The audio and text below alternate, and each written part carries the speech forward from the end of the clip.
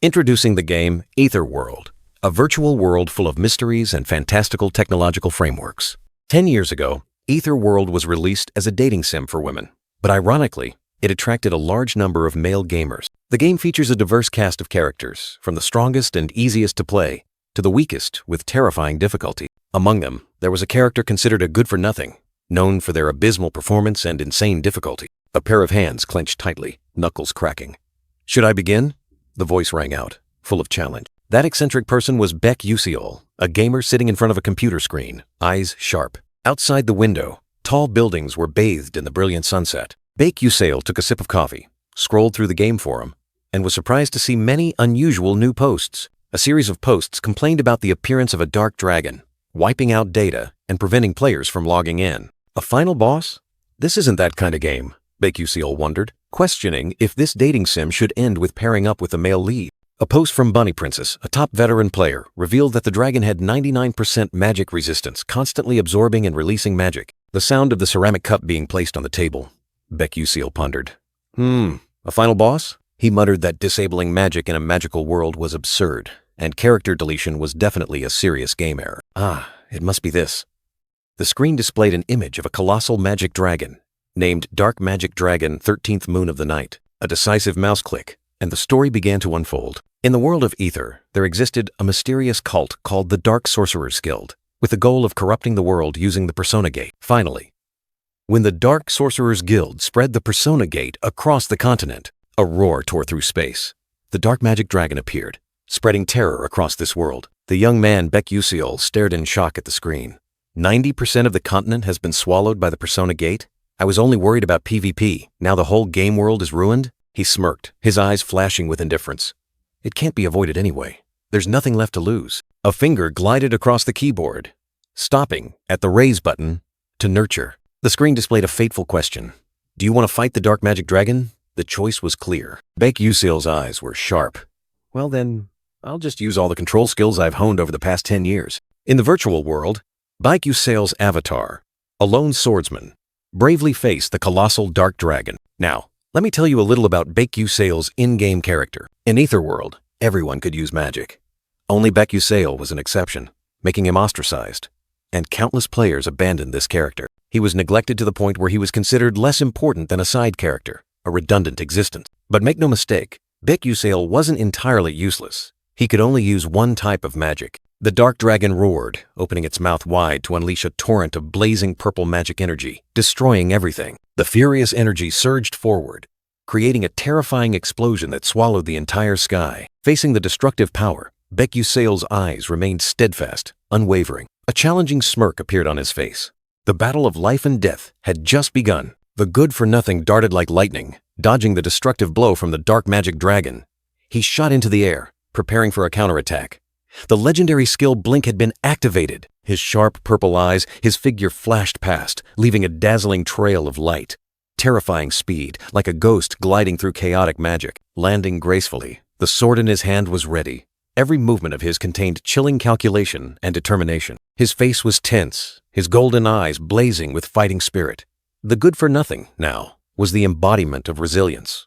Without a trace of fear, the dark magic dragon still loomed, threatening the entire sky. But the key to this battle lay in Beck Usiol's special skill, Blink. This skill allowed instantaneous teleportation over a random distance of 3 to 10 meters. A dizzyingly fast dash, appearing and disappearing in an instant. Ironically, the direction of movement was completely random. If one accidentally collided with an obstacle, the terrifying speed and recoil force would instantly kill the player. Not to mention, the cooldown was extremely long. It consumed a tremendous amount of mana and caused a 2-second stun after use. Anyone could learn it, but how many dared to use it? However, there was one difference. A spark of light flashed in the young man's tired eyes. In the game, Beck Usiol had mastered Blink to absolute perfection. He could control the direction of movement, fix the range, and was no longer stunned after using it. Since he had no mana stat, he didn't consume mana. Blink was simply a movement skill, a unique weapon in his hand. He was completely captivated by this character who only had one skill, a character where everything depended on the player's control. 10 years passed, he became the only player in the game capable of physical attacks. The dark magic dragon still roared, unleashing destructive blows. The good-for-nothing remained resilient, gliding past deadly attacks. He not only dodged, but also sought opportunities to counterattack. With a decisive spin, he landed on the ground, creating a dull thud. The good-for-nothing was ready for the next phase. His face showed a strange calmness, but deep in his eyes, the fire of battle still burned. He would not give up this fight. A resounding victory announcement confirmed the demise of the final boss, 13th moon of the night. He had achieved the impossible. Baek Yuseol, the player, couldn't believe his eyes. Wait, really? Did I actually defeat the final boss? A half-smile appeared, mixed with extreme surprise. Even though he knew he possessed ancient relic-grade equipment, he still couldn't help but doubt. After all, it's still just a good-for-nothing character. His hazy eyes gazed at the screen, full of contemplation. Anyway, everything was settled. His fingers glided across the keyboard, clacking.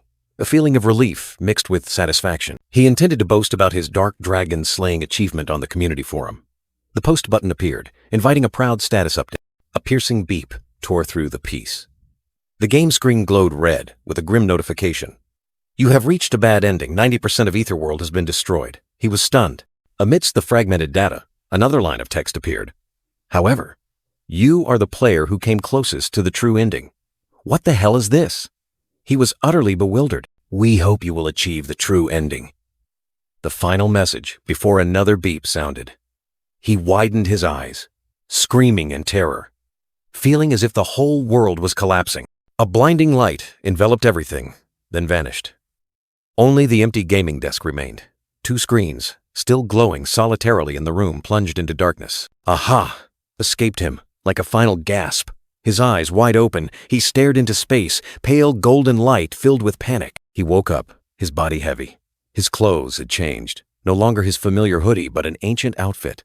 He lay sprawled on the cold ground. He clutched his head, trying to compose himself. What the hell is this? His voice was full of confusion, unable to comprehend what was happening. A chilling gust of wind blew past, making him shiver. And where am I? A large, unfamiliar room with intricately carved window frames. His eyes scanned everything around him, trying to find a clue. His face was full of bewilderment, unable to believe the reality. Suddenly, he spotted a shattered mirror in the corner of the room. There's a mirror. A glimmer of hope flickered in his mind. He slowly crawled towards it, his eyes fixed on the mirror. A strange urge, wanting to see himself clearly in this new world. The young man stared at the shattered mirror, his eyes filled with extreme astonishment. Huh? A bewildered exclamation escaped. The reflection in the mirror was clear. It was his own face. Baek Yuseol. An undeniable truth. Suddenly a ding sound rang out, like a familiar game system sound, breaking the silence. He slumped down. A quest notification appeared before his eyes. Chapter 1. Escape the Pursuers. The young man stared at the quest board, his face utterly bewildered. This island? He stood up, looking at the familiar text. Baek Yuseol's starting quest. His whole world seemed to turn upside down. No way, he muttered, his pale golden eyes wide, disbelieving what was happening. His hands frantically searched all over his body, looking for something familiar to confirm. A spark of light flashed in his eyes when he found what he needed. It felt like he had just found an important clue. He pulled out a letter. This must be the Stella Academy admission letter. There was no doubt left. The young man swallowed hard, his throat tight. Unbelievable. But he clutched his head, despairing. This is Aetherworld. Why Baek Yuseol out of all characters? His eyes were filled with gloom, containing extreme disappointment and confusion as he faced his new identity. He pondered, recalling. As far as I know, this game has multiple endings, not just one. A sudden thought flashed through his mind, startling him. Or perhaps a true ending exists, but no one has ever achieved it in the past 10 years? That question echoed, opening a new, mysterious door. He gritted his teeth, a thought cutting through his confusion. Damn it, now's not the time for silly thoughts. The gray, purple-haired young man suddenly turned, his eyes flashing with determination. If he remembered correctly, he rushed to the window, memories of the game's storyline suddenly flooding back. Right after Baek Yuseol woke up, through the snow-covered window, his face clearly showed worry, his yellow eyes scanning the scenery outside. Outside, amidst the vast white snow forest, a group of cloaked figures was approaching. There's a scene where the pursuers storm the cabin. Where did that bastard go? He flinched, quickly pressing himself against the window frame, his heart pounding. His face was tense. Damn it, they're here! A scruffy, bearded man, the leader of the pursuing group, suddenly discovered something. He pointed towards the solitary wooden house amidst the snow forest. There's a house over there! The old leader roared, ordering his subordinates. Break in and search! Inside, the gray purple-haired young man's face turned pale, cold sweat breaking out. What should I do now? He stood up straight, his eyes thoughtful. Constantly running away isn't the solution. He clenched his fists, feeling helpless. But I can't fight them. He was sinking into despair when a familiar sound suddenly rang out like a game notification. A skill panel appeared before his eyes. You can use the skill Instant Teleportation. He widened his eyes. What? Instant teleportation can be used? Without hesitation, he activated the skill, his figure disappearing in a flash. Amidst a brilliant golden aura, Baek Yuseol reappeared. His mana-leaking physique prevented his body from storing mana, but instant teleportation was his only hope, something he had painstakingly trained more than anything else in his life. Amidst the vast white snowscape, a skill panel appeared before his eyes. You can use the skill Instant Teleportation. That was his only chance of survival. Baek Yuseol gritted his teeth, his eyes filled with worry. He wondered how he could use this skill in the real world, when before it was just a button press on a keyboard and mouse. The gray purple-haired young man shot forward like an arrow, his feet gliding across the vast white snow. He put all his strength into trying to escape from the pursuer. Behind him, a group of gray-cloaked figures was also accelerating, darting through the snow. They continuously closed the distance, determined not to let their prey escape. Baek Yuseol flinched and looked back, his eyes filled with horror as he realized the pursuers were closer than he thought. He spun around, clenching his fists, his face pale. Damn it, they're almost at the wooden house. His time was running out. He gritted his teeth tightly, cold sweat pouring out. There's no more time. Despair enveloped him, but he couldn't give up. Baek Yuseol's drowsy yellow eyes suddenly flashed with determination. I'll just have to take a risk. He was ready for a life-or-death gamble. Suddenly, a loud noise rang out. The two leading cloaked figures looked forward in surprise to where Baek Yuseol had just disappeared. Baek Yuseol's figure reappeared, stumbling and falling into the white snow. He's there! Hurry, catch him! Shouts echoed. The group of cloaked figures relentlessly pursued, their footsteps urgent on the snow. Don't let him escape! Stop right there! They growled, determined not to let go. Baek Yuseol ran headlong, sweat pouring off him. He knew clearly the first phase of the tutorial is to use teleportation to evade the pursuers. He panted, each heavy breath mingling with the cold air. The surrounding scenery was blurry. Only the whistling wind and urgent footsteps remained. Baek Yuseol ran like mad, but he knew clearly. The pursuers wear magic boots. They are faster than me. To escape, he had to use the teleportation skill perfectly. He tried to stay calm, his breathing rapid. I have to stay calm. He told himself, I've used it countless times. This is not the time to panic. Baek Yuseol's eyes flashed with determination, his instinct telling him the time was right, surpassing all rational calculations. The pursuer roared, You bastard, stop right there! But Baek Yuseol still dashed forward, his speed like tearing through the wind amidst the white snow. A moment of surprise, he gritted his teeth. Had they caught up so quickly? Pressure weighed heavily on every step. The teleportation skill, if the distance wasn't perfectly controlled, could make him crash into an obstacle, ending his life in an instant. The old cloaked leader swung his sword, brilliant magical light flashing. I'll send you to hell. Die. Death was imminent. But this was him, Baek Yuseol. With instant teleportation in hand, everything would be different. He focused, chanting. In an instant, Baek Yuseol's figure disappeared, leaving the pursuer stunned. He had succeeded, escaping the blade of death. His eyes flashed, a sudden gleam. He did it! The teleportation skill had brought him to safety. A radiant smile appeared on his lips, sweat beading on his skin. I did it! He exclaimed, joy bursting forth after the life-or-death moment. Behind him, the group of cloaked figures stirred. Was that instant teleportation? Is he a mage? Astonishment spread. The old leader roared, trying to calm his subordinates. Calm down! Instant teleportation always has a 2-second stun. We can... But his words suddenly caught in his throat. His eyes filled with horror. He couldn't believe what he was seeing. Wait, what? Baek Yuseol was not stunned at all. He shot forward like an arrow, leaving the stunned pursuers far behind. His speed far exceeded expectations, gliding across the white snow, disappearing into the frosty mist. He panted, his eyes resolute. I must be careful, extremely careful. The escape was not over yet. Amidst the snow-covered forest filled with rocks and trees, he realized this was an advantage. He would use the terrain to shake them off. He dashed through the white snow, his breathing rapid. This was a harsh test. Anyone who didn't master instant teleportation here would be stuck forever. 99% of Baek Yuseol players failed this tutorial. Even the rare 1% who passed couldn't master continuous teleportation while evading. The countdown ended. A dazzling light flared up. He launched himself into the void, activated instant teleportation, and disappeared in a flash. A perfect teleportation. He landed softly amidst the snow-covered space. Every step was calculated, without a single error. From a distance, the gray-cloaked leader watched his figure in astonishment. He's using instant teleportation in this terrain? Is that guy crazy? The leader roared, ordering his subordinates. Bring the mages forward. Attack him from a distance. Immediately, 3 cloaked mages stepped forward, magical energy beginning to gather in their hands, ready for the attack. He turned his head back, his eyes wide with surprise. Are they going to use magic? A sense of unease arose. The second phase of this tutorial was to instant teleport while simultaneously dodging incoming magic arrows. He gritted his teeth. I could dodge when playing the game, because I saw everything on the screen. Now, everything is real. A dazzling blue light flared up, signaling a sudden change. System notification. The skill Mana Leak Physique is being activated. 2 derivative skills, Sixth Sense and Perception Acceleration, from Mana Leak Physique were also simultaneously applied. A whooshing sound. A barrage of emerald magic arrows flew towards him. His eyes flashed blue, highly focused. He dashed like the wind, leaving dazzling pink-purple streaks of light. With terrifying speed, he dodged each arrow one by one. His face was tense, his resolute gaze piercing through the brilliant purple energy. Every moment was a matter of life and death. He breathed a sigh of relief, sweat beading on his forehead. That was a narrow escape, but the pursuit was not over yet. Without a second's hesitation, he put all his strength into dashing, like he was flying across the white snow. Each step tore through the cold air. Amidst the majestic snowy mountain landscape, he knew there was only one final stretch, a life or death stretch. His breathing was rapid, his chest heaving.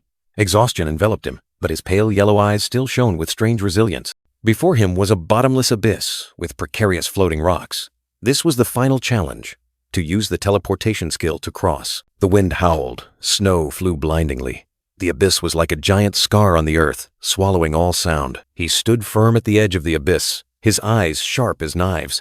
To cross, he had to absolutely control the distance of the teleportation skill without a single error. If successful, the tutorial would end, and a team of mages would appear to rescue him.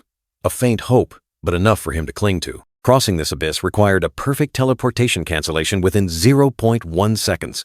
Just one small mistake, and death would come instantly. About 20 rocks floated in midair, each rock a stepping stone, and also a deadly trap. Easier said than done. 0.1 seconds. A fleeting moment, yet the boundary between life and death. He gritted his teeth, secretly cursing the one who created this insane tutorial. Was this a challenge or a death sentence? Nevertheless, he maintained his composure. With the experience of a seasoned gamer, this challenge was still within his control. His eyes suddenly turned sharp and cold. The problem wasn't the difficulty of the skill, but what awaited him ahead. From a distance, the gray-cloaked figures had appeared, their eyes seemingly piercing through space. Locking onto their target, he turned his head, his face showing a hint of surprise. The pursuers were closer than he thought, like relentless specters of death. Distance was only 100 meters, but the teleportation skill was still on cooldown. He knew his escape route was cut off. Amidst the pristine white snow, the gray-purple-haired young man stood still. A thought flashed, cold and decisive. The only way to survive was to eliminate his pursuers.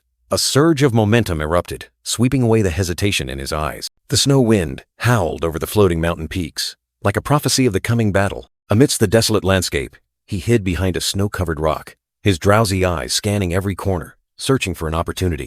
He admitted this was a crazy move. Someone who had never experienced real combat dared to think of confronting them? If this were a game, the system wouldn't allow him to attack them. But this was reality, where all rules could be broken. A light flashed in his eyes, and he sprang up. It was time to break free from the shackles of the game system and determine his own fate. His hand gripped the dagger tightly. The feeling of murderous intent was not unfamiliar, not because they were enemies in the storyline, but a sharp, cold gaze, full of burning determination in his pale yellow eyes. He was ready. "They're here," he whispered, a smirk fleeting across his face. "It's just, I feel like I can defeat them." Like a compressed spring, he sprang up, the dagger glinting with cold steel. In the distance, the gray-cloaked figures became clear. "It's him!" The cloaked man with the mutton chops roared, his eyes blazing with hatred. The target had been spotted. "Catch him immediately!" As the order was given, the entire group of gray cloaks charged like a blizzard, spears pointed straight. Without hesitation, the gray-purple-haired young man charged straight at the spear wielder, facing danger like a cornered beast. The cloaked man with the mutton chops sneered contemptuously. "Facing us alone? What an idiot." The cloaked man with the mutton chops thought he had victory assured, but the gray-purple-haired young man growled in his mind. "You're dead, His eyes flashed, and the entire world seemed to slow down. Target distance, 8.7 meters. A blink of an eye, enough to change everything. The cold dagger blade tore through the air. The cloaked spear wielder's eyes widened, unable to believe what had just happened. The man with the mutton chops was stunned. Huh? What the hell was happening? How did that good-for-nothing move so fast? Without a sound, he was right in front of the enemy. The cold dagger plunged deep.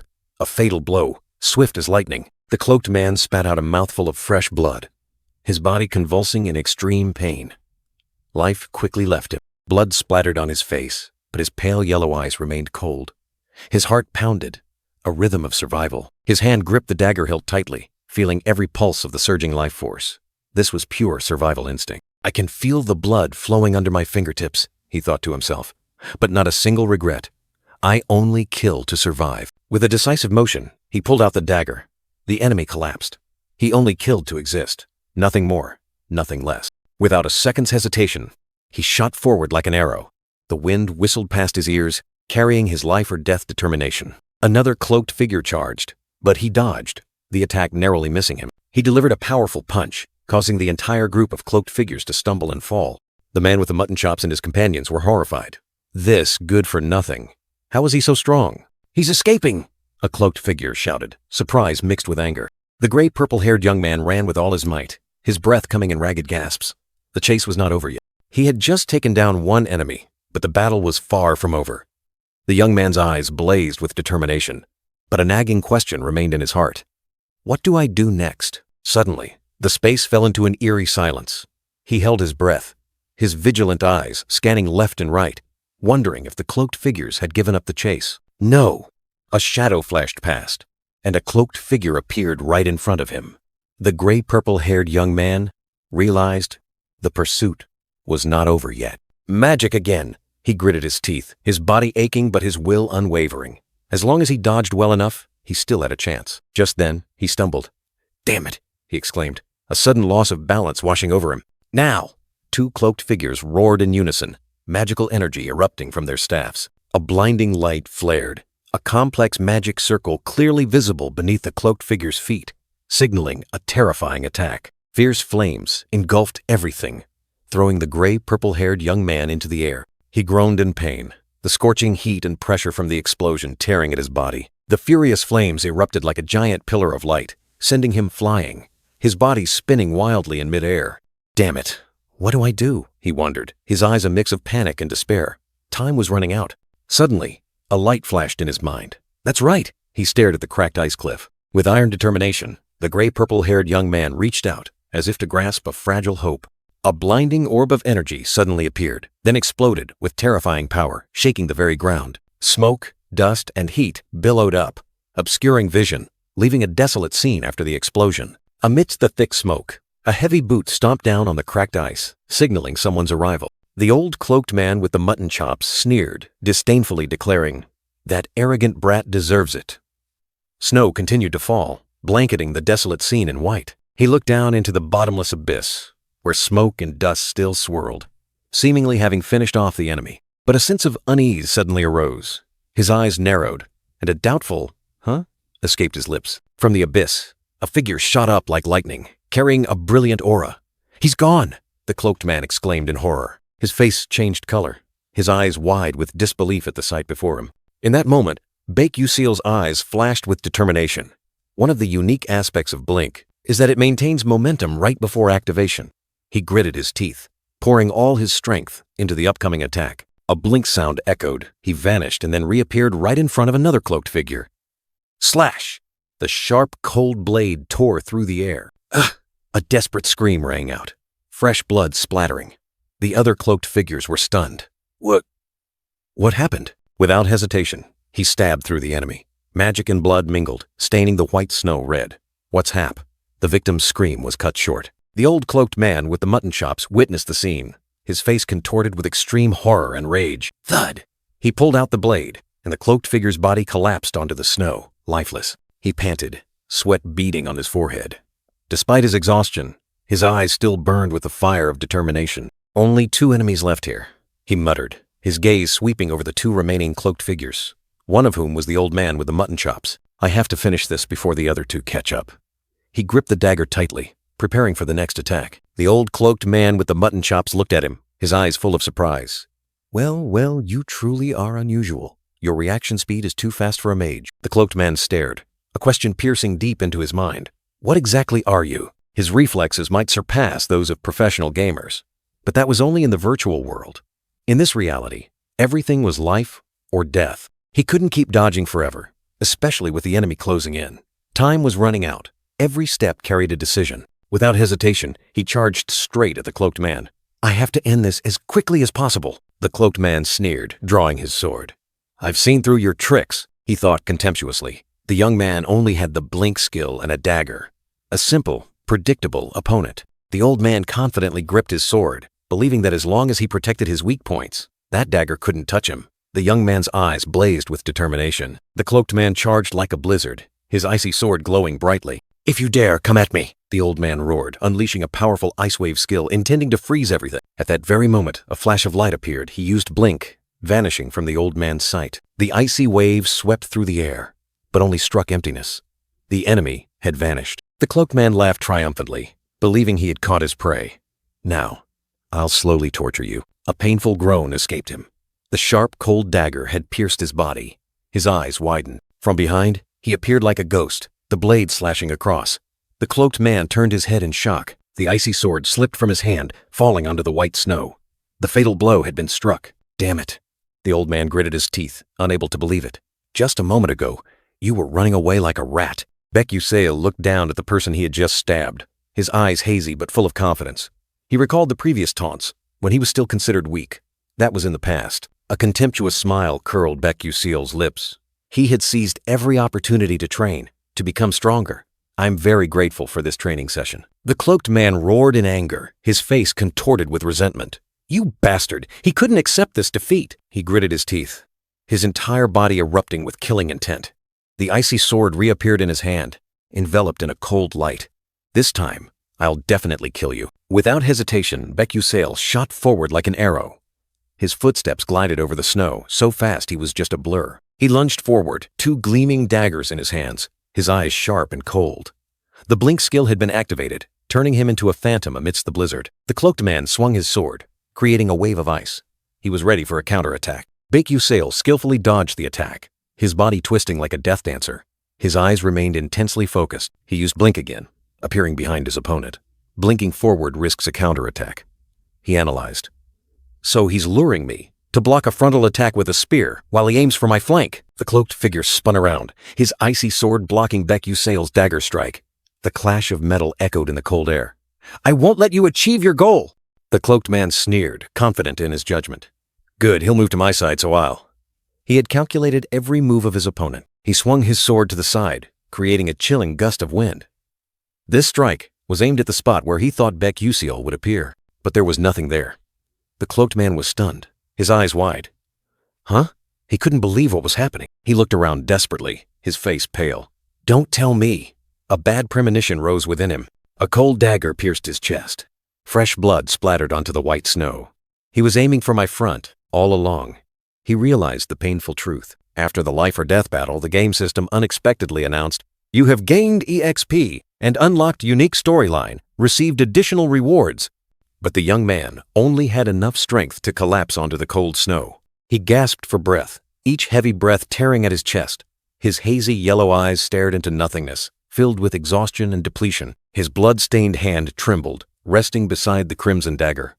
Despite the victory, the aftershocks of the confrontation still haunted him, making his body tremble incessantly. He panted, his sharp eyes scanning his surroundings, as if still searching for an invisible threat. A cautious sigh escaped him.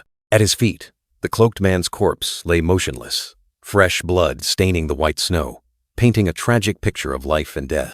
He pressed his lips together, trying to shake off the dizziness. That's right, this isn't a dream. The cruel reality hit him, undeniable. Memories of the battle flooded back, the first time using blink, the first time engaging in combat, and the first time taking a life. He had survived, but the cost was not small. His fist clenched tightly, fingernails digging deep into his palm. A fierce determination to survive burned in his tired eyes. Even as his body remained aching and exhausted, his yellow eyes gleamed with a cold light. I must kill to survive. The stark declaration was etched into his mind like a harsh rule of survival. He quickly wiped the dried bloodstains from his arm, trying to wash away the traces of battle. But what about the wounds in his soul? Amidst the vast white snowscape, he stood up, looking down at the corpse. Ha! First, I have to get out of here. Escaping this death trap was the top priority. Suddenly, a thought flashed. He let out a soft, his hazy eyes widening slightly. As if he had just realized something important, he spun around abruptly, his steps halting. Wait a minute. An intuition told him not to overlook something. His eyes narrowed, his expression thoughtful. He mumbled, as if weighing a difficult but necessary decision. Though he disliked it, harsh reality forced him to act. I don't like this, but I have no money, so I have to be practical. He began to search the corpse. He searched the corpse and found a glittering pouch of gold coins. Found it. About 2 million credits. 2 million won. Better than nothing. The gray, purple-haired young man stood amidst the white snow, covered in blood, clutching the money pouch. Now, the problem island. The blizzard howled, fragments of ice flying, creating a desolate and chilling scene. His blood-stained feet pressed heavily into the thick snow, each step ponderous. He stood on the precarious cliff, looking down into the bottomless abyss where snow blanketed everything and the wind howled across this cliff. A voice echoed in the wind, making him turn his head in surprise. Who's there? He looked into the distance, where a group of people were waving. We're here. Could it be? The novice guide mages? A group of cloaked figures along with a horse-drawn carriage appeared on the other side of the chasm. The silver-haired mage waved, asking loudly, I'm here. There's no bridge nearby. Can you cross? The gray purple-haired young man replied, Yes, I'm coming. A brown-haired mage turned to his comrades and said, He said he'll cross, so let's just wait. The blue-haired mage doubted, but crossing this cliff requires at least the skill of a third-rank knight. Can that kid really do it? The brown-haired mage mused. We'll see. Suddenly, the brown-haired mage was surprised, his eyes wide as he looked towards the chasm. Huh? The gray purple-haired young man launched himself, leaping across the abyss, his body erupting in a brilliant golden light. He landed safely on the other side, still enveloped in golden light, astonishing the group of mages. The group of gray-cloaked mages were stunned, whispering amongst themselves at the sight that had just unfolded. What was that? Could it be some kind of leap magic? A light red-haired mage, her face clearly showing doubt, spoke up, asserting, That was Blink. The blue-haired mage, her purple eyes glowing, also stared at Beck Usail with a puzzled expression. The light red-haired mage continued to question, her eyes full of skepticism. Was that really Blink? But Blink doesn't allow control over direction or distance. While they were still in shock, Beck Usail had landed steadily, still enveloped in golden light. The light red-haired mage started, letting out a surprised, Oh! Beck Usail looked into the distance, where two shadowy figures in black cloaks were appearing and disappearing. He wondered, are they part of that group? The light red-haired mage exclaimed in surprise again, her gaze fixed on a certain point. A purple-cloaked mage appeared, chanting a spell. Fiery energy erupted violently, forming a brilliant magic circle. The magic exploded, a colossal stream of fire hurtling straight towards Beck Usail, accompanied by a warning from the group of mages. Hey, watch out! Beck Usail spun around abruptly, his face tense, his eyes filled with horror at the sudden attack. He hastily chanted a spell, golden energy flaring up again. Damn it, Blink! A whoosh sounded as he teleported. He barely dodged, the stream of fire grazing past him, leaving a dazzling streak of light. Beck Usail stood amidst the desolate landscape, shattered rock fragments falling, fire magic still smoldering around him. He looked towards his attackers, his eyes sharp and cold, thinking to himself, Are they a group of mercenaries? This isn't good. He knew well that his teleportation skill was still on cooldown. 3 seconds was too long to dodge the next attack. Time waited for no one. He had to quickly find another rock to cling to, or he would fall into the endless abyss. The young man's pale yellow eyes flashed with extreme vigilance, every sense taut like a string. From the depths of the void, a surge of dark magic erupted, swirling like a death vortex, aimed directly at him. He leaned aside, the purple energy stream grazing past him, tearing through the air, leaving behind tremors that shook the entire space. A faint groan escaped him, his body trembling violently. Even though he dodged the direct hit, the aftershock was enough to leave him dazed. The rock beneath his feet couldn't withstand the pressure and cracked open.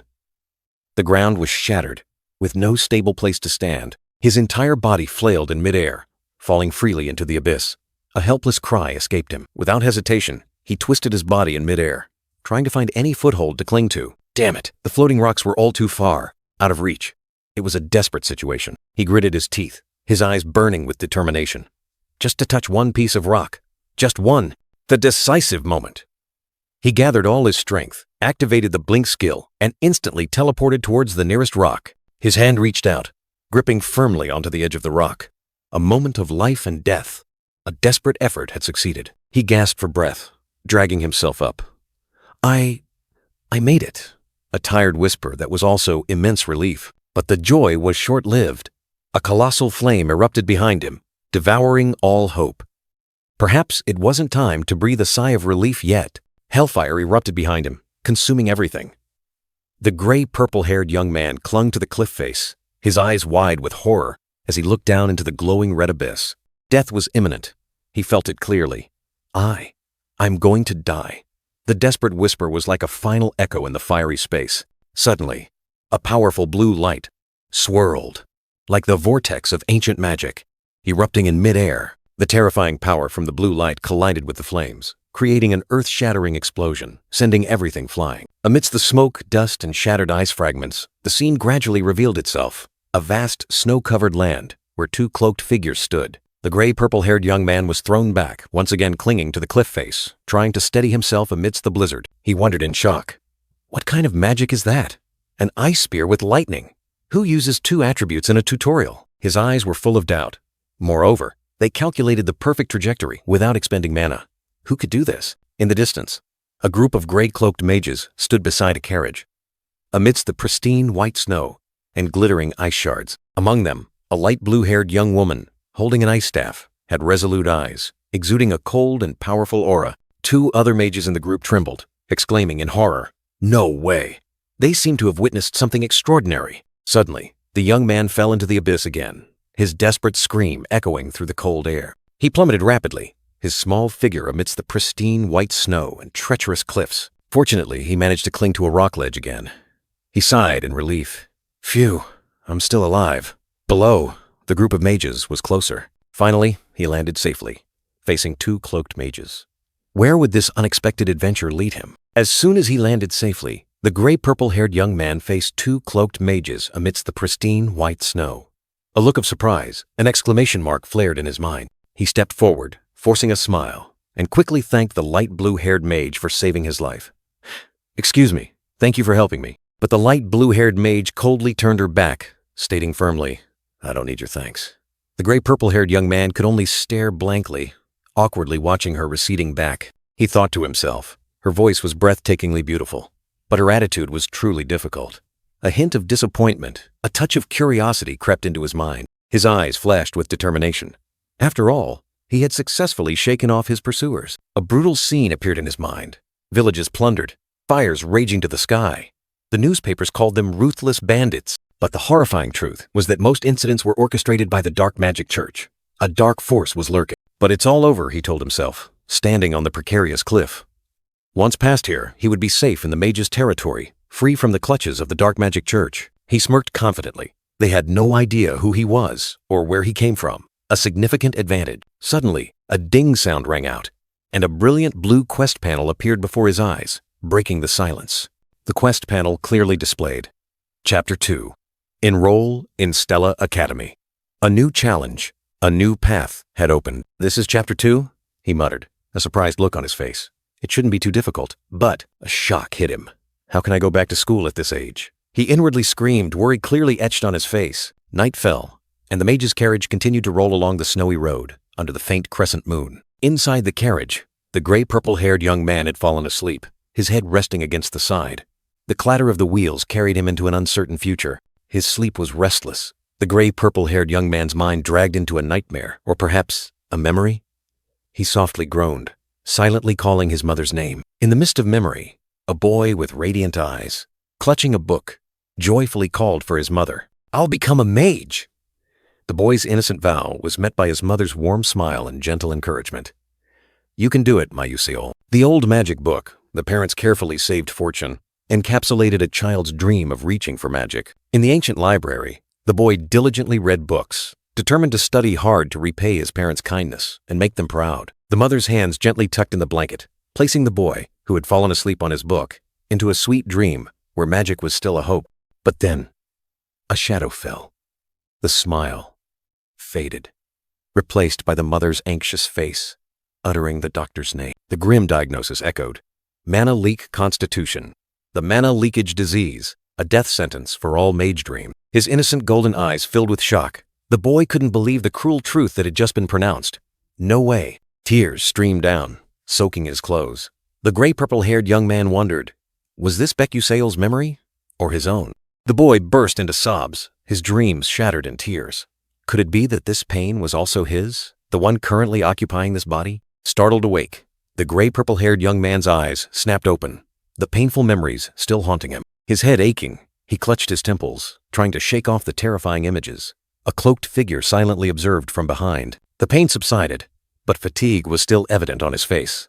His drowsy golden eyes looked forward, full of worry. The radiant dawn light streamed through the carriage window, painting the snowy peaks pink. Is it morning already? He silently wondered. A new day beginning. The pain subsided, but fatigue was still evident on his face. His drowsy golden eyes looked forward, full of worry. The radiant dawn light streamed through the carriage window, painting the snowy peaks pink. Is it morning already? He silently wondered. A new day beginning. A gray-cloaked mage with light blue hair smiled faintly. Oh, you're awake. I was just about to wake you. The clatter of wheels on the snow signaled the journey's continuation, carrying unresolved mystery. The convoy stopped amidst the white snow, the gray-cloaked mages deciding to rest, breaking the morning silence. Becusale stretched, trying to shake off the lingering fatigue from his restless sleep, his eyes still a bit drowsy. His drowsy golden eyes were now sharper, observing his surroundings with vigilance, as if searching for something. The light blue-haired mage, who had just woken him, stood silently, her eyes unreadable, looking towards him. He raised an eyebrow in confusion. It seemed this woman wasn't very friendly. A big question mark appearing in his mind. Without another word, the mage turned her back, her cloak gently fluttering in the cold wind, leaving him with his own thoughts. She's certainly a tough one, he thought to himself, a smirk revealing his amusement. But everything is still going quite smoothly. The world of Aether, where magic and technology coexist, created a unique civilization, allowing easy spatial travel by train, airship, or teleportation gates. Currently, the group was heading towards Rezoica, a large city where they would catch the next airship to continue their journey. Rezoica was merely a stopover on the way to Arcanium, the renowned city of magic where the main chapters of the story would unfold. Arcanium gathered magic towers, night orders, and 5 prestigious academies, but the pinnacle of them all was Stella Academy. Stella Academy, where the elite and nobility from all over the world gathered. He still couldn't understand how a good-for-nothing like Becusale could set foot here. He suddenly remembered something important. It was time to check the abilities he possessed. The skill window appeared, revealing Mana Leak Constitution Level 1 with slightly increased stats. More importantly, it activated Sixth Sense and Perception Acceleration. He realized with astonishment that it was thanks to these 2 abilities that he had survived until now. Otherwise, this good-for-nothing would have died long ago. But Mana Leak Constitution was a cruel curse. It prevented the body from retaining mana, a death sentence for any mage. And that was the curse Becusale had carried since birth. A cruel fate had clung to the boy. Ironically, the Mana Leak Constitution itself helped his sixth sense perceive the surrounding mana. Thanks to this, he could predict and dodge attacks without needing to see. Additionally, Perception Acceleration would automatically activate when facing danger, making time seem to slow down, allowing him to react in time. Although extremely useful, maintaining the sixth sense consumed too much mental energy, causing backlash. He knew he couldn't overuse it. Now it was time to check his stats. The stats panel appeared. Strength, Perception, Agility. Though not outstanding, for a starting character, they weren't bad. He still had 10 experience points. He raised an eyebrow. Becusale's perception in the game was originally very low, but now it was significantly higher. Could it be that he had inherited some abilities from his own game character? The world of Aether had a unique leveling system. Levels were tied to stats and skills, not characters. Skills were calculated by level, stats by stars. Stats could reach 9 stars, but that was almost impossible. He had played the game for over 10 years, and the highest he had achieved was 8 stars in strength and perception. Nevertheless, he decided to prioritize investing in perception first. It would enhance his sixth sense and reaction speed, while strength and agility could be improved by other means. With a light touch, his perception stat jumped to 2 stars. He nodded in satisfaction, a small but significant step forward. The biggest problem was still Mana Leak Constitution. He had to upgrade it to Natural Angelic Constitution as soon as possible. Stella Academy was the key. To prevent the apocalypse and heal this curse, he was forced to step into it. He sighed, shuddering at the thought of the road ahead. Just thinking about it is disheartening. Something useful right now would be great. Suddenly, a ding sound rang out. A new unread notification appeared, surprising him. Huh? This notification is strange. Hey, let's go! A gray-cloaked mage called out. He startled, quickly replying, Yes, I'm coming. The strange notification would have to wait. He walked, blending into the group, heading towards his destined fate. The light blue-haired mage, hidden beneath her cloak, silently watched his retreating back, her eyes unreadable. In the clear blue sky, a colossal airship glided, majestically, carrying hopes and destiny. Inside the luxurious cabin, a voice echoed, announcing, The airship to Arcanium is about to depart. A group of arrogant nobles listened. The purple-haired man, with an arrogant expression, glanced around with eyes full of disdain. Hey, look at that guy gawking like an idiot. The purple-haired man smirked. Probably his first time on an airship, what a bumpkin. The disparaging remarks reached his ears, making Beck Usail frown in annoyance. The purple-haired guy continued to complain, Stella Academy is great, but I don't understand why they accept commoners. It truly disgraces the most prestigious school in the world. He remained silent, his hazy yellow eyes concealing a deep trace of contemplation. A sigh escaped him. He was fed up with the noble's arrogance, a look of weariness clearly visible. He turned his back and walked away, ignoring the contemptuous remarks. Hey, did you just ignore us? The purple-haired guy growled, furious. The noble gritted his teeth, his face contorted with anger. This damn bastard! The purple-haired guy growled, furious. This damn bastard! He yelled, demanding Beck Usail's stop. Around them, incessant whispers and chatter arose. What the hell? Why is it suddenly so noisy? The purple-haired guy turned his head, his face showing annoyance mixed with irritation. Suddenly, his eyes widened, a flash of astonishment crossing them. A figure glided past, with snow-white hair tipped with pink and a brilliant red bow on her collar.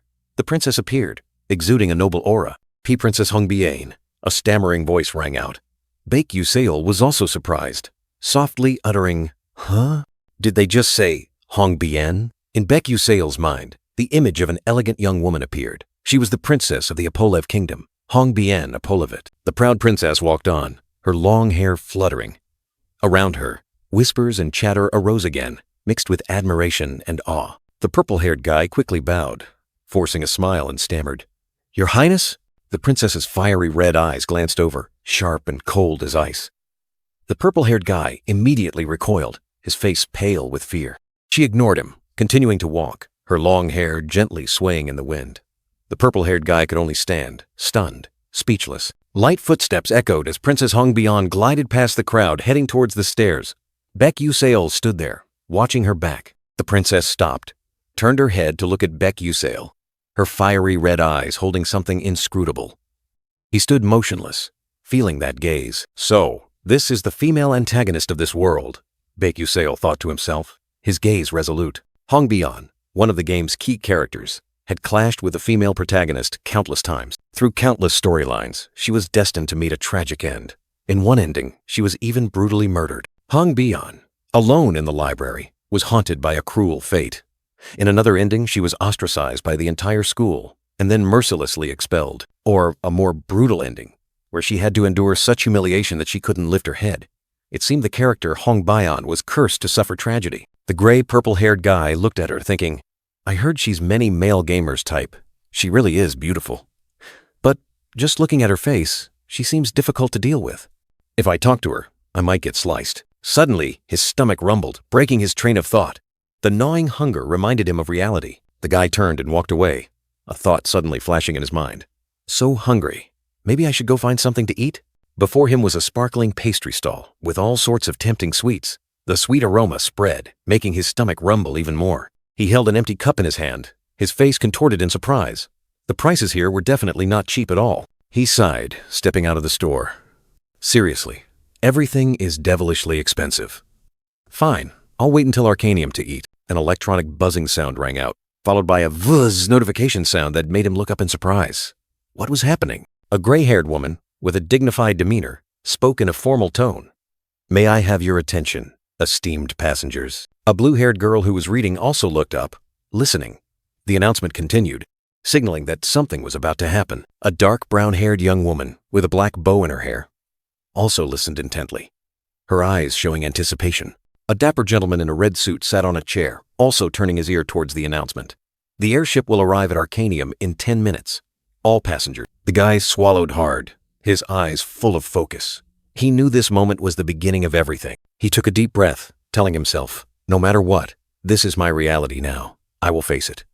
A resolute determination was clear on his face. Baek stood silently, a gloomy aura surrounding him, heavy thoughts swirling deep in his mind. He sighed, telling himself it was good to face everything, but uneasiness was still evident on his face. Baek's hazy yellow eyes were filled with anxiety, wondering if he could survive at Stella Academy. No, he couldn't.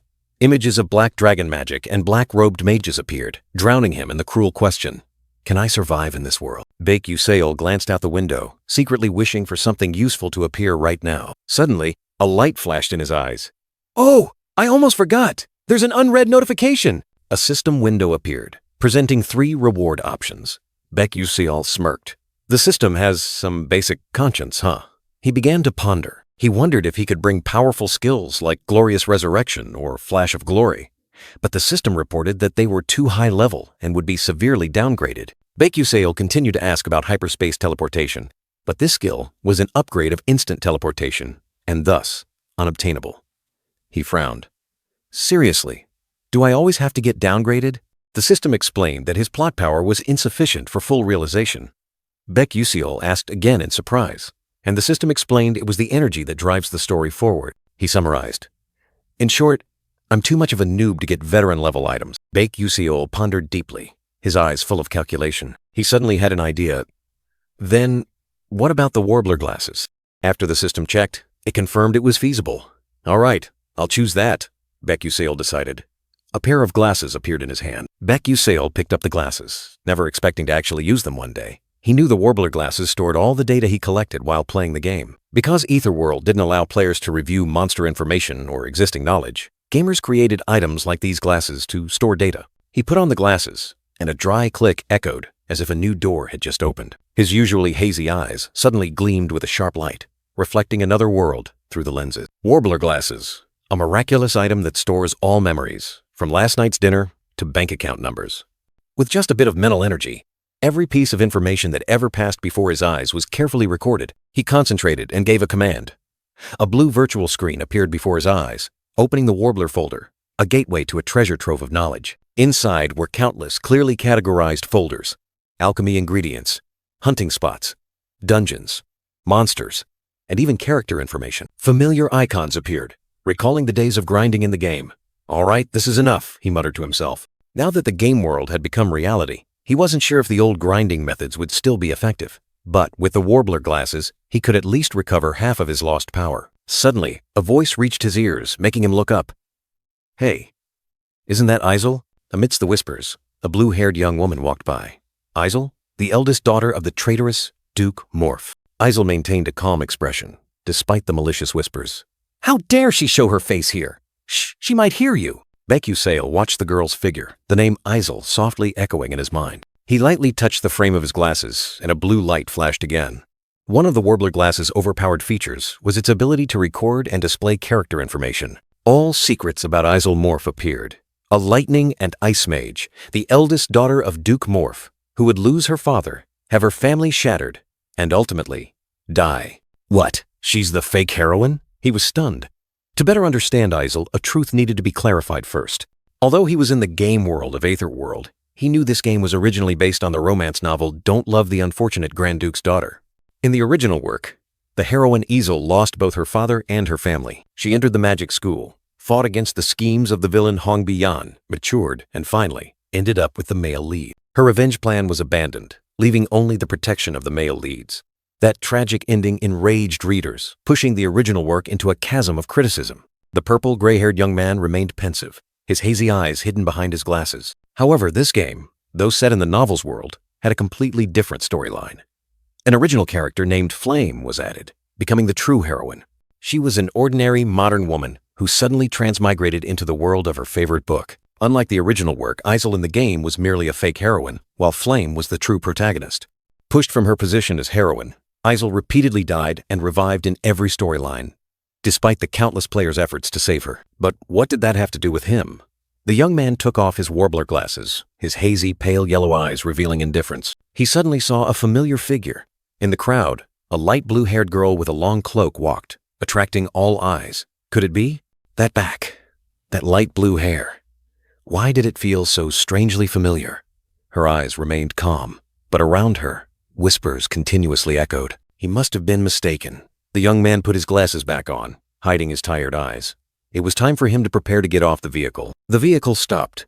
Before his eyes was Stella Academy of Magic, an ancient fortress nestled among majestic mountains where knowledge and magic intertwined. Hundreds of new students gathered, clad in the Academy's dark blue uniform, each unique but all sharing a common desire: to conquer magic. On the high platform, the venerable old headmaster began his speech. His voice echoed, solemn, filling the entire grand hall. He spoke of the dark mages who had willingly ventured into forbidden lands, transforming into monsters. They were invading the magical world, opening mysterious gates, turning this place into a dark abyss. Our mission is to protect the world from dark forces. The headmaster's words rang out, but beneath the stands, murmurs of boredom began to rise. On the first day, do we really have to listen to this moral lecture? Next, the headmaster announced, the new student representative and the 4 most outstanding students would come to the platform to read the oath. 5 names were called out. Under the admiring gaze of hundreds, these 5 young men and women stepped onto the platform, each stride exuding an extraordinary aura. The 5 brightest faces of the academy appeared, like brilliant stars in the night sky. The villainous Hong Bien, along with 4 potential male leads, all radiated a dazzling aura. The purple gray-haired young man observed, main characters are truly different. Everyone is so handsome and beautiful, taking all the good looks for themselves. He thought to himself, his eyes still hazy. The hazy yellow eyes of the purple gray-haired young man suddenly gleamed with an unusual light. Among countless faces, one person stood out above all others. That was Ma Yusong, the new student representative, a genius and a heartthrob adored by thousands, ranking first in his class. He exuded an irresistible charm. The purple gray-haired young man quietly observed, secretly confirming. So this is the famous Ma Yusong, Ma Yuseong. That name was the definition of a supreme, unparalleled character. He possessed the potential to reach the 9-star magic realm, capable of controlling all elements. A genius among genius heroes. Even if I can't achieve a perfect ending, I must pull him to the side of justice, the purple gray-haired young man told himself. Otherwise, a tragic end awaits. But the one who would lead that war was the heroine, Flame. The purple gray-haired young man frowned. The problem is, what will Flame do? If she's also a transmigrator like me, then we could ally. But if she sees me as an enemy and shuns me, things will get really complicated. He reassured himself. Anyway, I know more than her, so there's no need for useless risks. Because Flame transmigrated into a fantasy romance novel, while he transmigrated into a game of the same genre. Well then, I'll just try my best. He clicked his tongue. After all, I'm just a side character, even less important than a village NPC. Moreover, the heroine Flame possessed a special ability, purifying dark mages. But she also had another terrifying ability, draining the life force of those nearby. The purple gray-haired young man shivered.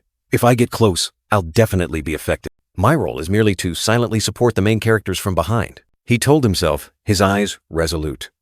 I must keep as much distance from them as possible. Loud applause echoed, and the opening ceremony concluded joyfully. At the same time, a system notification appeared. Registration at Stella Academy complete. Stella Academy, a massive architectural fortress, stood majestically under the deep blue sky, with white clouds drifting lazily. Its towering spires and sturdy walls exuded an air of grandeur and mystery. Inside the spacious lecture hall, warm golden light enveloped everything. New students in neat uniforms sat upright. The purple gray-haired young man, Baek-Yu-seol, quietly turned his back, his gaze distant. Baek-Yu-seol muttered to himself, how long has it been since I graduated from university? And now I'm a high school student again. How strange. His gaze was distant, harboring deep thoughts about his new identity. He was still trying to adapt to life at the prestigious Stella Academy. A hand carefully held a golden pocket watch. Baek-Yu-seol smiled, thinking to himself, anyway, I'm quite proud of this item. The Stella pocket watch, a symbol of power. It proved the status of a student at the prestigious Stella Academy, more respected than even warrior mage licenses. Baek-Yu-seol was filled with eagerness, muttering to himself, I can't wait to try it. I want to go out and explore. A new surge of energy was rising within him. A dry clack echoed, and an intricately carved wooden door opened, breaking the silence in the lecture hall, signaling that something was about to begin. A gray-haired man with a scar on his face entered, his sharp eyes sweeping across the crowd. He commanded, everyone, take your seats. The gray-haired man continued, we will begin the test now. Put away all belongings, keep only writing instruments. Students wearing glasses must be checked first. Baek-Yu-seol was surprised. They're giving us a test right after the opening ceremony? The curriculum at Stella Academy was more rigorous than most university programs in Korea.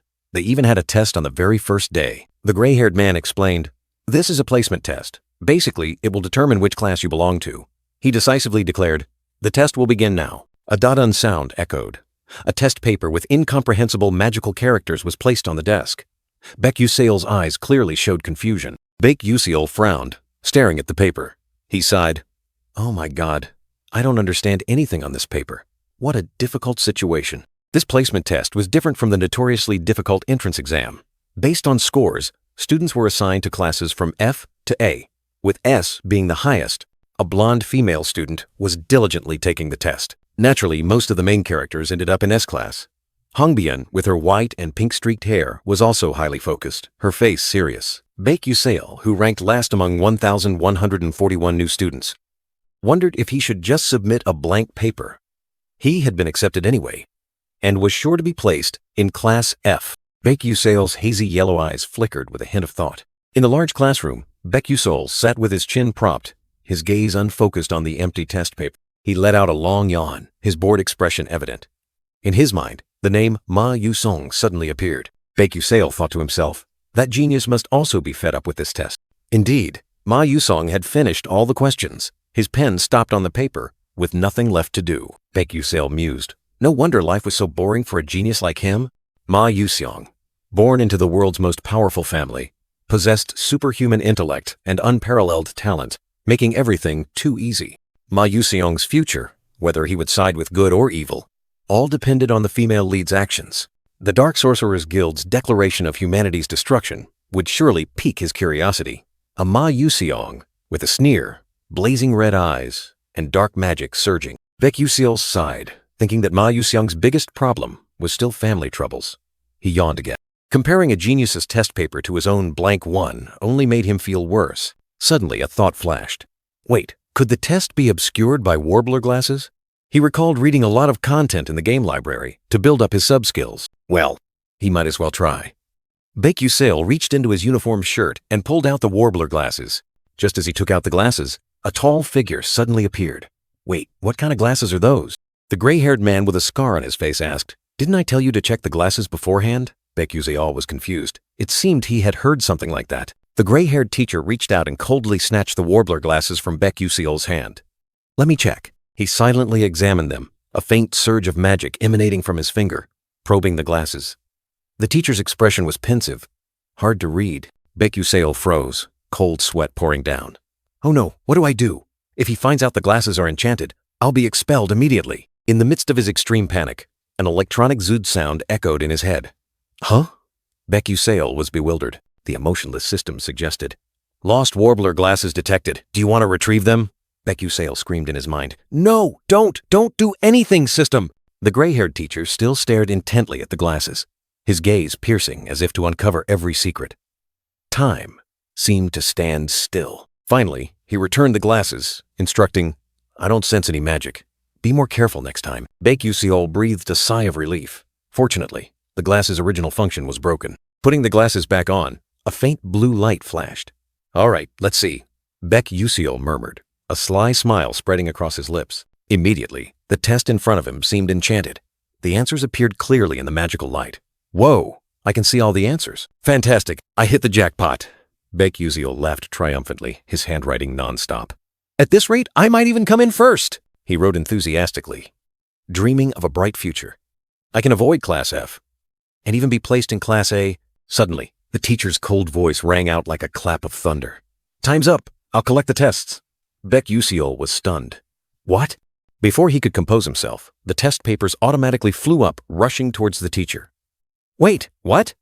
He panicked. The gray-haired teacher stood in the middle of the classroom, calmly collecting all the exams. "I only solved 3 questions," Baek Yuseol inwardly cried out. He held the thick stack of test papers, his face devoid of expression.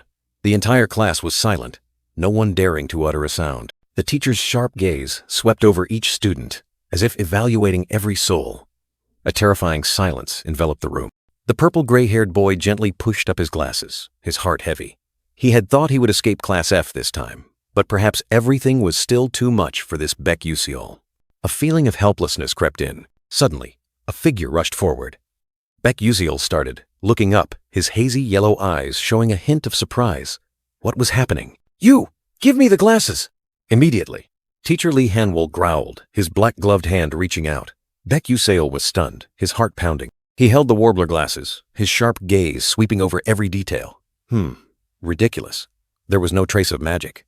The teacher frowned, his expression full of doubt. "You there, go call Professor Grian," Lee Hanwol ordered. A blonde-haired male student quickly stood up, bowed in obedience, and ran out of sight. What's going on? Beck Uziel wondered. He had carefully written down every step of the solution, every answer, to avoid suspicion. Could it be that the teacher had discovered something? The classroom was silent. Only the echo of the question remaining. "Professor Grian, what do you think?" Pressure weighed heavily on Beck Uziel. A silver-haired old man with a scholarly expression appeared. It was Professor Grian, a master of magical technology. He held the glasses, and a faint green magical light flashed. "Yes, the solution to this problem is indeed suspicious," Professor Grian said, but then shook his head. "However, there is no trace of magic from these glasses or this student's belongings. I am certain this student solved the problem with his own abilities." Professor Grian's declaration rang out. Beck Uziel stood tall, his gaze firm, without a hint of fear. "Haha, how interesting.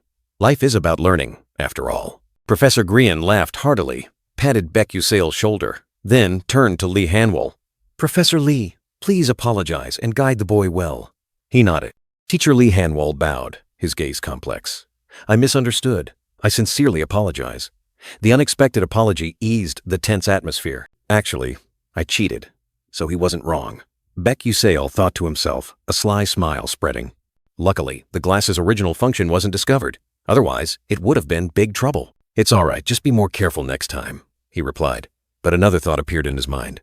"As long as I don't get caught, everything's fine." The brilliant morning sun shone upon the academy's gray tiled roofs. The ancient, majestic building appeared against the clear blue sky, like a fortress of knowledge. The intricately carved wooden door, with its unusual sign, held many mysteries. A new beginning awaited beyond this threshold. The placement test paper, with ancient magical characters, contained the first challenge.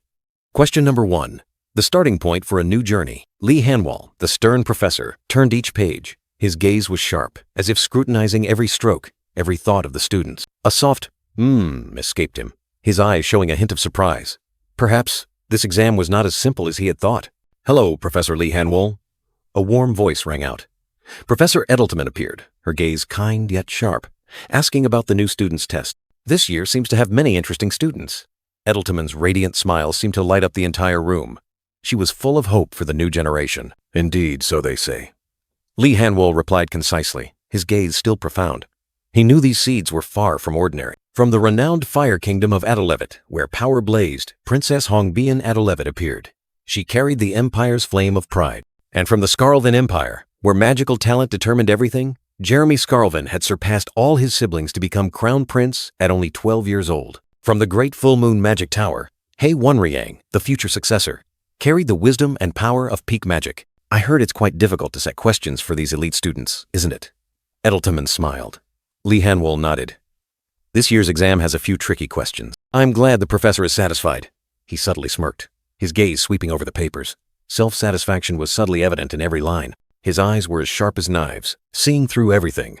He was waiting to see who would overcome this challenge. As Edelman said, this year's placement exam had a completely new type of question. The first 3 questions were designed to stump those who only wrote learned. Their dual purpose was to test adaptability, whether students could skip unsolvable questions to continue, and whether they could solve problems outside the textbook. The era of magic based solely on theory and memorization was over. Now, combat required instant judgment and creative thinking. But there was a harsh truth. Those questions were inherently unsolvable. More than 1,000 out of 1,141 students submitted blank papers. While over 1,000 new students submitted blank papers, the remaining hundreds still tried to solve the tricky puzzles. But the results were even more disastrous. Most couldn't answer even a single question correctly. Amidst the sea of failures, only 3 first-year students achieved perfect scores on all 3 questions. An astonishing number, wasn't it? The first was Ma Yusong, the genius of the century, who appeared like a comet. Next was Flame, a commoner specially admitted by the principal, whose talent was almost on par with Ma Yusong. And finally, Beck Uziel, a name that caused unbelievable surprise. Professor Lee Hanwol couldn't understand. Ma Yusong and Flame being geniuses was one thing, But how could Baek-Yusol, with the lowest entrance score, solve all of them? Especially when he couldn't solve any other question. Professor Edeltiman smiled, saying she had wondered why Lee Hanwol was so concerned about the new student's scores. Clearly, one student was bothering him. She explained that these problems couldn't be solved even with countless formulas or methods. However, they could be solved without knowing anything at all. Lee Hanwol asked again, doubtfully, if Baek-Yusol was such a genius. Edeltiman replied, "Perhaps, or it could just be a random coincidence." He maintained a pensive expression, his gaze sweeping over the ancient bookshelves, his mind lost in thought. Lee Hanwol's face clearly showed confusion, an unspoken mystery slowly unfolding. He held a file in his hand, on which was a photo of Baek-Yusol and a special note. The note clearly stated, "Recognizing his ability to control Blink, a special admission slot has been granted." Lee Hanwol was astonished. Did the principal's special admission slot mean this student was different from the others? A smirk appeared on his lips. So, this student specializes in Blink, huh? He told himself, soon enough, he would find out, whether it was a coincidence or if he was truly extraordinary. Meanwhile, other students were buzzing about the class placement results. A gray-haired boy worried, "My mother told me not to come home if I don't get into Class A." The purple-haired, gray-haired young man sighed, telling himself he had to personally check the class placement results. If only this were a game, a single click would be enough. In the academy hallway, groups of students crowded before the magic boards, where the lists for classes C, D, E, and F shimmered into view. A green-haired male student stood there, eyes wide with astonishment, as if he had just discovered something unbelievable. Amidst the crowd, a whisper echoed, pointing directly at the purple-haired, gray-haired young man. "So that's Baek-Yusol?" The murmurs spread like wildfire. "I heard he got 0 points in the magic section of the entrance exam." Unbelievable. How could someone like him get into Stella Academy? Ignoring the gossip around him, Baek-Yusol just wanted to quickly find his name, check his class placement, and leave. He approached the board, his eyes hazy, secretly thinking that the results no longer mattered. The purple-haired, gray-haired young man intently scanned the list, searching for his name among the lowest classes. Huh? He was surprised, his eyes darting across the F1, F2 lists, but he couldn't find his name anywhere. "My name isn't here." A sense of panic washed over him. Did they fail me because I only answered 3 questions? Unbelievable, is it all over? Around him, whispers rose again, full of confusion. Baek-Yusol. What is he doing there? Perhaps there's a mistake. This is really strange. Other students began discussing the anomaly. Even Uslik, the son of Marquis Chekovilen, ranked 29th, is in Class A. Kyle, who got a perfect score in theory, ranked 17th, is also in Class A. So why is he there? What's going on? Baek-Yusol frowned, sensing something was wrong. He decided to check for himself. With resolute steps, he moved towards the board, displaying the Class A roster, where the most elite names were announced. His eyes widened, pupils contracting. Was a horrifying truth, or a miracle, awaiting him there? Baek-Yusol, a name, a destiny, now etched deep into the flow of this world. He stood frozen, pupils constricted. His name, Baek-Yusol, proudly displayed on the prestigious Class S roster. Why is my name there? He questioned himself, his mind in turmoil. His usually hazy yellow eyes were now filled with bewilderment. What the hell was going on? This couldn't be real. Class S, the pinnacle of Stella Academy's prestige, where the 41 most exceptional elites gathered. A single class, a distinct level that every student yearned for. Why am I being thrown into this bizarre class? He scratched his head, feeling insane. It definitely wasn't a mistake. But this meant he would have to get involved with the main characters. Getting involved with them would only bring more trouble to his already troublesome life. But what's done is done. It couldn't be changed now. He turned his back and walked away decisively. All right then, I'll just try to live as reclusively as possible. As his footsteps faded, he told himself, trying to reassure himself, everything will probably be fine, somehow. Amidst the murmuring crowd, a brown-haired female student silently watched his retreating back. Her eyes filled with confusion. Darkness enveloped. Another world appeared. This was the Academy of Magic, where mysteries and powers awaited. In another room, sharp crashing sounds echoed. A white-haired young woman was being mercilessly beaten, her body trembling. Professor Hong Yel, a fire element expert, roared, "You failed 3 questions?" Even Isomorph, the daughter of that fallen family, got 2 right. The professor coldly judged, unable to answer questions even bugs know. You're worse than bugs. Consider yourself an insect and start over. Tears streamed down Hongbian's cheeks. Do you understand, Hongbian? Yes, mother. Her voice was choked with pain. The white-haired professor stood tall, her eyes contemptuously looking down at her daughter kneeling at her feet. A scene of bone-chilling cruelty. A heavy sigh escaped, carrying disappointment and an unhidden resentment. Hong Yel's cold gaze pierced her kneeling daughter. Listen carefully, Hong Bien. You absolutely must not become as pathetic as I am. I was exiled from the kingdom, and now I have to take this lowly professor position. You are not allowed to disgrace the kingdom like I did. Her words cut like a knife to the heart. Hong Yel's arrogant silhouette stretched long as she leaned down, an invisible pressure weighing heavily on the young woman. An iron-cold hand lifted Hong Bian's chin, revealing bruises on her face. You must surpass your older sister. You must become even greater. A cruel smirk spread across her lips, more like a curse than encouragement. Do you understand, my daughter? Her voice rang out, laden with coercion. Hong Bian could only turn her face away, her wounds still deeply etched. Yes, mother. The weak reply, like a fragile thread about to break. When left alone, pain and bewilderment washed over her. I truly don't understand anything, she whispered, her eyes lifeless. Tears streamed down, soaked with humiliation. I only did what I had learned, but there were techniques, spells, questions I had never known. Why do you torment me like this, mother? A choked sob burst forth, echoing in the silent space. Time passed. A new door opened, bearing the symbol of excellence, Class S. Inside the lecture hall, hundreds of students buzzed with chatter, the noisy sound like a disturbed beehive. Baek Yuseol clutched his head, his face contorted. Oh no, disaster! It's exactly the class full of weirdos, hard to get close to. But whatever. I didn't want to make friends with these high school kids anyway. Whispers buzzed everywhere, curious eyes fixed on him. How did he get into this class? It's really confusing. Baek Yuseol only found it annoying. The incessant whispers continued. Parents even complained about Baek Yuseol, but the only reply was a cold affirmation. He deserved to be in Class S. How ridiculous, a male student exclaimed. The rumors spread far and wide, like a sealed fate for Baek Yuseol. Oh well, I'm sure I'll just become an outcast, he thought to himself, his face clearly showing weariness. He understood that those around him had poured countless hours of effort since childhood.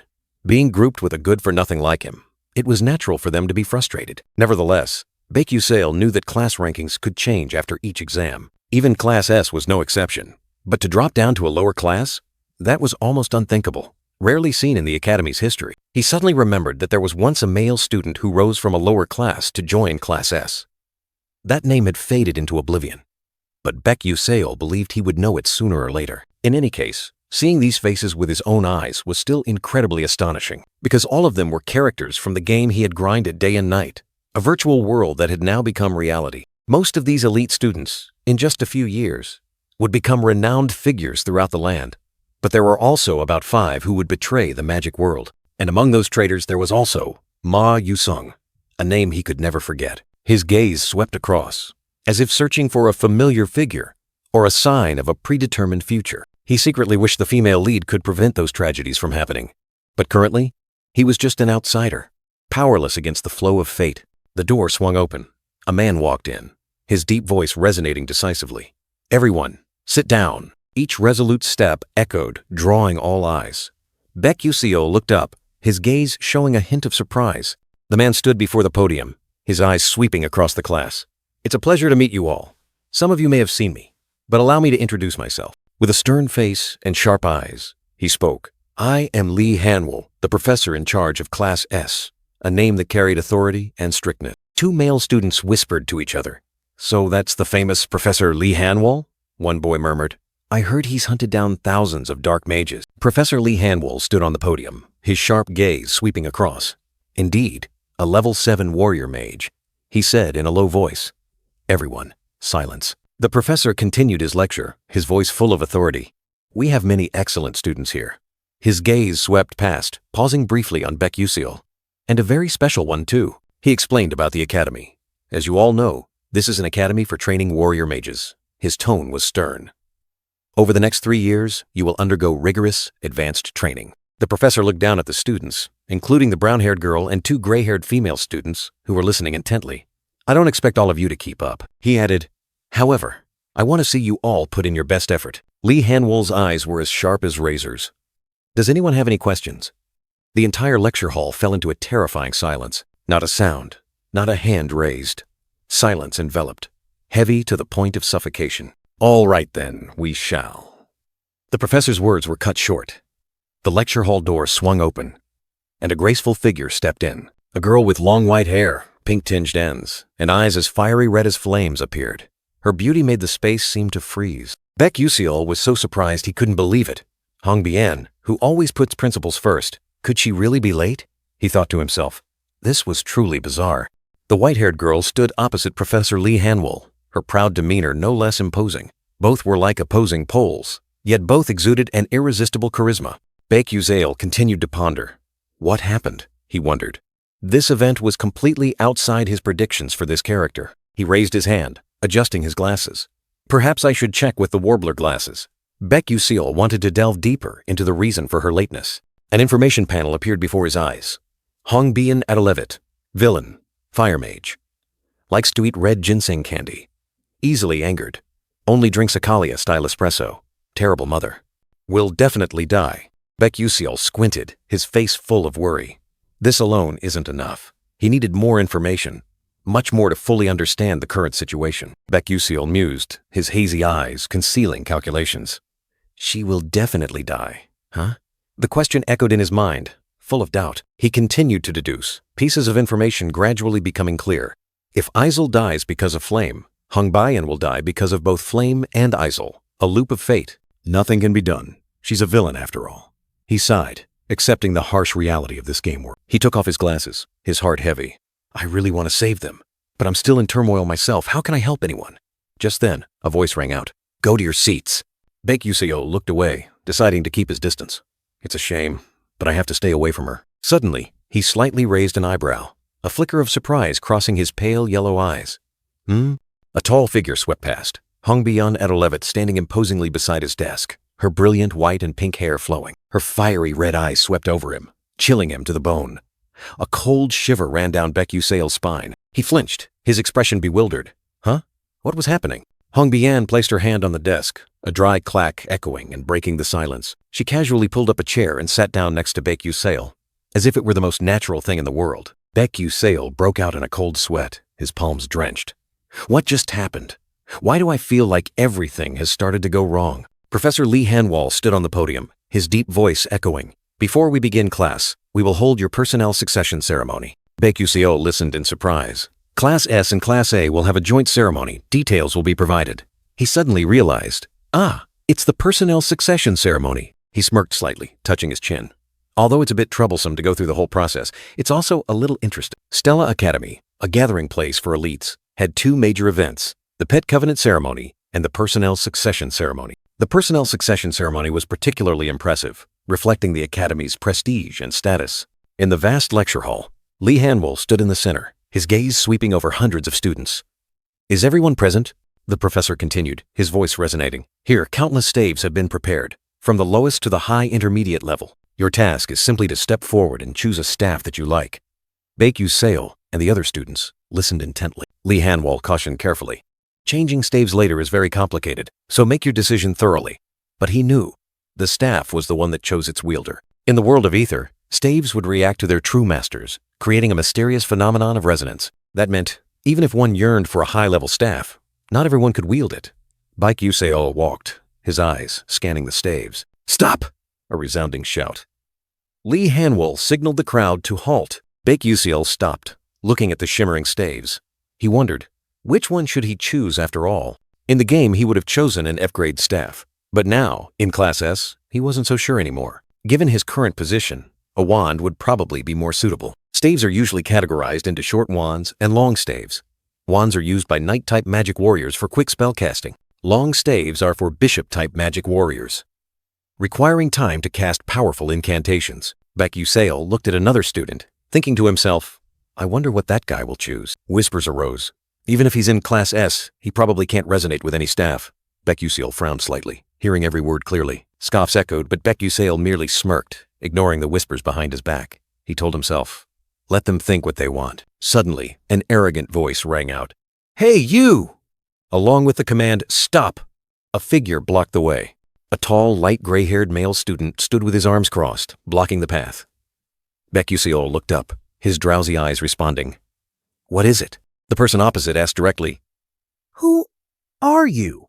Baek Yuzail replied, his tone calm and unwavering. He frowned, thinking to himself, who? Never heard of him. Then he continued, his voice full of disdain. I see. So what? The guy asked directly. Which staff are you going to choose? Baek Yuzail replied indifferently. I don't know. Any of them, a sneer, revealing clear contempt. Uslik mocked. Then choose one that suits your commoner status. He continued to warn, his tone condescending. Don't cause trouble and make things difficult for the professors. Baek Yuseol remained silent, a hint of annoyance in his eyes. Baek Yuseol unexpectedly stepped forward, replying coldly. Certainly. You shouldn't go around causing trouble either. The unexpected retort enraged Uslik, his face flushing red, veins bulging. What the hell did you just say? Uslik roared. But Baek Yuseol had already turned and walked away, leaving him in a fit of rage. Are you looking for a fight? Uslik yelled. Baek Yuseol merely sighed softly, cursing inwardly. How annoying! Why does he keep bothering me? An information panel appeared, revealing the identity of the nuisance. Uzlek Chekovilen, son of the Marquis, henchman of Prince Jeremy, a third-rate scoundrel. Baek Yuseol glanced over the information panel, thinking to himself, not much information. He put away the device, his expression still indifferent. Probably an insignificant side character, Baek Yuseol concluded, while Uslik was still fuming from being disregarded. Uslik pointed directly at his staff, his tone arrogant. Listen up. I'm choosing this one. Got it? Baek Yuseol watched, his drowsy yellow eyes suddenly flashing with a spark.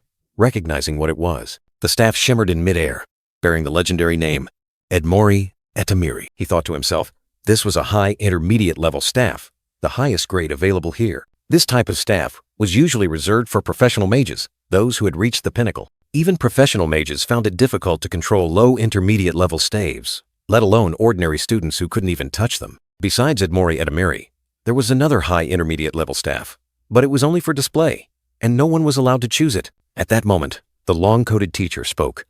Everyone, stand next to the staff you feel a resonance with. Baek Yuseol extended his hand, a stream of azure magic swirling around his fingertip, as if searching for something invisible. The blonde-haired young man smiled smugly, placing his hand on the staff, and a brilliant light erupted. The white-haired princess Hongbion Adolovit also touched a staff, and a dazzling halo of light enveloped her. Baek Yuseol stood there, the dazzling light from the staves reflecting in his eyes. Two students whispered, Wow, Hei Wanriang chose Hedon Amikotten. That's a mid-level staff. Prince Jeremy also chose a mid-level staff. Uslik stood next to Baek Yuseol, his expression annoyed. Another whisper. Princess Hongbion chose Suavitir Rabon, also mid-level. Uslik gritted his teeth, his heart filled with frustration as he witnessed mid-level staves, originally reserved for licensed mages, being continuously chosen. Uslik, his eyes full of challenge, declared he would prove himself. He stared at Baek Yuseol, as if to say, Watch this. He strode forward, heading straight for a shimmering staff in the center of the hall. Around him, surprised whispers arose. Oh my, isn't that Uslik? A high intermediate level staff. Did he dare? A bold challenge? Or just the arrogance of a conceited fool? A smug smile spread across his lips. Uslik reached out. Ha! Watch this. I'll show you who truly deserves Class S. With a powerful pull, he gripped the staff tightly. Sparks flew, signaling a fierce resonance. But then, a dazzling burst of light erupted, throwing Uslik far back. He was repelled in the blinding light. Baek Yuseol sighed softly, his eyes drowsy but full of understanding. Just as I predicted, the arrogant one now lay motionless, the staff still hovering, refusing connection. He had failed miserably. Uslik's body trembled, his injuries clearly visible. Groans of pain escaped his lips. The entire crowd panicked. Oh no, he's badly hurt. Quickly, call a professor. Baek Yuseol sighed again, pondering. Well then, perhaps I shouldn't try for a high intermediate level staff.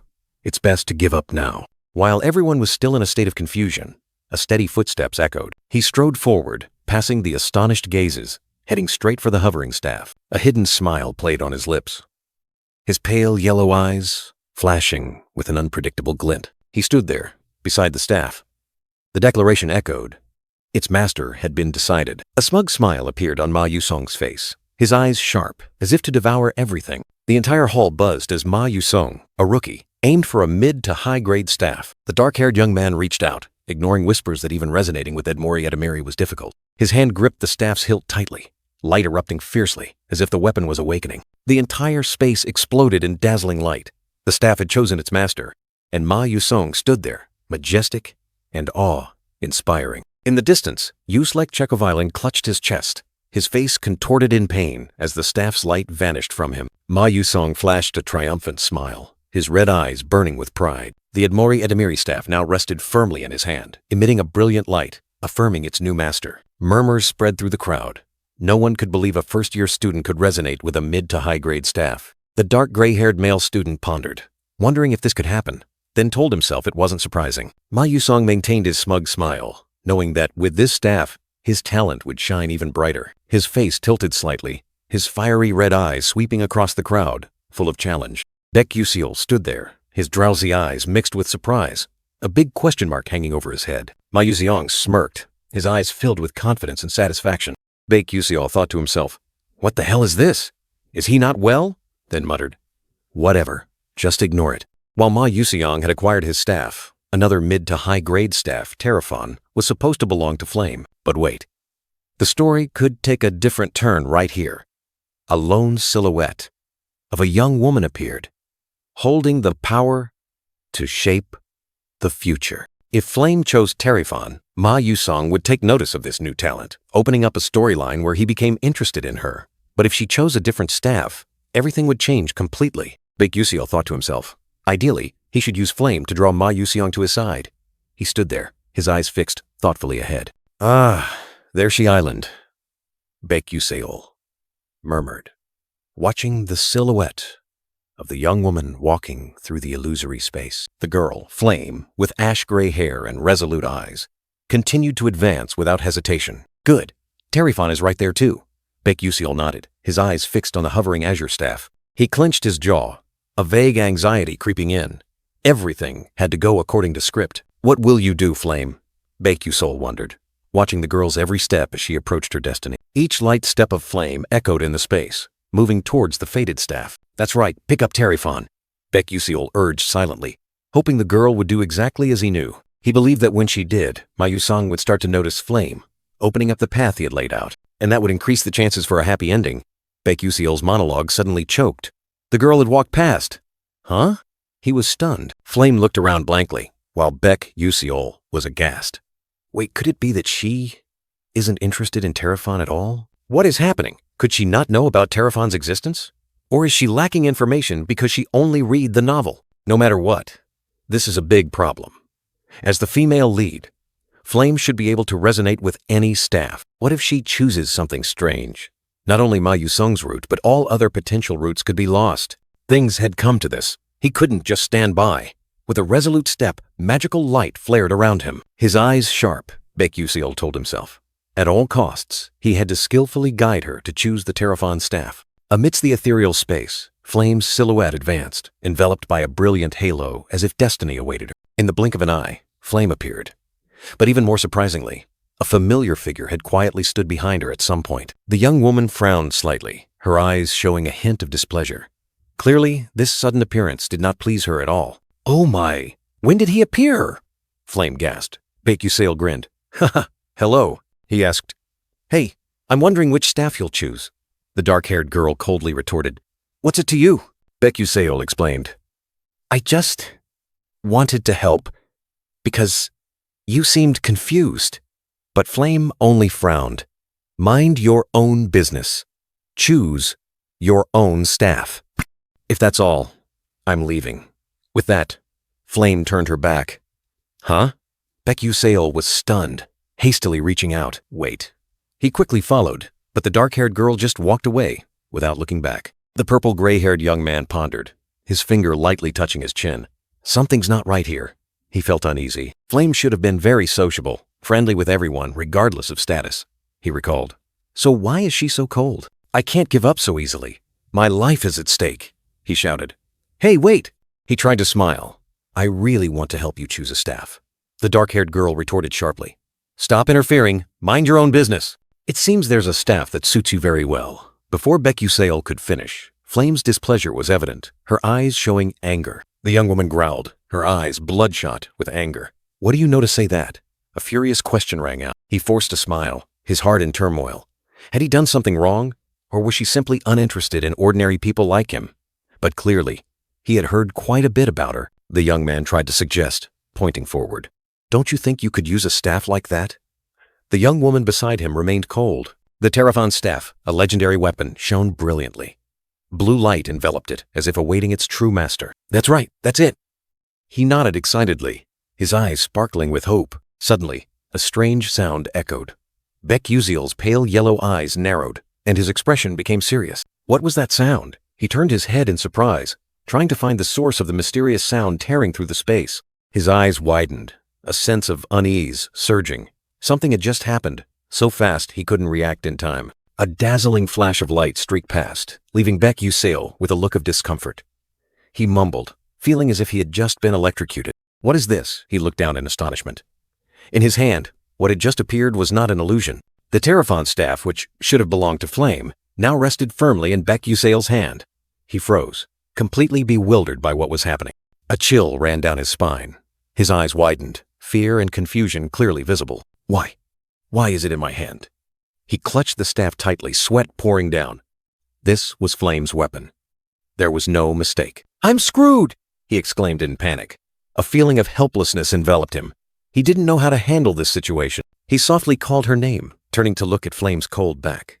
Would she notice this anomaly? She turned back, flashing a sweet, chilling smile.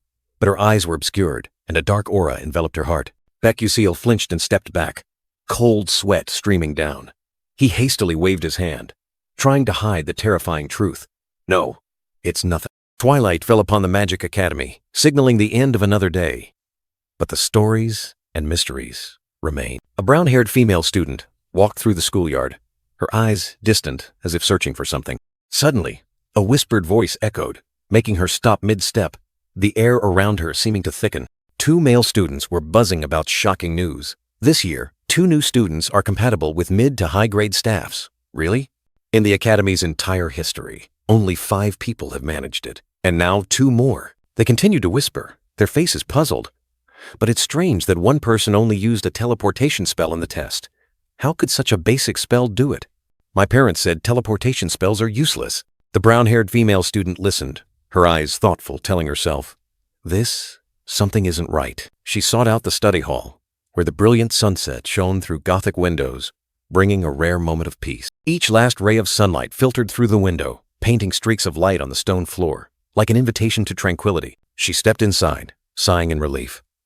Finally, a bit of quiet, but her mind still reeled with the rumors. The whole school won't stop talking about it. News of 2 first-year students possessing mid to high-grade staff spread like wildfire, but she couldn't accept this truth. Absurd. Who is he to be able to choose Terraphon? She wondered, her eyes full of doubt and confusion. Even though she had read the original novel 3 times before transmigrating, she had never seen the name Beck Uziel appear anywhere. And in the book, no one had ever been compatible with Terraphon. Yet he got it so easily?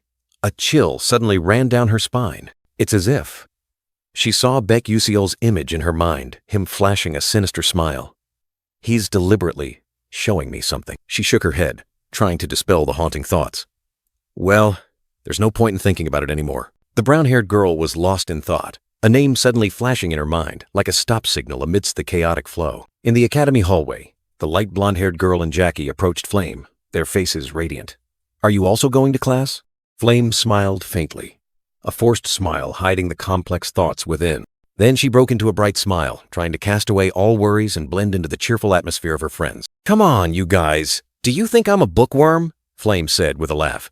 But the light blonde-haired girl immediately retorted, teasing her. The light blonde-haired girl tilted her head, wondering, But Flame, why do you keep calling us you guys? We're the same age. Flame was slightly flustered, then explained that it was just an old habit. Before coming here, I was used to being the eldest sister. Even though she realized she had been reincarnated into a novel, she still couldn't act like a child. Laughter rang out, but it held a hint of helplessness. The light blonde-haired girl asked again if Flame intended to study alone today. The young girl flinched, her eyes showing surprise. Jackie smiled, recalling a name, perhaps that of the friend she had just mentioned. No, I'm not studying alone, Flame replied, trying to find a reason. I have an extra review session I need to attend. She quickly said goodbye and turned to leave. Let's go for coffee next time. The light blonde-haired girl's clear voice echoed after her. With heavy steps, Flame walked down the wide hallway, sighing tiredly. Girls, this age, are really energetic. Living a student's life at this age is truly exhausting, she thought to herself, her face clearly showing weariness. Suddenly, she bumped into someone. The collision made Flame stumble, and a small cry of pain escaped her lips. Her eyes widened in surprise when she saw Beck Uziel. Flame, a low voice rang out. Beck Uziel looked down at Flame, his drowsy eyes holding a scrutinizing gaze, and called out, "Hey, Wenriang?" She looked up, flustered by his gaze. He asked if she was all right. Flame quickly replied, assuring him she was fine, even though she still felt a slight pang of pain from the collision. Baek Yuseol's face showed a fleeting trace of thought, his pale yellow eyes slightly lowered, as if contemplating something profound. He asked again, his tone mixed with concern, if she wasn't looking well, if something was wrong. Flame was surprised, a flicker of confusion passing through her mind, wondering if he was concerned about her. She reluctantly replied that there was nothing special. Baek Yuseol asked if she was going to class. Flame replied, then quickly asked in return if he was heading to the Class S training ground. He reminded her not to neglect her training. Flame pouted, teasing that he was unnecessarily diligent, to which he only grunted in response. For a moment, silence fell as Baek Yuseol's and Flame's eyes met, an invisible scrutiny passing between them. The corner of his lips curved slightly, a gentle, enigmatic smile. Suddenly, his hand gently rested on Flame's head, stroking it. She froze, her eyes wide with surprise at this intimate gesture. "Well then, see you later," he said, his tone calm as if nothing had happened, then turned and walked away. His back gradually disappeared into the distance, leaving Flame standing there alone, still bewildered as she watched him go. She turned her head, her mind still lingering on the question, what just happened? An indescribable feeling arose within her. Flame's eyes widened, her face full of bewilderment. She couldn't explain Baek Yuseol's unusual behavior. Suddenly, a familiar figure caught her eye. Jackie, with a cold gaze, was standing in the distance, staring at Flame. Flame flinched, a puzzling question rising in her heart. "Isn't that Jackie? Why is she still here?" She softly called her name. Flame turned her head, her eyes surprised as she looked towards Jackie, who was disappearing. "Huh?" she exclaimed, but the figure had already hurried away. She was flustered, telling herself, never mind, it's probably nothing." With no more time to worry, Flame hurried off, her shoes tapping rhythmically on the wooden floor. "Oh, I have to hurry." She stopped before a hanging sign, which clearly read, "Independent Study Room." Flame stood before the door, her eyes full of thought. So this is the extra review session. In her mind, images of Aizal and Hong Bayan appeared. She knew, according to the original novel, these two would be present. I have to keep an eye on the conflict between the story's female protagonist and female antagonist. The heavy door creaked open, emitting an eerie sound. Flame stepped into the large room, her eyes scanning every corner. Inside, several male students were already seated, and there was Aizal Morph, her face cold and elegant. She thought to herself, "That's right. It seems all the main characters are already here." Flame narrowed her eyes in thought, trying to recall the plot. Let's see. On the podium, Kyle, a Class A student, stood with a flustered expression. The organizer is Kyle from Class A. Looking at his expression, he seems very awkward. Flame found a seat and put her books down. It's understandable, given that so many Class S students are attending a study session meant for poor-performing students. Her gaze darkened, and an ominous premonition arose in her heart. Suddenly, Ma Yusong also appeared, sitting next to a light brown-haired male student. But I didn't expect Ma Yusong to come. Flame flinched, looking towards Baek Yuseol. Ma Yuseong, the male protagonist of this world, is showing interest in Baek Yuseol. This is definitely not a coincidence. Flame fell into deep thought, a chilling hypothesis gradually forming in her mind. Baek Yuseol only correctly answered 3 demonic questions in the placement test. No more, no less. Could it be? Flame's hand clenched, a feeling of unease surging. Could it be that he already knew that just solving those 3 difficult questions was enough to secure a spot in Class S from the start? Baek Yuseol, with a worried expression, seemed to be hiding a shocking secret. If what she was thinking was true, then things would be much more complicated. The brown-haired girl held her breath, trying to piece together all the fragments. Baek Yuseol had known everything beforehand and acted according to a predetermined plan. Then this was no longer a coincidence. Baek Yuseol's eyes suddenly flashed with an unreadable expression, making Flame shiver. "That guy, he's really dangerous," she thought to herself, a feeling of unease creeping in. Baek Yuseol sighed softly, aha, escaping as if to dispel tension. But was it just a sigh of relief? Ma Yusong smiled brightly, his eyes sparkling as if wanting to devour Baek Yuseol. But inside, Baek Yuseol was screaming, "Please, someone get this guy away from me!" The dark blue-haired guy still smiled, asking Baek Yuseol, "Yuseol, what are you doing here? You don't need to listen to this lecture." His tone was full of teasing. "Or do you have another reason to be here?" Ma Yusong continued to tease. Baek Yuseol reluctantly replied, "Haha, not really. I was just advised to attend because of my low scores. Baek Yuseol's gaze swept across, full of wariness and discomfort. He was not at all comfortable with Ma Yuseong's special attention. Ma Yusong still maintained his bright smile, his eyes not leaving Baek Yuseol. Anyway, why is he showing so much interest in me? Baek Yuseol wondered to himself, his heart full of doubt. While Baek Yuseol and Ma Yuseng were still exchanging words, Kyle's voice rang out from the podium. All right, enough chit-chat. Kyle stood solemnly on the podium, declaring, Today, we will review the questions from the placement test. The entire classroom fell silent. Hongbi and Inflamed listened attentively. Kyle continued, As you all know, this test has 3 extremely difficult questions, dubbed the 3 demonic questions. Kyle said smugly, I solved one of them. But then he thought to himself, flustered, Damn it, why are there so many terrifyingly smart kids? I intended to use this opportunity to show off in front of the poor-scoring nobles to gain influence. Kyle thought to himself, this could be a good opportunity for him to shine. He heard that Baek Yuseol had achieved the worst score on the placement test. A smirk appeared on Kyle's face, his eyes full of self-satisfaction. I will prove my worth by surpassing this useless person right here, he told himself. Then he turned to the board, boldly declaring, Let me show you how to solve this problem first. Kyle turned his back to the class, writing on the board. This problem is essentially a trap. It's deliberately designed to make students give the wrong answer. Meanwhile, Baek Yuseol was still diligently writing, the sound of his pen scratching on paper. He was completely focused on his work. Ma Yuseong, sitting next to Baek Yuseol, flashed a cunning smile, his red eyes darting over his friend. He softly whispered into Baek Yuseol's ear, asking, What do you think? Do you think that's correct? Baek Yuseol looked up, his face flustered. Ma Yuseong still maintained his smirk, his eyes full of hidden meaning as he looked at Baek Yuseol, awaiting an answer. Baek Yuseol completely failed to understand what was happening. What the hell is he talking about? Why is he asking me? I don't even understand the context. What are the 3 demonic questions anyway? He was utterly bewildered. After a moment of internal struggle, Baek Yuseol sighed, deciding to be honest. He didn't want to pretend to understand. Baek Yuseol replied to Ma Yusong, No, I'm not sure. At the same time, Kyle, holding a piece of chalk on the podium, suddenly froze, his eyes showing surprise. In the classroom, Flame and a light brown-haired male student whispered, What? Isn't that Baek Yuseol? The whole class began to murmur. Kyle stood on the podium, clutching the chalk so tightly that his knuckles turned white. A terrifying thought flashed through his head.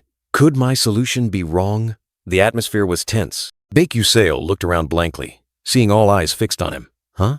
Why is everyone looking at me like that? The murmuring grew louder. A crisp snap echoed, and the chalk in Kyle's hand crumbled.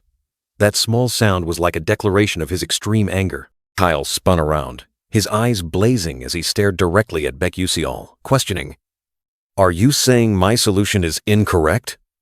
Baek Yuseol flinched, startled. Kyle smirked, his eyes full of challenge, calling Baek Yuseol's name. He continued to question, his tone sarcastic. So, why don't you explain it yourself? Baek Yuseol froze, unable to utter a word. He was stunned, a heavy thump echoing in his head. What the hell? He thought. That's ridiculous. Baek Yuseol was flustered, his eyes bewildered, feeling cornered. Ma Yuseong stood nearby, smirking, giving a fake thumbs up of encouragement. Yuseol, you can do it! Baek Yuseol gritted his teeth. You bastard, you did this on purpose. The purple-gray-haired young man sighed, accepting his fate. Ha! I have no other choice. He walked down the steps, heading towards the podium. Baek Yuseol walked, thinking to himself, I'll get this over with quickly. Around him, the other students were all watching. He continued walking, his gaze sweeping past Hongbyon Adelevet, who was sitting in contemplation. Baek Yuseol and Kyle stood facing each other in front of the blackboard, a tense atmosphere enveloping them. Baek Yuseol, wearing his glasses, focused his gaze and began to ponder the question. So, the 3 devilish questions. He realized their nature. They're more like riddles. He recalled the first riddle. A wizard cried out, "O earth, let my tears flow!" And the magic created 2 stones. Why? Baek Yuseol smiled. The answer was simple. Because tears flow from 2 eyes. He shook his head, muttering, How silly, but it's exactly this kind of question. He wondered who had come up with them. Regardless, Baek Yuseol continued to think. That Kyle guy. He recalled. He calculated the volume of tears and all sorts of other nonsense, purely with logic and reason. Baek Yuseol remained lost in thought, questioning his own solution method. Although the result was correct, he knew it was just luck, and if he encountered a similar problem again, he would fail. Under Kyle's puzzled gaze, Baek pointed at the board, his tone firm. I cannot show you the solution, but I can point out your mistake. Kyle was taken aback. The purple-gray-haired young man looked straight ahead, continuing to question. The question only revolves around Earth, but what if it were the sea or the wind? His gaze was sharp. Kyle was stunned by the unexpected question. Do you think your formula would still apply? He stammered. Then I'll use a different formula.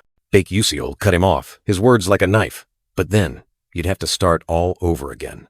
Kyle was speechless, his face crestfallen. Baek gaze coldly looked down. You got the right answer, purely by luck. That's not the purpose of these questions. Kyle fell silent. Kyle tried to retort, but the words caught in his throat. All he could utter was confusion and disappointment. Kyle bowed his head in admission. You're right.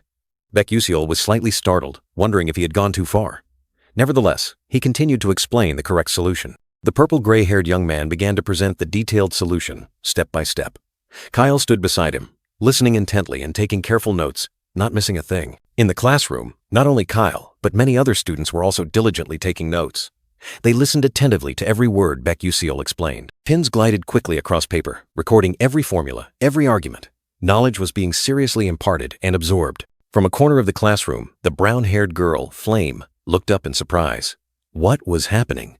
Everything seemed to be deviating from what she knew. She was bewildered, asking herself, what is going on? Around her, the other students were all diligently taking notes of Baek words. A strange sight. According to the original script, Hongbian and Aizel should have been arguing. But now, both were engrossed in listening to Baek, completely ignoring each other. Flame's eyes were filled with worry. Everything had deviated from its original course. Where would this world go now that the plot had changed? Outside the window, the sunset cast its light, painting the academy sky purple.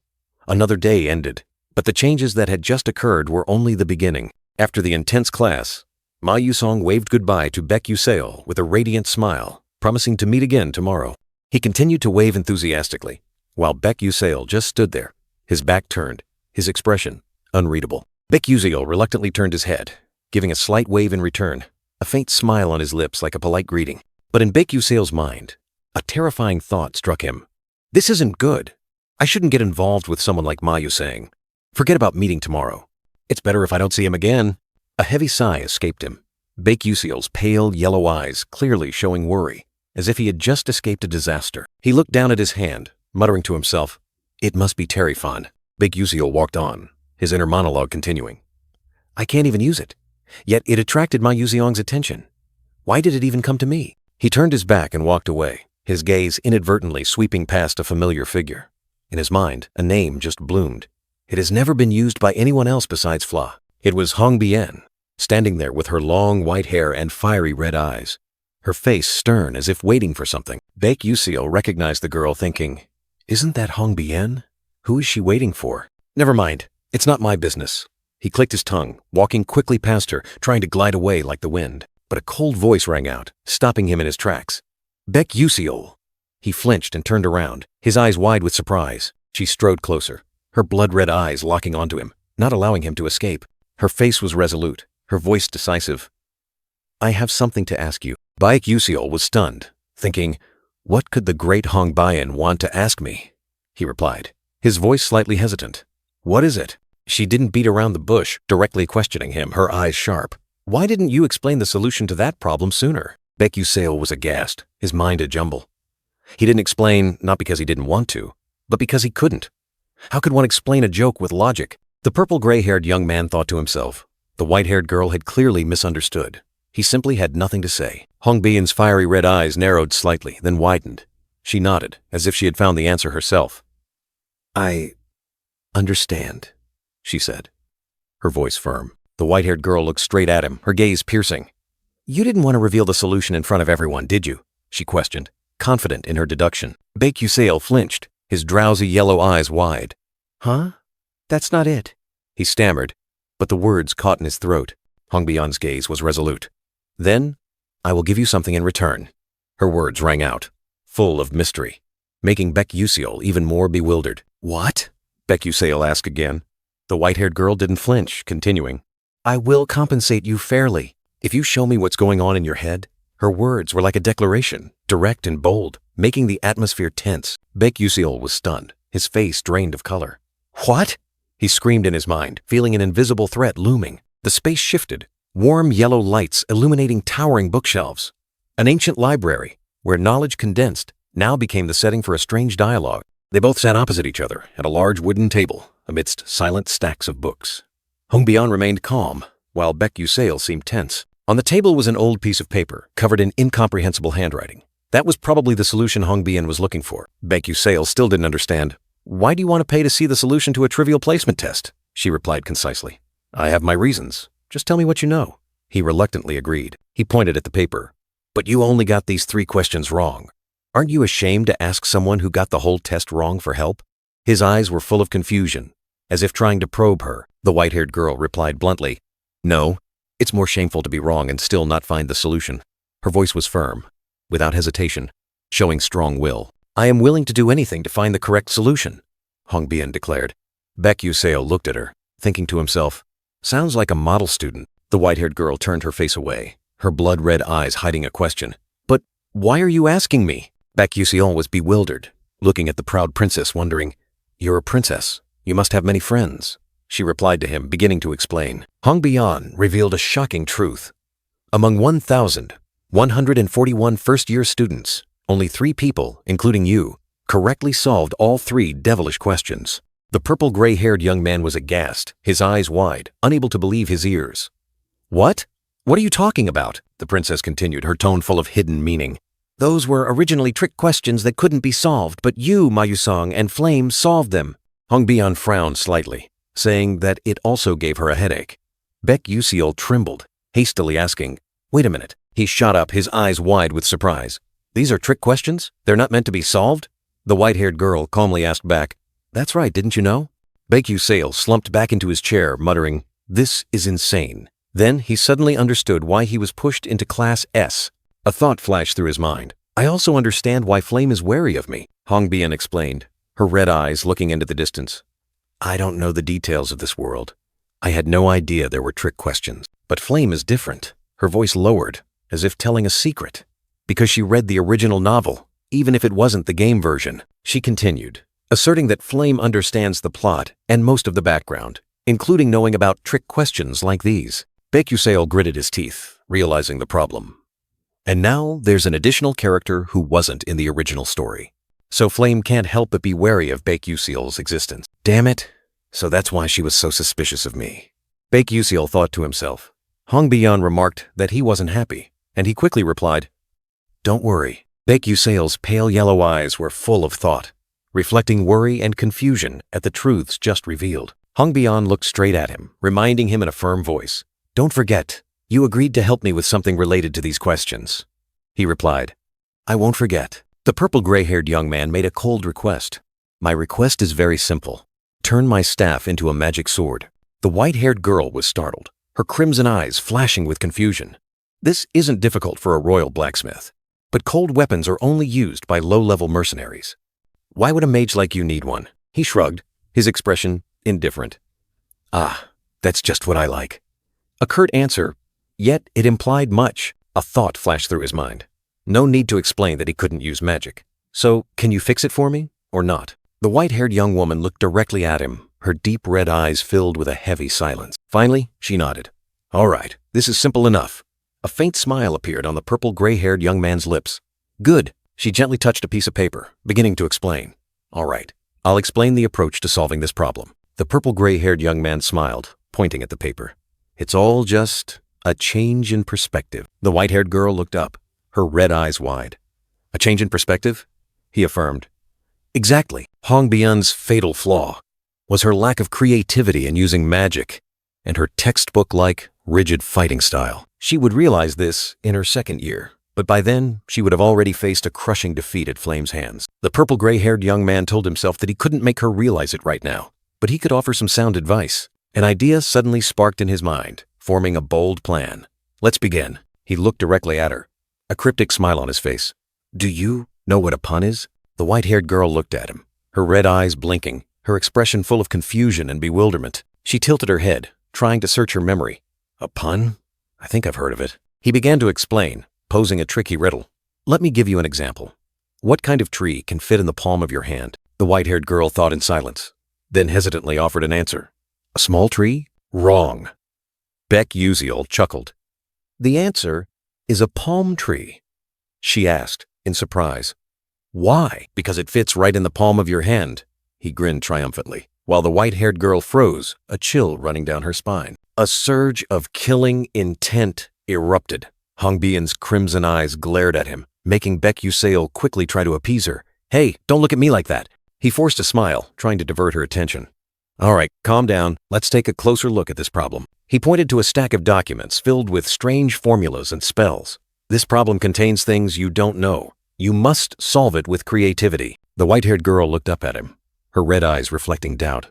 But how can creativity be memorized? Her gaze was profound, as if she was trying to grasp something beyond her reach. No, Beck Uziel replied decisively, breaking the silence. He smiled faintly, his languid yellow eyes hiding a sharp glint. Hong Bian lowered her head, lost in thought. Knowing many spells and formulas is very important. He looked at her, his voice deepening. But the most important thing for a mage is the ability to see the world beyond the limits of one's own thoughts. Even the smallest change can make magic evolve. He looked directly at her, his gaze serious. But you only think about everything literally. Magic isn't just about memorizing and casting, he said, while the white-haired girl listened silently, her red eyes still pensive. Beck Uziel continued. Your analytical thinking and judgment might be superior to mine. He looked straight at her, his expression serious. But you lack creativity, something paramount for a mage. His words were like a knife cutting into the white-haired girl's heart, making her lower her head, her crimson eyes hiding a deep sorrow. Beneath her academy uniform, her hands clenched the hem of her clothes, her knuckles white. An anger, or perhaps disappointment, was surging within her. An invisible pressure enveloped Hong Bian, making her seem to sink into thought. Perhaps Beck Uziel's words had touched a deep-seated weakness. Beck Uziel flinched slightly, taking a step back. Oops, she looks really serious, he muttered, a little flustered by her reaction. He scratched his head, trying to ease the atmosphere. I know I use a lot of confusing words, but you get my point, right? His tone was somewhat hesitant. Hong Bian lifted her head, her crimson eyes suddenly flashing with a spark. Of course, she replied curtly, a faint smile fleeting across her lips. This time, it was Beck Uziel's turn to be utterly surprised. That's unexpected, because even I don't know what I'm saying anymore, he exclaimed, his face incredulous. The tense atmosphere dissipated, replaced by relief. Glad you understood. Well then, let's begin, he said, preparing for something new. Unexpectedly, Beck Uziel posed a riddle. What two keys can't open any doors? Hong Bian was startled, her red eyes wide with confusion. The white-haired girl lowered her head, her finger gently touching her chin, trying to think. The seemingly simple riddle made her rack her brain. I don't know, she confessed honestly. Beck Uziel smiled triumphantly. The answer is a monkey and a donkey. A mischievous pun. He continued, why is 6 afraid? Hong Bian still shook her head. I don't know, because 7, 8, 9, he explained, his face full of amusement. Do you know why rock can't beat paper? He asked again. The white-haired girl remained silent, her red eyes still full of doubt. I don't know. Beck Uziel burst out laughing, making a scissor gesture with 2 fingers. It turns out rock just can't cut it. Get it? He was triumphant over his pun. He laughed triumphantly. But the white-haired girl trembled, her bloodshot red eyes on the verge of exploding. The atmosphere was taut. Hong Bian Adelevet's anger surged, her lips pressed tightly together, her whole body trembling slightly. Her crimson eyes suddenly blazed, cold and full of fury. She was so angry her whole body seemed to want to ignite. Beck Uziel looked at her, his smile crooked. Oh dear, she's about to explode, he thought to himself. A mix of worry and amusement. The white-haired girl gritted her teeth, trying to restrain herself. So, what grade does a seagull get? The unexpected question burst out. The purple-gray-haired young man smiled brightly, as if soaring over the blue sea. Come on, what grade does a seagull get? He urged. Hong Bian Adelevet was silent, her red eyes fixed on the void, trying to find the answer to the tricky riddle. Beck Uziel kept urging, tapping lightly on the table. Hurry up, please.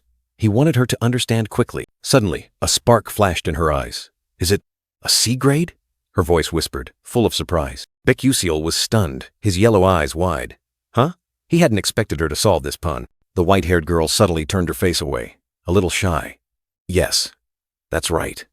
A faint smile flickered. In that moment, Hong Bian Adelevet broke into a radiant smile, her red eyes sparkling like rubies. Beck Uziel was astonished, his heart skipping a beat. It's the first time I've seen her smile, both in-game and in real life, he thought to himself. He gently rested his chin, his eyes full of admiration. As expected of a princess, your creativity is truly extraordinary. The white-haired girl cleared her throat softly, regaining her composure. All right, let's move on to the next problem. The pun game was over. He was still basking in the euphoria of victory, a triumphant smile on his lips as he prepared to unleash his next move. All right, try this one. Time passed, the night sky sparkling like magical stars, signaling a transition. Under the violet sunset, the Academy's ancient towers stood tall, with a sparse flow of people passing through the streets. With heavy steps, Baek Yusail departed, his solitary figure cast upon the cold stone. His face clearly showed fatigue, his languid yellow eyes and dark circles betraying the mental battle he had just fought. He was exhausted. A sigh escaped him. Finally, I've been punning with Hong Baeon for 3 whole hours, he lamented to himself, his voice full of helplessness. He hadn't expected her to blindly believe his words. It's all about creativity, not formulas or spells. Shame and guilt surged within him. A soft groan escaped him, his eyes full of melancholy. His conscience was gnawing at him. Hong Baeon, a talented mage with sharp intellect, yet she had a fatal flaw, an inability to think outside the box, always constrained by patterns. I can't believe I exploited her weakness like that. He walked on, his heart heavy. Even though she was the antagonist, he still felt a bit guilty, but he needed to quickly upgrade Terraphon into a magic sword to expand his capabilities. All right, what's done is done, he told himself, trying to push away the guilt. He decided not to dwell on it further. Now was the time to quickly buy the necessary books for class. Wandering step by step, he looked around everywhere. Is it around here? I don't remember very well. Baek Yusail searched confusedly. His eyes suddenly widened, a flash of surprise crossing them. He had discovered something. Finally, he found the place he needed. An old house appeared before his eyes, and he let out a soft sigh of relief. I found it. An old house, shrouded in night, its dim lights revealing a solemn atmosphere. Inside, dusty bookshelves covered in cobwebs, as if time itself had stopped. Baek Yusail stepped in, his eyes scanning the desolation. This place is really run down, he muttered to himself. But he knew the secret hidden within. A cloaked figure was dozing off at a table, appearing absent-minded. This bookstore owner had a strange habit, pretending to sleep to secretly observe everyone. And in this old bookstore, a treasure lay dormant.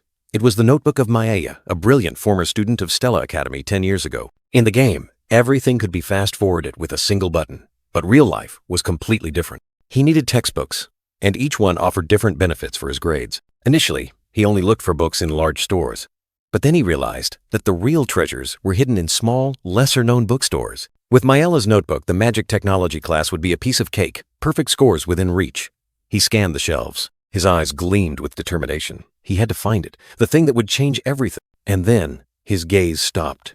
Here it is, he exclaimed, having found his target. His hand reached out, slowly touching the spine of the book. Suddenly, another hand reached out, lightly touching his. He flinched, turning his head in surprise.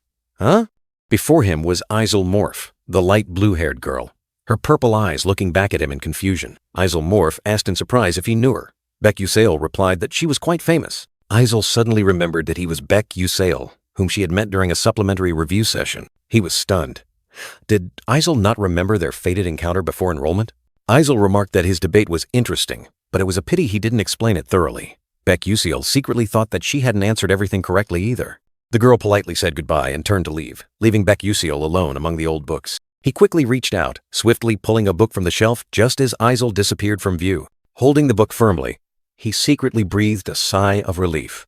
Luckily, she hadn't noticed it. But another question arose in his mind. Why was Isel Morph here? The old book, priced at 78,000 dong, was a testament to the modesty of this bookstore. Isel sighed deeply, then reached out again, choosing another book from the shelf. Observing her actions, Baek Yusail suddenly understood the situation. This bookstore only sold old books. Few people visited unless they were dirt poor like him. For Isel, who had lost everything due to her family's downfall, this was probably her only option. Moreover, her father was likely murdered by dark mages, a tragic calamity. He felt pity for her. A duchess's daughter now had to flip through old books, deliberating over each price because she couldn't afford new ones. In the original story, Isel's fate was tragic. But in this world, with Flame as the protagonist, she would die even earlier than in the novel. How cruel. Perhaps Isel is the most unfortunate character in this game. A caption from the previous image. The light blue-haired girl still stood there, her deep purple eyes filled with sadness, like a wilting flower in the ancient library. Suddenly, a thick stack of books was plopped onto the counter with a dry thud. A nimble hand swept over them, as if wanting to claim all this ancient knowledge. A brown-haired young man with a smug smile boldly declared, "I'll take all of these." The light blue-haired girl stood beside him, her purple eyes wide with surprise. The cloaked bookstore owner could only stammer in agreement. He turned his head, his golden eyes sparkling as if harboring some scheme. A confident smirk played on his lips, as if everything was within his grasp. Seeing this, the light blue-haired girl subtly frowned. Her deep purple eyes no longer showed weariness, but rather annoyance, even a hint of disdain. The brown-haired young man asked her in surprise. "What's wrong?" she replied, her tone full of hidden meaning. "Oh, nothing. You've chosen some." "Ah, some very interesting subjects to study." The brown-haired young man forced a smile. He secretly thought, I bet she was about to say something insulting. He felt a bit annoyed. Isel asked directly, "Which subjects?" The brown-haired young man pointed to the stack of books. "All of them. But why are you studying things like advanced sealing theory?" The light blue-haired girl explained, her tone calm. "Sealing magic is an ancient art, but it's almost obsolete now, with the development of alchemy and magic technology today." The brown-haired young man nodded. "Ah, this? It's indeed a subject with little prospect." Isel looked at him, her eyes sharp. "So you know that too." The light blue-haired girl turned away, her deep purple eyes flashing with strange resolve. "That's why I chose it. A decisive statement, harboring an unyielding determination no one could fathom." The brown-haired young man was dumbfounded, his eyes wide with surprise. Huh? He couldn't believe his ears. Isel's answer seemed to be beyond all his expectation. He gave a smug smile, explaining, "Everyone thinks that. So, it's actually easier to get high grades." A coldly pragmatic argument. "Well, I'm leaving now," the brown-haired young man said, then turned and walked away, leaving Isel standing there with a bewildered expression.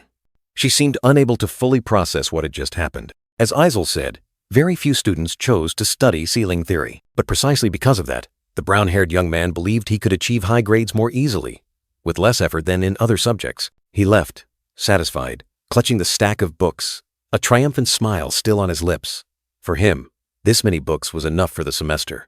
Behind him, the light blue-haired girl still stood there, her eyes thoughtfully following his retreating figure. The light blue-haired girl still stood there, her eyes thoughtfully following the retreating figure of the young man, a fleeting thought crossing her purple eyes. The next day, bright morning sunlight shone upon the academy's ancient architecture, signaling the start of a new school day. Isel walked down the hallway, carrying a book, preparing for her first class on void studies. She told herself that this subject was known for being easy to get high grades in, so she probably wouldn't need to worry too much. A thought as simple as it was naive. However, upon entering the classroom, the sight before her stunned her. The room was packed, not a single empty seat remaining. Two brown-haired female students chatted. "You're taking this class too? I thought it would be an easy grade." But turns out everyone thought so. "All the top students are already here." Isel sat down, a wave of disappointment washing over her. "Oh, this is truly a disaster," she mumbled. Nevertheless, the light blue-haired girl maintained her composure. "All right then, I'll just have to try harder another subject." Time passed quickly, and the dismissal bell rang. Students poured out. A brown-haired male student groaned, I'm so hungry." A friend asked, "What should we eat now?" Isel walked past, thinking she would check the cafeteria to see what was available. She sighed deeply. If all the classes she registered for were this crowded, winning a scholarship would be exponentially harder. Suddenly, Isel's stomach let out an embarrassing growl, breaking her train of thought. She took out her phone, deciding, I should eat first. Checking her remaining meal tickets, Isel frowned. Only 60 tickets left for the entire semester. Well, I'll just buy some bread for today. As she walked, Isel suddenly stopped, her purple eyes wide, peeking through a crack in the door. In the distance, two male students were talking. The brown-haired young man suddenly pointed in Isel's direction, exclaiming, "Bekusio." Isel's purple eyes remained fixed on the crack in the door, a big question forming in her mind.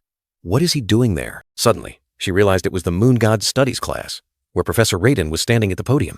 Looking around the class, she saw a scattering of weary faces, their grades likely only average. With such a small number of students, it was strange that the class hadn't been canceled yet. A thought suddenly flashed in her mind, like a guiding light. If she enrolled in this subject, she could easily raise her GPA without too much study effort. Her free time would be used to focus on other subjects, winning more scholarships. She clutched the book tightly, her determination evident. She fell into thought. her purple eyes gleaming with calculation. At the same time, the brown-haired young man with glasses was also wondering, Beck Usiel. Could he have known in advance that this was an easy subject? He suddenly flinched, a terrifying thought striking him. Could it be he had such a meticulous course registration strategy? Isel was also slightly surprised. Her purple eyes widened, confusion clearly visible. She shook her head vigorously, denying it to herself. No way. What nonsense am I thinking? It must just be a coincidence. Outside, golden sunlight stretched across the academy's ancient arches. In class, the brown-haired young man with glasses diligently took notes as the professor began his lecture. As you all know, the origin of magic originated from the white mage, the first to spread magic throughout the world, allowing humans and other races to use it. The white mage bestowed nature magic upon the elf race, her ethereal beauty seemingly merging with the light. The white mage also bestowed material magic upon the dwarves, great warriors with extraordinary strength, and elemental magic upon humanity. Afterward, the gods ascended, leaving behind a grand legacy. Professor Misen continued his lecture, recounting the mysterious ascension of the gods, which left the world in a maelstrom of magic. In the classroom, a brown-haired male student wearing glasses secretly sighed. 3 more years of listening to these lectures? What cruel punishment! He was annoyed. Going to school at this age was insane. In games, you could just skip these parts with a single button press. The young man's gaze was distant, his mind drifting far away, showing no interest in the ongoing lecture. He told himself it was just his own speculation. But those thoughts kept lingering in his mind, constantly haunting him. Anyway, there was one thing that bothered him more than this boring lecture. He turned to look at Isel Morph, the light blue-haired girl sitting next to him. Does Isel always take this class? A question suddenly popped into the young man's head. Isel remained calm, but in the young man's mind, he couldn't recall any main character ever taking moon god studies. He shook his head, telling himself it didn't matter. But the confusion about Isel still lingered somewhere. Professor Misen continued lecturing, but the young man's mind pondered another aspect. Humanity's curiosity didn't stop at elemental magic. Human mages traveled across the world, seizing the magic of other races, but their greed was bottomless, never satisfied. However, there was an insurmountable barrier. They couldn't learn any magic beyond that limit. The professor revealed the reason. The first mage disappeared after leaving behind the 12 moon gods, a mystery shrouded in history. Professor Misen's gaze swept across the classroom. Does anyone here know about the 12 moon gods? The question echoed, awaiting an answer. Professor Misen continued his lecture, asserting that each moon god possessed unique power to protect this land. For example, the summer moon god, also known as the 6th moon of crimson summer, wielded a blazing fire. That fire was rumored to be eternal, never extinguishing, like a brilliant curse from ancient time. Even now, if anyone is brave enough to venture into the Alamanca deep sea, they can still witness the remnants of those crimson flames. Professor Misen smiled, suggesting students could explore it themselves if interested. But in the brown-haired young man's head, a skeptical question echoed.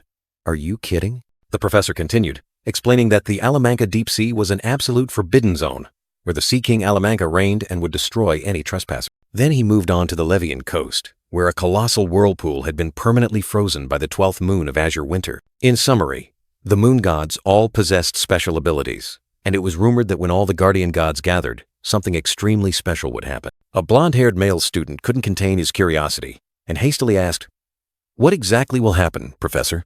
Professor Misen merely shook his head, offering a mysterious reply. No one knows. Since the guardian gods fell into a 1,000-year slumber, they had never gathered. The brown-haired young man secretly nodded. He's right. In the game world, he had encountered a few moon gods, but only found 5 through limited events. Magical light enveloped the swordsman's silhouette. He had to grind relentlessly, piecing together information from countless other players to collect the 5, and absolutely no one had surpassed that number. If his hunch was correct, the 12 moon gods were the key to the true ending.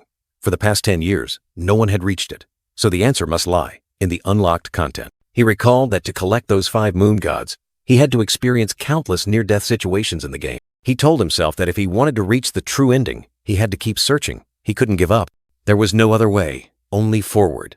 A fiery magical explosion tore through space. In his memory, Professor Hongiel stood in the courtyard, her sharp gaze fixed on the students. Unleashing powerful magic isn't everything. She raised her hand, and mana flared. No matter how impressive the magic, precision is still the key factor. If it doesn't hit the target, it's all meaningless. Her words echoed as a student cast a fire spell, aiming at a dummy. The flames erupted, but the target remained standing. Hongiel's crimson eyes flashed, full of sternness. Without another word, she swung her hand, and a blinding beam of light shot straight towards the dummy, with terrifying power. An earth-shattering explosion rang out, engulfing the dummy in a sea of fire and smoke. Amidst the scene of destruction, she still stood there, her white hair fluttering in the wind, her expression strangely calm. Her gaze once again became profound, as if she was seeing through something invisible. The dummy was now just a charred shadow, gradually dissipating into the air. Each fragment of the dummy vanished, like a reminder of magic's destructive power. The students behind whispered amongst themselves, their murmurs filled with astonishment and fear. She sighed softly, her eyes showing a hint of disappointment. What a pity. Then she turned and walked away, leaving behind the gazes that followed her. A name echoed in his mind. Unveiling. After the failed magic demonstration, Unveiling stood silently amidst the remnants of the firelight, her long white hair like a stream, her crimson eyes filled with unspeakable sorrow. She sat alone on a long stone bench in the empty corridor, magical embers still lingering around her feet, as if disappointment was burning within her. Her face was clouded with melancholy, her red eyes dim with fatigue. I've disappointed Mother again, her inner voice whispered, heavy with sorrow. Her hand clenched, a feeling of helplessness welling up. Mother must be so disappointed. Suddenly, a warm hand gently touched her, an unexpected approach. Unveiling looked up, her eyes surprised. A gentle voice rang out, Your Highness. Before her was a radiant, red-haired young woman, her golden eyes sparkling with a friendly smile, standing there like a ray of sunshine, dispelling the darkness. The red-haired girl smiled brightly, asking with concern, Are you all right? The two young women sat side by side on the stone bench, one still lingering in sadness, the other exuding warmth and empathy. You are truly amazing, Your Highness, the red-haired girl said sincerely. Unveiling was surprised. What do you mean? You use the same type of magic as me, but your power is much stronger, the red-haired girl explained. Unveiling sighed. So what? I couldn't even hit the target. The red-haired girl didn't falter, flashing a bright smile. But your magic itself is already incredible. You are truly extraordinary. The red-haired girl leaned closer and whispered. Actually, I've heard about you since I was little. The narration chimed in. Come to think of it, this girl is also a fire elemental mage. I believe her name is Arshwan. The narration continued. Unveiling nodded. I've heard of her. An image of Arshwan appeared, standing amidst a blazing circle of magical fire, confident and powerful. The narration affirmed. She is said to be a genius fire elemental mage. Unveiling still maintained her self-deprecating attitude. Even so, I still find it quite weak compared to my magic. Arshwan replied. Well, you're lucky to have high precision. Arshwan continued to encourage her, believing that with a little more training, the white-haired mage would easily surpass her skills. Arshwan's eyes sparkled with conviction, as if wanting to instill more strength in her disheartened friend. That's all nonsense, Unveiling pouted slightly, but deep within her crimson eyes, there was still a hint of wavering. She stood up, her slender figure suddenly appearing taller, as if trying to shake off an invisible burden. Nevertheless, she couldn't deny it. This conversation had somewhat eased the disappointment in her heart, a small acknowledgement, but enough to feel the warmth Arshwan brought. A curt farewell, then Unveiling turned and walked away, her footsteps echoing in the silent space. Her silhouette gradually faded, leaving Arshwan sitting there, alone with her thoughts. Arshwan silently watched Unveiling's retreating back until she completely disappeared from sight. A fleeting thought crossed the red-haired girl's face, whether it was regret or some premonition. Arshwan's face clearly showed contemplation.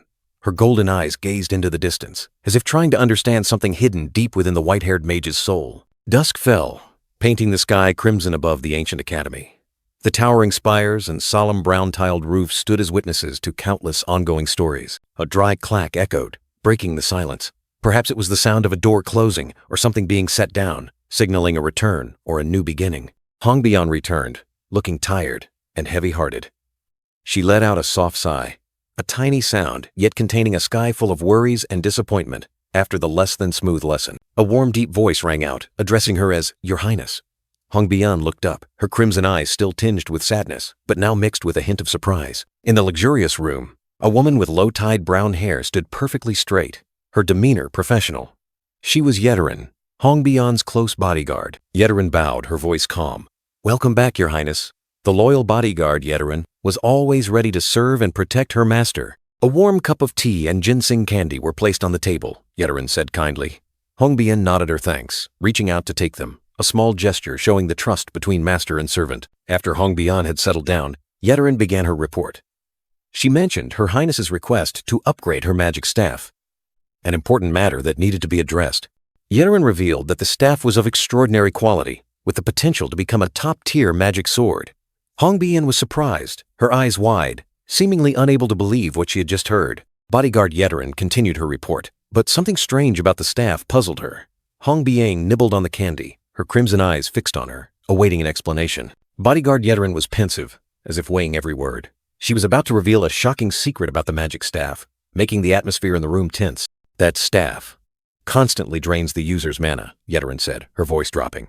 Hongbian was stunned, her crimson eyes wide open, unable to believe her ears. What? Isn't that dark magic? Hongbian exclaimed. Yeterin shook her head. Not exactly. It continuously resonates with natural energy. Absurd. Hongbian hissed softly, clenching her hands. How could an item both drain its owner's mana and resonate with natural energy? She was completely bewildered. Then why is such a useless staff ranked as high intermediate? Hongbian turned and asked. Yeterin replied. Precisely for that reason. It's only high intermediate. What do you mean? Hongbian asked. Yeterin explained. Initially, it deserved to be a high-grade staff due to its ability to enhance the user's magical power. But it was downgraded to high intermediate because mana is drained every time it's held, Yeterin said. Hongbian sprang up, astonished. High grade? The staff's blue light seemed to confirm it. How can a student control something like that? Hongbian wondered. Yeterin also nodded in agreement. I'm wondering the same thing. Hongbian clutched her head, looking tired. Even if it doesn't resonate, I wouldn't use that staff. It needs an enormous amount of mana, or none at all. She sighed, giving up. Whatever, that doesn't concern me. Hongbian waved her hand. That commoner will deal with it himself. She feigned indifference, leaving everything to him. She took a sip of hot tea, her crimson eyes gazing into the distance. Despite her indifferent words, the story of the staff was far from over in Hongbian's mind. The brilliant sunset streamed through the window. Hongbian whispered softly. Anyway, he truly is strange in many ways. Someone's figure appeared in her mind. Time passed. The sky was a clear, deep blue, signaling the start of a new day. The dazzling sunlight dispelled all gloom, revealing a peaceful scene. A few days after the official start of the semester, Professor Raiden stood on the podium, passionately imparting knowledge to the students. A new chapter of the story was unfolding. In the Mana Trajectory class, Baek Yuseol pondered deeply. Offensive magic required more sophistication than any other type of magic. Professor Kalame, the master of Mana Trajectory, stood before the blackboard and declared, "For that reason, all of you must attend this class." The light blue-haired female student sat upright, listening to the teacher's words. From today, they would focus on shooting skills and target acquisition for individual combat. The dry sound of chalk scraping the blackboard, complex formulas gradually appeared under the professor's hand, preparing for the upcoming challenge. First, solve this trajectory problem. Professor Kalame pointed to the board, where a thorny problem appeared. Calculate the trajectory of water magic to hit a moving target. The entire classroom fell into an eerie silence. The problem was so difficult that no student dared to speak. Only faint whispers could be heard. Why water magic? A gray-haired male student whispered. Only those specializing in water element can solve this problem. The whole class buzzed with discussion. Baek Yuseol yawned, looking bored.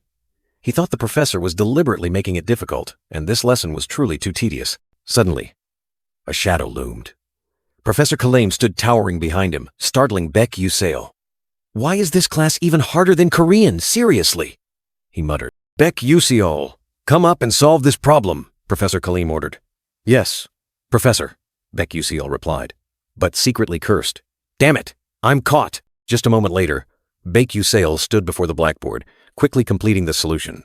I'm done, he said, his expression calm. Professor Kalame stood speechless, his face showing extreme astonishment. He couldn't believe his eyes. Very good. You solved it too easily, Professor Kalame exclaimed, stunned by how Baek Yuseol simplified the Righty-Hibok equation. Are you specialized in water magic?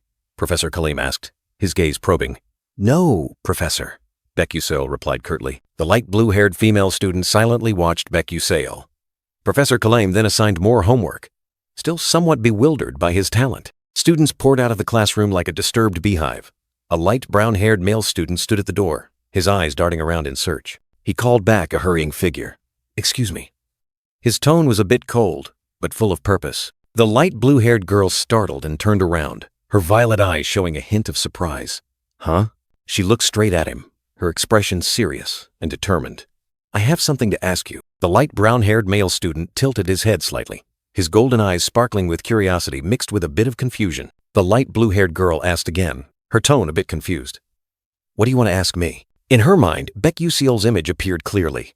After observing Baek Yuseol, I realized something. Regardless of his grades, he is very intelligent, even smarter than most of the top students here. The thought echoed in her head. Memories of Baek Yuseol standing before the blackboard, calmly declaring, "I'm done." She couldn't believe her eyes. An indescribable feeling surged within her. No way. The way he solved that problem was almost at a university level, if not professorial. Her inner thoughts were filled with astonishment. The light blue-haired girl clenched her hands, her gaze firm. Stella Academy has many geniuses, but Baek Yuseol is a different case. At first I thought it couldn't be true, but now I believe it. He must have a special strategy for choosing his courses. She was determined, her eyes burning with curiosity. In that case, which class will he take next? I'll extract that information from him. The light brown-haired male student blinked, confused. Why do you care? Are you interested in me? The light blue-haired girl immediately retorted. What are you talking about? I feel insulted. I'm the one who should feel insulted. The light brown-haired young man wondered why he was arguing with her, then frowned and asked her purpose in return. The light blue-haired girl didn't beat around the bush, frankly stating that she had investigated his class schedule. It's all easy courses, just to boost grades. She continued to press him, directly asking where he learned this loophole strategy, because to her, this was an extremely serious matter. The light brown-haired young man gave a forced laugh, denying all accusations, saying it was just a coincidence and there was no strategy involved. He intended to turn and leave, astonishing the light blue-haired girl. What? She exclaimed, unable to believe her eyes. The light brown-haired young man strode away, leaving her behind. The girl quickly called after him, trying to hold him back. Her eyes showed a hint of confusion, mixed with disappointment, as he simply walked away. She stood motionless, seemingly trying to sort out the chaotic thoughts in her head. Suddenly, the light brown-haired young man stopped, turning his head to look at her with a puzzled expression. She hurried after him, panting. He turned back, annoyed, asking why she kept following him, then advised her to find someone else to ask about strategies. The light blue-haired girl retorted, her voice a little breathless.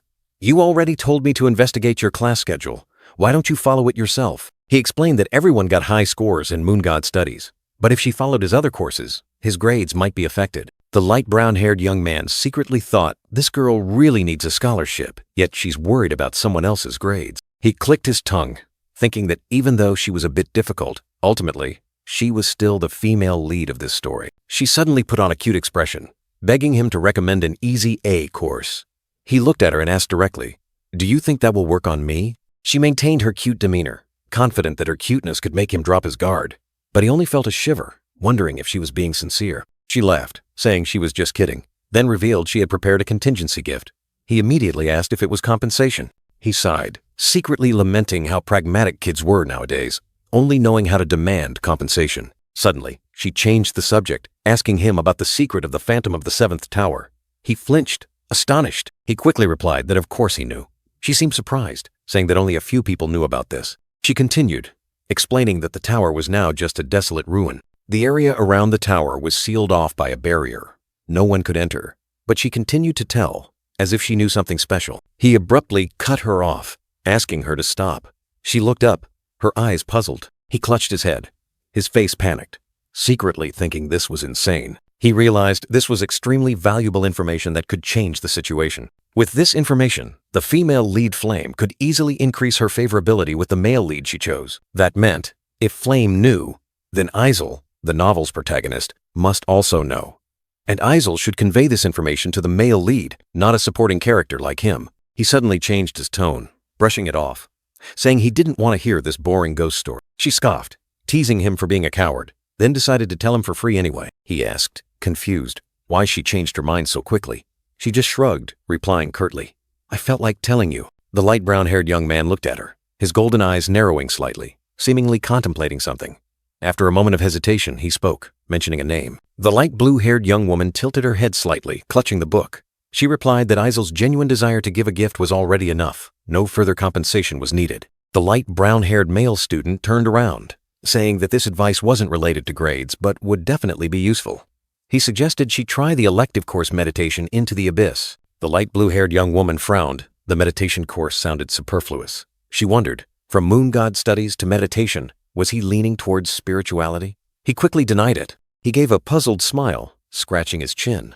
The light brown-haired young man began to explain that his mentor was also a bishop like her. and he had increased his magical power manyfold through meditation. The violet-eyed young woman asked again, surprised. Just by meditating? He affirmed it confidently. A magnificent scene appeared. A black-robed bishop stood amidst fiery magic circles, although this world didn't know it yet. For bishops, those who unleash widespread destructive magic, meditation was the key factor. The image of a bishop in a meditative pose, light bursting around their body, emphasized its importance. To cast precise spells, understanding formulas and equations was important. But true power came from a heart that knew how to harness mana.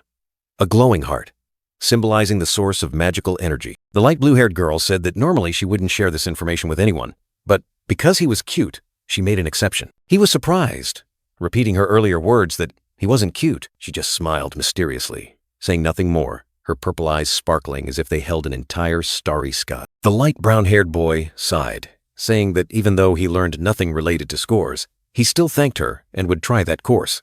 She replied indifferently, "Suit yourself." The light blue-haired girl gave a slight bow, a polite, yet mischievous gesture. Then she quickly left, leaving the light brown-haired boy standing there, his golden eyes following her retreating figure. He mused to himself that he had shared information with her, but thinking about how this could change the future was indeed a bit frightening.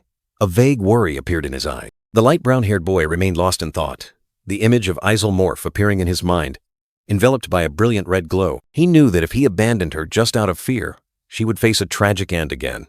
Even in this lifetime, a faint smile flickered across his lips. He could only hope that the meditation method he had taught would truly help the girl. Suddenly, a thought flashed, making the boy's golden eyes widen in surprise. He had overlooked something very important. Wait a minute, he told himself. I'm a mage too. A big question popped into his mind. Why had he never thought of training himself? He recalled that in the game, Baek Yuseol had continuously improved his physique, training himself to awaken the Mana-Leak constitution and become extraordinarily powerful. In the game, I just needed to press a button to get experience, he muttered. But now, he could train himself. There had been no new quests or monsters recently, so he hadn't gained any experience. A triumphant smile appeared. He realized he owed Isle a thank you. She had inadvertently suggested a new path for him. Stepping into the spacious dorm room, he was still surprised. The room was empty, with only him inside. At Stella Academy, all students had to live in dorms. As night fell, the windows sparkled with lights, like watchful eyes. For gamers, dorms were just a room design feature. But for Baek Yuseol, a character whose homeland was destroyed by fire, this room was his true home. The dorm system was also tiered by class rank. Although room sizes were the same, the number of occupants depended on their rank. Each of his bare footsteps carried a sense of tranquility. Naturally, S-class students got private rooms on the top floor. Initially, he felt a bit lonely, but today he saw the benefit of it. A soft sigh escaped him. He was ready for a new beginning. He sat cross-legged on the floor, closing his eyes. Well then, let's begin. A silent determination echoed in his mind. These weren't just statistics. He was living in this world, and he needed to adapt, training his body accordingly. In the virtual world, Baek Yuseol was a genius who had awakened his full sword aura thanks to his unique Mana-Leak constitution physique. He controlled that power instinctively. The mana within him continuously circulated and then erupted, propelling him to the pinnacle of swordsmanship, becoming the world's first swordmaster. Though few knew it, it was an undeniable truth. The light brown-haired boy meditated, surrounded by a golden light. He knew he had to walk the path that his other self had once traversed to reach that peak. He focused on regulating his breathing, feeling the flow of mana in his body.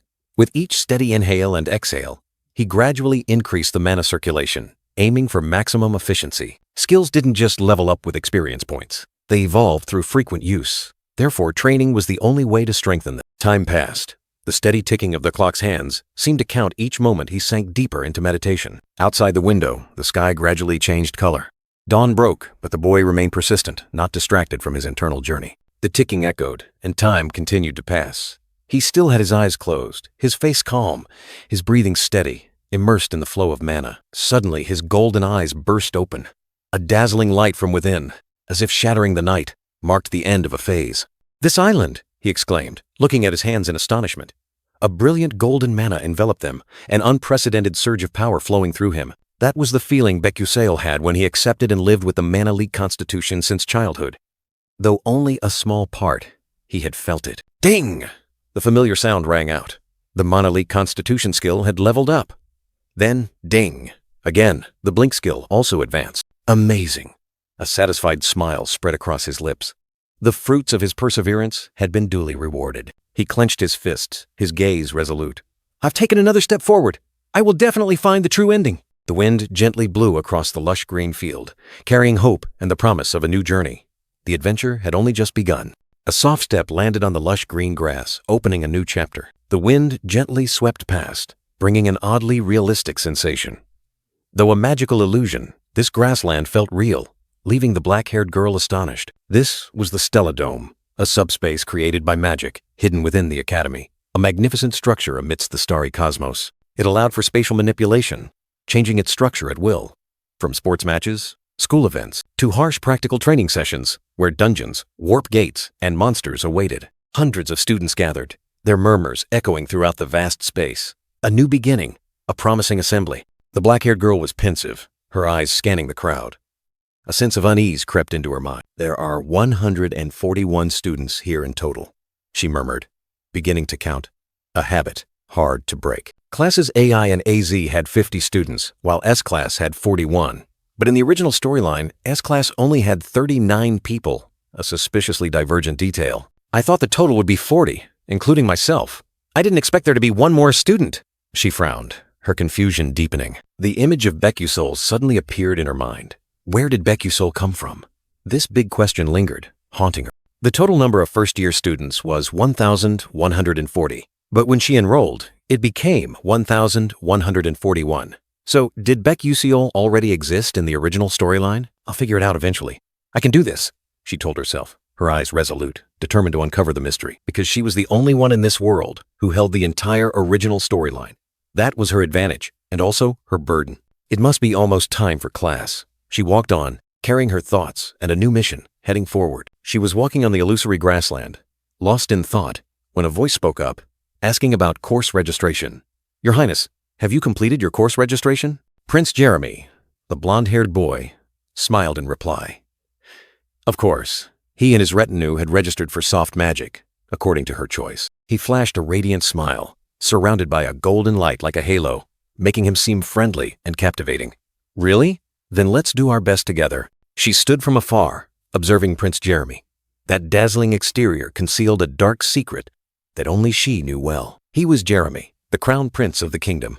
An important character, but also a potential antagonist in the original storyline. In the original story, Jeremy was a cruel and tragic character, obsessed with Isel, and ultimately abandoned and unloved. Although he seemed friendly, she knew all of Jeremy's actions were carefully calculated. She told herself to be cautious, not to get too close to him. Jeremy turned his head, his gaze sweeping over her. Was it accidental or intentional? A smile still lingered on his lips. He waved at her, a simple gesture that exuded an irresistible charm, drawing all eyes. She sighed softly, returning the wave. He's ridiculously handsome. She understood why everyone around Jeremy was so captivated by him. Among the factions at this academy, Jeremy's faction stood out the most. He had great influence, and that made her even more cautious. She turned around, determined to always be vigilant. Living a new life in this world, she had to prepare for the future herself. Jeremy still stood there, his eyes seemingly searching for something in the crowd. Or was it just an aimless gaze? He murmured softly, his gaze stopping at a certain point.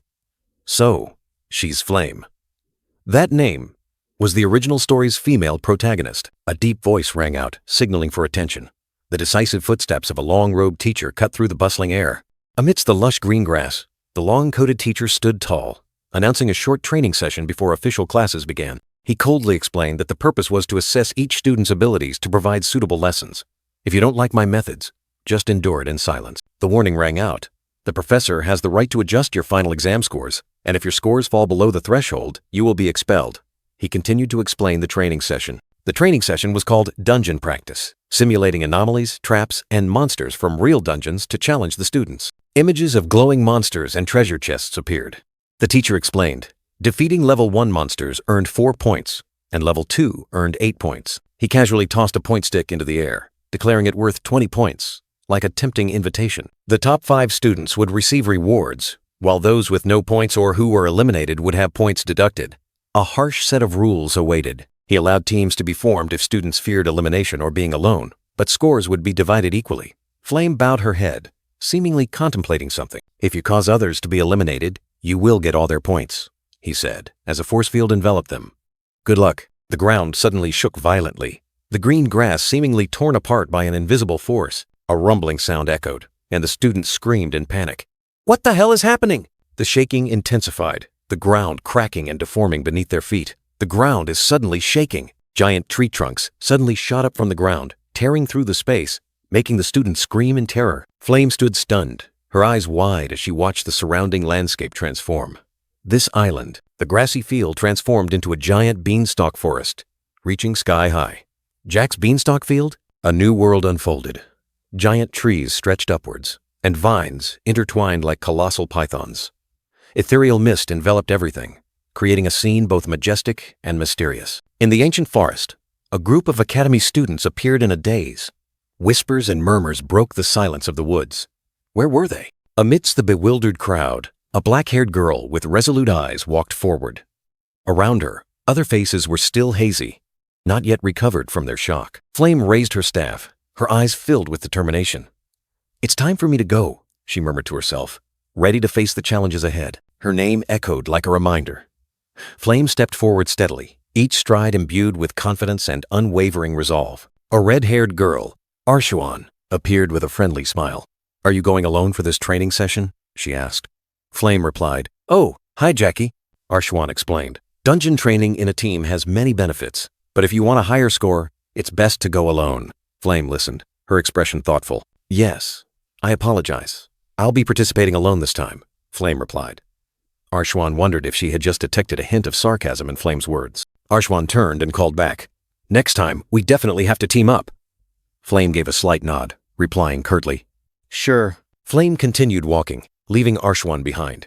She focused on her task, not letting idle chatter distract her. Arshuan remained standing there, lost in thought. "Is she always imitating me?" she wondered, while other students discussed Flame going alone. Flame subtly turned her head, a fleeting thought crossing her mind. "It's probably just normal teenage behavior," she told herself, trying to dismiss unnecessary thoughts. An hour later, time passed in the mysterious forest. After an hour of fighting, Flame was exhausted. I'm so tired. I wonder when this training session will end," she sighed, water splashing around her feet. Suddenly, a strange sensation startled Flame. She frowned slightly, her eyes cautiously scanning her surroundings. Before she could compose herself, giant vines suddenly rose up, reaching out to surround Flame. The environment changed abruptly, signaling an impending danger. She swung her staff, and a brilliant magical shield erupted, blocking the attacking vines. The sound of impact echoed, like a challenge between nature and human will. Although she had repelled the attack, Flame still had to retreat. The vast jungle, with its colossal vines, continued to stretch, harboring countless dangers. "I guess I have to be wary of the environment, not just monsters," the girl muttered. "This academy truly lives up to its name. Even dungeon combat training is tough." 18 points. Not bad, but just one score stick would be enough to pass. She looked at the flowing water, knowing this was just the beginning of a fierce race. Without hesitation, Flame continued her journey. Each step was decisive. She needed to be faster, stronger, so as not to be left behind. Suddenly, a strange sensation made Flame stop. Her sharp eyes swept across the forest. An invisible aura was lurking. "I sensed something." The entire forest seemed to light up, a faint silhouette appearing from afar, harboring an unrevealed secret. A monster or something else? Dazzling light enveloped the figure, making everything hazy and mysterious. "No, that's a person," Flame realized. But how could a student conceal their presence so perfectly? It was suspicious. She gripped her staff, her eyes flashing with resolve. "It's fine. I'm also using natural harmony to conceal my aura." Stealthily hidden, Flame calculated. If she combined binding, destructive, defensive, and recovery abilities, a surprise attack could be effective. The other figure continued to walk carelessly, unaware of the sharp eyes watching them. Flame remained hidden, waiting for the perfect moment. But then, a flicker of confusion crossed her face. Something wasn't right. A small detail made Flame reconsider. "Is that Beck Usiol?" Flame's eyes suddenly widened, recognizing the familiar face of the purple-gray-haired young man. Beck Usiol continued to walk alone, his usual listless expression on his face. Was he also doing this training alone? Many people wanted to team up with him, but Beck Usiol refused them all, Flame thought to herself. I really can't understand what's going on in his head. The black-haired girl's sharp eyes pierced through the foliage, locking onto her target. A juicy prey had just entered her sights. He already had a score stick? Flame was surprised, but it was also a golden opportunity to snatch it. A smirk appeared. Perfect timing, she thought to herself, gripping her staff tightly. The plan was set. Now it was time to act. The black-haired girl decided to test the lone individual. Who he was, and how strong, would soon become clear. Without hesitation, Flame raised her staff. A dazzling burst of light erupted, tearing through space, heading straight for the target. The distance was only 15 meters. She believed he wouldn't have time to cast a defensive spell. A perfect preemptive strike. Mana surged around her, forming brilliant circles. The power was activated, ready for the fatal blow. Energy concentrated in her palm, her staff vibrated intensely. The black-haired girl poured all her strength into preparing the finishing blow. Light bullet. A dazzling energy bullet shot out, piercing the air, carrying an intense will to attack. The light bullet tore through the wind, but it only grazed Becuziel's shoulder, leaving a faint streak of light. He spun around incredibly fast, dodging in an unbelievable manner. His usual listless eyes now gleamed with vigilance. In a blink, he vanished. Only the afterimage of a golden light remained, as if he had never been there. What? What? Flame was stunned, her eyes wide.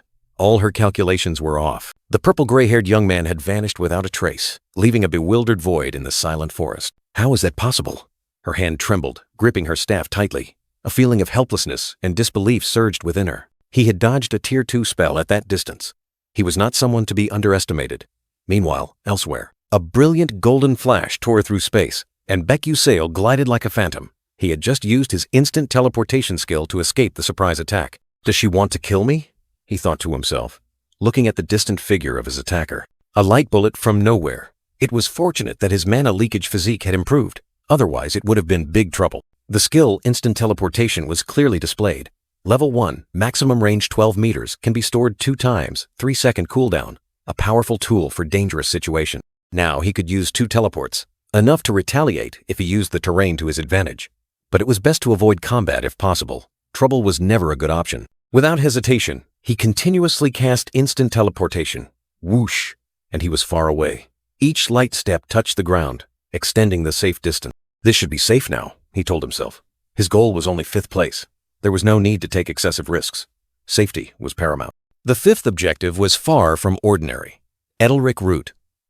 A rare herb that significantly enhances physical strength and power when absorbed. The top 4 spots surely belonged to the main characters. He only needed 3 more score sticks. With steady steps, he continued his journey. Oh, look who at Island! Suddenly, his gaze stopped. A sense of unease arose as he saw a figure ahead. A decisive footstep echoed. The stranger approached, blocking his view. Becuziel stood there, score stick in hand, facing a new situation. A group of students appeared, led by a blonde-haired guy with a smirk. "Aren't you Becuziel from Class S?" he asked, his tone full of mockery. Becuziel's eyes narrowed, a thought flashing through his mind. "Isn't that?" He recognized the person opposite him. In the deep green forest, the group of students surrounded Becuziel. A tense atmosphere enveloped them, signaling an unavoidable confrontation. Becuziel maintained his thoughtful expression, trying to piece together fragments of his memory. "Isn't that?" he repeated to himself. He was Raiden, a recently notorious kid. Becuziel realized, his sharp eyes sweeping over the blonde guy's smug smile. He was a member of the Uselek faction, a minion of Prince Jeremy. In other words, a small fry in another small fry's faction. Becuziel assessed his eyes full of disdain. Becuziel frowned, his expression annoyed. Anyway, he had 3 score sticks, an astonishing number, far from ordinary. Raiden smirked.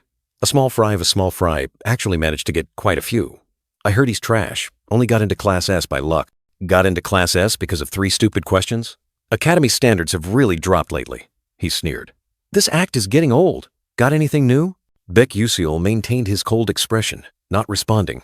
"Hey, Becuziel," Raiden called out loudly. Raiden and his cronies approached, the guy arrogantly brandishing his score stick.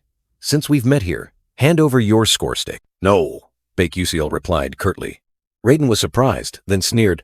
"Oh, are you challenging us?" He laughed contemptuously, his eyes full of mockery.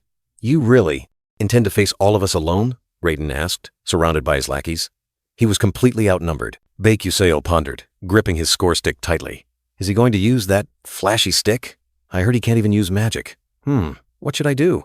Level 1 teleportation skill wasn't enough to deal with Raiden, who came from a prestigious family. It would be different if he had those shiny things. But if there was one variable to consider, it was that he was holding a score stick, and this place was a dungeon. He stared at Raiden and his group. He slowly raised the score stick, a glint flashing in his eyes. "Here," Baekuseal said, offering the score stick to Raiden. Raiden smirked triumphantly, reaching out to take it. "That's more like it." Raiden smirked, a triumphant smile on his lips, as if everything was already within his grasp. But in an instant, a golden light flared, and Baekuseal glided past, dodging Raiden's lightning-fast attack. Raiden was stunned. The grayish, purple-haired young man had vanished, leaving only empty space. What just happened? Without hesitation, Raiden swung his pointer staff again, a golden light flashing as he continued to pursue his target. Magic power erupted. Raiden concentrated his strength, unleashing a fierce magical attack, a blue light engulfing Baekuseal. Rage burned in Raiden's eyes. He gritted his teeth, growling, "Damn it, this filthy commoner."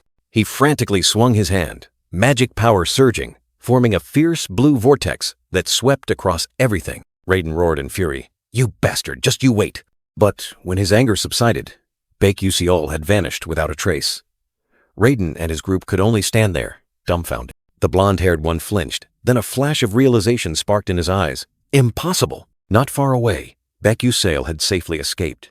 He let out a sigh of relief, as if a great burden had been lifted. Holding the pointer staff firmly in his hand, Baekuseal gave a knowing smile. "This I'll keep." Behind him, Raiden and his cronies were still shouting in pursuit. "You bastard, give it back now!" But Baekuseal only responded with a shake of his head. The grayish, purple-haired young man thoughtfully looked at the staff. He knew this item was truly very useful. It turned out that the pointer staff was a glitch item, discovered by gamers.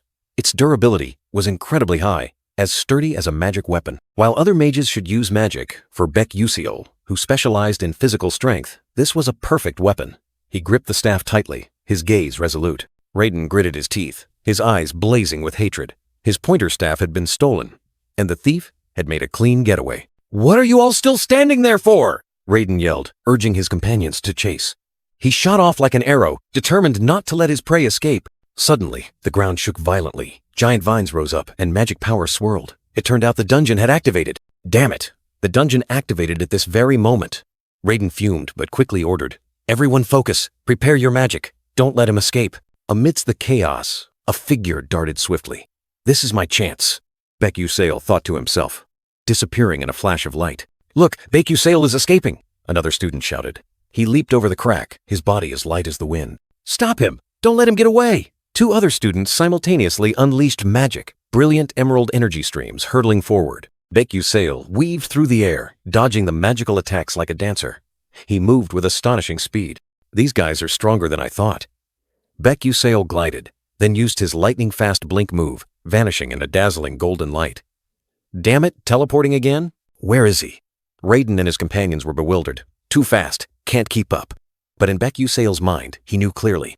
With years of PvP experience, this terrain is nothing. "Damn it, just one more hit!" Raiden panted. The dungeon shook once more, another student alerted. "Raiden, the dungeon is active again!" "Calm down," Raiden reassured. "He's still nearby. Wait for the terrain to stabilize, then attack as soon as you see him." Another student anxiously warned, "Be careful of magic backlash if the spell fails." Suddenly, Baekuseal appeared, his usually languid eyes now full of vigilance. Had he heard something? A sudden magical attack hurtled towards him, but Baekuseal managed to block it with his pointer staff, creating a deafening clash. Without hesitation, Baekuseal counterattacked. The pointer staff lashed out, striking his opponent and causing their magic to dissipate into thin air. The pointer staff in Baekuseal's hand flared with brilliant blue electricity, and a shockwave spread throughout the space. The attacker realized in horror that their magic was being reflected. A thunderous explosion, the reflected magic erupted, engulfing the students. They screamed in agony, numb from the electric shock. Amidst the chaos, a figure gently landed on the lush green grass. Baekuseal stood calmly on a rock, turning back to look at the groaning crowd. "It's done," he whispered, like a declaration. Raiden angrily looked around. Where is Baekuseal? He realized he had been tricked and had lost something else. And behold, Baekuseal appeared, holding 3 pointer staffs in his hand, showing them off like spoils of war. He chuckled gleefully. "If I had a girlfriend, I'd give this as a gift." Raiden and his companion's eyes widened. "When did you take them?" "Give them back," Raiden roared. But Baekuseal only smirked. "I don't want to have to take any more. It was fun, but I'm leaving now." He turned and walked away, leaving Raiden's angry growls behind him. The surrounding space began to shake unusually. "You bastard," Raiden's voice echoed. Baekuseal said nothing, just glanced back. Sensing the dungeon's change, he continued walking, a triumphant smile on his lips. Lucky indeed, he mused. Normally, I would have been beaten to a pulp, but this is a dungeon, so things are different. He was proud of his combat experience in places like this. Suddenly, a sense of unease washed over him. The surrounding scenery seemed to twist, an indescribable ominous sign. Another student, perhaps one of Raiden's companions, turned back in surprise. His face was illuminated by a brilliant red light. Before Baek Yuseol's eyes, a colossal fire vortex erupted, engulfing the entire forest, turning everything into a sea of flames. The fire vortex erupted, devouring everything. One of the attackers, likely one of Raiden's companions, exclaimed in horror. What? The raging flames spread, tearing through space with destructive power, transforming the forest into a blazing inferno. How insane! Magical power exploded, creating a dazzling pillar of light that incinerated everything in its path, leaving behind a brilliant red aura. In that chaotic moment, a figure glided past, landing in a safe area, escaping the blast's impact. Baek Yusol let out a sigh of relief, looking back at the terrifying scene behind him. Phew, I almost bit the dust. He continued walking, his eyes still holding a trace of astonishment. I almost got into big trouble. Anyway, this magic. In his mind, the image of a mysterious young woman with a staff appeared, along with echoing magical sounds. Suddenly, a voice rang out, making Baek Yuseol turn around in surprise. A figure was approaching. Hey, commoner! Hongbyeon Adolovit, the white-haired young woman with fiery red eyes, stood there, holding a staff. Why didn't you take more pointer staffs from them? Baek Yuseol looked up secretly astonished. It's Hongbyeon. He was still reeling, wondering. Why is she here? Baek Yuseol tried to explain. I think you're misunderstanding. I couldn't take them because I genuinely couldn't. Besides, why do you care if I took their staffs or not? Hongbyeon just silently looked at him, her gaze unwavering. A lightning bolt struck Baek Yuseol's mind, startling him. Wait, don't tell me. He angrily questioned. Are you planning to steal them from me after I took them from them? Have you no shame? I even tutored you privately. Hongbyeon proudly held her head high, her eyes sharp. I am royalty! Baek Yuseol froze, secretly cursing. What the hell is this? Baek Yuseol, with an annoyed expression, accepted the princess's challenge. If you know, then attack quickly. He knew this fight was unavoidable. Hongbyeon proudly declared that stealing from commoners was not befitting her royal honor, so she would legitimately defeat him to claim them. Baek Yuseol scoffed, retorting, Honor? Do you enjoy bullying the weak? The white-haired princess was surprised, repeating, The weak? Hongbyeon revealed that she had observed his entire rampage with those other students, and even criticized him for not even using magic properly. In a moment of recollection, Hongbyeon mused to herself that she needed to quickly earn many points to avoid her mother's scolding. Suddenly, the princess's keen ears caught strange sounds echoing from deep within the forest. I hear voices, and then, the scene that appeared before Hongbyeon's eyes was Baek Yuseol fleeing for his life, being hotly pursued by another group of students. Look, Baek Yuseol is running away! Stop him! Don't let him escape! The princess narrowed her eyes, realizing the situation. That island. A spark flashed in her fiery red eyes. Baek Yuseol and his teammates' figures darted swiftly through the treetops, trying to shake off their pursuers. Hongbyeon finally identified the fleeing individuals. Baek Yuseol and Raiden's group. The princess pondered, the pointer staff in her hand twitching slightly. Should I attack? But then she shook her head. No, I can't deal with all 6 of them. A cunning thought flashed in Hongbyeon's mind. She tightened her grip on the pointer staff, deciding to wait. It's better to let them fight each other. Then I'll make my move when they're exhausted. Hongbyeon's fiery red eyes gleamed with calculation, a subtle smirk playing on her lips. As she observed Baek Yuseol and Raiden fighting, Hongbyeon suddenly noticed something unusual. Wait, that commoner! Baek Yuseol's golden eyes were highly focused, reflecting the brilliant magical light. Hongbyeon was astonished to see Baek Yuseol fighting amidst a circle of enemies, not using any magic other than teleportation. Hongbyeon pondered, even if they weren't as strong as her, those besieging Baek Yuseol were still the elites from various mage families. If he was strong enough to handle them? She gritted her teeth, her expression clearly showing discomfort as an ominous premonition arose in her heart. With blazing red eyes, Hongbyeon decisively unleashed her magic. She vowed to herself, if Baek Yuseol was capable enough, she would use all her strength to crush him. The flames erupted fiercely. Countless fiery magic circles swirled, engulfing the forest in a dazzling sea of red-orange flames, ready to incinerate everything. Amidst the storm of fire, Baek Yuseol glided swiftly, dodging each wave of attack as if he were dancing with death. With a spectacular leap, the young man escaped the fiery encirclement, moving at astonishing speed, like a phantom. He continuously teleported, evading the fiercely burning streams of fire, his figure appearing and disappearing, constantly moving. Baek-Yuseol's golden eyes widened, a flicker of surprise passing through them. But then he refocused intensely on the perilous battlefield. A terrifying explosion tore through space, engulfing everything in a brilliant sea of fire, shaking the very ground with its immense power. He landed, panting, beads of sweat dotting his skin. Although he had escaped danger, the continuous attacks had completely drained his strength. Hongbian smiled faintly, her red eyes like burning flames, watching Baek-Yuseol's every move with a calculating gaze. She furrowed her brow, seemingly having noticed something unusual in her opponent's fighting style, a sense of confusion arising. Baek-Yuseol looked back at the sea of fire, thinking to himself, as expected of Hongbian, that last attack was extremely dangerous. Good thing I've trained my instincts beforehand. He continued to ponder, but the 2 teleport limit makes dodging incredibly difficult. There must be another way to get out of here, Hongbian asked, her eyes full of scrutiny. Aren't you going to pull out your staff anymore? Or have you run out of tricks? Baek-Yuseol replied in surprise. What are you talking about? My staff is with you. Did you forget I gave it to you for an upgrade? You must be using the Academy's basic staff. Ah, that's right. The brown-haired young man was startled, suddenly remembering his magic staff had been carefully stored away since the first day of school. It lay dormant, never used.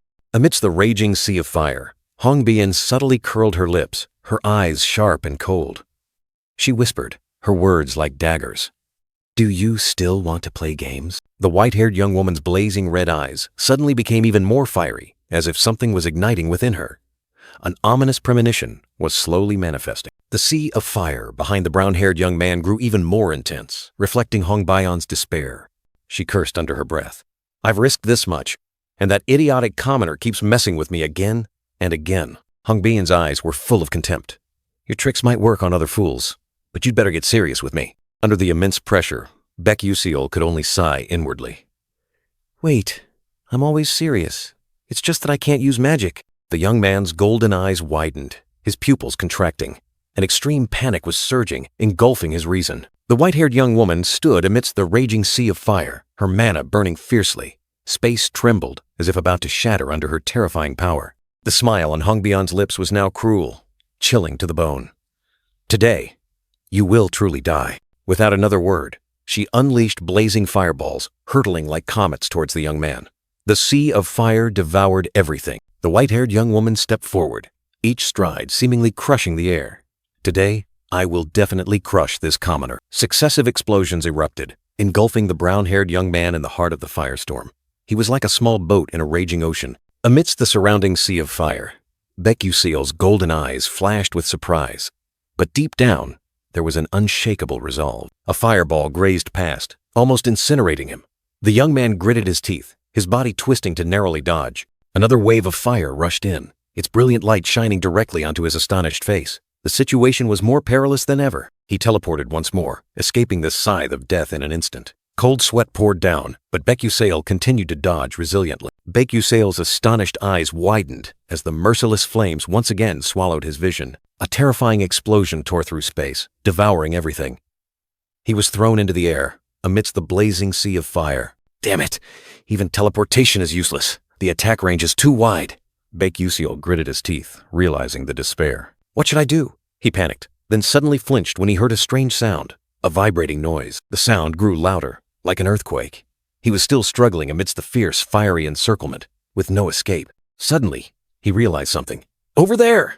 He shouted, his eyes full of astonishment. Without hesitation, Baek-Yuseol unleashed teleportation, dashing straight forward, escaping the heart of the firestorm. Immediately after, a blinding explosion erupted right where he had just been, with terrifying, destructive power. He landed, gasping for breath, turning his head to look back at the fiercely burning flames behind him. I was lucky to escape this time, but the situation doesn't look good at all. He sighed inwardly, his expression pensive. Hongbian stood tall amidst the sea of fire, her expression cruel. Even if I could approach her, the flames around her would explode as soon as I got close. I'm already too familiar with fire mages in PvP battles, he asserted, his eyes sharp and cold. Hongbian stood amidst the endless sea of fire, like a goddess of destruction. Her skill level is much higher than I imagined. If this were a flat area, I would have been crushed in less than a minute. He walked on, determined not to give up. Hongbian curled her lips in contempt, her eyes blazing. No, she said coldly, preparing for the finishing blow. There wouldn't even be a fight to begin with, she declared, her power completely overwhelming her opponent. Amidst the blazing sea of magical fire, Baek Yuseol was thrown back, his body engulfed in a destructive storm of energy. But in that moment of life and death, his hand clenched something tightly, a glimmer of hope flashing amidst the despair. The brown-haired young man's eyes blazed with tenacious fire, vowing never to succumb to this cruel fate. He darted like lightning, piercing through each wave of fire, his terrifying speed defying all limits. A violent explosion tore through space, but Baek Yuseol still narrowly escaped. He dodged continuously, his movements as graceful as a dancer amidst the magical maelstrom. Baek Yuseol's golden eyes suddenly gleamed with a strange blue light, as if his sixth sense was awakening. Amidst the hazy smoke, sharp blue magic arrows tore through the air, heading straight for him. "I can see them!" Baek Yuseol exclaimed, his eyes having caught up to the trajectory of each attack. He glided through the rain of magic, each step precisely calculated to evade the deadly arrows. With the item in hand, Baek Yuseol parried each magical attack, creating dazzling clashes between fire and ice. "Unbelievable! He's actually parrying magic!" Hongbian Adolovet exclaimed in astonishment, unable to believe her eyes. The white-haired mage looked down, her face full of doubt. "How can that be?" Baek Yuseol gritted his teeth, concentrating intensely, feeling each flow of energy. "My senses are becoming sharper and sharper." Unlike a game controlled by a keyboard and mouse, directly confronting a real mage enhances my perception. He clearly felt the flow of mana, as if he could touch it, his sixth sense exploding more powerfully than ever. Amidst the blazing sea of fire, Hongbian Adelevet was stunned, unable to understand how her opponent had done it.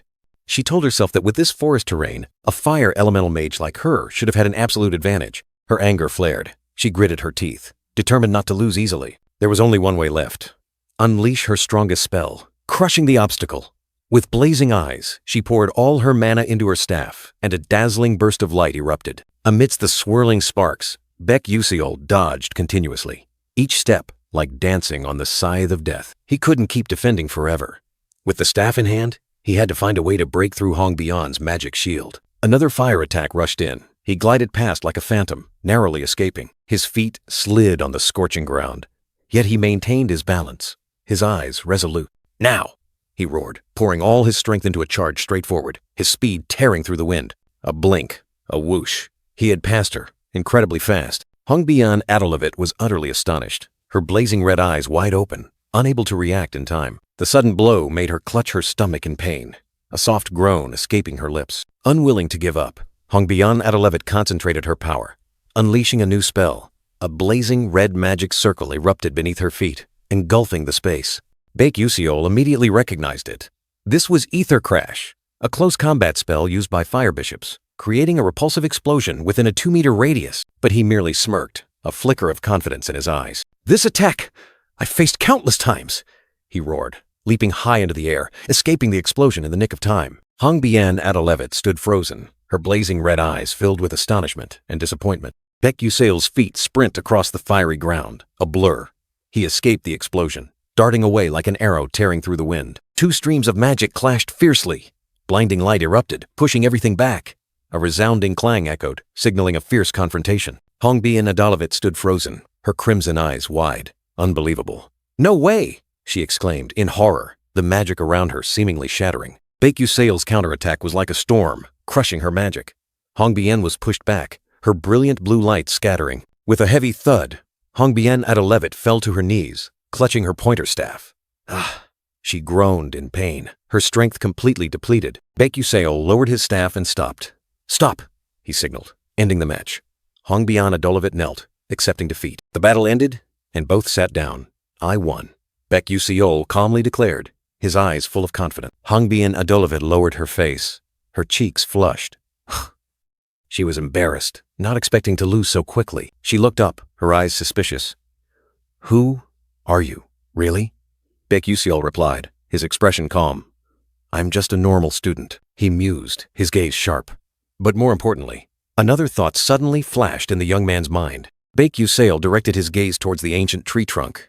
"Why don't you stop hiding and come out?" he spoke, as if already aware of someone lurking. From behind the tree, a black-haired girl named Flame peeked out. Her eyes were full of surprise. Flame stepped out of her hiding spot, her light footsteps approaching the two.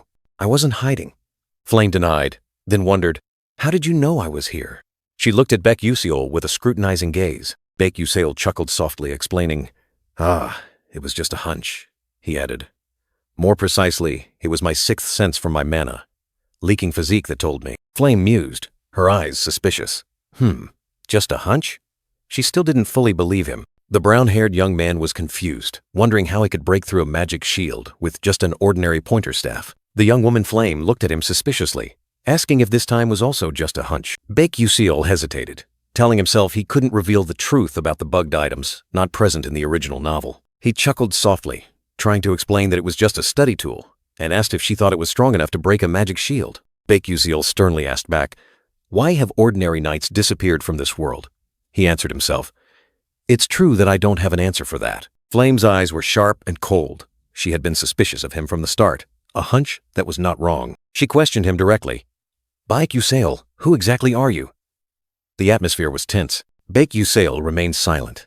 Behind him, the white-haired young woman Hongbian Adelavid suddenly appeared, her eyes full of curiosity. In Baek Yuseol's mind, thoughts raced.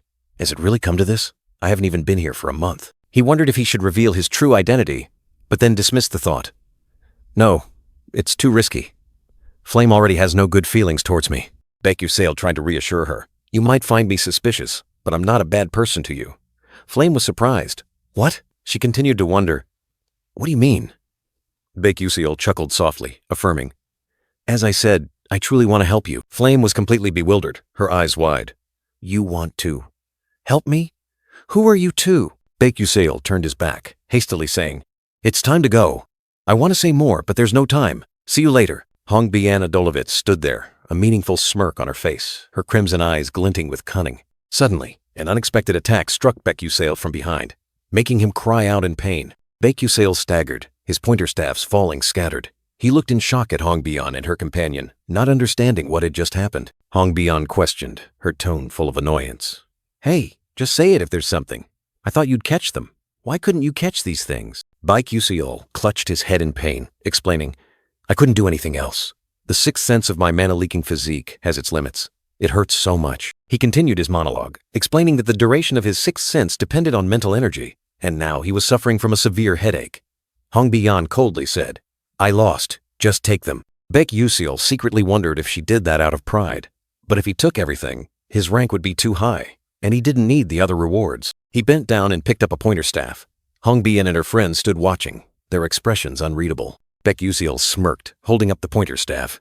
All right, I'll take this one. You can keep the rest. He turned his back and decisively walked away, leaving Hongbian and her friend behind. Baek Yuseol walked away, telling himself, I'm a generous man to a defeated opponent. I must look really cool right now. The short, brown-haired friend watched Baek Yuseol, wondering, Is he an idiot? Hongbian replied, her tone full of hidden meaning. I think it's because he's a commoner. Hongbian gazed into the distance, her crimson eyes glinting with thought. Baek Yuseol's true identity. What could it be? Meanwhile, elsewhere, a large screen displayed a world map and a simulated battle. 3 men and a girl were watching intently. The screen shifted, showing close-ups of S-class students fighting in the virtual dungeon. Flashes of mana lit up, creating a dramatic scene. A dark-haired man in a long coat approached the screen, a smug smile on his face.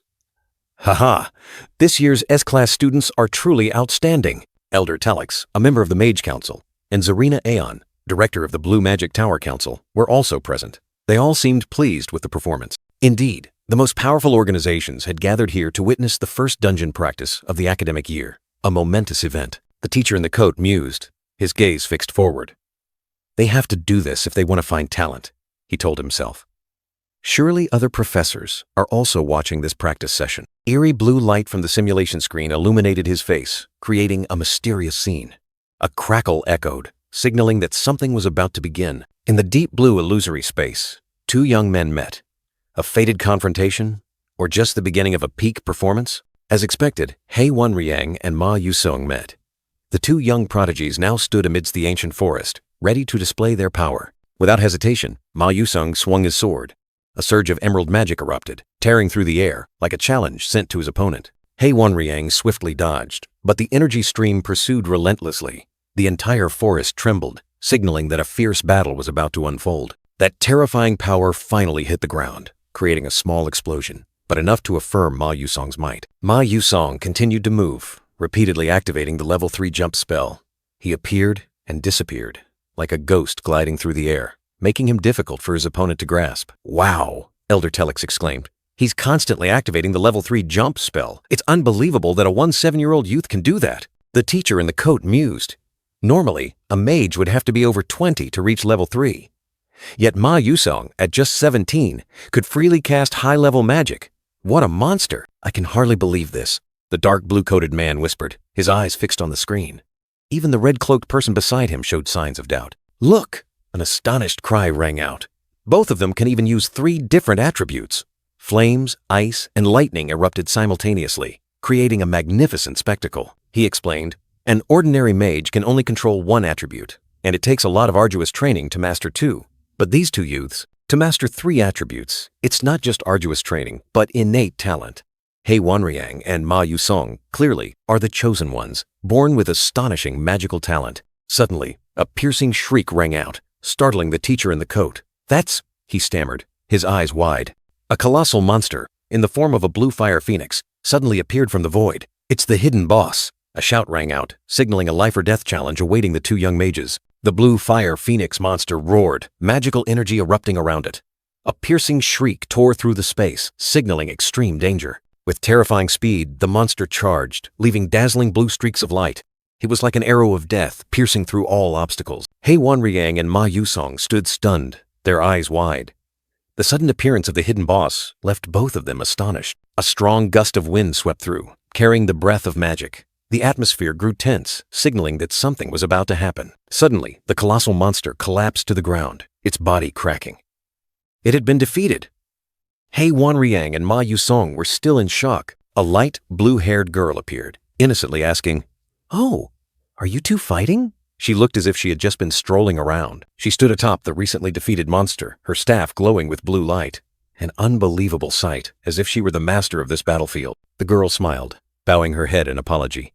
"I'm sorry for disturbing you." Her innocence was in stark contrast to the power she had just displayed. In the observation room, the teacher in the coat whispered, "Isomorph." He stared at the screen, his face full of contemplation. He explained, "A hidden boss is a secret event, only appearing when certain conditions are met." Isomorph was standing on the boss's corpse. "Not only is it hard to find, but defeating it isn't easy either." The teacher continued, "She hunted it down herself." He was astonished. Elder Telix, along with a red-cloaked person, observed. He sighed, She is the daughter of the traitor, Grand Duke Morph. What a pity. If not for her father, her talent might have blossomed even further." Elder Telix frowned slightly, then suddenly, On the screen, another scene appeared. Hong El, princess of the Adelevet Kingdom, was casting fiery magic. The teacher in the coat was surprised. "But who is her opponent? I've never seen him before." He stared intently, his face astonished. That mysterious person was Baek Uziol.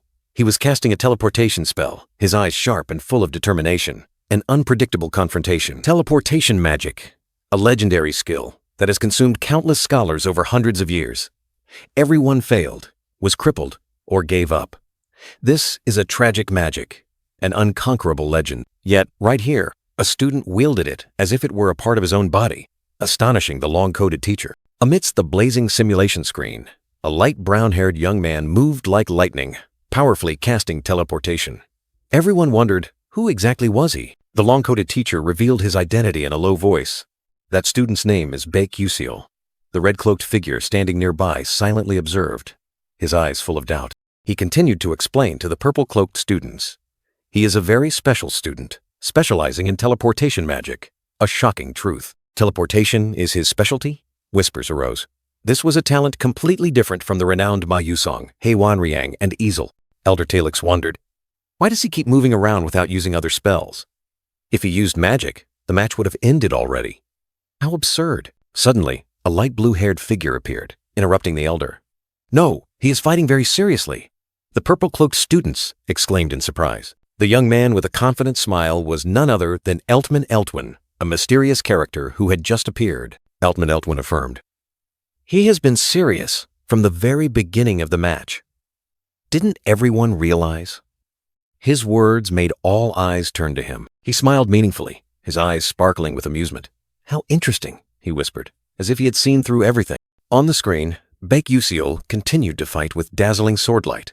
Eltman Eltwin remarked, "His fighting style is reminiscent of the ancient knightly spirit." Knights? The long-coated teacher and the purple-cloaked students whispered, "Is he talking about the knightly spirit that disappeared along with cold weapons?" The long-coated teacher was surprised by Baek Yuseol's youth, then pondered, "I see. The knightly spirit, isn't it?" His eyes were full of contemplation. The knightly spirit, that is the will of a knight who steadfastly wields a sword in this world, overflowing with magic, a legacy of heroes. It is the essence of ancient heroes who used a single sword to fight evil and protect the world, a reminder of a glorious path. In a world of magic, fighting with a sword seemed meaningless. However, Elder Telix noticed a student using a magic staff like a sword. The dark blue-coated man added, affirming that this was Eltman Eltwin's assessment, a renowned name. Eltman Eltwin, the principal of Stella Academy, the most prestigious magic school in the world, was a living legend. He was not only a 9th-rank mage, but also one of the 10 greatest sages on the continent. Faced with the affirmation of a sage, the purple-cloaked students could only whisper, believing it to be undoubtedly true. Amidst the vast academy grounds, the first dungeon training session had concluded. This was the exclusive training area for S-Class. In the training area, Baek Yuseol unleashed a powerful attack, green magical energy exploding through the dummy. He moved like lightning, powerfully swinging his magic staff, continuously attacking other dummies. Baek Yuseol panted, drenched in sweat, his face clearly showing exhaustion, but his eyes were still full of determination. "Damn it, I'm almost out of mana," he muttered, but his will did not waver. His gloved hand gripped the magic staff tightly. Baek Yuseol told himself, "I can't stop. There's still a long way to go." Out of 141 participating students, 39 had failed. Isomorph took first place, while he came in second. Ma Yuseong ranked 6th. With heavy steps on the grass, Baek Yuseol wondered, was this truly a victory? He looked up at the sky, and memories of that moment flooded back. If Isomorph hadn't intervened, perhaps he could have. A giant monster appeared in his mind. Baek Yuseol gritted his teeth, his eyes flaring with determination mixed with a hint of dissatisfaction. He wouldn't stop here. From their first meeting, an unpleasant feeling had crept into Baek Yuseol's mind. That purple-haired male student, Ma Yusong, was always a thorn in his side. Ma Yusong, who was always superficial and never tried, easily achieved accomplishments that even seasoned experts had to admire. Even during the training session, Baek Yuseol had meticulously arranged the formation, calculating every move of his opponent. Yet all of his attacks were effortlessly nullified by Ma Yusong. A shout of "Stop!" rang out, cutting short his futile efforts. Did he really have no chance of winning? Was innate talent an insurmountable wall? Ma Yusong's eyes were full of arrogance. Baek Yuseol bowed his head, disappointment enveloping him. But no, he had no time to wallow in self-pity. He had to try harder, to overcome his own limits. A resounding explosion tore through the air. Hongbian Adelevet appeared, magic staff in hand blazing with fire, ready for a fierce battle. At the same time, Hei Wonriang unleashed a powerful sword aura attack that tore through the wind. He seemed extremely agitated. Hongbian recognized her opponent. "Is that Hei Wonriang? He's always calm. Why is he so agitated today?" she thought to herself. She had no right to say anything, as she herself was burning with fighting spirit. The ground beneath her feet turned into a sea of fire. A burst of fire magic exploded from Hongbian's magic staff, fiercely attacking her opponent. She poured all her strength, her eyes determined, continuing to unleash fiery magical attacks. An earth-shattering explosion, destructive power spreading everywhere, demonstrated the terrifying intensity of the battle. Baek Yuseol stood from afar, his eyes wide with surprise, looking towards the ongoing battle. Hongbian Adelevet glided like the wind, leaving blazing trails of fire behind her, continuing the relentless engagement. Rage flared within the white-haired princess. Third place, even with a magic staff, was still a bitter humiliation. Her mother was satisfied, but if she couldn't regain her honor, punishment would be unavoidable. "That arrogant commoner is truly detestable," a low growl echoed, and her fire magic erupted, engulfing the space in dazzling light. Panting, Hongbian Adelevet still stood firm amidst the remnants of magic, her magic staff in hand like an extension of her body. Baek Yuseol, standing not far away, silently observed. The purple-haired, golden-eyed young man narrowed his eyes, wondering if something was bothering that proud princess. Hongbian's sharp gaze swept past, and she sensed a change. Her magic, which only knew destruction, had now become astonishingly precise. Baek Yuseol analyzed. The princess's fire magic was inherently extremely difficult to control, impossible to fine-tune. Yet, in this short time, it had improved so much. What the hell is going on? The princess bowed her head, her long white hair hiding her expression. Damn it. A soft curse escaped, containing annoyance and discomfort. In a flashback, Hong Bian sat opposite Baek Yuseo. She reluctantly admitted that his special lecture, though hard to swallow, was actually useful. Thanks to his unconventional methods, her ability to control magic power had significantly increased, as if a new door had just opened. Baek Yuseo, a commoner with terrible grades and a detestable personality, was nonetheless the only one who knew how to compensate for her weaknesses. A bitter truth. Nevertheless, the feeling of annoyance did not diminish. Hong Bian turned her back, trying to shake off the complex thoughts. "Your Highness," a voice rang out, making the princess startled and turn around. Yeterin, the brown-haired attendant, appeared with a tray. "The modification of the Terraphon magic staff, as per your request, has been completed." "Should I hand it over to Baek Yuseo right away?" Yeterin asked. Hong Bian nodded. "Yes, that would be for the best." "Understood. Then, if you'll excuse me." Yeterin was about to turn away when Hong Bian unexpectedly held her hand. "Is something wrong, Your Highness?" Yeterin asked in surprise. Hong Bian looked at her, her crimson eyes flashing with a hint of inexplicable determination. The white-haired princess walked quickly, her heart full of confusion. "Why did I come all the way here? Couldn't I have just given it to him at the training ground? Like this? It's like I'm stalking a commoner." Her crimson eyes showed a hint of annoyance, and she cursed softly. "Damn it, this isn't good. I should go back." Suddenly, a figure appeared. "Oh, Your Highness." The voice startled the princess, and she quickly adjusted her posture. It was a woman with braided purple hair, wearing a red cloak, who gave a gentle smile. "Hammerl?" Hong Bian softly called her name. "Long time no see, Hammerl." "No, Professor." Hong Bian corrected herself. The purple-haired professor smiled, recalling the days of teaching magic in the palace, and praised her for having matured. "But what brings Your Highness here?" the professor asked. The princess quickly replied, I had some business, but now I must go." "Yes, this place is quite chaotic right now, perhaps." "Your Highness should return." The professor's words surprised Hong Bian, her eyes showing a hint of confusion. "What?" "Everything is in an uproar because magic officials have come to meet a student named Baek Yuseo." That name struck her like lightning, making Hong Bian exclaim in horror.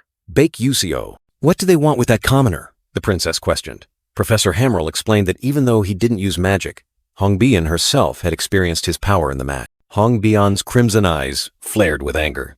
"So the professor witnessed that match? Why did I have to show such a pathetic appearance before the person I respect most?" Professor Hammerl silently watched the princess, who was lost in thought, without saying a word. "You don't need to feel guilty," the professor gently comforted. "Your Highness's opponent also gave his all, but he didn't even use magic." Hong Bian was still troubled. Professor Hammerl smiled mysteriously.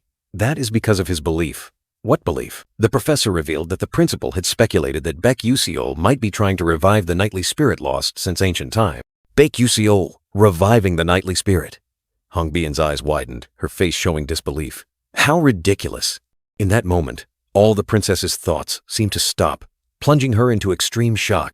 In her memory, Hong Bian was astonished as Baek Yuseo used a magic staff like a sword, confronting her in a battle exploding with light. The princess wondered if this magic sword had anything to do with his strange actions. A gulp echoed, Hong Bian still reeling from the information she had just heard.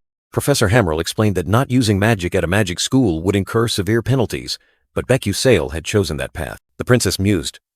Professor Hammerl affirmed his relentless efforts, even after mastering teleportation magic, proving his conviction was real. Hong Bian walked alone on the paved path, her mind lost in thought about the revelations. She wondered, in this era, when anyone who dreamed of chivalry was mocked, could Baek Yuseo truly be pursuing it seriously?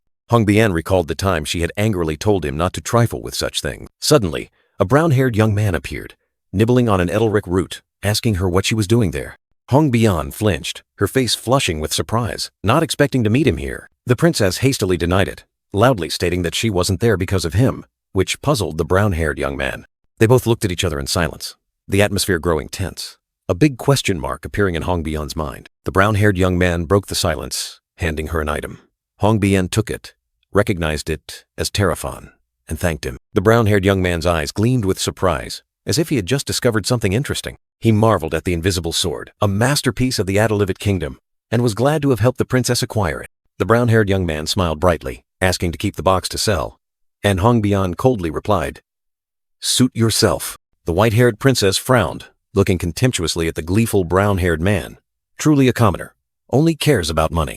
Her fiery red eyes flashed with a complex glint, both annoyed and seemingly hiding something profound. The brown-haired man unexpectedly called out a name, Bake Usil. The princess subtly furrowed her brow, replying with a doubtful, "Hmm?" The princess was flustered, her eyes wide with surprise as she asked him, "Are you really not going to use any other kind of magic?" He blinked blankly, his face puzzled by her sudden question. "Huh?" The princess blushed, letting out a small grunt of annoyance, seemingly regretting her slip of the tongue. "Never mind, I'm leaving."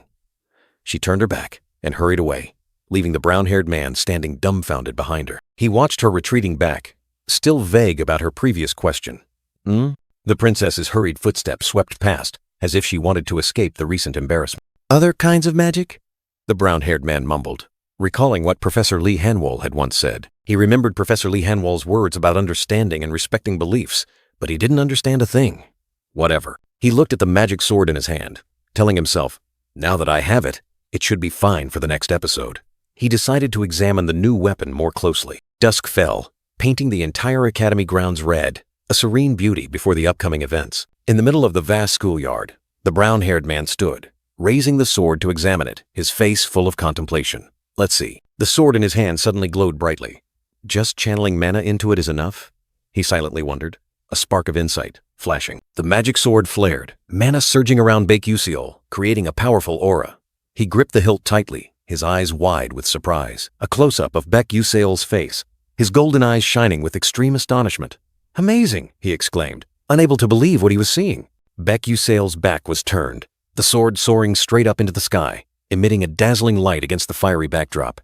"This thing is even better than I imagined," he exclaimed. Bake Usil tilted his head, his gaze pensive as he looked at the sword. He thought, if this thing fell into the hands of the female lead flame, its form would surely be much more diverse. In his memories, the female lead flame appeared like a saintess, standing amidst an ancient forest, her cross-shaped sword glowing. She was a unique character, capable of using magic from multiple races. Flame appeared with a staff, surrounded by surging magical power. This staff continuously absorbed mana, but she replenished it with natural energy, transforming it into a powerful weapon. Back in reality, Bake Usil smiled wryly. He continuously absorbed mana but couldn't accumulate it due to his leaky physique. In other words, the mana concentration in my breath is Terrafon's power. He told himself, perhaps he should check his status window. Bake Usil's status window appeared, displaying stats for strength, senses, agility, stamina, mental energy, and the mana leakage physique level 2 attribute. Details of the mana leakage physique level 2 attribute were further presented, along with the ability to activate sixth sense when perceiving a threat. Bake Usil looked at the status window with satisfaction. "Eating Edelric roots slightly increased my strength. Luckily, I secured 5th place in the training session," he thought to himself. He turned, swinging his sword decisively. "Now that I have a weapon, I'll gain more direct combat experience. I should also practice using a sword." He resolved, things would be much busier from now on. The scene shifted to a grand hall of the academy, with towering stone columns and high-arched windows, bathed in soft yellow light. Magic defense teacher Varayan stood in the middle of the hall, instructing a group of students. "Starting today, we will dedicate our time to properly practicing and performing magic," Varayan commanded. "Everyone, spread out and retrieve your staffs." The students quickly complied, magical power beginning to surge as they prepared to cast spells. Varayan observed the students casting magic shields, blue magical power flaring. He was satisfied. This batch has many decent students. It's good that I ranked them. Teacher Varayan subtly furrowed his brow, his sharp gaze sweeping over the crowd, as if contemplating something. Among the ranks of students, a familiar figure appeared. "Is that the S-class student everyone's been talking about?" Whispers arose, directed at the brown-haired young man standing. Bake Usil, a commoner who was nonetheless placed in S-class, once caused a stir by harmonizing with a mid to high-grade staff and ranking 5th in the dungeon practical. Varian forced a smile, his eyes clearly showing contempt. "I truly dislike him." "Bake Usil, why are you just standing there?" he questioned, his tone full of hidden meaning. Bake Usil awkwardly replied, explaining that he was researching a different kind of defense, one that didn't require learning basic magic. A defiant justification. Varayan feigned surprise, praising his unique defense technique as interesting. But inwardly he sneered. How can a commoner compare to Princess Hongbyon? Bake Usil stood there, his gaze firm. He knew exactly what Varian was thinking. After all, Bake Usil only uses teleportation magic. Teacher Varian smiled slyly, suggesting Bake Usil demonstrate his excellent defense technique for the other students to see. An invitation full of traps. He looked directly at Bake Usil, his eyes flashing with calculation. "Your opponent will be." Varian drew out his words, creating a tense atmosphere. Then he pointed towards a long, brown-haired male student with a smug expression. "Morso Dordain from Class B will be the perfect choice." a name that made many wary. Morso Dordain, the long brown-haired male student, smirked confidently, his eyes flashing with contempt and challenge. Varian explained his selfish motive, wanting to make a good impression on Morso, who had connections to the Scarlet Empire. Baek Yusail, though reluctant, accepted the challenge. The two opponents, Baek Yusail and Morso Dordain, stepped onto the circular arena, facing each other under the watchful eyes of all the students. On one side was Morso's disdainful smirk. On the other, Baek Yusail's firm, determined gaze. The confrontation had begun. Cheers erupted, students rooting for Morso. "Crush him! Don't be afraid to humiliate him." Morso gave a faint smile. "Of course, just wait and see." Baek Yusail realized this trick was from Uslik and Raiden's gang. What a bunch of petty kids, he thought to himself, his expression not very pleased. Anyway, this was a mandatory subject, and for someone who couldn't use magic like him, there was nothing else to do. He accepted the challenge. Baek Yusail stood on the arena, looking at Teacher Varian, who was smiling sinisterly. He had been notorious since the first-year incident. Surely he had an agenda. A knowing smile briefly crossed Baek Yusail's face.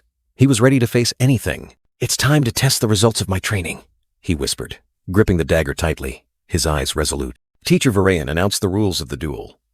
The duel will proceed with alternating attack and defense turns, and no other magic is allowed. Morso Dordain had the right to strike first. He swung his hand, chanting "Raise" with a smug expression, preparing to cast a spell. The students buzzed with chatter. Morso is definitely going to win. His defense is good, and he can also use powerful earth elemental attack magic. Just defending against it will be hard enough. Raiden, the leader of a gang, smirked confidently, awaiting Baek Yusail's humiliating performance. Teacher Varian shouted, his voice full of authority, "Prepare! Begin the duel!" The atmosphere in the arena became extremely tense. Immediately, Morso launched his first attack. A colossal rock materialized, hurtling straight towards Baek Yusail, accompanied by a roaring rumble. The students were astonished. Is that a level 2 spell? The unwritten rule is to only use level 1 spells in basic training. Is Baek Yusail going to be okay? Baek Yusail gripped his dagger tightly, his eyes fixed on the incoming attack, unwavering. Morso sneered, launching his next attack. "You smug brat, let's see how you defend." Dordain Stone Pierce. A colossal stone spike shot forward at terrifying speed. A green magic circle enveloped Baek Yusail, protecting him from Morso's attack. He had successfully defended. A dazzling green flash tore through the air, signaling a swift counterattack. The brown-haired young man swung his sword, its blade glowing like a blue lightning bolt, shattering Morso's earth elemental magic. Each fragment of green magic vanished into thin air, leaving Baek Yusail standing proudly in the arena, unharmed. Teacher Varian, the gray-haired man, stared in astonishment at the scene before him. He couldn't believe what he had just witnessed. Even Raiden, who was always smug, fell silent, his golden eyes intently following Baek Yusail. Morso Dordain's eyes widened, his face contorted with shock and anger. "What? No way. My magic. It's gone," he roared. Meanwhile, Baek Yusail stood tall, his sword still faintly glowing, full of confidence. The students buzzed with discussion. Did he cut through magic with his sword? Can magic really disappear just like that? No, magic cannot simply disappear by being cut, Varian explained. But Baek Yusail neutralized Morso's spell. Every incantation has a mana thread. If it's cut precisely, the magic will dissipate. The entire audience held their breath, wondering, did Baek Yusail really cut that mana thread? A terrifying possibility. Beyond all imagination, Baek Yusail smiled meaningfully. Better than I thought. For now, I can only cut through Tier 3 magic. But the days of training weren't wasted. Then, this can be done, he whispered, his sharp eyes fixed on Morso, ready for the next round. Morso gnashed his teeth, his rage flaring. Damn it! How dare a commoner neutralize my magic? Professor Varian frowned worriedly. This isn't good. If Morso loses, I'll be in big trouble too. Varian stepped forward, his eyes complex as he looked at Baek Yusail. I admit your defense is quite good, but that's just blocking one blow at a time. There's a limit. What if? He left the sentence hanging, implying a new challenge. Morso Dordain was surprised when his opponent not only blocked, but also counterattacked with multiple blows at once. But then, a confident smirk reappeared on his lips. Professor Varian sighed, wondering why he had uttered such a provocation, perhaps angering the young man. Baek Yusail's eyes suddenly flashed with resolve, as if an earthquake was about to erupt. Morso Dordain launched himself into the air, countless glowing green magic stones hurtling straight towards Baek Yusail. The wizard Morso laughed maniacally, magical energy surging around his staff, ready to finish off his opponent. The surrounding students began to panic, worried for Baek Yusail and wondering why the professor wasn't intervening. With a cruel smile, Morso roared, Everything ends here. He unleashed his final attack, Bollier Stone Pierce, the green stones piercing through space like arrows, aimed directly at the target. Faced with a barrage of fatal blows, Baek Yusail maintained a terrifyingly calm expression. He looked up at the incoming magic stones, calculating every move. 11 stones at once, he thought to himself. I can't dodge them all, nor can I cut them all.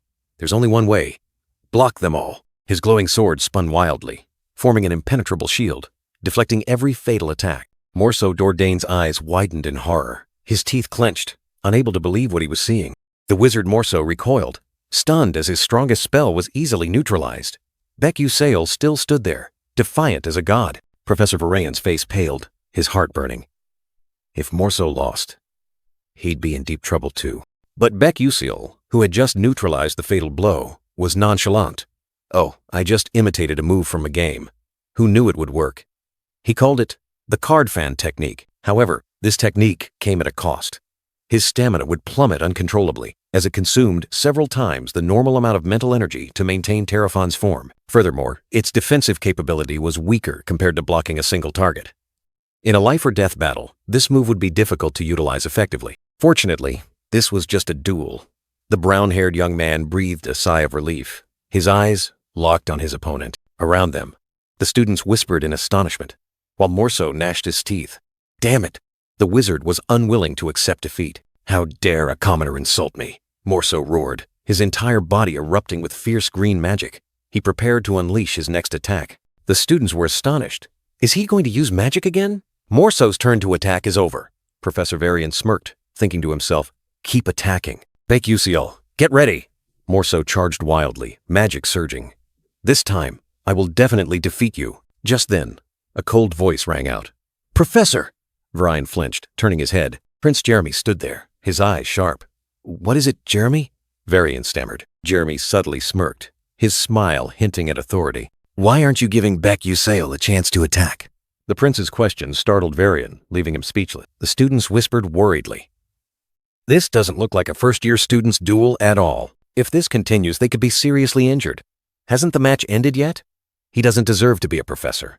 Whispers of indignation spread throughout the stands. Professor Varayan was stunned to realize that, engrossed in watching the match, he had overlooked the indignant reactions from the students. A sense of unease washed over him. Professor!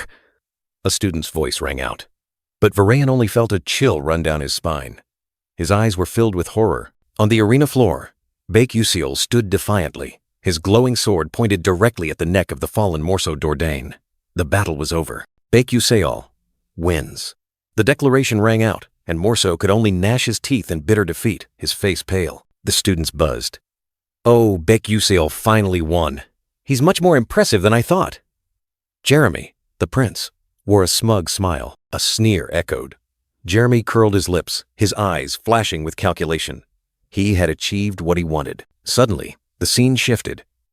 From the dazzling light of the arena, a magnificent chandelier appeared, along with sounds of painful groans. Please forgive me. Desperate pleas, mixed with sounds of brutal impacts, echoed throughout the room. Morso Dordain lay slumped on the floor, blood splattered. A cold foot stood beside him, as if having just delivered the final blow. Jeremy looked down at Morso, letting out a faint, annoyed ugh. But his eyes were emotionless. He turned to the gray-haired girl and called out, Verajane. Yes, Your Highness. She bowed, her voice full of deference. Jeremy pulled out a handkerchief, looking at Morso. It seems my friend is seriously injured. He continued, Please take care of him. I would be heartbroken if anything happened. She replied, Understood, Your Highness. I'm counting on you. Jeremy turned and walked away, each step echoing coldly on the marble floor. Verajane silently watched his retreating back. She mused. He called Morso a friend, not a loyal subordinate. A chilling truth became clear. In the Skarlvan Empire, where magical power determined royal status, Jeremy Skarlvan had surpassed all his siblings, claiming the title of Crown Prince at just 17 years old. What if Morso was no longer Jeremy's loyal subordinate? The prince's smug face appeared, signaling a turbulent future. Verajane mused, understanding the cruelty. Not only Morso, but the entire Dordain family will be permanently removed from the political sphere. A fatal blow. And now, having caught the prince's eye, the commoner Baek Yusail would also have no peaceful days at the academy. His fate, from now on, was intertwined with turmoil. Outside, The academy still stood majestic and imposing under the blue sky. Groups of students strolled about, unaware of the conspiracies brewing behind the gates. In the classroom, the atmosphere was lively with whispers and discussions. Students sat around the lab tables, but their minds drifted to the latest rumors. I heard Beck Usail from Class S is pursuing knighthood, right here in this magic academy? A student wondered. He even defeated Morso of the Dordain family. The whole class buzzed. The Dordain family was no small fry. Everywhere she went, she heard Beck Usail's name. The brown-haired girl with shoulder-length hair subtly frowned. Though she didn't want to stand out, his mystery couldn't help but bother her. Who exactly is he? Just then, alchemy Professor Misen entered, her sharp gaze sweeping across the class. "Attention, everyone!" the professor sternly announced, drawing all eyes. The professor began her lecture, emphasizing that alchemy required absolute precision in measurement, timing, and temperature control. A complex and challenging discipline. Today, we will practice brewing the Tyran Fatigue Recovery Potion that I developed. Focus. The professor's words echoed, signaling a tense lesson. The brown-haired girl with shoulder-length hair carefully poured the pale pink liquid into the pot. This is really annoying.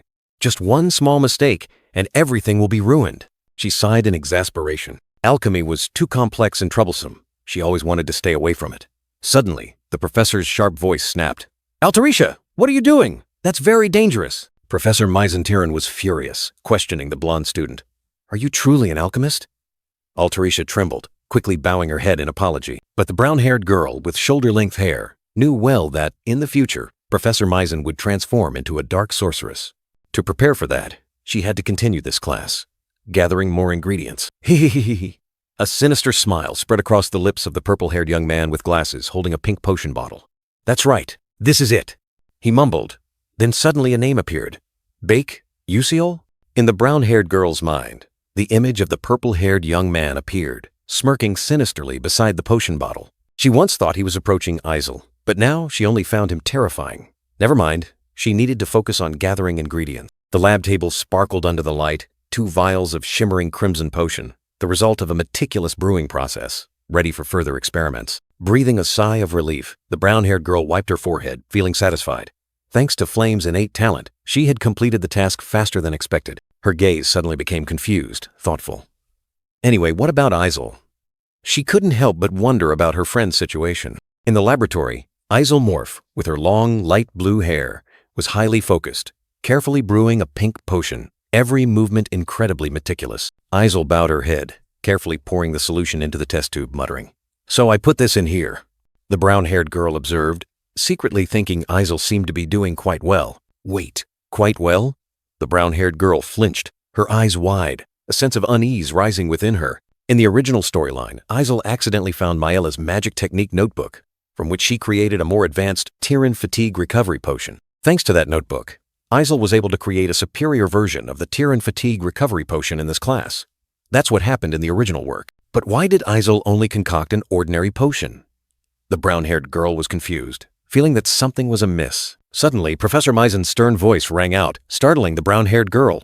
"Bake Usiol, who gave you permission to change the ingredients on your own?" Professor Misen confronted Bake Usiol. He calmly replied, "But this method yields better results, doesn't it?" The professor coldly cut him off. "I'm not talking about results right now. This potion is completely different from the Tyran Fatigue Recovery Potion I instructed." The professor fumed.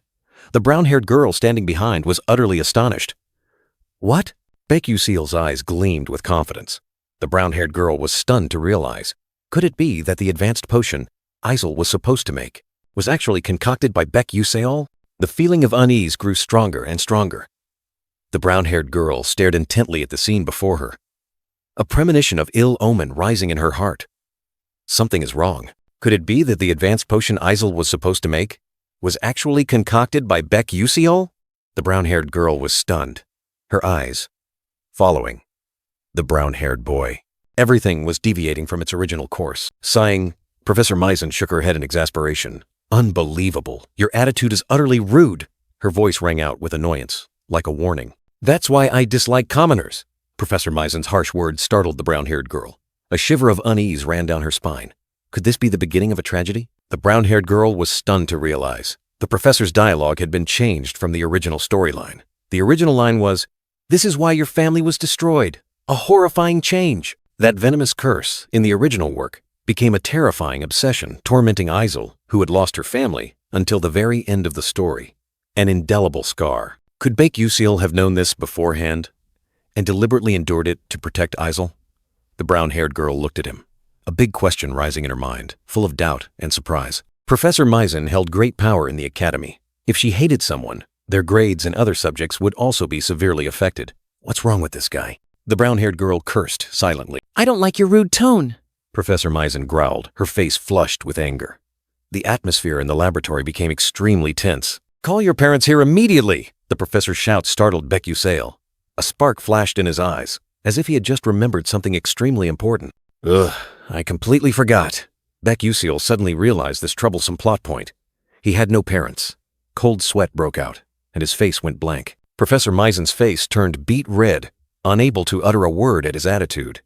Baek Yusil thought to himself, "Oh no, she openly hates me now." A truly awkward situation. Oh right. Baek Yusil quickly cast aside his worries, his eyes shining brightly. Tomorrow, I'll try concocting kimchi potion and cola potion. A crazy, exciting idea. A few weeks later, Professor Misen's voice rang out again, shattering the silence. Baek Yusil. The familiar scene replayed.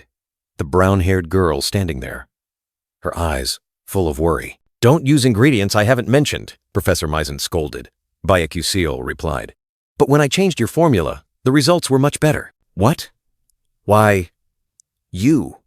Professor Misen was speechless with rage, unable to believe her ears. The clash between conservatism and creativity continued to erupt. Baek Yusil's gaze, sharp and cold, pierced through his glasses, as if seeing through some secret. Along with the subtly appearing and disappearing word raise, an information panel appeared, revealing that Professor Misen Tyran was 21% corrupted by dark magic, a covenant maker with darkness, and the final boss of Episode 8. Professor Misen stood there, her face full of self-satisfaction, whispering, "Good. Everything is going according to my plan." Her body trembled slightly, signaling something ominous. The narration revealed, Misen Tyran, the final boss of Episode 8, a villain unable to overcome negative emotions, had transformed into a dark mage. When the corruption level exceeds 50%, detection by magic is impossible. Baek Yusil appeared, and the narration continued. Currently, Professor Misen's corruption level is 21%. She cannot be proven or accused until this level exceeds 50%, at which point a dark mage extermination squad can be dispatched. The narration explained, in normal cases of corruption, it can be reversed before complete transformation, but Misen willingly made a covenant with darkness, so her fate cannot be reversed. An image of a dark magic stone sprouting appeared, and the narration emphasized, the seed of the dark mage has taken deep root in her body, making reversal impossible. Baek Yusil mused, even though I haven't started Episode 4 yet, she's already a powerful boss, so I need to prepare beforehand. He worried that if he didn't stop her, she would turn other students into dark mages, putting the academy in danger. Professor Misen turned to look at Baek Yusil with an angry expression, saying, I see your attitude hasn't changed. She threatened, don't expect good grades in this alchemy class. Baek Yusil stood among the other students, his face calm, seemingly unfazed by the professor's threat, his gaze remaining steadfast. Baek Yusil told himself, this is better. If I attract her attention, there won't be any other victims. He also thought about exercising instead of doing homework, then concluded, or have I thought too simply? The scene shifted to a classroom. Baek Yusil and Isomorph sat next to each other. He covered his face, surprised. I can't believe the practical exam is a group assignment. A blonde-haired male student sat in front of them. The blonde-haired male student and a black-haired male student turned to look at Baek Yusil and Isel, their eyes full of curiosity or judgment, creating a tense moment. Isomorph sat there, her face cold and expressionless, her purple eyes staring straight ahead like a living statue amidst the noisy space. Baek Yusil smiled brightly, raising his hand to greet his two groupmates. Whoa, look at the atmosphere.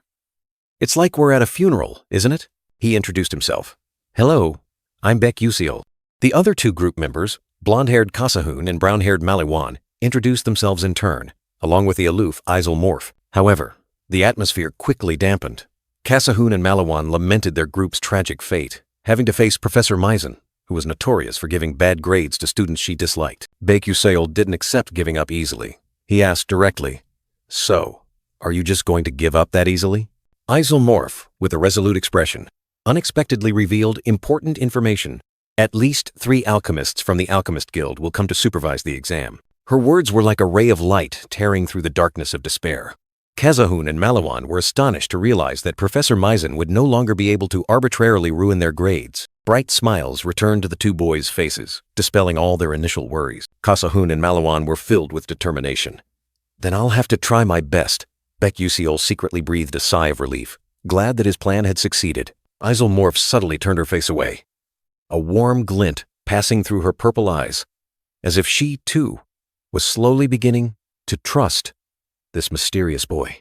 The group began to discuss. Baek-Yuseol asserted that a D-grade vitality elixir wouldn't be too difficult if they knew how to combine their knowledge, but finding new ingredients was the key. So who will go get the fire-maned lizard tail, the main ingredient for the potion? Baek-Yuseol asked. Malawan didn't hesitate to raise his hand. I'll go get it. Baek-Yuseol seriously instructed. You know that monster carcasses are the most important thing in alchemy, right? You need to choose carefully and bring back the freshest ones, Malawan confidently replied. Isomorph quietly observed Malawan, thinking to herself, he's really confident. Perhaps I can trust him. Malawan flashed a proud smile. Fire-maned lizard, huh? I'll bring it back fresh from the mountains. Meanwhile, in a deserted hallway, a black-haired male student wearing a long coat approached and asked, Did the professor call for me? Professor Misen turned around holding an envelope and gave a sinister smile. Could you deliver this letter to the first-year alchemy students in Class C? Ma Yuching, the purple-haired male student, gave a sinister smile, his purple eyes glinting behind his glasses. He thought to himself, oh, everyone, except Group 12. A dark plan was brewing. Professor Misen, with a subtly sinister smirk, heard the reply, Yes, Professor. The sound of shoes tapping on the floor signaled a conspiracy about to begin. The practical alchemy exam would take place in front of professional alchemists from the Grand Alchemy Hall. Even a small mistake would be enough to end anyone's future. Professor Misen stood there, her sharp gaze directed into the distance. Baek-Yuseol, she whispered, I will make you taste the consequences of confronting a professor. In the Class B training area, a black-haired girl stood in the middle of the grass field holding a staff. Her light footsteps echoed in the vast space. That girl was Flame. She turned her head, her black hair gently swaying in the wind, her eyes focused on a figure approaching. A brown-haired male student approached, handing Flame an envelope. I was told to give this to you. This is the alchemy class announcement. The brown-haired boy continued, his eyes full of warning. And also, you must not tell other students about this. He instructed. I was told you would understand. Flame watched the brown-haired boys retreating back, understanding silently. This means not to share it with Group 12, where Baek-Yuseol Island. She clutched the letter tightly in her hand, her eyes full of doubt. Do they think I'll stay silent? The letter's content was a change to the practical exam topic. Flame frowned, her gaze resolute. Wait a minute. She realized there was something wrong with this announcement. In Flame's mind, Baek-Yuseol's image appeared. If Baek-Yuseol knew the original story, he would have prevented this from happening, right? She continued to deduce. Instead of fire lizard tails for D-Vitality potion, he would prepare Atteric spider shells needed for Tyrant Point potion. With steely resolve, Flame crumpled the letter in her hand. The sound of tearing paper echoed, expressing her anger and defiance. Flame stood there, her gaze fixed forward, with Baek-Yuseol's image in her mind. This is a chance to finally test him. Ugh, my head. The young wizard Baek-Yuseol had just teleported through the space gate, the dizzying sensation still lingering. Despite the convenience, the price for each trip was a throbbing headache. Baek-Yuseol's sharp gaze swept across. A voice rang out, breaking the silence. Welcome, Wizard Baek-Yuseol.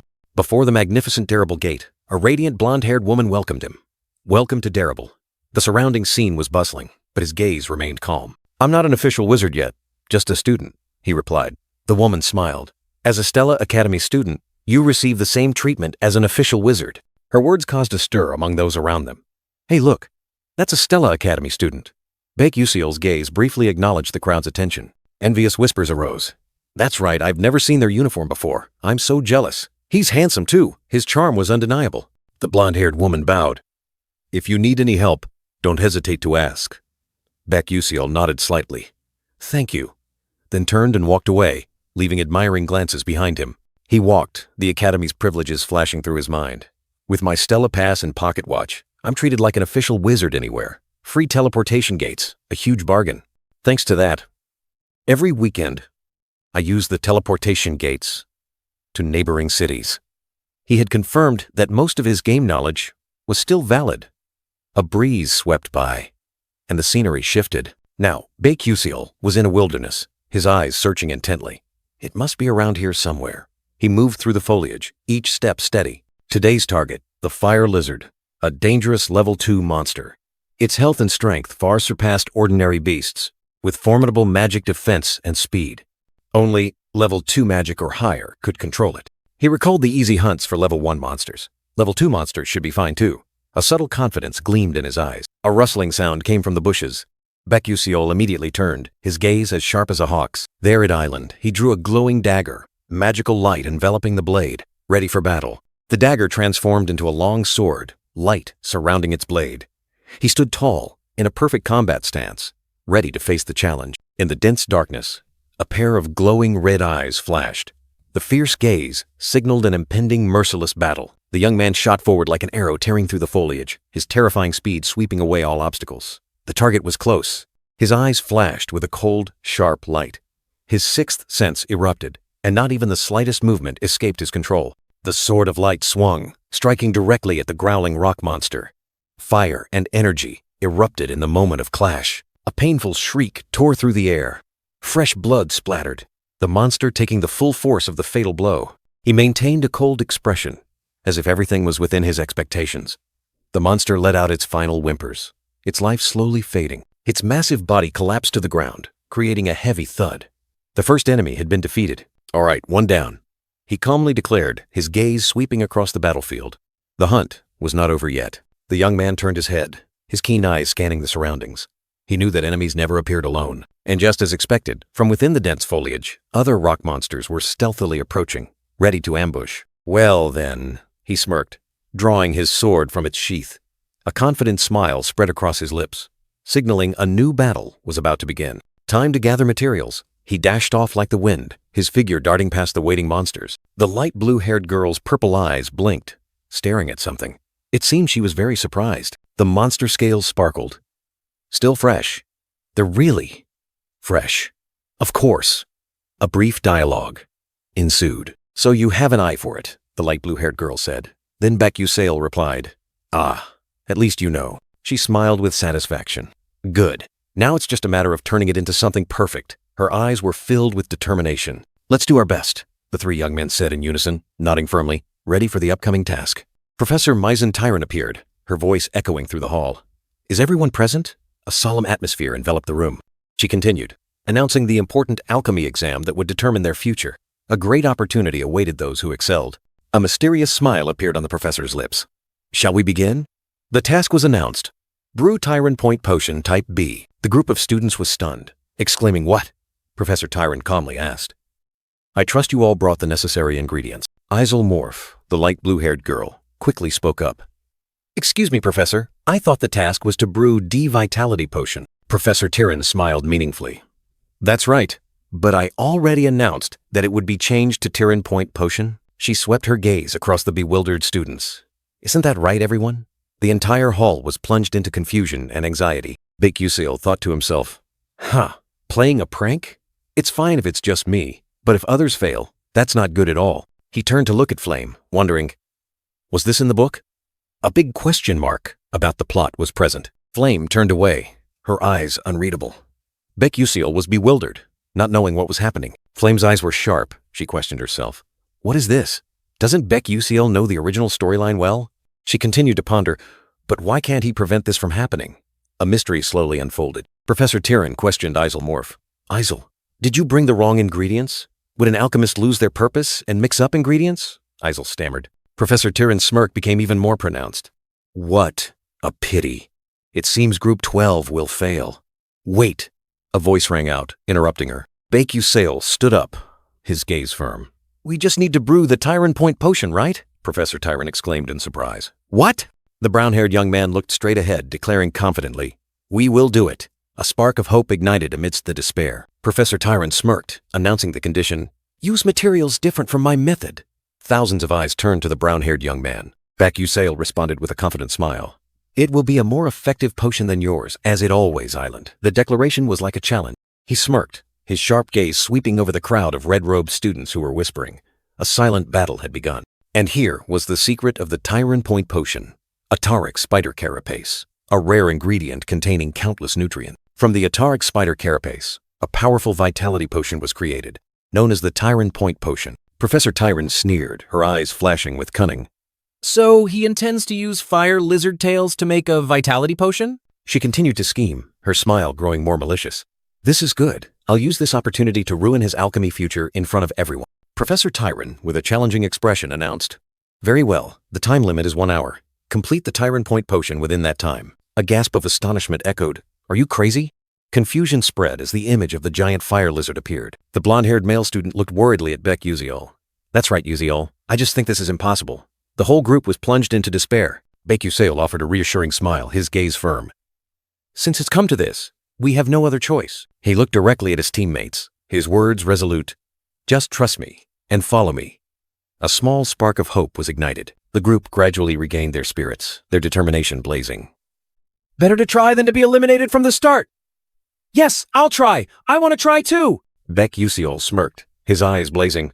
Let's show them our true capabilities. A declaration full of spirit. He offered a mysterious smile, beginning to explain. All right, let me explain the process. The whole group held their breath, waiting. Alchemy. That was one of my main hobbies when playing the game. Memories of days immersed in the virtual world suddenly flooded back. Beck Uziol, with a confident smile, revealed a secret.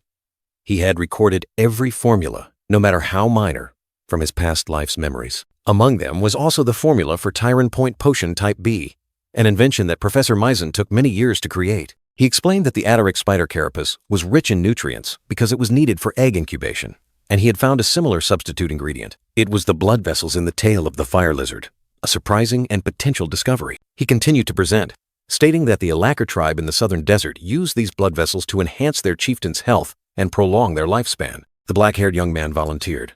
I know a little about the Alakar's processing method, so let me handle this part, okay? Beck Uziol nodded in agreement. Next, Beck Uziol asked about how to dry the tail mistletoe using the desert's unique mana release method. The blonde-haired young man quickly replied. He knew how to dry it on a small scale, having learned it while traveling with his father, taking less than 5 minutes. The light blue-haired girl Isel Morph also proactively took on the remaining part of the processing, and Beck Uziol entrusted it to her. The entire group of students, including the blonde-haired young man and the black-haired young man, worked diligently, the atmosphere tense but full of determination. Isel Morph carefully held the test tube containing the shimmering golden solution, her purple eyes highly focused on each step. Beck Uziol observed his teammates, silently appreciating their efforts. It was time to combine everything according to the instructions. Professor Misen and the red-robed students watched from a distance, her eyes filled with suspicion and surprise. A vibrant purple potion, glowing mysteriously, was complete. This was their achievement. Beck Uziol confidently held up the potion, declaring to Misen, Professor, this is the Tyron Point Potion Type B. Professor Misen couldn't believe her eyes, and the red-robed students whispered among themselves. She gritted her teeth, demanding to inspect the potion herself. A red-robed student was performing alchemy, mystical purple lights swirling around their hands, while Professor Misen was stunned in surprise. Whispers arose among the red-robed students. What's going on? It's still not perfect, and they used too many ingredients. But Beck Uziol and his teammates smiled confidently, radiant as the dawn, declaring, but it's much more effective than Professor Misen's potion. The leading red-robed student held up the potion bottle, while Professor Misen stood behind, overhearing the comments. That's impressive. These young students have unique knowledge. Professor Misen's eyes suddenly turned cold, her teeth clenched, and her anger flared intensely. She didn't hesitate, reaching out to snatch the potion bottle with a decisive movement. Let me see it. Professor Misen gritted her teeth, wresting the potion bottle from the leading red-robed student's hand, her eyes full of indignation. I'll examine it myself. In an instant, Professor Misen's expression shifted, her eyes wide with astonishment as she stared at the potion bottle in her hand. Without a doubt, she realized. They used my technique to transform monster nutrients into a human vitality-enhancing potion. Professor Misen was distraught, unable to believe her eyes. No matter how I look at it, this is a perfect Tyran elixir. Impossible. How could they create something superior to mine right on the spot? She clutched the potion bottle tightly, her eyes filled with stubbornness, telling herself, it's fine. I'm the one who will grade them. Professor Misen placed the potion bottle on the table, her eyes still full of calculation. I can disqualify them right here for lacking ingredients. The leading red-robed student stepped forward, confidently declared, the examination is complete. It seems, Group 12. I think Group 12 deserves more than an A+. He gave a meaningful smile, looking directly at Professor Misen and asked pointedly, isn't that right, Professor Misen? Professor Misen angrily gritted her teeth, cursing under her breath. while Baek Yusail smirked, his eyes full of triumph. Finally, with a reluctant expression, Professor Misen had no choice but to declare, "Group 12, you passed." Baek Yusail's group erupted in triumphant joy, radiant smiles on their faces. "We did it!" their cheers echoed, dispelling all worries. The members couldn't help but marvel at the results. Isomorph looked at Baek Yusail with eyes full of astonishment. Behind them, Professor Misen figure passed by, harboring displeasure. Professor Misen, her face darkened, her eyes sparking with furious resentment. A surge of dark energy enveloped her as she muttered a curse. "Just you wait, Baek Yusail." It seemed this failure had ignited something worse. The erosion rate of Professor Misen double evidence was skyrocketing, signaling a disaster. On the training ground, blue and orange magical energies continuously erupted. Arshwan stretched lazily, complaining that going to school at this age was truly tiring. A long-haired, brown-haired female student comforted Arshwan, gently saying that everything would be fine. The girls surrounding Arshwan were sniffling, trying to encourage her. "You did great," one said. "At least much better than the princess." Arshwan looked up, her eyes red-rimmed. She was a genius fire elemental mage, but something still seemed to trouble her. Arshwan was lost in thought, wondering if anyone noticed the princess's insane rate of progress. She had trained for years, but the princess was far superior. A short gray-haired female student was shocked to realize the princess might soon surpass even her own control. Hong Bian should have only progressed in her second year, yet. While another girl comforted Arshwan, the long-haired, brown-haired female student suddenly had an idea. Could this also be Baek Yusail's doing? Another person quickly urged, "Let's go." A memory flashed. Tyron Potion Grade B, originally Isomorph's invention in the future, was stolen and perfected by Professor Misen. The long-haired, brown-haired female student pondered, how did Baek Yusail know this formula? Something not even in the original storyline. He surely doesn't know about this plot point. Her eyes suddenly lit up. He knows about the future, but doesn't know about the original storyline. A bold hypothesis formed in her mind. She looked up at Baek Yusail's figure in the dazzling light. Could he be a regressor, not a transmigrator? That thought was like a lightning bolt tearing through the night. If Baek Yusail came from the future, all the pieces would fall into place. He could know future events, but couldn't remember every small detail that happened to Azel. Actually, in the original story, Ma Yusung was the one who had the chance to turn back time. Only one object in this world holds the power of time. The 11th silver moon. Perhaps, with its power. A brown-haired female student turned her head, her dark brown eyes looking straight into the empty space. What's wrong? The purple-haired young man, Ma Yusung, appeared. He looked at the girl, calling her name. "Hey, Wanriang?" Ma Yuseong excitedly asked about Baek Yusail, but the brown-haired girl only replied, "I'm not sure what you're asking, but he just seems like a slightly strange student to me." He didn't give up, continuing to probe. "Anything else? Did you sense anything?" The girl just shook her head. "Not really." A heavy sigh escaped the girl. She lowered her face, hiding her disappointed expression. "I see." Ma Yuseong looked at her, his gaze seemingly piercing her heart. "Flame, are you worried about Baek Yusail?" She hesitated for a moment, then softly replied, her voice a whisper. "Well, I suppose so." Ma Yusong mused. He thought to himself, it seems Baek Yusail also knows about the original story, just like me. Suddenly, Flame looked up, her eyes resolute. "I can't stand it anymore." Ma Yusong was confused. "What do you mean?" She explained. "Being this worried and restless isn't my style." With a determined expression, Flame declared, "I'm going to tell Baek Yusail how I feel." Ma Yuseong was surprised. "You want to tell him how you feel?" The two stood facing each other before the ancient building, bathed in brilliant golden sunlight. A moment of silence before everything changed. Flame smiled, waving goodbye. "Thanks for listening to me today. See you later." She turned around and dashed away like the wind, leaving Ma Yusung standing stunned. Ma Yuseong watched her figure, his hands slowly lowering. His eyes were filled with contemplation, unsure of what awaited him. Ma Yuseong stood alone, calling Flame's name. His gaze sank deep into the void, as if searching for an indefinite figure. The next day, life went on.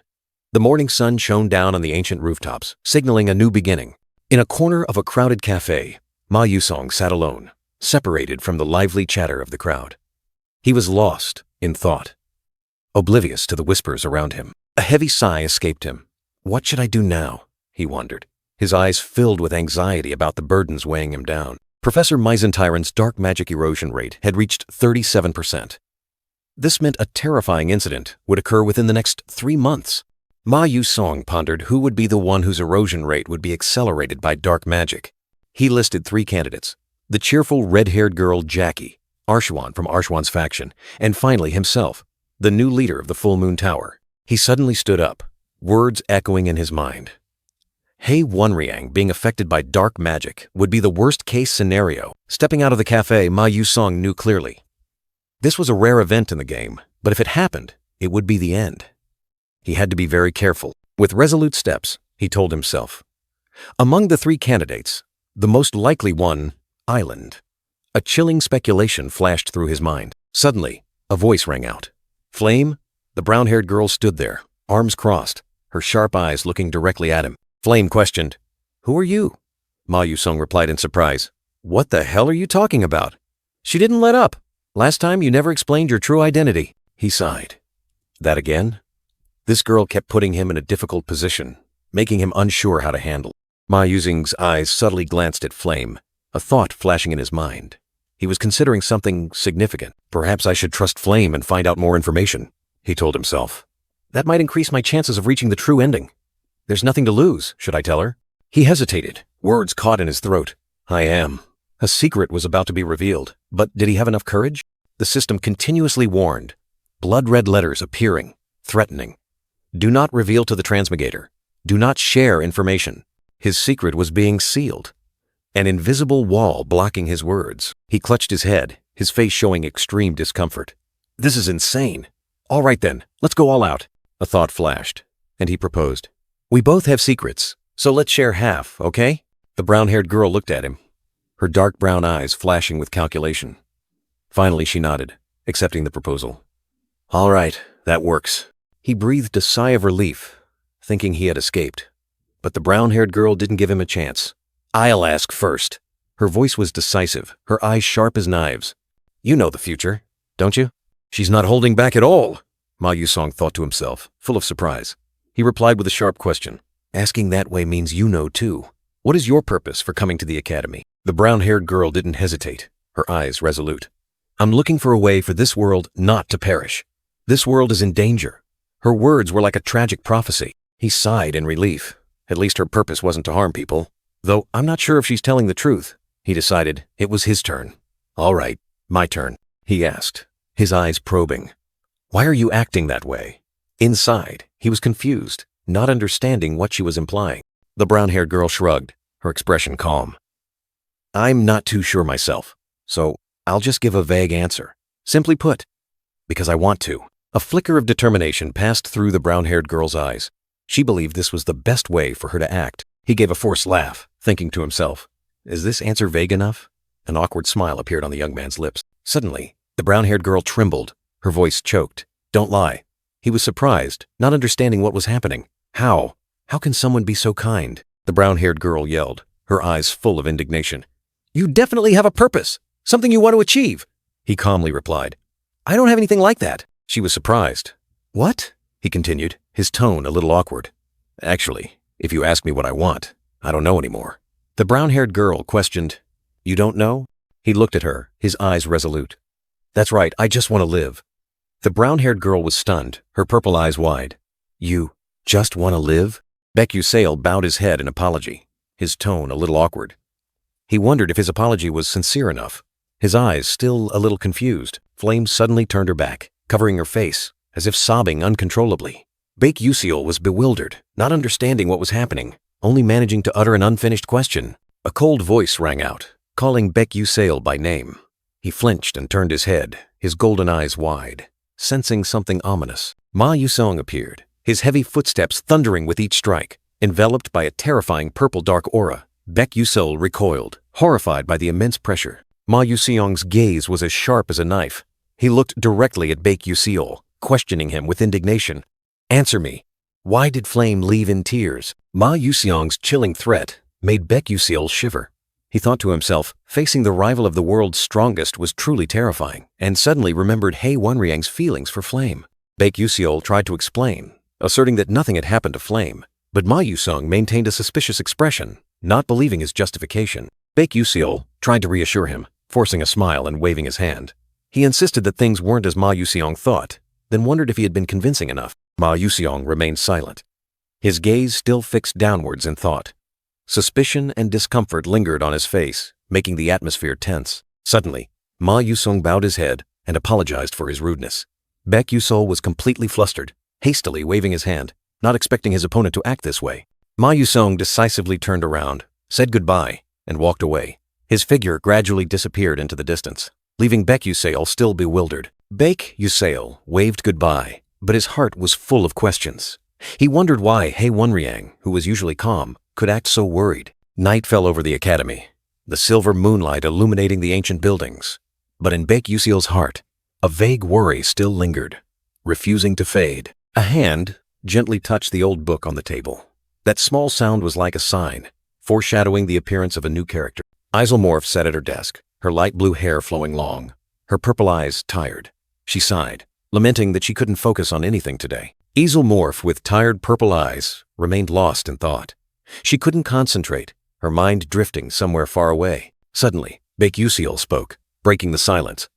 "I have something to ask you." The light blue-haired girl turned back, wondering, "What is it?" Baek Yusale's gaze was sharp. He asked directly, "Did you come up with that formula on the spot?" A question filled with both suspicion and astonishment.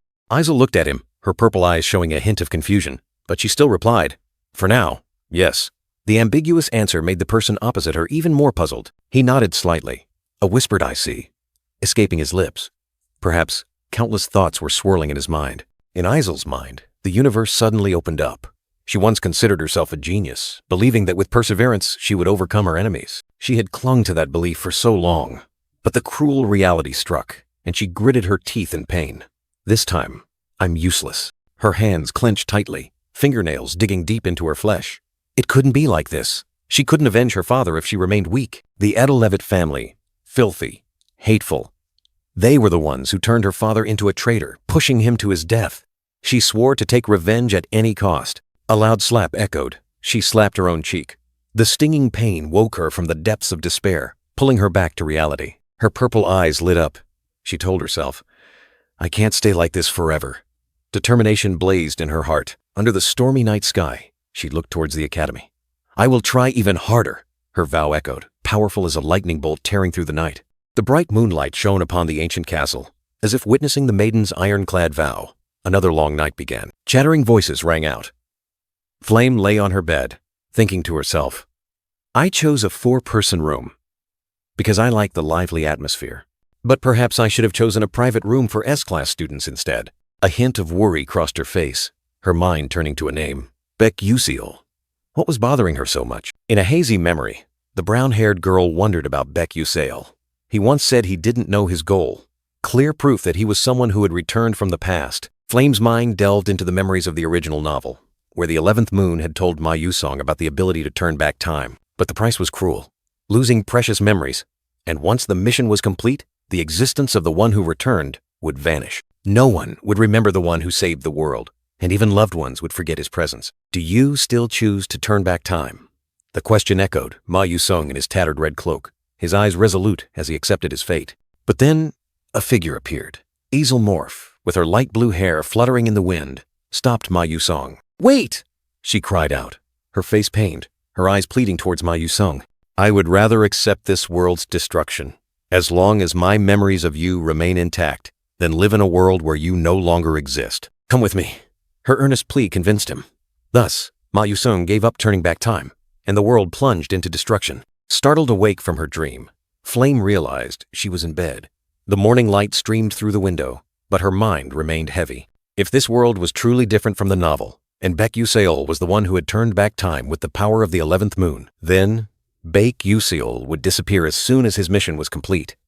His existence would be erased from this world. But he, who had lost most of his memories, with only a sense of his mission remaining, only wished to live. Clenching her hands, Flame sank into thought. If Baek Yusale disappeared, what should she do? Suddenly, the room door burst open. A brown-haired female student rushed in, her face panicked. "Flame, Hei Wonryang is looking for you." The brown-haired female student announced that Hei Wonryang was waiting. Flame, still buried under her blanket, coldly told the girl to lie. She turned her back, not wanting to face him. The brown-haired girl hesitated, but Flame remained firm. "I don't care," she whispered. "I want to sleep." The brown-haired female student's face clearly showed worry and confusion at Flame's attitude. A mysterious aura enveloped the area, and then a fearful gulp echoed. Under the dim light, the Academy's ancient architecture appeared, eerily silent. The light purple-haired young man, Hei Wanriang, stood tall in the courtyard, his gaze patient, yet also full of annoyance. From behind, the brown-haired female student rushed over, her brown cloak fluttering. "Sorry, Hei Wanriang," she panted. The brown-haired girl stood opposite Hei Wanriang, looking up at him with a bewildered expression. The brown-haired girl's face clearly showed panic. "Who are you?" she blurted out, her voice trembling. Hei Wanriang frowned, questioning. "Where's Flame?" The brown-haired girl stammered, making excuses that she wasn't feeling well and was fast asleep. He turned his back, thinking to himself, could being rejected by that incompetent student really make her so distraught? Then he coldly said he would leave. With light footsteps, Hei Wanriang walked away, leaving the brown-haired female student standing silently, watching his retreating back. The wind swept past, carrying away strands of brown hair. She stood there, her heart aching. He doesn't even remember my name, even though I like him so much. In her memory, Flame was always radiant, with innate talent that everyone admired, and she was always the center of attention, attracting everyone's gaze. The one who held Hei Wanriang's heart. A mysterious smile bloomed on his lips, concealing many unspoken things. In the middle of the vast school grounds, a solitary figure stood, a brown cloak obscuring all emotions. She was pensive, as if bearing an unspeakable sorrow, fists clenched, veins bulging. How hateful. An unnamed frustration surged, burning through someone's heart. The first tower stood tall and majestic against the deep blue sky. Here, ancient secrets awaited to be unveiled. Vice Principal Arca Hayden coldly questioned Professor Misen about her failure against a student. She bowed her head, her voice full of remorse. "I apologize." He, Arca Hayden, Vice Principal of Stella Academy, looked at her with a meaningful gaze.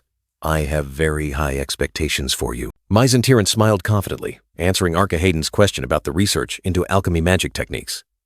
"Of course. I won't disappoint you." Arca Hayden placed a hand on her shoulder, his eyes sharp. "Good. I will trust you." Misen Tyran immediately assured him. "Please leave it to me." The click-clack of footsteps echoed as Arca Hayden turned and left, leaving Misen Tyran alone in the large room. With a contemptuous sneer, Arca Hayden thought to himself, "Stupid woman." His eyes were full of disdain. She's too blinded by her desire for fame to realize she's being used. Arca Hayden's malicious thoughts were clear. He sneered. How ironic that a magic warrior, who should be fighting dark mages, is now researching for them. Arca Hayden stood there, his gaze distant. "I eagerly await the day alchemy magic techniques become a reality." A conspiracy was slowly taking shape. Pages of documents fluttered, piled high. The work seemed endless. Altarisha trembled, struggling with the towering stack of papers. "Ugh, I can't see anything," she sighed, utterly exhausted. Amidst the towering stack of documents, a hand suddenly reached out, gently lifting them.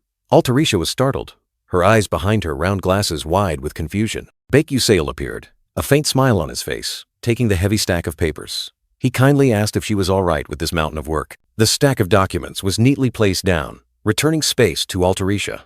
A small but timely gesture, freeing her from the burden. Altarisha breathed a sigh of relief, grateful to the brown-haired young man. She said, "Thank you.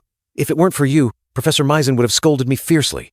Baek Yusail simply replied, "It's nothing." After helping, Baek Yusail began to observe his surroundings. His gaze swept across the room, and a strange feeling arose within him. The room was cluttered with papers, bottles, and complex formulas. He thought to himself, "This place is truly chaotic." Baek Yusail's sharp golden eyes stopped, focusing on one point. His attention was drawn to something special. It was a complex alchemy formula, drawn on the blackboard. Baek Yusail wondered, "What is that?" Altarisha turned around, smiling as she explained, "Ah, that's the formula Professor Misen is researching with other scientists." She tried to recall the name. "I think they call it the alchemy magic fusion technique." Baek Yusail was surprised, an exclamation mark appearing in his mind. He stared at the formula on the board, the question echoing in his head. "Is this the alchemy magic fusion technique?" A terrifying vision emerged. Misen Tyran being exploited, the formula transformed into a devastating weapon, plunging the world into a sea of fire and darkness. The technological gap created immense destruction.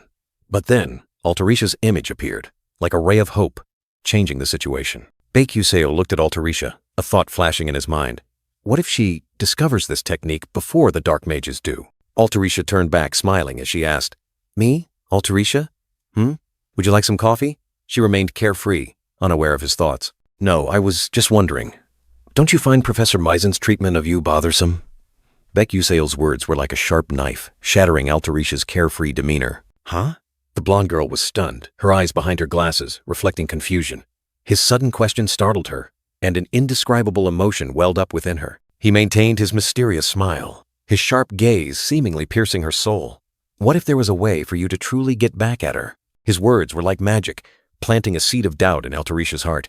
I'm just an assistant. Altarisha panicked, hastily refusing. What good would that do? If I get fired, I'll be out on the streets. She worried, constantly thinking about the consequences. Beck Usail was in no hurry. He offered another proposal. Then, what if you became an alchemist more talented than Professor Misen herself? His words stunned Altarisha, a flicker of hope suddenly appearing. He stepped closer, his gaze resolute. That way, no one will ever dare to look down on you again. The promise of respect and status was like a curse, deeply embedded in her mind. In that moment, Altarisha's eyes suddenly lit up. Her gaze, piercing through her glasses, reflected a long-buried aspiration. Now, rekindled by Beck Usail, she smiled brightly, her hands clasped in gratitude. Yes, that's wonderful. Altarisha's voice was filled with joy, as if a new door had just opened before her. Beck Usail thought to himself, Altarisha had reached her limit. She couldn't possibly be happy being confined to a dusty storage room, doing Misen's tedious paperwork. In his mind, an image of Altarisha passionately researching and creating appeared. She had always dreamed of becoming a great alchemist, freely inventing new things, and she possessed enough talent to make that dream a reality. Altarisha will. He looked into the distance, his eyes glinting with calculation. One day realize her dream, creating countless new inventions with extraordinary intellect and creativity. In his imagination, Altarisha donned the cloak of a great alchemist, radiant and powerful. She turned back, apologizing for not having made coffee yet. But Beck Usail simply replied, It's fine. He knew she had to put her dreams aside, accepting the harsh reality. But he would soon help her turn that dream into reality, a firm promise concealing many calculations. After the first exam ended, Beck Usail began to frequently visit Altarisha at the academy. He wanted to ensure his plan proceeded smoothly. Oh, you think so too?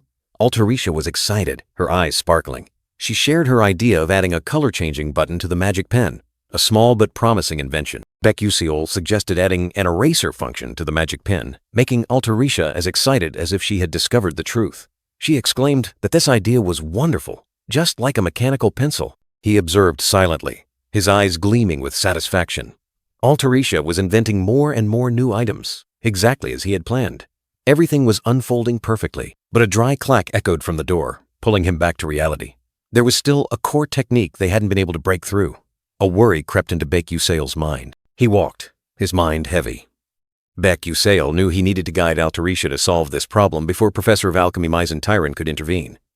But that path was not easy. Suddenly, a youthful voice rang out, interrupting his thoughts. Hey, old man, why are you so distracted? Beck Usail was surprised and turned his head to look. A girl with shoulder-length brown hair appeared, her eyes sharp. She warned him, If you keep walking around so carelessly, you'll bump into something. Beck Usail retorted angrily, Excuse me, old man? But the girl didn't flinch, crossing her arms and replying confidently, Everyone can see you're an old man. He sighed in exasperation. This girl's mouth was truly terrifying. Although he had never revealed his age, she spoke to him more than before. Nevertheless, he was glad to have met her. Beck Usail looked seriously at the brown-haired girl. It's about your friend, Jackie.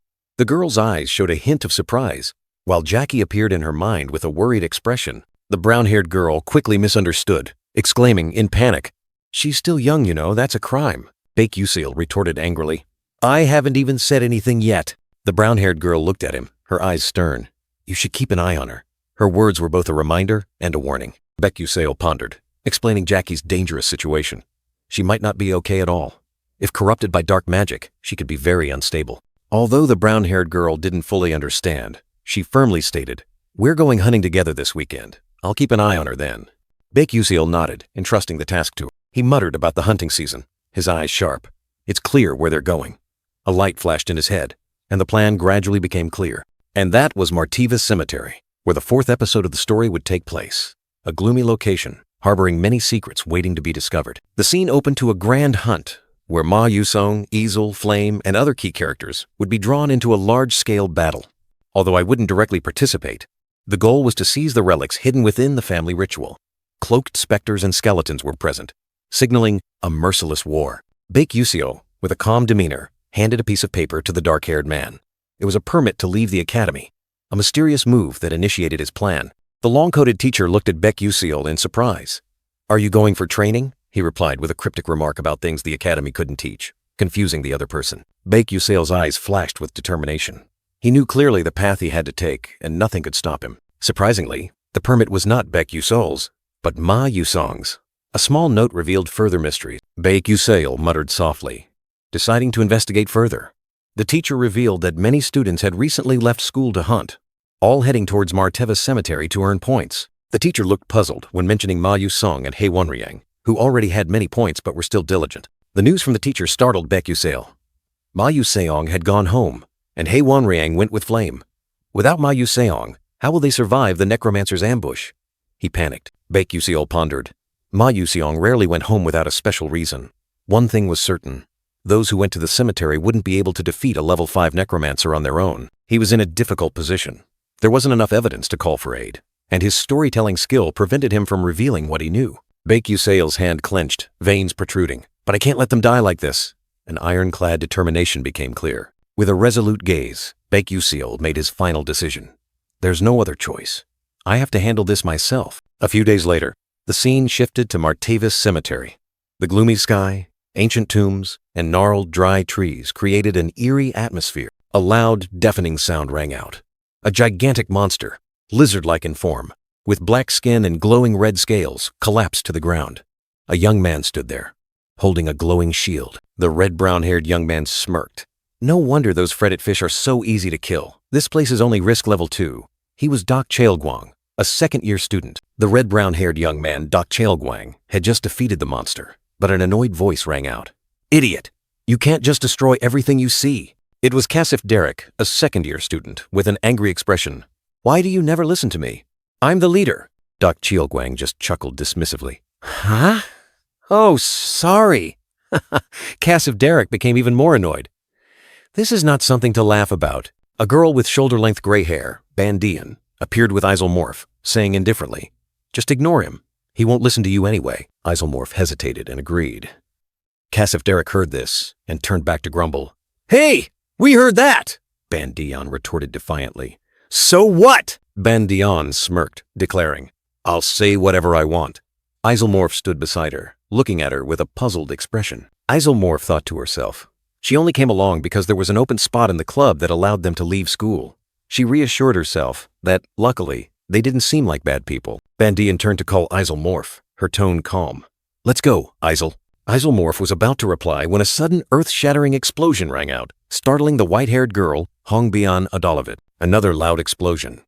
Doc Chaelguang, Casif Derek, Bandian, and Isomorph were all surprised by the chaotic sound, wondering what was happening. Casif Derek realized, "It sounds like someone is fighting fiercely nearby. We can't have hunting grounds overlapping. Shall we go there and let them know we're here? Are you okay with that?" Isomorph reluctantly nodded. The 4 students walked together, heading towards the sound, their eyes full of vigilance. Isomorph suddenly stopped, her eyes wide with surprise as she saw the scene before her. From a distance, she saw 2 figures standing amidst the ruins, shrouded in smoke and dust. Isomorph exclaimed in astonishment, "It's Hongbian and Flame!" The white-haired and brown-haired girls stood there, ready to face danger. Amidst the desolate ruins, Isomorph and Hongbian Adalevet stood facing shadowy figures, a gloomy atmosphere enveloping them. Hongbian and Flame appeared, their eyes filled with surprise and worry, wondering why they were there. Isomorph firmly declared, "I was the one who took down the giant fretted fish first." The fretted monster's corpse lay there, and a dispute arose. "That's absurd. It's in our hunting grounds, so it's ours." Isol assessed the situation.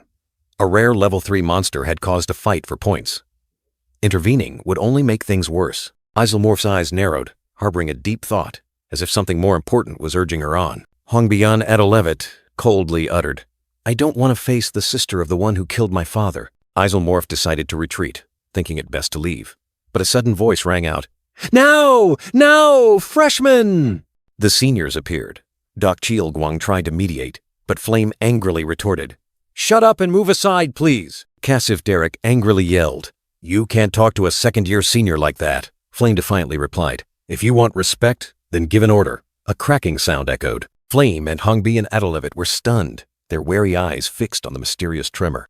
The ground shook violently, a terrifying presence rising, making everyone wonder in horror what it was. Suddenly, a gigantic skeletal hand burst from the ground, signaling a terrifying danger that had just been unleashed. Isle and Dak Chelguang stood frozen, their eyes wide with horror at the sudden and terrifying sight. Hongbian Adelevet also couldn't hide her extreme astonishment, her crimson eyes wide at the appearance of the skeletal hand. Flame and Bandian were stunned, Flame letting out a desperate cry.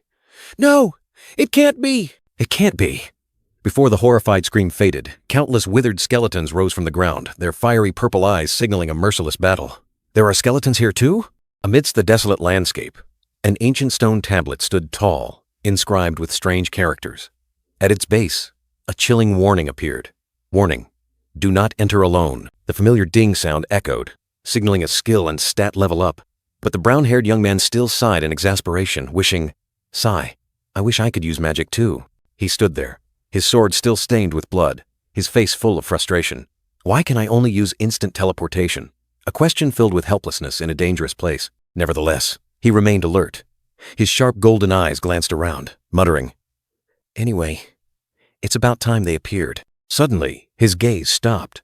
A soft ah escaped his lips, as if he had just found what he was waiting for. In the desolate graveyard, a large tombstone appeared. He stared at it, his voice firm. There at Island, he told himself that he didn't have overwhelming skills or terrifying power to wipe out an army of skeletons like Ma Yuxiong. There's only one way to survive in this place. The ground shook violently. His eyes flashed with steely determination. I have to fight like a player. Chapter 4. The Necromancer's ambush officially began. The brown-haired young man stood firm, ready to face the challenge. A loud explosion tore through the air, and the ground cracked. From below, something massive was emerging. That must be the skeleton general, commander of hundreds of soldiers.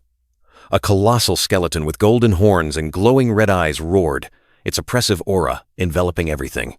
The enemy was one of the 3 sub-bosses of this chapter. At his current level, a direct confrontation would only lead to death. He knew that well, but his eyes didn't waver. I'm not planning to fight in the usual way. A mysterious smile flickered across his face. He lunged like an arrow, using his sword to push back the emerging skeleton general. Back off! Get back to where you came from, the clang of metal echoed. He smirked cunningly. Watching an enemy transform or summon is an unwritten rule of the game, but I won't let that happen. He continued to press on, giving it no chance. The skeleton general, now just a skull, shrieked. I have obtained a spine staff. The gruesome clatter of bones echoed. But the one holding it was Baek Yuseol, he smirked, declaring that the skeleton general's power now belonged to him. Baek Yuseol lightly waved his hand. All right, it's time for me to go. Had a new chapter begun? Or was it an escape? Suddenly, the scene shifted. Shadowy figures in black cloaks appeared, engulfing the students in deadly purple smoke. Flame gasped, blaming herself for letting her guard down. This is definitely the summoner event, but something feels wrong. According to her memories, Ma Yusong was supposed to handle this. But why is Isle here? Where is Ma Yusong? She gripped her staff tightly, worried. Are we really supposed to face a level 5 summoner with just this team? Morso Dordain calmly announced that he had contacted the academy. We just need to hold off these skeletons until they arrive. The group of students stood in a circle, facing the horde of skeletons. The professors will be here soon. Even if we can't defeat the summoner, we can still escape, Hongbian Adelevet warned. This isn't the time for self-comfort. The number of skeletons will only increase. She pointed at the surrounding skeletons. This is a graveyard. We need to return to base camp immediately. A skeleton snarled and lunged at Flame. Back! Back off! The girl panicked, trying to defend herself. A roar echoed, and the ferocious skeleton extended its claws. Ah! Flame shrieked in terror as it lunged. A burst of blue energy erupted, knocking back the skeleton. Ah! Flame was still reeling from shock. Isomorph appeared just in time. Are you all right? She asked, and Flame replied with a sigh of relief. Morso Dordain assessed the situation. Not bad for a rookie. This summoner seems well prepared. Perhaps he created a power vessel. A power vessel. A terrifying technique, where a summoner continuously pours mana into it and stores it. That cloaked figure, is he doing that? Even summoners have mana limits. If they summon skeletons in the usual way, they can only call forth about a dozen level 3 or level 4 skeletons. But the terrifying number of skeletons appearing over such a wide area, that can only mean those skeletons just keep appearing. Morso Dordain smirked, but his eyes were full of caution. It seems this has been planned for a very long time. 3 skeleton mages, with glowing red eyes and skeletal staves, appeared within the purple magic circle. Perhaps their goal is to kill us and turn us into skeleton mages? As the guild leader, I must do something impressive, Morso Dordain confidently declared, his eyes blazing. I will wipe out those monsters with a powerful spell. But just as the spell was about to erupt, a skeletal hand suddenly reached out and firmly grabbed Morso Dordain's arm. Excruciating pain struck, and Morso Dordain cried out. The magic in his hand began to become chaotic, losing control. Get away from him! Dak Chielguang rushed forward like a fiery whirlwind, delivering a powerful punch that knocked back the skeleton holding Morso Dordain. The spell was abruptly interrupted, and the backlash energy caused Morso Dordain to convulse, blue-purple electric sparks flashing around him. Damn it! Was he in the middle of casting a spell? Horror was evident on Morso Dordain's face as the magic backlash grew stronger. That's magic backlash! Get down! A blinding blue energy burst forth, signaling the inevitable explosion. Isomorph and Flame watched in horror at the blinding light. Danger was imminent. Everyone felt the destructive power about to strike. No! Hungbien Adolovitz screamed, her crimson eyes filled with worry. If it explodes, we'll be in danger, but it was too late. An earth-shattering explosion, and dust filled the air. Flame collapsed, exhausted and gasping for breath. From beneath the ground, new skeletons rose again, ready to fight. I can't fight anymore, Flame whispered, utterly exhausted. Jeremy and Verajane were no better, their mana depleted, with no time to recover. The skeletons kept rising, relentlessly. The situation was desperate, their numbers overwhelming, the future bleak. A skeleton snarled and lunged, its sharp claws poised to tear apart the exhausted Flame. Flame gritted her teeth, her face etched with exhaustion and despair, wondering if this was her end. As the scythe of death drew near, suddenly, the monster froze, as if imprisoned by an invisible force. She was astonished, her eyes wide with disbelief at what had just happened, not understanding what was going on. Not just one, but all the skeletons stood motionless, like deathly statues on the battlefield. Amidst the eerily silent space, a steady footstep echoed, breaking the stillness. A figure appeared, calmly walking past the petrified monsters, advancing towards them. It was Baek-Yusail, the one who had halted the entire undead army, with an unusually calm gaze. Flame couldn't help but be astonished, wondering why he was in this dangerous place, and how. Suddenly, a horrified gasp. It was the skeleton general, commander of the monsters, being controlled by him. The skeleton general was originally extremely powerful, always protected by elite soldiers, and could not be easily defeated. Yet, Baek-Yusail stood there calmly, holding its staff, as if he had defeated the monster alone. Flame was still half skeptical, but the undeniable truth was right before her eyes. The whole group breathed a sigh of relief, endlessly thanking their savior for rescuing them from danger. Isomorph approached, curiously asking how he managed to get the skeleton general's head. Baek-Yusail casually explained that he picked up the skeleton general's head from a bone stew, leaving Isomorph bewildered. He coughed once, quickly changing the subject to planning, because the necromancer might control the skeletons without the general, and then things would become dangerous again. Morso Dordain asked if Baek-Yusail had a plan. He replied that the necromancer had occupied the entire area near the base, making it impossible to sneak past. The brown-haired, golden-eyed young man asserted there was only one option left. They had to defeat the necromancer. The whole group fell silent, their eyes wide with surprise mixed with worry at this audacious proposal. Flame flinched, asking again in a panic, unable to believe his ears that he was serious. Baek-Yusail reminded them of their lessons at school. The necromancer, though powerful in magic, was physically weak. He emphasized that evasion was impossible when the occupied area was too vast. He revealed the current guard force consisted of 1 skeleton general, 6 elite skeletons, and 50 skeleton soldiers, and the numbers would increase if they hesitated. Morso Dordain wondered how to convince everyone, but Baek-Yusail simply replied with confidence, "We can do it." Hungbien Adolovitz spoke up in support, praising Baek-Yusail's combat experience and asserting that sneaking was impossible. She believed the necromancer wouldn't expect a direct attack. Flame and Dak Chielguang still hesitated slightly, their eyes filled with contemplation. Finally, Dak Chielguang reluctantly agreed, saying they couldn't split up anyway. Baek-Yusail smiled, ready to take action. The group was determined to act before the necromancer could realize their intentions. Meanwhile, in a desolate graveyard with barren trees and a ruined church, a gloomy atmosphere prevailed. A figure in a black cloak appeared, his footsteps heavy. He muttered to himself that today was a lucky day to encounter the Stella Academy brats. The necromancer Sabahayak, who came from the Dark Magic Tower, flashed a sinister smile, planning to turn these academy students into skeleton mages to demonstrate his power.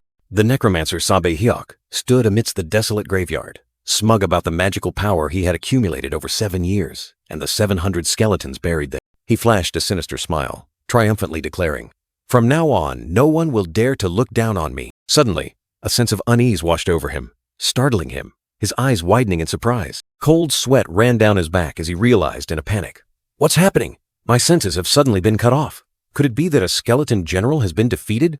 A dazzling blue light suddenly flashed, tearing through the gloomy night. The cloaked figure hastily chanted a spell, and a burst of blue magic erupted, forming a defensive shield. He gritted his teeth, his eyes filled with rage and surprise, unable to believe what was happening. The colossal bone shield cracked and crumbled with a horrifying crunch.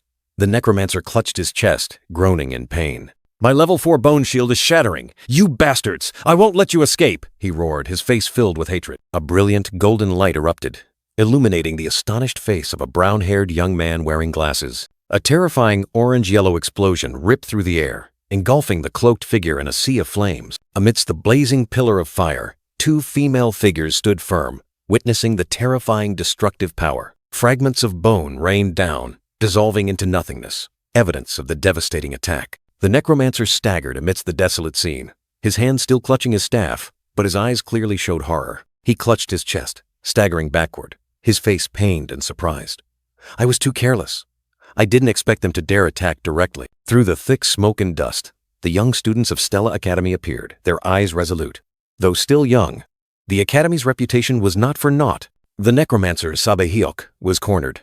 He muttered to himself, "I don't want to use this method, but confronting all of them is too risky. I must summon the elite skeletons." He bit his finger hard, fresh blood oozing out. A purple glow erupted, dark energy surging. Sabehyok spread his arms, shouting loudly, "Come forth, my soldiers!" He summoned an army of skeletons from the void. From within the purple mist, dry, rattling skeletons with glowing red eyes and tattered cloaks appeared. They growled, ready for battle. A multitude of elite skeletons rose, surrounding the necromancer. Each one carried a deathly aura, ready to crush anyone who dared to stand in their way. As a consequence of the rapid summoning, Sabehyok coughed up a large mouthful of blood. His face was pale, but his eyes remained resolute. He gasped for breath, staggering, but standing firm. "Summoning all these elite skeletons has caused me internal injuries. But this is enough," the necromancer whispered, trying to calm himself. "Stop those bastards," he commanded. The skeleton army roared, charging into battle, the dry clatter of bones echoing. An earth-shattering explosion rang out. The necromancer staggered, but still wore a smug smile. Good, they're holding them back. He thought he was safe. Just as he was about to relax, a golden light flashed. Baek Yusol suddenly appeared behind him, holding a glowing staff, his eyes sharp and cold. The necromancer spun around in shock, his face filled with extreme terror. He hadn't expected anyone to be able to approach him undetected. Who are you?" Sabehyok stammered. Baek Yusol, the brown-haired, golden-eyed young man, merely smiled mysteriously, saying nothing. The sight was unbelievable. Baek Yusol stood there, one hand holding his staff, the other clutching the skeleton general's head. The necromancer was completely taken by surprise. "Who are you? Where did you come from?" the necromancer shrieked, his face panicked. He couldn't believe his eyes. He tried to deduce. "I've been monitoring all Stella students through the skeleton's vision, so how?" "Wait, that's..." Baek Yusol smirked. "That's your skeleton general." He held up the skull, a mocking and challenging gesture. After speaking, Baek Yusol coldly tossed the skeleton general's skull to the ground, as if it were a useless item. Baek Yusol's surprise attack struck the necromancer directly, severely shaking him. The summoner clutched his chest, coughing up a mouthful of fresh blood, his body swaying as if about to fall. He gritted his teeth, his eyes filled with hatred. "Damn it, I underestimated them." Amidst the smoky battlefield, Baek Yusol stood firm, the sword in his hand reflecting the light. "Is this the power of Stella?" He frowned, his face confused. "Huh? This wasn't part of my plan," Baek Yusol mumbled, explaining that Doc Chaelguang and Ban Dion should have finished dealing with the generals and come to assist. But because of the additional elite soldiers, they're not done yet. The brown-haired young man sighed, wondering if he had to fight alone, being the weakest one here. "Should I run?" Suddenly, Baek Yusol coughed once, his sharp eyes fixed on the necromancer. The necromancer gasped for breath, staggering and leaning on his staff. Wait, he's not doing well either, Baek Yusol realized. "I see. He overexerted himself summoning the elite skeletons, causing internal injuries." A smirk appeared on his lips. "I think I can do it!" On another battlefield, Hongbin Adelevet was fighting fiercely amidst a swarm of elite skeletons. Magic blazing, she gasped, realizing the situation was not good. I need to quickly deal with these guys and join Baek Yuseol. Suddenly, Ban Dion ran over in a panic, shouting, "Princess! Something's happened!" Hongbin Adelevet turned around, her eyes wide with surprise upon hearing the news. The necromancer and Baek Yuseol are fighting one-on-one. She was stunned, extremely worried. Baek Yuseol is a Tier 1 mage, and his opponent is a Tier 4 necromancer. There's no way this can be an even fight. Hongbin Adelevet stood there, her face etched with anxiety, words screaming in her mind. "If you die, I'll kill you." Amidst the sharp bone spikes from the necromancer, Baek Yuseol was trapped. A desperate cry echoed, "Baek Yuseol!" In an instant, a dazzling light flared. Baek Yuseol activated his blink skill, vanishing from the dangerous encirclement. He reappeared in a different position, his sharp eyes flashing with calculation, seemingly having found his opponent's weakness. Before he could collect himself, he used blink once more, charging straight into the middle of the bone formation, his target set. A surprise slash. Baek Yuseol's sword pierced through the defense, striking directly at Sabe-Heok, forcing the necromancer to lean back to dodge. Struck, Sabe-Heok coughed up a mouthful of fresh blood, his face contorted with rage. "No way," he growled. Baek Yuseol flashed a confident smirk, two mysterious vials appearing in his hand. "I've prepared these." He threw the cola potions at the bone constructs. They immediately melted amidst Sabe-Heok's horrified screams. Impossible. The necromancer's sturdy bone barrier disintegrated into dust, white smoke billowing. "My bone barrier!" he cried in horror. Blood gushed from Sabe-Heok's mouth as he roared maniacally, his bloodshot eyes filled with hatred. "You damn rat!" In a fit of rage, Sabe-Heok concentrated his power to unleash a fatal blow. Bone pierce! A barrage of sharp bone spikes shot forth like arrows, but Baek Yuseol was all too familiar with these moves. He glided effortlessly, evading every deadly bone spike. Without hesitation, Baek Yuseol seized the opportunity. Now! He charged straight at his opponent, delivering the finishing blow. The necromancer Sabe-Heok, with wild eyes and a twisted smile, seemed to have lost all reason. The unexpected counterattack stunned Baek Yuseol. His eyes widened, and a curse escaped his lips in vain. The sharp bone staff plunged into the ground right beside him. Cracks spread out, signaling the terrifying power of the attack. But it was too late. A fatal slash pierced his chest, fresh blood splattering. He groaned in pain, his body swaying. Baek Yuseol's eyes were filled with anger and bitterness. "I've been played." He gritted his teeth, realizing he had fallen into a trap. The necromancer, Sabe-Heok, stood tall, his magic staff glowing. As for Baek Yuseol, he could only kneel now, his wound throbbing. Sabe-Heok sneered, his blood-stained face looking even more gruesome. "Ha-ha, you bastard! Seeing you so pathetic, it's truly a magnificent sight." Baek Yuseol gasped, his hand gripping the sword hilt tightly. "Even if he's weak, level 5 is still level 5, he muttered to himself, trying to regain his composure. His palms were drenched in sweat, but his gaze remained resolute. The sword in his hand was like a vow never to fall. The necromancer still wore a contemptuous smile. In other words, even at level 5, this is all he can do. Baek Yuseol looked up, his eyes showing both worry and an ironclad determination. The battle was not over. He looked at the staggering necromancer. "He's very tired. If I attack one more time, I'll definitely finish him off." But the throbbing wound made it hard for him to concentrate. "It hurts too much. I can't use blinker motion cancel. So, what should I do?" Suddenly, a light flashed in Baek Yuseol's mind. He suddenly realized a solution, his eyes lighting up with hope. "Ah, I can do that." While Baek Yuseol was still kneeling, the necromancer Sabe-Heok slowly approached, his magic staff ready to strike. The necromancer lunged forward, his face crazed. "Die!" a roar echoed, and the bone staff struck straight down. The sudden blow stunned Baek Yuseol, his golden eyes reflecting horror. The boy fell heavily, dust kicking up. The necromancer stood tall, staff ready, eyes crazed. The necromancer let out a gruesome laugh, blood smeared around his lips. "Watching you run for your life is truly amusing." Despite the excruciating pain, Baek Yuseol gritted his teeth, struggling to get up. Just a little more. The necromancer's heavy footsteps closed in. Baek Yuseol dragged himself across the ground, desperately searching for an escape. "It's useless," the necromancer growled, a contemptuous sneer on his face, as if wanting to crush his prey's will. "I'll kill you, right here." The cold declaration echoed, but in Baek Yuseol's eyes, a spark of unwavering resolve ignited. A bitter smile appeared on the boy's lips. "I won." A whisper full of hidden meaning. I'll kill you right here, the necromancer roared, but Becusale offered an enigmatic smile. The smile on the boy's lips was no longer bitter, but instead resolute, a plan having taken shape.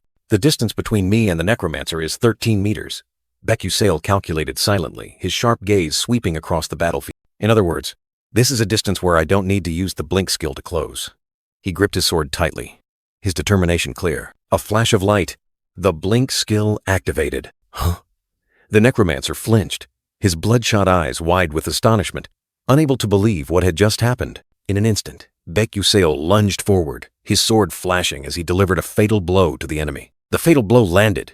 Becusale roared in bone-piercing pain, but a golden light from his body flared fiercely, like a final defiance. The necromancer collapsed, his form dissolving into nothingness, leaving only black fragments. The enemy had been defeated. The elite skeleton spirits suddenly ceased their movements, standing still like dead statues. Dak Chielguang and Hongbian Adelevet were stunned, their eyes wide with astonishment. Then, each withered skeleton crumbled into dust, disappearing without a trace. The skeletons are disappearing? A voice whispered in utter surprise. Dak Chielguang couldn't believe his eyes, exclaiming, Becusale actually defeated the necromancer? Hongbian Adelevet, standing beside him, was also dumbfounded. Bandian sank to the ground, her eyes wide. I can't believe it, she whispered, still trembling from shock. The surrounding students were also astonished. Amidst the dust and golden light, Becusale still stood firm, though exhausted. From afar, cheers erupted. We're safe. We're alive. Victory had come, but the price was utter exhaustion. The boy sighed heavily. I'm dead tired. I want to go home. After the battle, they were transferred to Stella's Magic Night Squad and returned to school. Everything gradually settled down until a cold voice echoed, Becusale. A dark, blue-haired man with a stern expression appeared. He questioned, You said you were going to train in a majestic, mountainous area with fresh air. And does a graveyard have fresh air? He said sternly, his gaze sharp. Becusale bowed his head, only able to reply, I apologize. The man continued, his voice unyielding. You will receive penalty points according to school regulations. No exceptions. However, he continued, his gaze softening slightly, your act of saving your friends, despite violating school rules, is astonishing. You will receive a reward and corresponding points for that. Just wait and see. He turned and walked away. Becusale softly replied, Thank you. The boy sighed in relief. Well then, I'm leaving. He mumbled. They said it would take a few days for my thigh to recover, so I need to rest. He sighed in relief, his gaze sweeping to the side, as if a burden had been lifted. But just then, a gentle voice rang out. Isomorph, the blue-haired girl, looked up at him with an inquiring gaze. She softly said, Thank you. Becusale, still tired, let his vest hang loose, replying casually, It's fine. Just treat me to a meal next time. Isomorph bowed her head, her violet eyes showing a hint of contemplation, as if something was stirring within her. As he was about to leave, she suddenly spoke. Can I do what you did? Becusale paused, surprised. Her eyes were filled with hope, a sincere question echoing, If I try hard, can I do what you did? He remained silent, his golden eyes narrowing slightly, complex thoughts flashing through his mind. In his head, a voice echoed, This isn't good. The original Isomorph never asked this question. It must be because I changed her. He realized that his intervention had made her only face the challenge without having the chance to overcome it herself. Becusale looked at her, his gaze firm. But I don't think you need to ask me that. The girl was surprised when he continued, You've already created a miracle that others thought impossible, all by yourself. How do you know? She exclaimed. Because I've always been watching you, he replied, his tone calm. Isomorph's face suddenly flushed, her violet eyes wide with astonishment. What? In his head, a startled cry echoed. Damn it, what did I just say? Did I just turn into a stalker? He quickly turned around and walked away, as if fleeing, mumbling. Anyway, I'm leaving. I almost got caught. Isomorph stood silently, her violet eyes melancholic, heavy with thought. After a moment of hesitation, she recalled Becusale's words. No one cares about a traitor's daughter. But this person. The whisper echoed in the girl's mind. She clasped her hands, her eyes still a little confused. He said, He had been watching me. A simple statement, yet it planted a faint spark of hope in her heart. In a distant memory, a silver-haired maiden clasped her hands in prayer under the brilliant sunlight, as if witnessing a rare miracle. Outside the academy, ancient buildings stood tall.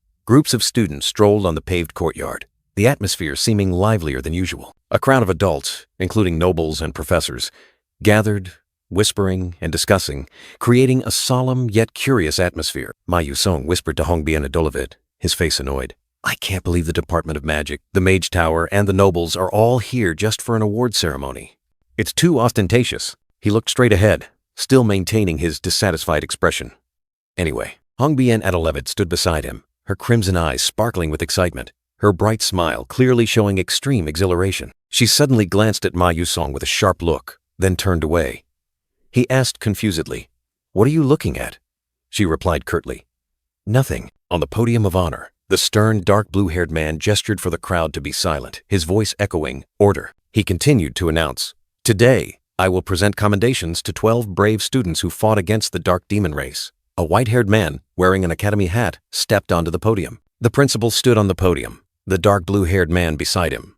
12 students, including Ma Yusong and Hongbien, stood in a solemn line. And this award, the principal and the dark blue-haired man looked down at the line of students with solemn expressions. Ma Yuseong and Doc Chilguang stood in line, their eyes wide with surprise upon hearing the announcement. "Will be presented by the principal." Both exclaimed, "Oh, wow!" A gentle smile, yet one that concealed the power of humanity's peak. He was the 9th-rank mage, Eltman Eltwin, a living legend. That 300-year-old mage always wore a benevolent smile. But don't let his appearance deceive you. He was the strongest mage warrior in the world, bearing the title of Destruction, the Destroyer. Everyone has worked hard. Continue your brave efforts in the future. Eltman Eltwin gently patted the brown-haired boy's shoulder, his words like a blessing full of hidden meaning. Footsteps echoed, one beat at a time, as if tapping into the silent space, signaling an impending change. Eltman Eltwin's face once again broke into a smile, his golden eyes flashing with profound depth, making it difficult for the person facing him to guess his intentions. The young mage looked directly at Ma Yusong, the invisible pressure weighing heavily, causing the brown-haired boy to shiver slightly.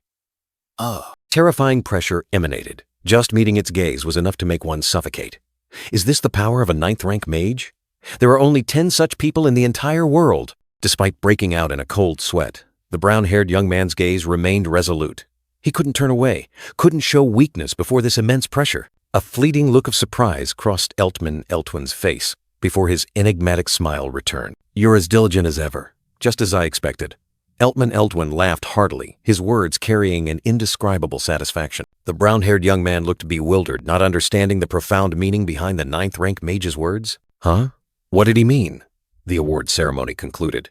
But in the brown-haired young man's heart, questions remained unanswered. On the table, a crimson-sealed envelope lay beside a shimmering black notebook, as if containing secrets and worthy rewards. Wow, 5 million credits as a reward, that's a lot. The brown-haired young man crossed his arms, a satisfied smile on his face. Now I don't have to worry about money for a while. And not just money, he also received the Rose Vase, an item rumored to be the heart of a necromancer. A mysterious reward. Ma Yuseong was calculating Altalicia's ability to create subspaces, a complex technique that would make carrying items easier. He was pleased when the reward was transferred to him. The system continued to bestow rewards, like a judgment from the unseen realm. Attack Necromancer was completed, granting him a large amount of experience. More special rewards from the Constellation Project for how he broke the storyline. An item, a skill, or experience. He seemed perplexed by the difficult choice. After some thought, Ma Yusong made a decisive choice. I think this is the most important thing right now. Add experience to the blink skill. A fleeting image of the fierce battle. When he was pierced through, I realized how weak I was in that battle. The words were like a vow etched into his heart. Formidable enemies flashed through his mind. It's useless to try and be like everyone else. I need to use my knowledge to go as far as possible. He had to be different, had to surpass them. The system responded. The blink skill had reached its limit, preparing to level up. Opening a new realm. The blink skill information appeared. 12 meters range, 2 uses, 3-second cooldown. A significant improvement. A stream of golden energy enveloped Ma Yuseong. New power surging. Brilliant as the Sunday, he clenched his fist, a smug smile evident. The number of blink uses has finally increased to 3. Now I can use it more freely. He was ready. After consolidating his power, Ma Yusong mused, his gaze distant. So now, his gaze turned towards the academy, where a new target awaited. Next is Izel. In a meditation class, students were closing their eyes, calming their minds. This was the Abyssal Journey meditation class, where souls sought peace. The light blue-haired girl, Izel, was also meditating, but she seemed to have fallen asleep. The teacher had to call her name. Izel startled awake, her blue eyes wide with shock. A butterfly-shaped magical aura hovered above her head, astonishing everyone around her. What was happening? Two brilliant blue crystals floated in mid-air, emitting an ethereal glow. They were the result of the magic just created, a sight that made the entire room light up. Izel looked up in shock, clutching her chest. Wait, when did I create these? I didn't use any techniques or calculations, did I? She wondered silently, her jade blue eyes filled with astonishment. She turned to look at the other students who were still meditating. Could it be that no one else noticed? Even if it's first-rate magic, they should feel the mana flow before it's completed, right? Izel's face showed clear worry and doubt. If this is truly the effect of meditation, did that person foresee everything? A big question weighed heavily on her mind. The scene shifted. Amidst the Academy's ancient buildings, student figures flitted by, carrying the usual bustling rhythm of daily life. A hot, fragrant loaf of bread, carefully wrapped in paper, shimmered like a precious gift. Izel sat on a stone bench, her eyes sparkling with joy as she enjoyed the bread. Thanks to the reward, I get to eat red bean cream bread worth 1,500 credits. I'm so happy. She cheered silently. Enjoying her bread, Izel suddenly looked up with a start. A voice rang out. Hey, Izel. Before her was Jeremy, the blonde-haired young man with his familiar smug smile, standing tall beneath the clear blue sky. He flashed a meaningful smile. Have you joined any clubs yet? His tone sounded friendly, but concealed something unpredictable. Izel remained seated, facing Jeremy. She replied, No, not yet. He continued, Is that so? Then would you like to join my club? Izel clutched the bread tightly in her hand, her eyes full of caution. She asked directly, What are the conditions? Jeremy maintained his mysterious smile, his eyes slightly narrowed. Conditions? I just like you, so I want you to join. His words sounded sincere, but only made her more suspicious. Izel looked at him, thinking to herself, Lies. He's approaching me to use me as a trophy. She had seen through Jeremy's intentions. Jeremy stepped closer, his tone slightly disappointed. Damn it, so you don't believe me. But Izel, I truly have no conditions. He still tried to persuade her. Prince Jeremy leaned in close, his words full of authority. You just need to join my club and stay by my side. Then, I can do many things for you. You know who I am. Izel looked directly at him, her gaze profound. She thought to herself, Yes, more than anyone. She knew exactly who he was, and what he wanted. In Izel's mind, the symbols of two hostile empires appeared. She knew that if she gained Prince Jeremy's power, her miserable life would end. She recalled her hand clutching a dry piece of bread. I won't have to seek happiness from mere crumbs of bread anymore. I won't have to endure the humiliation of being the daughter of a traitor. Izel was flustered, her gaze wavering. She knew she shouldn't, but this life was too harsh. Jeremy flashed a sinister smile, his eyes sharp as if he already held her fate in his hands. Izel's hand subtly reached out, a decision seemingly already made. But suddenly, a brown-haired girl appeared like a whirlwind, swinging her sword directly at Jeremy and Izel. Izel flinched, her blue eyes wide with surprise. Huh? Jeremy also spun around, his face showing confusion at the intruder. The brown-haired girl stood there, her face full of indignation, her hand raised as if to unleash all her anger. The brown-haired girl's eyes blazed with fire, as if wanting to incinerate everything before her. She roared, You trash! I thought we were going to try and get along, but you're secretly seducing men. Izel was utterly bewildered. The brown-haired girl grabbed Izel's hand tightly, pulling her to her feet. Come with me! We need to talk! Izel was stunned. What? The brown-haired girl dragged Izel away roughly, leaving Jeremy standing and watching.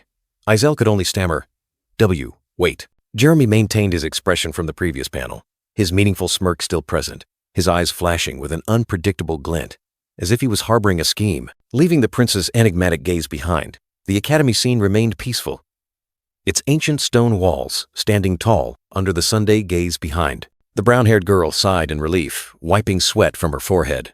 Phew, that was close. Izel was still bewildered. What? The light blue-haired girl looked at the brown-haired girl with confusion, her eyes still not understanding what was happening, but listening intently. The brown-haired girl continued to explain. Anyway, you should thank me. He would have bothered you to death if you refused without a reason. Anyway, sorry for hitting you. I'm leaving now. The brown-haired girl quickly turned her back, leaving Izel bewildered. What was that about? The brown-haired girl strode away, her figure gradually disappearing down the stone corridor, carrying her own thoughts. In her mind, Flame wondered if she had done the right thing. If Izel joined the club as in the original story, she would be completely ruined by Jeremy. If possible, I don't want to break the flow of the original story, but looking at Beck Uciel, I don't think this is bad at all. She subtly turned her head to look back, her eyes showing a hint of melancholy, then continued walking, as if trying to shake off complex thoughts. Returning to the prince, he was sitting in a splendid room, bathed in brilliant golden light, his expression pensive and inscrutable. He took a small sip of hot tea, his golden eyes half closed, seemingly contemplating something profound. "Flame, wasn't it?" he murmured, setting down the teacup. "How charming." Her words to drag Izel away were clearly a lie. A smirk reappeared on the prince's lips, his eyes flashing with interest. How intriguing, even more so than Izel. He rested his chin on his hand, his gaze full of possessiveness. "I want her." A powerful declaration, signaling a new danger. The towering stone walls reached high, casting shadows under the clear blue sky. The Magic Academy, where dreams and destinies intertwined, was about to witness a new challenge. In the solemn grand hall, the dark blue-haired instructor spoke, his voice echoing like thunder. "Today, we will have a simulated monster battle."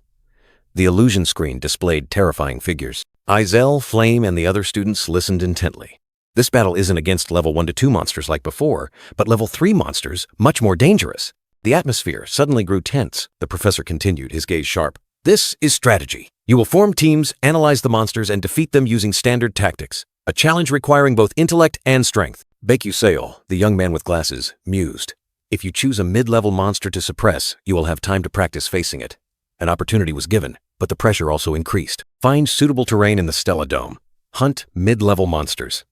Class A and S students will do this together, with performance evaluated over 4 days. Form teams of up to 6 people and submit your rosters. The declaration was decisive. Flame sighed softly, her face dejected. I hate these group projects." A small lament amidst the buzzing atmosphere. A voice rang out, breaking Izel's contemplation. "Princess, will you work with us?" She looked up, her purple pupils hiding many thoughts. From a distance, Hongbian, Adelevet, and 2 other girls laughed and chatted. "No, I'll be even better." Then another voice interjected. "What? This time it's my turn." The unspoken competition began. Hongbian Adelevet smirked confidently. Her red eyes blazed like fire, revealing unconcealed pride and ambition. Izel stood alone in a cold light, contrasting with Hongbian Adelevet's group, who shone brightly in another light. Her isolation was starkly evident. Izel gritted her teeth, her gaze distant. "My circumstances have always been like this, even before the Adelevet family destroyed mine." Past pain resurfaced. Memories flooded back, of days long past. Our starting points were the same. The Grand Duchy of Morph, with its ice attribute. A glittering ice castle appeared, and the Adelevet royal family with its fire attribute. When the 2 families still kept each other in check, controlling the magic world, a blazing fire castle ignited in memory. 2 girls, 2 destinies.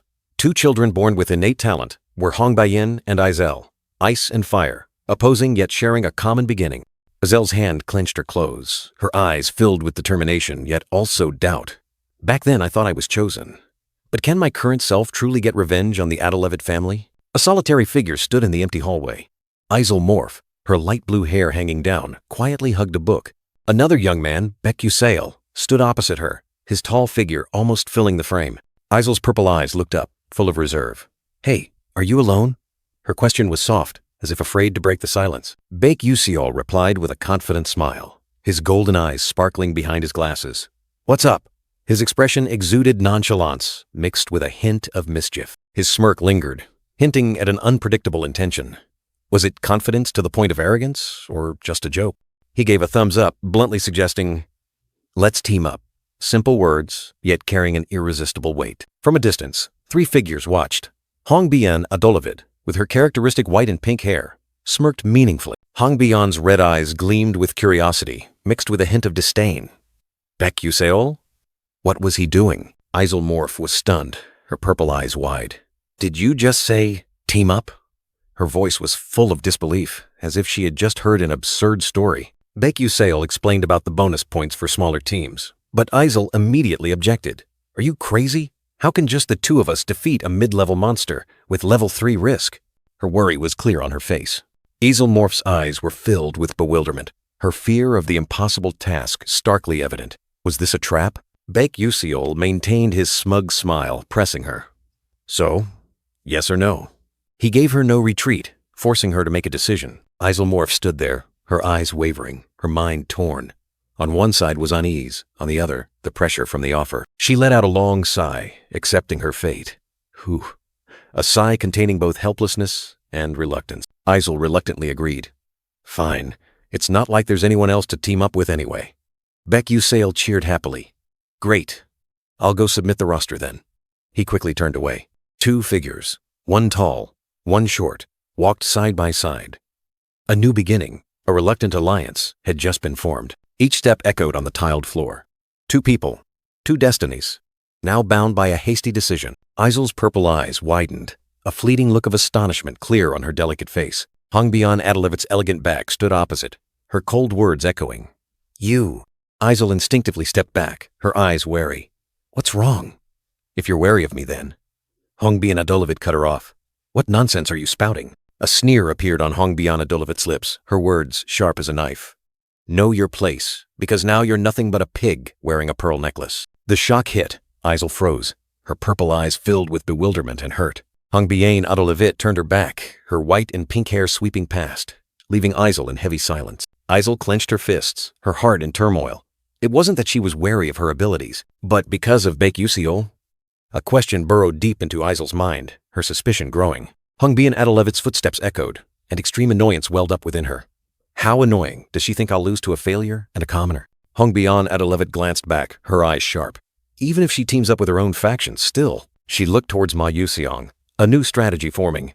Having the strongest knight will be the greatest advantage. Ma Yuseong, the young man with resolute eyes, was her next target. Hongbyan Adalevit approached.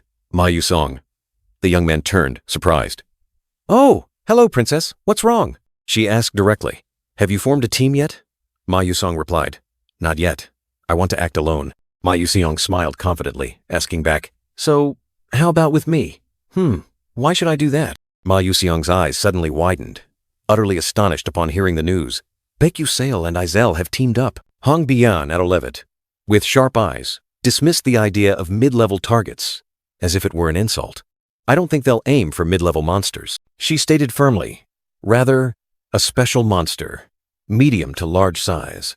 Her words were like a declaration, setting the direction for the upcoming confrontation.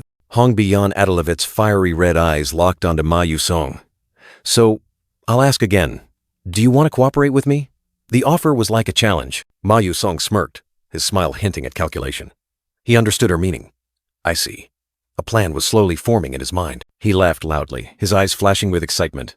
How fun. I've wanted to face Baek Yu-sail at least once in my life. The desire for competition blazed.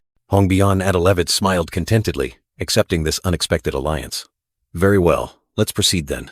A dangerous alliance had been formed. Her fiery red eyes gleamed with determination, like a flame burning in the dark night. An iron will, unshakable. Isel Morph and Ma Yuseong were surprised to hear Baek Yu-sail mentioned, then Isel. This news was like a shock, changing the situation. Hongbyan Adalevit turned her back, declaring confidently, This time, I will utterly defeat them. Her voice echoed, filled with arrogance. 4 days of preparation passed, and a tense atmosphere enveloped everything. The Academy's majestic scenery appeared, hinting at the battles to come. The simulated monster battle officially commenced. A lone student faced a giant purple phantom, and the fierce challenge had begun. In the vast arena, the students gathered, facing the giant purple monster. The battle had officially begun, without mercy. The stern black-haired teacher announced, From now on, the Class S and Class A ability assessment will begin. His words were like a signal. The students plunged into battle, confronting various monsters, from electric shadows to blazing trees. Fiery attacks continuously erupted. Oh, Group 16 has Mugreka, a student exclaimed. That kind of mid-level monster is easy to handle. Whispers echoed throughout the arena. Flame sighed, telling herself she had practiced enough. She knew that dealing with a special monster for bonus points was beyond her, but she still had to try. Facing a mid-level monster, with level 2 risk, fighting alone will help me achieve the highest score. A resolute thought echoed amidst the mystical, magical scenery. Even though she was a light attribute mage, with almost no compatibility with that type of monster, Flame had no other choice. Flame's dark brown eyes gleamed with resolve, like a small flame burning in the dark night. Nevertheless, Flame couldn't help but worry for Isel, hoping everything would go smoothly for the light blue-haired girl. In the original story, Isel was isolated by Hongbyan, receiving the lowest score. I intended to recruit her, but as Flame was pondering, Baek Yu-sail and Isel unexpectedly appeared. Baek Yu-sail scratched his head, explaining he went to the restroom, which made Isel frown in annoyance. Flame secretly thought that with Baek Yu-sail by her side, Isel's future would surely brighten. Flame flinched slightly, a spark flashing in her eye. Amidst the swirling dust, Group 16 had completed their mission. The stern, dark blue-haired man spoke. Well done, Group 16. Now it was Group 17's turn. Flame, Izel, and Beck Uzael stood in the stands, waiting for their turn. Flame replied, her eyes burning with determination. Flame decisively stepped forward, Izel and Beck Uzael following, the three entering the arena together. Beck Uzael looked at Flame with a meaningful gaze, as if wanting to say something. Suddenly, Flame's feet faltered, as if she was about to trip. Huh? Flame exclaimed in surprise, as her body lost balance, lurching forward. A strong force unexpectedly pulled Flame back, saving her from a painful fall. It was Beck Uzael who had timely caught her, preventing Flame from falling flat on her face. He widened his eyes, an awe escaping him as he realized he had just caught Flame from falling. Flame looked up, her brown eyes blinking in confusion. So that was the reason. A loose shoelace had almost made her fall. Standing up straight, Flame smiled softly, her voice gentle. Thank you. Beck Uzael bent down, his hands quickly tying the lace. It's nothing, just tying a shoelace. Flame suddenly realized. Memories flooded back. She remembered Jackie once tying her laces. But this time, with Beck Uzael, she realized. It would be terrible if I went into battle with shoelaces like this. Her shoelaces securely tied, Flame walked steadily, ready for the challenge. Gripping her staff firmly, Flame stood tall, her gaze fixed steadfastly forward. From afar, whispers arose. Is she alone? Looks like it. Two other male students couldn't help but be surprised. Is she going to defeat that thing by herself? Her opponent was a giant wild boar, ferocious with glowing red eyes. The monster had no special attributes, making it harder to attack. Without hesitation, the wild boar charged, commencing Group 17's test. The chatter rose again. Look at it charging. How can she face it alone? Amidst a circle of magical light, Flame began to cast a spell. Whispers of flowers in the wind. Flame's eyes flashed with determination, enveloped by the brilliant light of magic. Verdant magical vines stretched out, tightly constricting the giant body of the wild boar, a brilliant red glow enveloping the space. Flame poured all her strength, magic surging to envelop the monster.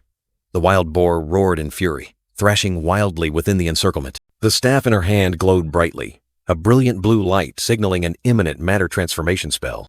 Each vine now transformed into sharp, cold crystals, piercing deep into the monster's body, creating fatal wounds. The monster growled in despair, its massive body impaled by the petrified vines. Flame stood firm, facing it. Despite her fatigue, her eyes still burned with resolve. It's not over yet. The determined vow echoed in her mind. She raised her staff high, a brilliant golden magic circle appearing, signaling the finishing blow was ready. But no, the petrified vines began to crack, the monster still possessing the strength to break its shackles. The shackles shattered, a blue light erupted, and the monster broke free. Freed from its restraints, the giant wild boar charged furiously, its red eyes burning with rage. Flame still bravely faced it. The ferocious monster lunged. Flame blocked it with her staff, her small figure confronting its wild power. From her staff, a brilliant golden light erupted, piercing through the night. The golden ray tore through space, striking the monster's head directly, creating a terrifying explosion. The battle ended. Flame stood amidst the deep crater created by the magic. Enveloped in smoke and dust, sweat beaded on her forehead. Flame panted. Her face was tired, but her eyes still shone with resilience. But it wasn't over. Another golden light erupted from the staff. The monster was still not completely subdued. From above, eyes watched Flame fighting bravely. A voice rang out, demanding silence to observe the final battle. Finally, the monster fell. Flame breathed a sigh of relief, but the excited chatter didn't stop. She's not messing around. 5 of us couldn't even take down a mid-level monster.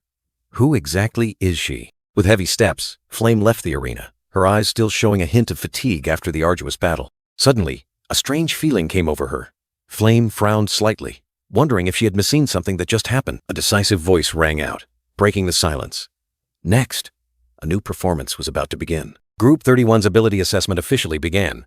Hongbian Adelevet and Ma Yusong, 2 mysterious names, stepped into the arena. Hongbian Adelevet and Ma Yuzeong's proud gazes swept over the crowd, ready to face the upcoming challenge. Amidst the cheers, Flame stood there, quietly looking towards Hongbian Adelevet. Princess, good luck, the shouts echoed. Flame suddenly fell into thought. Why is Hongbian cooperating with Ma Yusong instead of someone from her own faction? In the original story, the two of them never interacted. A surge of green energy erupted, engulfing the entire space, signaling the appearance of a new danger. Dark green scales, glowing red spines, and ferocious eyes gradually became clear. A giant monster was taking shape. Kai! A terrifying roar tore through the air. A giant water monster appeared, astonishing everyone. A waterfish monster? Oh my god, that's a special mid-level monster. Flame watched with a worried expression. It's unbelievable to find such a rare monster to fight, as expected of the princess. But she knew this was no ordinary mid-level monster. The narration explained clearly. Hong Biyun and Ma Yusong possessed fire, earth, and lightning attributes. A powerful combination, but would it be enough to face the upcoming enemy? The giant water monster belonged to the water element, completely countering fire attributes, and was also a flying monster. This was an opponent entirely incompatible with both Hong Bian and Ma Yusong. Not only are they fighting a special mid-level monster that everyone else failed against, but they're also giving up their attribute advantage. Flame realized they want to achieve a perfect score, but that only happens if they succeed. The giant water monster's wings flapped powerfully, creating swirling gusts of wind, signaling an imminent no-holds-barred battle. It turned, revealing its massive body with dark purple wings, ready to confront the two small students in the distance. With a sky-shattering roar, the water monster charged like a verdant storm, its red eyes burning with fire, determined to crush everything in its path. Amidst the tense atmosphere, Princess Hong Bian coldly commanded, "Begin." Ma Yusong replied confidently, "Understood, Princess." The two of them began to move, their steps light yet decisive, advancing into the heart of the challenge. Flame and her classmates were astonished, wondering, what are they doing? I thought they would attack immediately. Ma Yusong retreated, standing beside Princess Hong Bian. Flame wondered, is the knight standing behind the bishop? Ma Yusong gave a mysterious smirk, his eyes burning as if to say he had a plan of his own. Princess Hong Bian began to chant, her staff glowing, purple energy swirling around her, preparing for a powerful support spell, buoyed by magical energy. Ma Yusong leaped into the air, his body enveloped in an ethereal purple light. A male student commented, "This jump is pretty good for a first-year student, but that alone won't reach the water monster." Ma Yusong still hovered in midair far from his target. Flame worried. He can't use a second jump in the air. What is he thinking? Suddenly, Ma Yusong drew a glowing green sword, his eyes still holding an inexplicable confidence. From thin air, giant green rocks appeared, hovering in midair, forming a strange path. He landed on one rock, then another beneath it erupted in fierce flames, creating a pillar of fire that propelled him high upwards. Ma Yusong was propelled straight towards the water monster, catching it by surprise. His crazy plan had begun. Two students watched from the sidelines. The brown-haired boy exclaimed wow in astonishment, while the black-haired girl was speechless. At the same time, Princess Hong Bian Adelevet was still concentrating on casting her spell, magical flames burning brightly around her. Ma Yusong, with his determined red eyes, seemed to have anticipated everything.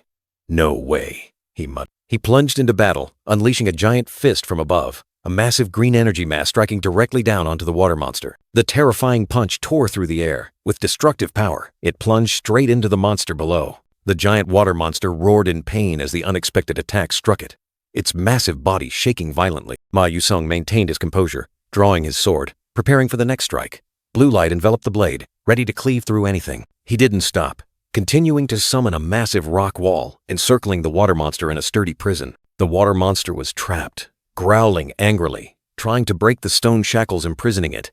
"Keek!" Its cries echoed. Its glowing red eyes were full of killing intent, sharp fangs exposed. "Kill!" it growled, its fury burning. The monster's mouth gaped wide, revealing hideous fangs, ready to swallow anything in its path. With a terrifying roar, the water monster thrashed violently, tearing through the rock walls, escaping its shackles. Ma Yusong observed calmly, a slight smirk on his face. It escaped easily, didn't it?" he said. "But it's too late now." At the same time, a brilliant red energy erupted from Princess Hong Bian Adelevet.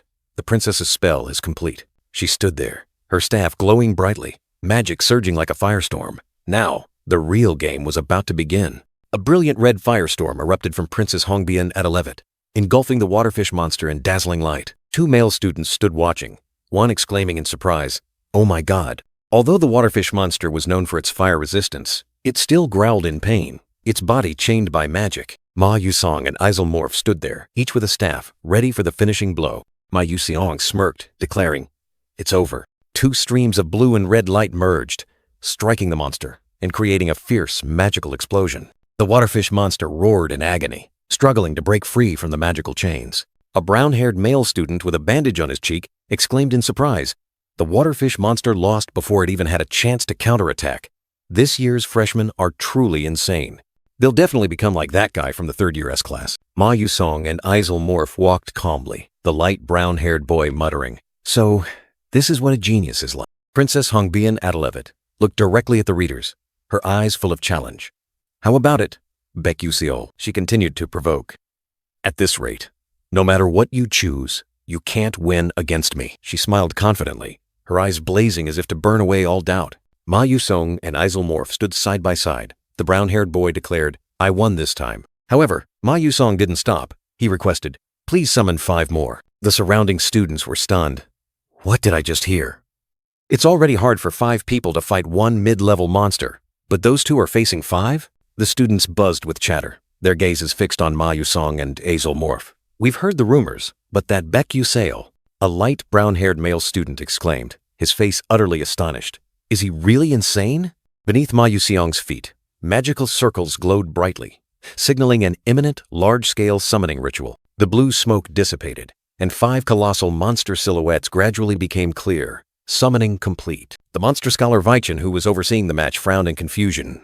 The first monster appeared, a colossal Heimeridun, with grayish-green skin and a menacing red tongue sticking out. Next was a sand-maned black cow, with a muscular body, sharp horns, and fiery eyes. A majestic chitin and a vibrant Nami slime, both possessing strange and mysterious appearances. Finally, a colossal sensitive bat, its purple eyes glowing brightly, its vast wings spanning the space. Princess Hongbian turned to Ma Yusong, giving him a knowing smile.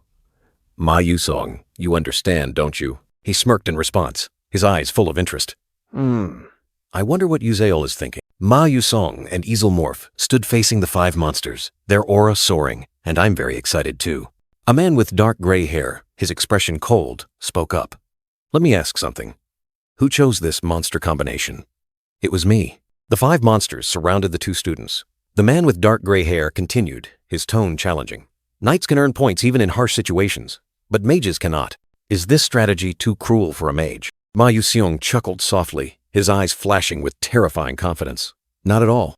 Ma Yusong confidently declared that this strategy was specially designed for a bishop, his eyes sharp and calculating. The man with dark gray hair frowned, his eyes scrutinizing, and quietly asked again, "Is that so?" A question imbued with doubt and anticipation. "All right, then let's begin." As soon as the command was given, 2 colossal monsters growled and charged.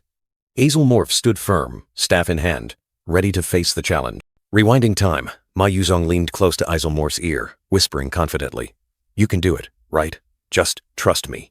The light blue-haired girl replied with annoyance, "I'm tired of hearing that." But then, he smiled softly, his eyes firm. "I trust you." A simple affirmation, yet heavy with conviction. Morph sighed softly, a name appearing in her mind. Baek Yuseol. She wondered if this was part of his plan. Under the dim moonlight, the 2 walked side by side.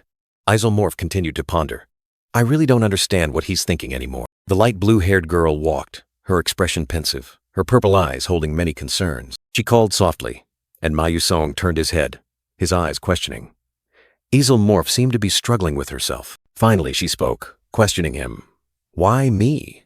A knight with your abilities could partner with anyone else." Ma Yusong scratched his head, his expression thoughtful. He knew her question wasn't baseless. Morph continued, listing outstanding talents.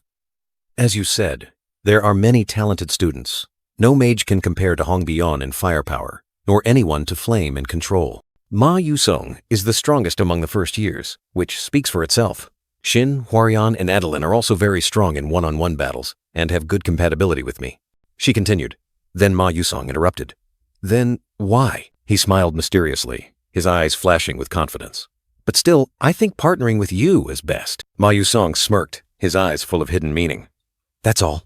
Simple words, yet containing a deep calculation." After the partnership proposal, Morph looked towards Ma Yusong, her gaze firm. "So, shall we continue? This time, let's face Caden." A new challenge awaited. Her face showed a hint of confusion, but her purple eyes still gleamed with determination. A great challenge lay ahead. Was she ready? Clutching the staff in her hand, the girl stood there, her figure hidden in the shadows. Was it a latent power waiting to be unleashed, or an overwhelming anxiety? She closed her eyes, pondering the mysterious words. "Even if I don't fully understand his intentions, There must be a reason he chose me. A strong belief was kindling in her mind. Light flared around her feet, a burning resolve. Then, let's show him. She was ready to prove her worth. Mid-air, the light blue-haired girl shone brilliantly. Magical energy surged around her, the staff in her hand emitting a cerulean light. 2 male students below witnessed the astonishing sight. Wait! Is that ethereal resonance? No way. Only mages level 6 and above can fully enter the unconscious world. Isel remained suspended, surrounded by icy crystals. Just a lapse in concentration, and the mana flow will backfire, causing them to lose their ability to cast spells. And a first-year student can do that? Ma Yusong stood there, smirking, his eyes full of hidden meaning. She deserves the title Winter Lady, a compliment full of subtle implications. His lips curled confidently. All right, let's begin. The plan was set. Now it was time for action. Ma Yusong charged forward, his sword glowing in his hand. The plan was clear. 2 people against 5 mid-level monsters. An uneven battle. He moved like lightning, his feet gliding swiftly across the ground. Terrifying speed, ready for a surprise attack. In a flash, Ma Yusong closed in on the Chimeradun monster. His sword flashed, striking directly at the colossal enemy. Without pause, he continued to charge at the Sandman Black Cow. Sharp sword slashes tore through the air, giving the monster no time to react. Ma Yusong's eyes were as sharp as knives, his face full of resolve. He fought without hesitation, like a true war god. A fatal slash tore through Heimerdune's body, its long tongue hanging limp, stained with fresh blood. A pathetic groan echoed, signaling an inevitable end. Ma Yusong, with his masterful swordsmanship, delivered the finishing blow. The colossal monster staggered, blood splattering across the arena.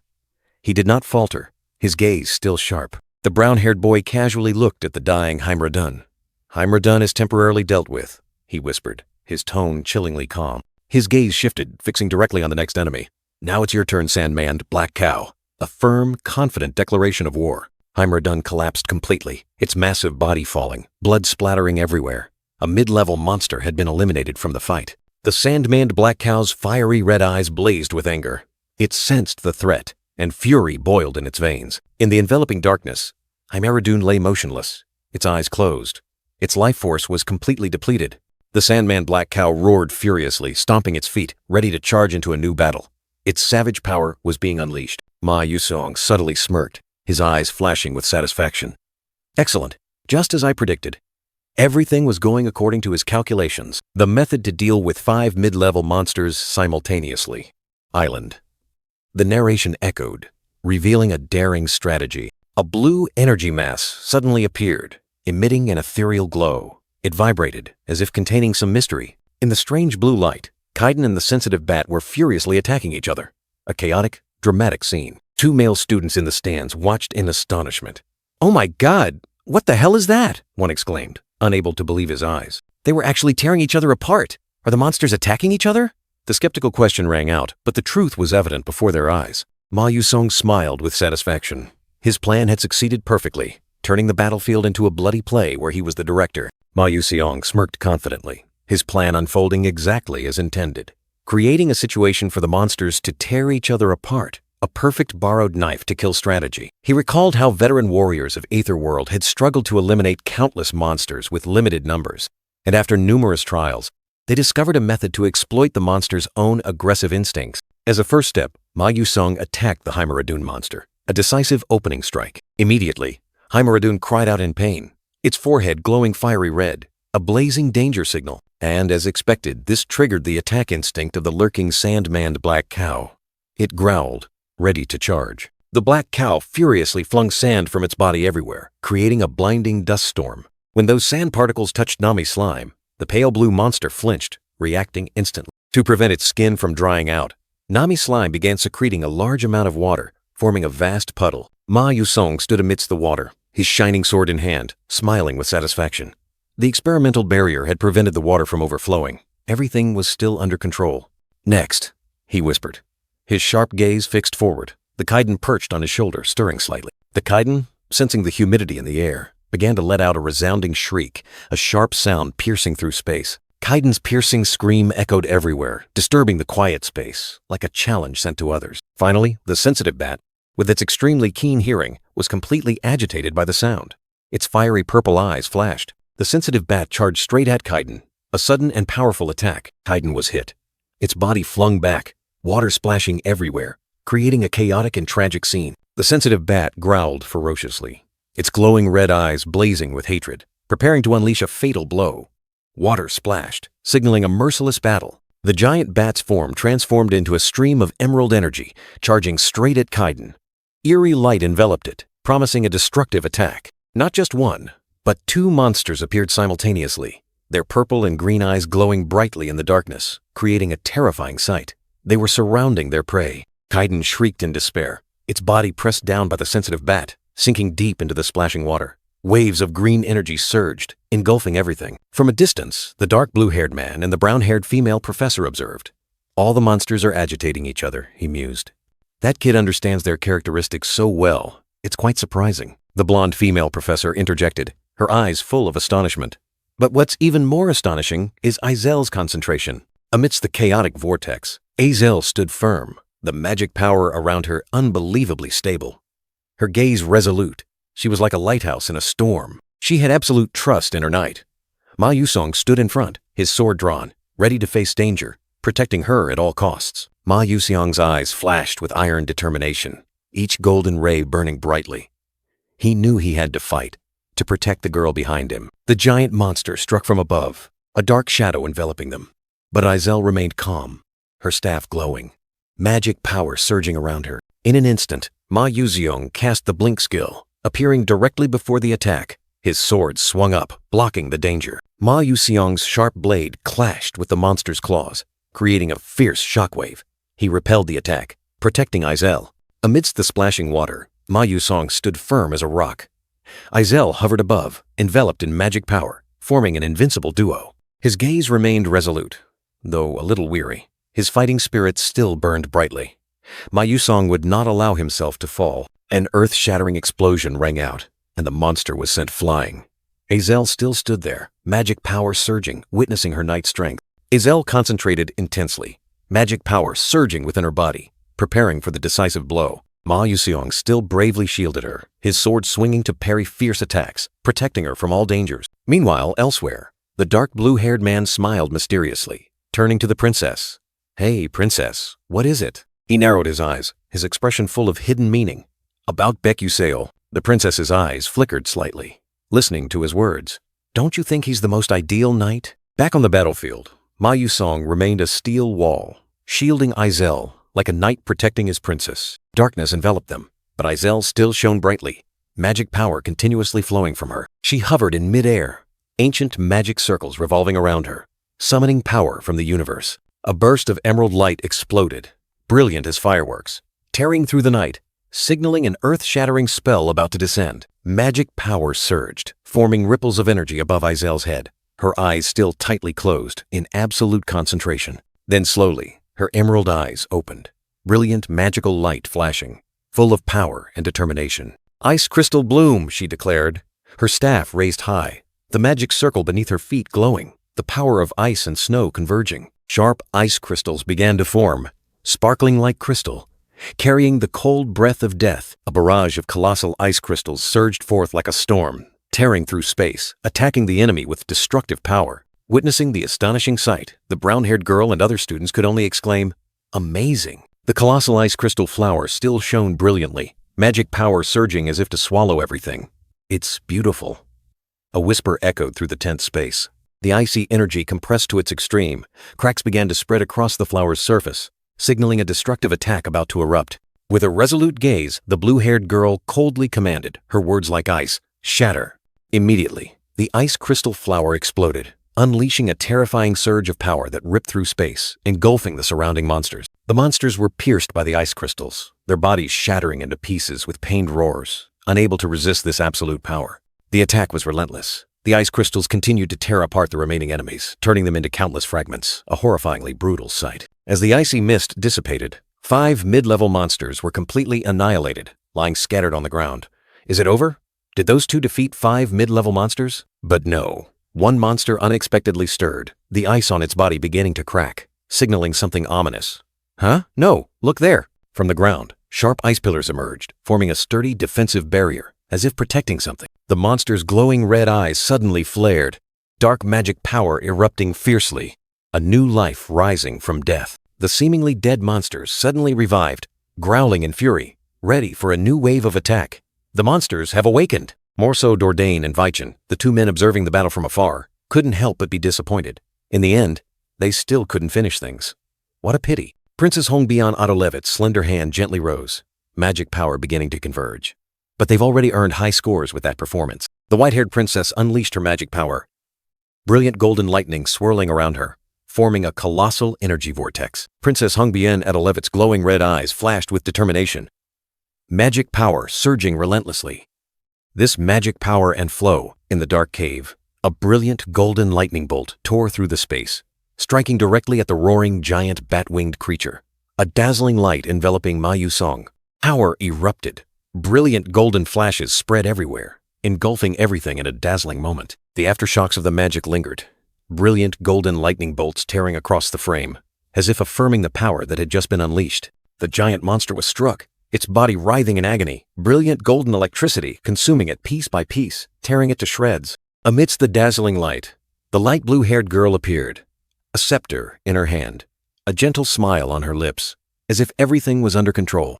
Her eyes sparkled with confidence, a new power rising. This is my magic. She stood there, amidst lightning bolts and icy snowflakes, majestic and powerful.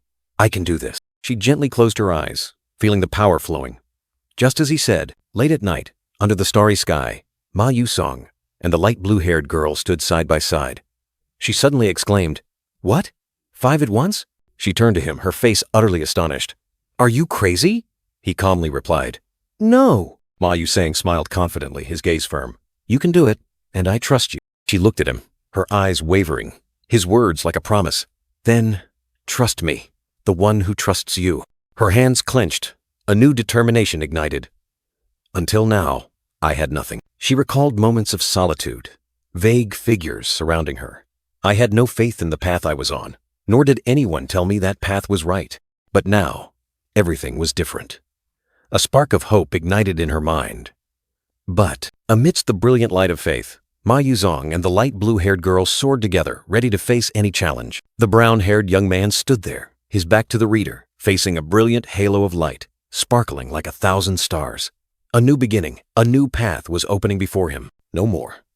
His resolute footsteps trod on the dark ground, moving forward, leaving behind the burdens of the past. Now, each step carried an iron will.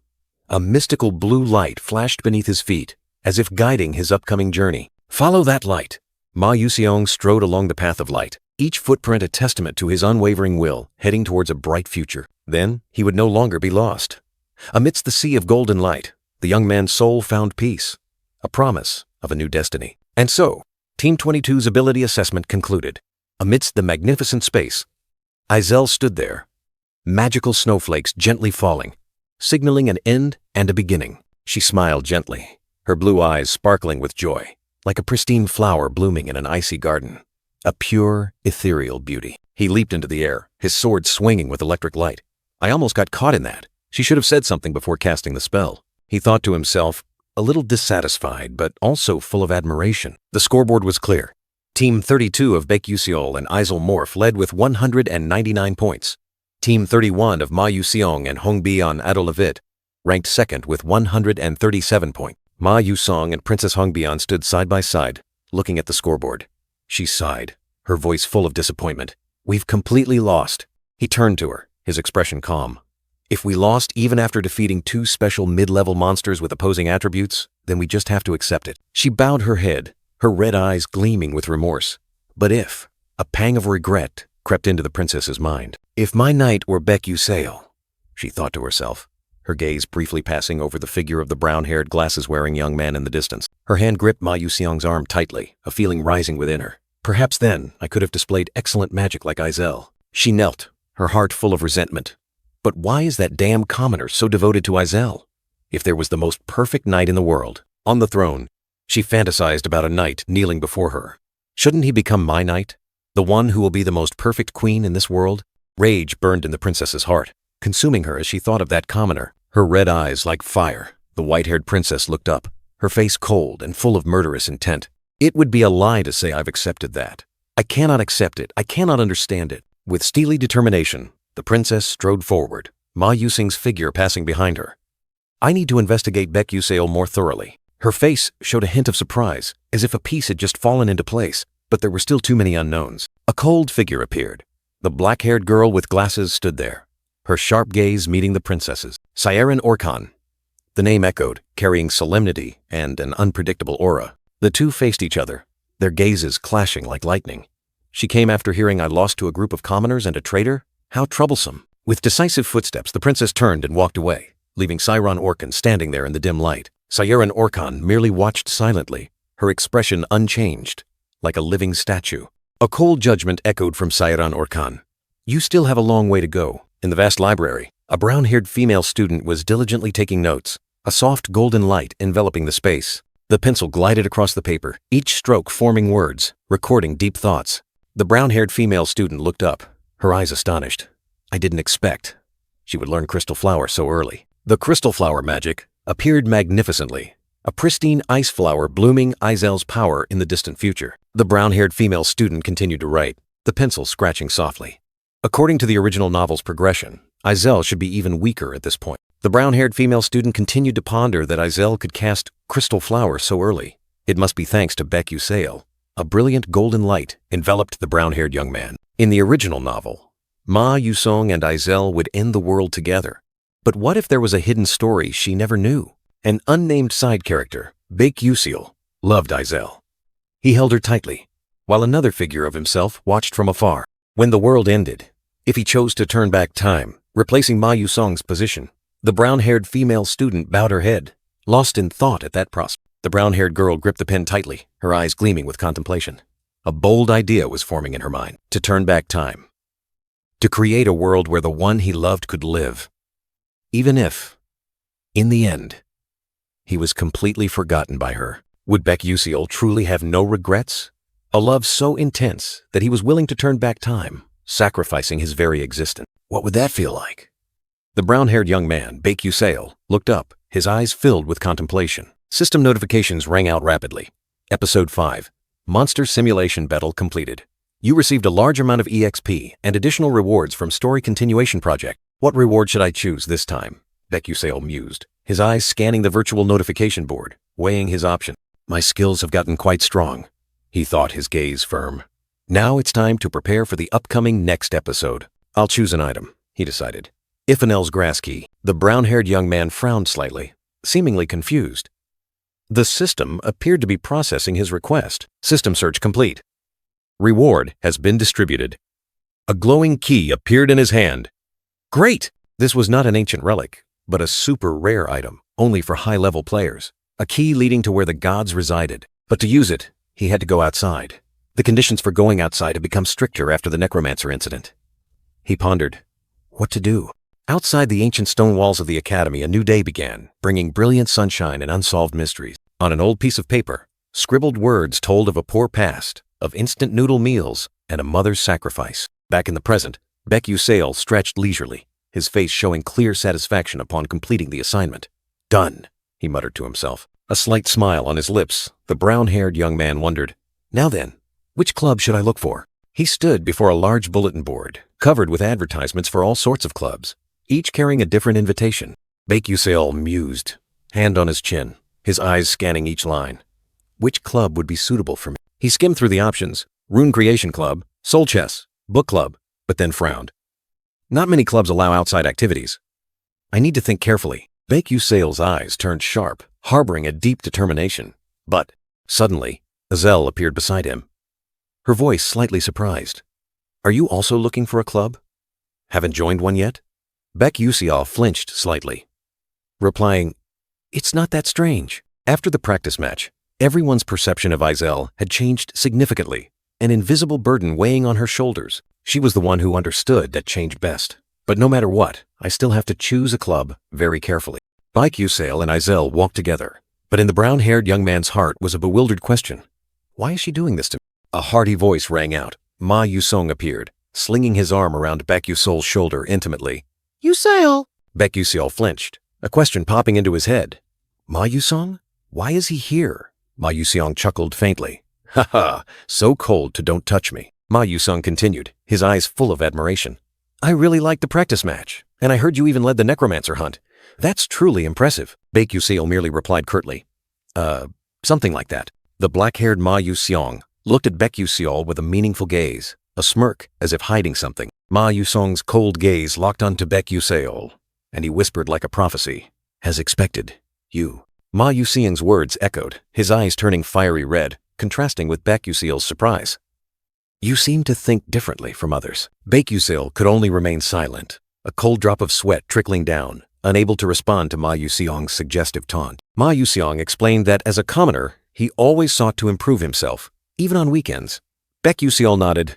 I understand. Unlike me, you make good use of your time. The black-haired Ma Yusong turned and asked directly, So what do you do on weekends? Then asked himself, Me? Baek Yuseol replied curtly and coldly, Study. Izel, standing next to him, just watched in silence. Ma Yusong burst out laughing, showing disbelief. I asked a polite question, and you gave a polite answer? Thanks, Baek Yuseol seriously affirmed. No, really. Baek Yusong continued, his tone resolute. I study, and I also train. Ma Yusong asked in surprise. What? Ma Yuseong was surprised, exclaiming, You aren't the type of person who usually does that. He gave a forced laugh, and Baek Yuseol replied, That's right. But I've been doing it recently. Baek Yuseol was pensive, while Ma Yusang still had an arm around his shoulder. He thought to himself, Ma Yusang should have started training much later. What's the reason? Izel looked at Baek Yuseol, her eyes understanding. Practical dungeon training, right? Ma Yuseong flinched, quickly confirming. That's right. He recounted a dangerous moment. If the young lady hadn't intervened then, things could have been quite bad. Izel frowned slightly. Don't call me that. Baek Yuseol continued to ponder. In the original storyline, Ma Yuseong and Flame cooperated to easily defeat Hei Wonriang. He looked down, recalling Flame. But because I intervened this time, Flame was tied up. Baek Yuseol continued to think. The image of Hei Wonriang fighting alone appearing, and he had to face Hei Wonriang alone. Is this why Hei Wonriang's condition is also strange? Baek Yuseol put his hand to his chin, his gaze firm. Anyway, this is a good thing. If this happens, both Hei Wonriang and Ma Yusong will train more. Continuing his thoughts, Baek Yuseol looked towards the two figures, believing that their growth would lead to a brighter outcome, completely different from his own path. In the academy hallway, Izel asked, her eyes worried upon seeing that Baek Yuseol hadn't joined any club yet. The brown-haired boy simply replied curtly, his expression indifferent. Ma Yuseong smirked, inviting Baek Yuseol to his team. The brown-haired boy responded with a counter-question, probing about the conditions an ideal club should have. Baek Yuseol listed a series of bizarre requirements. A quiet club, no meetings, insurance included, cheese tonkatsu included, and freedom of activity. Izel and Ma Yusong were dumbfounded, unable to comprehend. Ma Yuseong was astonished by the outrageous demands, while Baek Yuseol merely shrugged.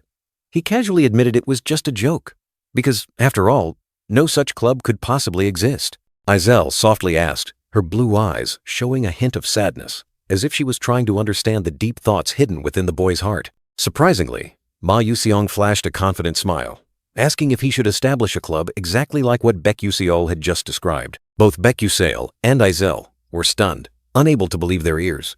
Their eyes widened in astonishment at Ma Yuseong's bold proposal. Baek Yuseol asked skeptically if Ma Yuseong could truly establish such a special club. The brown-haired boy affirmed confidently, his eyes full of self-assurance. The brown-haired boy thought to himself that with Ma Yusong's influence, it was entirely possible. But another question arose in his mind. Baek Yuseol questioned, wanting to know what benefit would make Ma Yusong do that. The black-haired boy simply replied curtly, his expression still full of hidden meaning. Ma Yusong gave a mysterious smile, his eyes sharp, declaring that Baek Yuseol was special, and that was why he was willing to do anything. Baek Yuseol flinched, his eyes suspicious. He wondered if Ma Yusong knew something about his identity or past. Suddenly, a light flashed in Baek Yuseol's mind. He suddenly remembered a core flaw of Ma Yuseong. It turned out, this Ma Yusong was extremely lonely. Baek Yuseol sighed, agreeing to let him establish the club, but not forgetting to mutter a sarcastic remark. Ma Yusong, meanwhile, beamed with joy. Baek Yuseol nodded in agreement, but with one condition. Izel also had to join. The blue-haired young woman was stunned, not expecting to be dragged into it herself.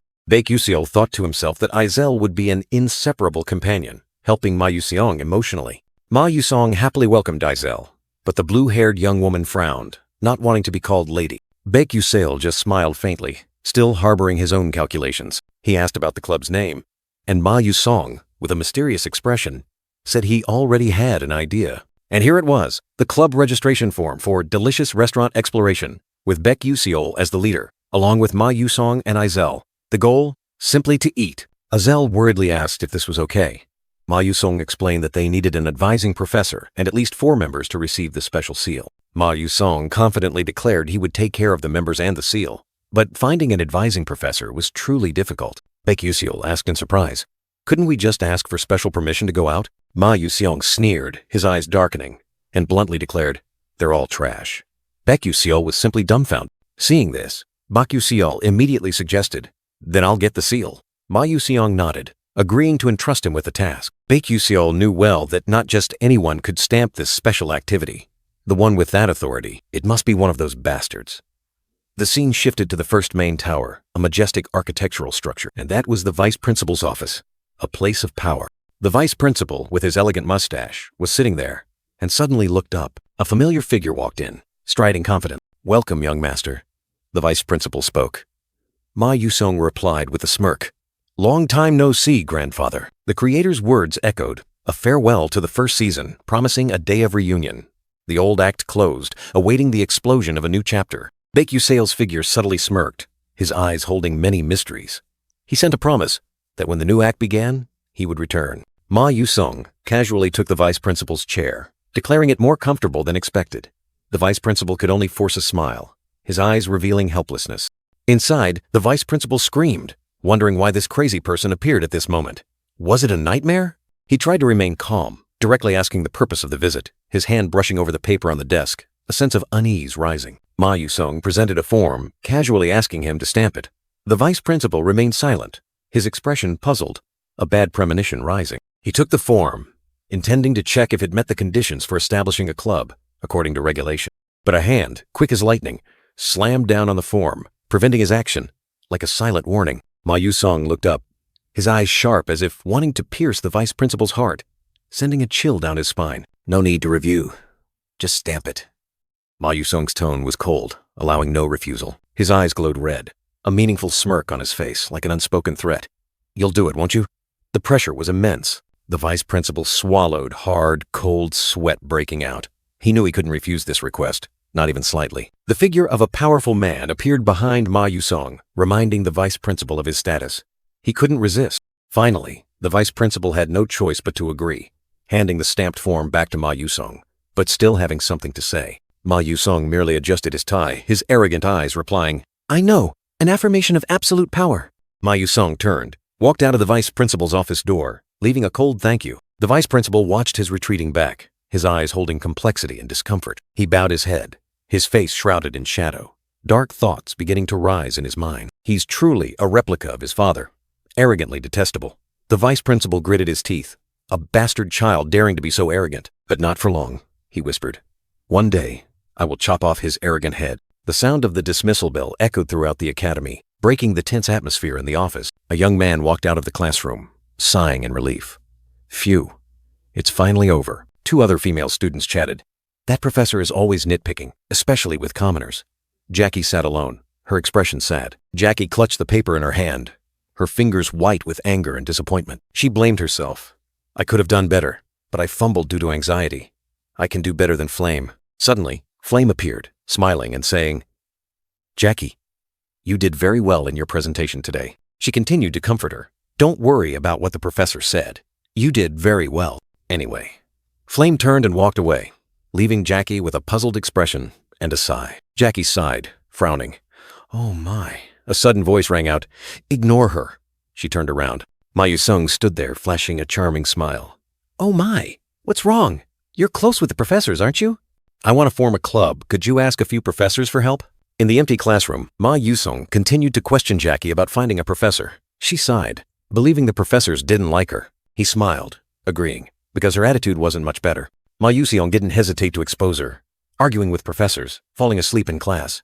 "It's a miracle you haven't received an academic warning yet." Jackie pouted, giving a slight cough, thinking he was exaggerating. Jackie bowed her head, her eyes half closed, wondering if anyone could be that annoying. A faint sadness seemed to envelop the girl. Jackie's brown eyes suddenly widened, a spark of realization flashing. Ah, she exclaimed, as if she had just realized something important. Ma Yuseong looked at her, a hint of surprise on his face. He asked again, "Wait, aren't you close with Assistant Professor Altalicia?" His gaze was probing. Leaving Jackie, Ma Yusong walked down the wooden-floored hallway. He thought to himself, so, an assistant can also be an advising professor. I was too focused on the story when playing the game, so I didn't pay attention. A puzzled expression appeared on Ma Yuseong's face. He furrowed his brows, seemingly trying to piece together the information he had just received. The sound of footsteps, tagak, echoed. A silhouette of a black-haired woman, wearing a long cloak, glided through the empty hallway. An air of mystery enveloped her figure. A close-up of the black-haired woman's face, sharp eyes behind her glasses, a corner of her mouth curved into a meaningful smile. An unexpected appearance made Ma Yusong exclaim in surprise. Ma Yusong stood frozen in the middle of the hallway, his face utterly bewildered. "What the hell?" he muttered, seemingly unable to believe what he had just seen. An ancient stone tablet appeared, carved with incomprehensible characters. A caption revealed, "Altalicia's personal research lab." This was exactly where he needed to go. Ma Yusong smiled confidently and entered the room. "Hello," he said, his tone polite, yet subtly calculating. Ma Yuseong's golden eyes widened, a flicker of surprise passing through them. Something in the lab had caught him off guard. Assistant Professor Altalicia stood amidst a messy pile of papers, her face flustered, hand lightly touching her glasses. "Assistant Professor Altalicia?" Ma Yuseong asked. She flinched. "Ah." Altalicia hastily adjusted her glasses, stammering a greeting to Ma Yusong. He looked at her, asking with concern, "Assistant Professor, is something wrong?" A tense atmosphere enveloped them. Ma Yusong looked straight ahead, his eyes sharp as if interrogating something, a heavy question about to burst forth. On the table, scattered thesis papers, containing ancient and mysterious knowledge, now held another story. He asked directly, "Assistant Professor, where is the thesis you've been preparing for so long?" She flinched, her eyes flustered, trying to hide something. A clenched fist, harboring indignation and determination, amidst the hazy smoke of injustice that enveloped them. Altalicia forced a smile, explaining that she had given the thesis to the professor because the research conference was approaching. She even felt grateful that an excellent professor was using her work. His eyes darkened, and he called her name, his voice deep like rolling thunder, cutting through her weak justification. He said directly, "You've just been blatantly robbed. Will your name even be on it?" His words were like a sharp knife tearing through the harsh truth. She still tried to smile, comforting herself that, "It's okay. This is also a lesson." Resignation was clear on her face. He thought to himself, in this situation, it was not the time to ask her to be the advising professor for his club. His initial plan had fallen apart. His eyes flashed with a determined light, a new idea suddenly emerging, one that could change the situation. He knew that Professor Misen would soon solve this formula. He wanted Altalicia to complete it herself, before her work was stolen again. He continued, "Assistant Professor, there's something else you've prepared, the thing you and I solved last time." She was surprised. "Ah, the random series convergence technique?" A glimmer of hope flickered in her eyes. She admitted she had researched it because his idea was too interesting, but hadn't succeeded yet. Although it was a 300-year-old problem, she felt that if she could just solve one key point, she would find the solution. He looked straight ahead, his eyes full of confidence, declaring firmly, "That part, I will solve." The promise was like a challenge to fate. Altalicia was deeply shocked, unable to believe her ears when she heard Ma Yusong's declaration. He calmly replied, admitting he had only solved it by chance. The young man didn't say much, just quietly picked up a piece of chalk and began writing complex characters on the blackboard, each stroke seemingly imbued with invisible power. Altalicia stood there, her eyes fixed, completely captivated by the formulas gradually appearing on the board. Her eyes widened, utterly astonished as what seemed impossible was gradually revealed. He turned back, a mysterious smile on his lips, declaring firmly, "But with you, things will be different." Time seemed to stand still, with only the sound of chalk on the board and the assistant professor's hurried breathing. Altalicia mumbled, analyzing each part of the formula, like a knowledge monster devouring all information. He looked at her, a satisfied smile. She's completely immersed in it. What incredible focus. He thought to himself, she is the true genius, the one who will change humanity's future, unlike him who is merely a copycat. His role was over. Now, he could only place his trust in her talent and quietly wait. The screeching of wheels, a train leaving the station, carrying new mysteries and hopes. The young man stepped off, stretched tiredly, and sighed. "Finally, we've arrived." Thanks to Altalicia, he established the culinary club and obtained permission to leave the academy. However, his body was still not well. Despite being met with suspicion when applying for the permit, he ultimately achieved his goal. A relieved smile appeared on his lips. He walked through the lush green garden, telling himself that as long as he didn't cause any accidents, everything would be fine. The brown-haired male student looked up, his golden eyes wide with surprise. "Oh," he uttered softly, as if he had just discovered something extraordinary. Before his eyes, the third world tree stood majestically, its lush green canopy touching the blue sky. The Dutch orchard, a breathtakingly grand sight. Beneath the ancient tree's canopy, an ethereal elf town appeared, its houses nestled amidst emerald green, lights twinkling like 1,000 stars. Stepping through the ancient stone gate, Ma Yuseong couldn't help but marvel. The scenery here was so beautiful that even game graphics couldn't compare. A long gray-haired female elf smiled gently, placing her hand on her chest. "It's a pleasure to meet you, Mage of Stella." A warm welcome echoed. Another brown-haired female elf also offered a graceful smile.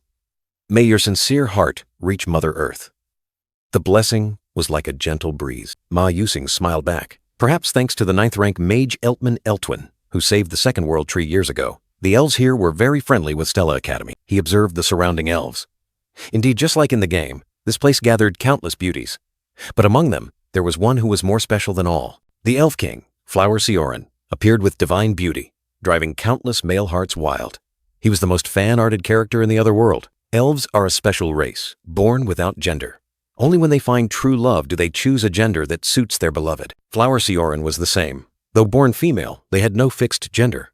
Later, out of love for Flame, they chose to become a male. Ma Yuseong sighed softly. No matter which route he took, Flower Sioran always chose the male gender, disappointing many male players. "I like Flower Sioran too." His eyes suddenly lit up, a determined smile clearly visible. Found it. The target was right before his eyes. This was the hidden dungeon, the Garden of Deity Iphanel, a dense forest filled with mystical light. Ma Yusong told himself that his skills had significantly improved. It was time to prepare for the upcoming story arc. Ma Yusong reached out, deciding to take an item. He chose Iphanel's grass key, an item containing secret power. A triumphant smile bloomed on his lips, Ma Yuseong secretly pleased that he could use this item earlier than expected. The opportunity had arrived. The grass key was inserted into the ancient lock. A creaking sound echoed, opening a secret door leading to the forbidden place. A dazzling warning appeared. When the gate opens, others possessing this key may detect it. The words were full of hidden meaning, Ma Yuseong recalled. This warning had appeared in the game before, but no one had ever seen it lead to any special events. He didn't hesitate, decisively turning the key. A distinct click echoed, breaking the silence. A dazzling light erupted, engulfing Ma Yusong's figure. The gate to the Garden of Deity Iphanel had swung wide open. A notification appeared, confirming the significant event. The gate to Garden of Deity Iphanel has opened.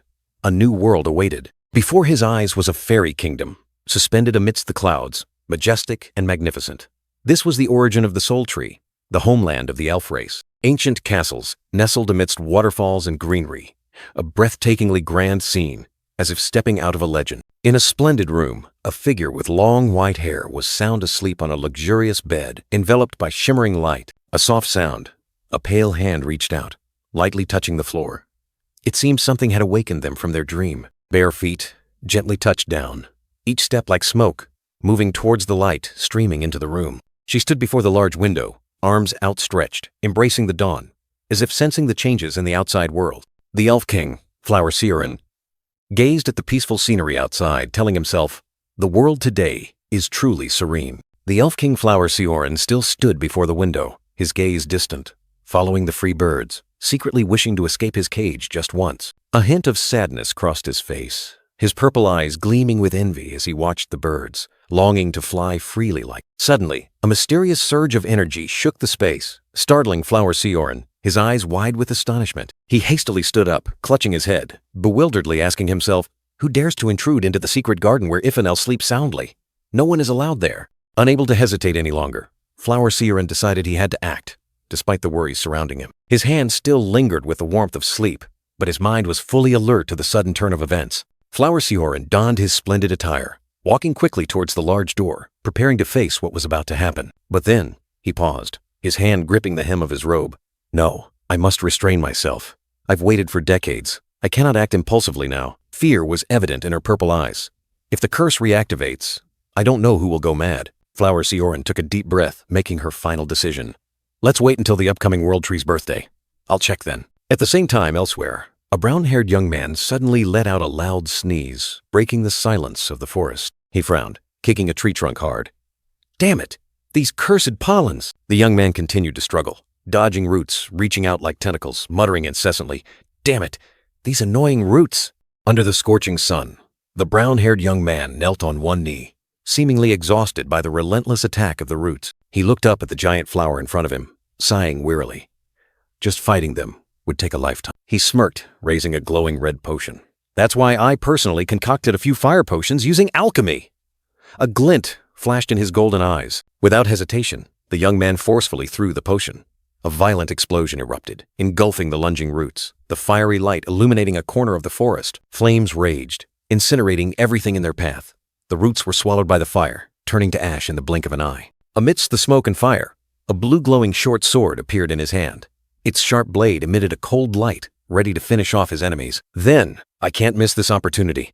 He shot forward like an arrow, his figure transforming into a brilliant golden streak, piercing straight into the heart of the firestorm. The young man's blazing golden eyes shone with ruthlessness and determination. He knew his objective clearly, and nothing could stop him. "There it is!" he exclaimed, his gaze locked on the dazzlingly luminous giant flower hidden amidst the sea of fire. Piercing through the blazing flames, the young man swung his sword.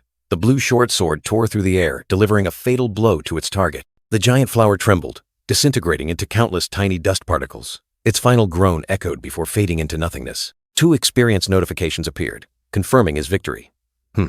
These small fries are enough. He sighed in relief, his eyes full of disdain. The young man's face grew serious.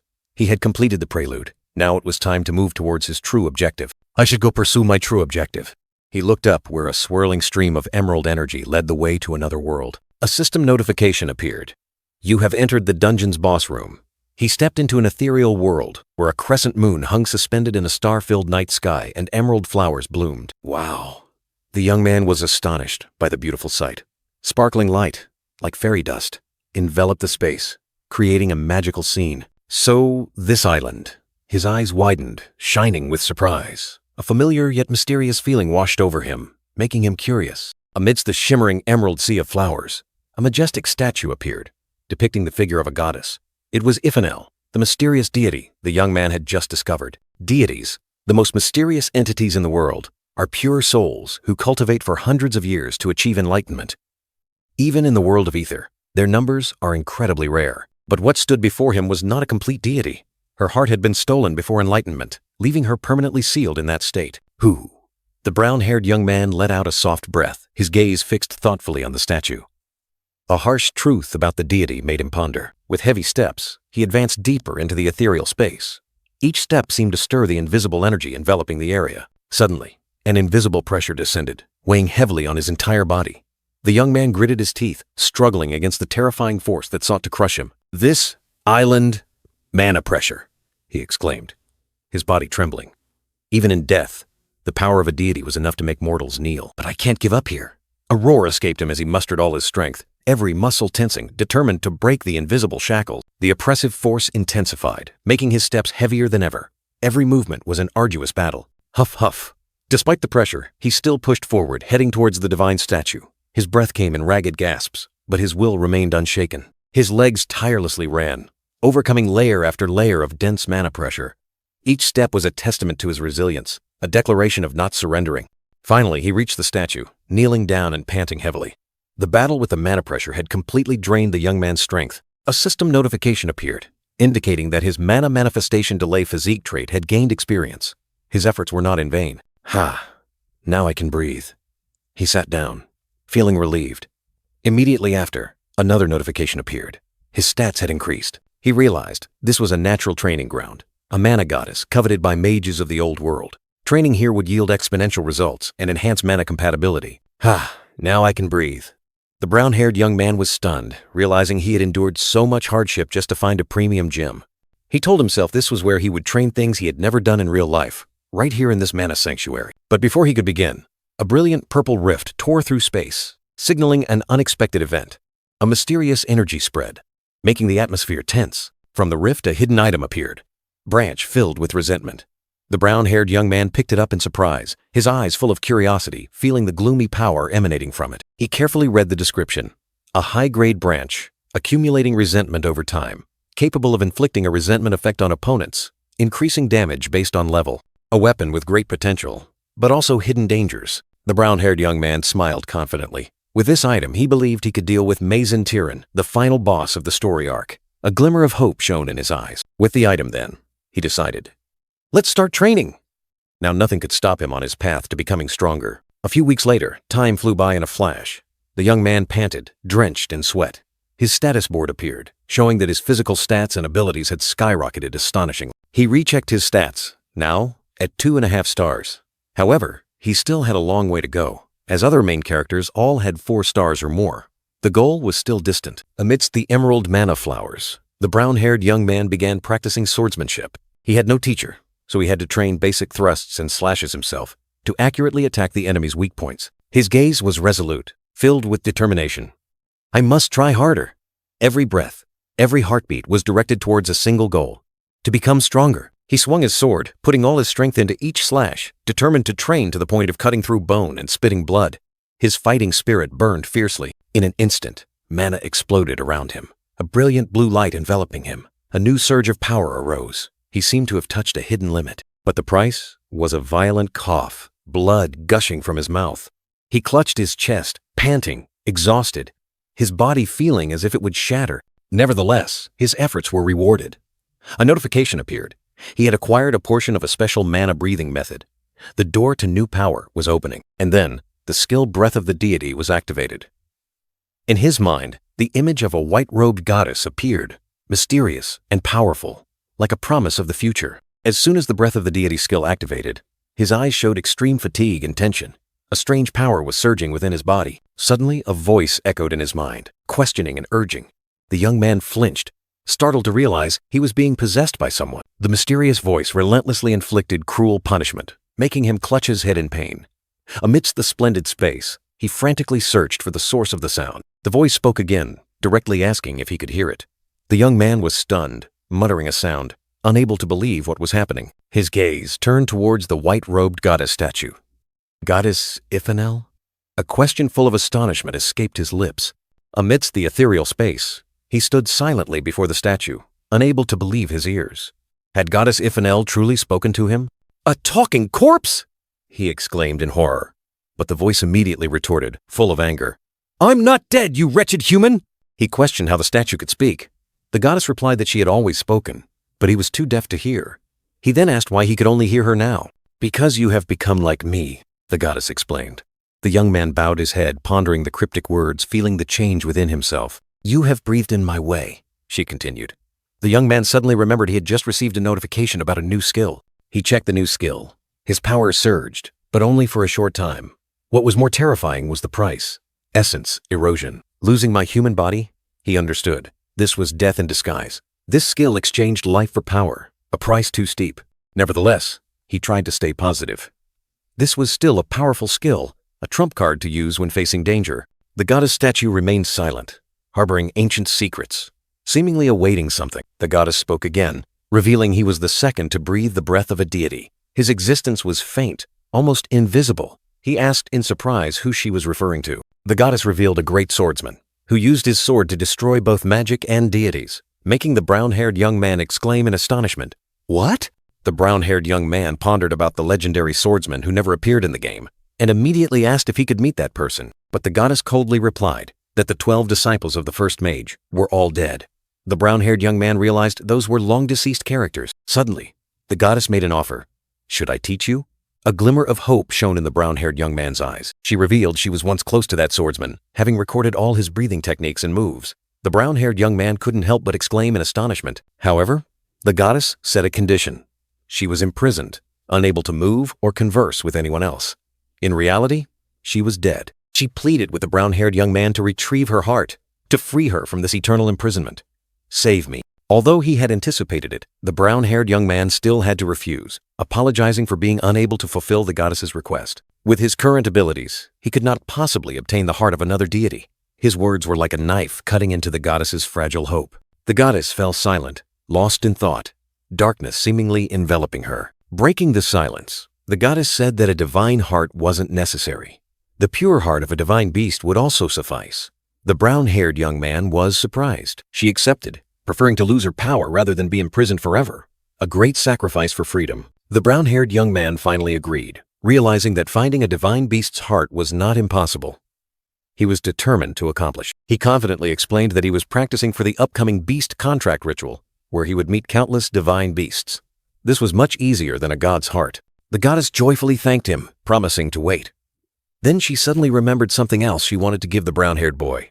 He was curious. Goddess Iphanel instructed the brown-haired boy to look towards the pillar behind her, where a small wreath was quietly glowing. He took the wreath. The goddess explained it was Iphanel's flower necklace, a symbol of their friendship. But abilities? None at all. The brown-haired boy was suddenly disappointed. A useless item he'd never seen in a game. He even thought he could use it as firewood. But then, a thought flashed through his mind. She was a goddess. There was no way she would give something worthless. He smiled meaningfully, realizing the hidden value of the divine gift. A sign from the goddess. It would surely be useful someday. Daylight streamed through the tall window, signaling a new beginning. A diligent hand wrote on the giant blackboard, ancient characters and complex formulas gradually appearing. Assistant Professor Altalicia looked up, her blue-gray eyes showing a hint of surprise, as if she had just completed a major work. She sat amidst a pile of papers, gazing at the magnificent work on the board. I did it. A sigh of relief escaped her. But then, a worried expression appeared. No, this is not the time to rejoice, she told herself, as if there was a more urgent matter. The quill pen glided quickly across the paper, hurried lines of text appearing, recording the surging thoughts. The sharp pen nib seemed to be carving an important message deep into the page. She smiled radiantly, enveloped in light. A new generation will begin tomorrow. A prophecy or a promise? On the page, mysterious lines of text appeared, along with the thought, Usial will be very happy to know this. The ancient characters sparkled, holding a great secret, awaiting the day to be revealed. The magnificent dwarf city, capital of the Black Iron Empire, appeared, where skyscrapers glittered with lights and gold mining tracks crisscrossed the night sky. Amidst the bustling crowd, prominent figures of blonde elves blended into the city's lively atmosphere, creating a vibrant scene. Finally, Beck, Usiol, and Altalicia arrived. We're here, he said, his eyes sparkling with joy, while the assistant professor nodded in agreement. Today was the momentous day of the Alchemy Conference, held at the Golden Crane Academy of Light in the Dwarf Kingdom, an unprecedented event. More notably, the great alchemist Talcum Corden was also present. Beck Usiol smirked. This was the golden opportunity for Altalicia to announce her research finding. But Altalicia still had some reservations. She looked at Beck Usiol. But Usiol, is this really okay? Her eyes clearly showed her worry. She was worried because this was the professor's life's work. I don't know if she's a good person or just foolish, she thought, even if her research is stolen. Altalicia raised her head, her gaze firm. Don't worry, she told herself, a glimmer of hope flashing in her gray-blue eyes. Beck Usiol smiled meaningfully. You didn't steal Professor Misen's research, he said, his tone firm, reassuring her. He continued, his eyes sharp. You're simply more talented than her. Altalicia looked up, her mind filled with thoughts about his words. All right, thank you, Altalicia replied. Shall we go inside then? Beck Usiol pointed to a side entrance, avoiding the red carpet. Exactly. Good idea. Inside, a man with slicked-back black hair solemnly announced, Welcome, doctors, professors, and researchers of the Alchemist Society. The man with side-parted brown hair and a smirk held up a card, declaring loudly, Now, we shall begin the 87th Golden Cross Section Conference. A woman's graceful footsteps echoed. In the first session, a voice resonated. We will introduce new types of poisons. And the first person to step onto the stage was Professor Misen of Stella Academy. With a self-satisfied smile, ready for her presentation, she began her presentation pointing to the large screen. I am Misen from Stella Academy, announcing the red alpha poison. First, look here. Professor Misen wore a self-satisfied smile, her eyes sharp as if she had everything under control. She was at the peak of her arrogance. In the crowd, two powerful men, one with slicked-back black hair and one with side-parted brown hair, clearly showed surprise, perhaps discussing something that had just happened. On the podium, Misen concluded her presentation with a strong declaration. The entire hall erupted in applause, but was it the truth? Beck Usiol sat in the audience, his eyes sharp. He heard the praises for the red alpha poison and the idea of improving it, but his expression was far from pleased. A close-up of Beck Usiol showed him clicking his tongue softly, his face annoyed. She's really rambling on about Altalicia's thesis, as if it were her own. Beck Usiol's thoughts were clear. Even though I have many ways to take her down, the main course is only just beginning. At the same time, Altalicia quietly stepped onto the stage. The stage light shone brightly, and a voice resonated, announcing, Next, the presentation by Assistant Professor Altalicia from Stella Academy. She appeared, full of anxiety. Altalicia stood on the podium, her voice trembling. "Hello, I am Altalicia, an alchemist from Stella Academy." She tried to calm herself. Meanwhile, Bake Usiel was lost in thought. He recalled Altalicia's achievements, a pharmaceutical company, self-regenerating cells, and defensive skills using poison coating. Bake Usiel looked up, his gaze firm. He smiled meaningfully, as if he had a grand plan, ready for his own performance. On stage, Altalicia turned her back to the audience, her voice resonating as she announced the topic. "The topic I will announce today is complete theoretical understanding of random sequence convergence technique." In the crowd, two pointy-eared young women, one with gray hair and one with brown hair, watched Altalicia in surprise, unsure of what lay ahead. The two powerful men also clearly showed surprise, their eyes full of doubt upon hearing Altalicia's announcement. A questioning voice rang out, asking Altalicia if she knew where she was. She stammered in reply. "Of course, this is too grand a position for someone like me." The voice continued to press. "Then how can we accept what you just said?" Altalicia stood there, her expression growing more bewildered and confused. A close-up showed Altalicia's hands gripping her clothes tightly, her expression extremely tense. She was facing immense pressure from the questioning. Altalicia clutched her clothes, trying to calm herself.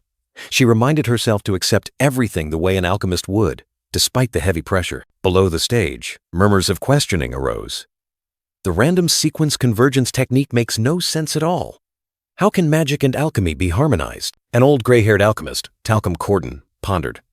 This problem had existed for 300 years, a seemingly impossible challenge. Suddenly, Talcum Corden stood up, loudly commanding, "Silence, everyone." He asserted that giving up just because many had failed was not the demeanor of an alchemist. The old alchemist's eyes lit up with interest. He looked forward to hearing what this young woman had discovered about a technique considered almost impossible. Talcum Corden turned towards Altalicia, his eyes encouraging. "Please, present the truth you have found." The assistant professor bowed slightly, her heart still heavy. A close-up of Altalicia's face showed her eyes wide and cheeks flushed. She was still stunned by the unexpected support, but also held a faint glimmer of hope. "Thank you." So, the presentation. Altalicia had just begun to speak when a cold voice rang out, tearing through the air. "I object." Bake Usiel stood up, his eyes sharp as knives. Professor Misen stepped forward, her eyes full of self-satisfaction. "Before Assistant Professor Altalicia presents her thesis, I wish to raise my suspicions." Talcum Corden frowned. "What suspicions?" Misen gave a meaningful smirk. Her expression exuded a terrifying confidence, as if victory was already in her grasp. The entire hall held its breath, awaiting the announcement. Misen turned to Altalicia, uttering a heavy accusation. "Regarding plagiarism." Altalicia was stunned, her eyes wide with horror. "Oh my God, plagiarism?" she mumbled, her whole body trembling. This accusation was like a heavy blow to her honor. Talcum Corden scoffed, his eyes flashing with amusement. He warned Misen, "If you cannot prove it, you know what will happen to you, don't you?" Misen maintained her self-satisfied smile. "Of course," she replied, her tone full of arrogance, as if she was ready for any consequences. Misen high heels clicked dryly on the stone floor as she strode towards the podium. Altalicia stood there helplessly, watching her opponent approach. Misen stood next to Altalicia, beginning her speech. As everyone knows, there are 5 dilemmas in the random sequence convergence technique. Only by solving all 5 can the harmony between alchemy and magic techniques be successful. The brown-haired young man Ma Yusong coldly declared, "In academia, only 2 dilemmas have been solved, and they are still incomplete." Misen gave a self-satisfied smile. "But I have solved 4 of those dilemmas," she continued. "And Assistant Professor Altalicia is my alchemy teaching assistant, as well as my assistant professor." Altalicia stood there, her expression bewildered. The entire hall buzzed with chatter. If that's true, then this thesis. The whispers spread like wildfire. Misen asserted firmly, her eyes sharp. "Without a doubt, this is my thesis." A smirk concealed contempt, even if Altalicia were to solve the 5th dilemma. Altalicia trembled, her entire body frozen. She wondered, did she really solve those 4 dilemmas by herself? Misen stood there, her mocking gaze seemingly wanting to devour Altalicia, who was bowing her head. In Misen mind, a venomous voice echoed. "Altalicia, you useless thing. Your talent will forever belong to me." Each step of Misen seemed to crush Altalicia's last hope, leaving her standing, motionless. She turned, her eyes full of challenge. "So, what do you think, Assistant Professor Altalicia?" Altalicia was stunned, her mind blank. I knew she would do this, but my mind is blank. I don't know what to do. A flash of insight suddenly appeared in her mind. If you find it difficult, come to me for help. A promise. A glimmer of hope. Altalicia's hands clenched tightly, as if holding on to an important decision. She raised her head, her gaze firm. I want to invite someone up here to support me. The entire hall buzzed, and Talcum Corden asked curiously, "Who is it?" Everyone's eyes turned towards Altalicia. Altalicia, with a firm gaze, spoke, "The co-author of this thesis." Her finger trembled, pointing in one direction, as if she was staking her entire fate on this moment. "It's the student sitting over there, Bec Usail." The declaration echoed, shaking the entire hall. Bec Usail was stunned, pointing at himself, exclaiming, "Huh? I'm the co-author?" He couldn't believe his ears. The entire auditorium buzzed, whispers spreading like an undercurrent. Misen stood next to Altalicia, her face full of disdain. Professor Misen smirked. "What? A young student? But that doesn't change much." Her voice was full of contempt. Talcum Corden, the great alchemist, rested his hand on his chin, his eyes gleaming with interest. "Oh, I'm very much looking forward to this." Bec Usail, after a moment of shock, regained his confidence. He took steady steps, advancing onto the stage, his gaze firm, his every step echoed in the silent space, heading straight towards Altalicia and Professor Misen. Bec Usail's face clearly showed determination, his sharp golden eyes looking straight ahead, without a hint of wavering. He stood opposite Misen, a silent confrontation erupting between the two, their eyes unwilling to yield. Suddenly, a surge of pinkish-purple energy erupted from Bec Usail's hand. He activated a mysterious item, preparing for the confrontation. A notification window appeared. Item: Branch's grudge skill has been activated. Grudge target: Misen. Professor Misen angrily. "Tsk! How rude." Bec Usail smirked. "Good. It worked." Bec Usail decisively stepped forward, his black shoes stomping firmly on the floor, as if announcing his presence. He turned his back to the audience, facing the two female professors, preparing for the upcoming battle of wits. Bec Usail turned his head, his sharp eyes looking directly at Misen. "First, I want to examine Professor Misen's perspective." He declared war. The great alchemist Talcum Corden spoke, his deep voice echoing throughout the hall. "Seeing is believing." Bec Usail smirked, a confident, almost arrogant smile on his face. "Then, why don't we solve the random chain convergence technique right now?" The entire hall buzzed with commotion, his challenge striking Altalicia's astonishment like a bolt of lightning. "Usail, she stammered, worried. He turned, his sharp gaze piercing through her fear. "Assistant Professor, do you not trust me?" She flinched, quickly replying, "No, that's not it. I do." Bec Usail smiled, his smile seemingly giving her strength. "I've been watching you all this time. I believe you can do it. Don't worry. Trust me, the one who trusts you." His words planted a seed of resilience in her mind. Altalicia was stunned, wondering if she could really do it. Her hands clenched her clothes, her fingers trembling, but a spark of determination began to flicker in her eyes. She lowered her head, taking a deep breath. "That's right. Usail is right." A firm resolve gradually formed in her mind. Altalicia swept back her blonde hair, as if brushing away all doubts. "Trust in everything you've done until now." Misen was surprised by Altalicia's change.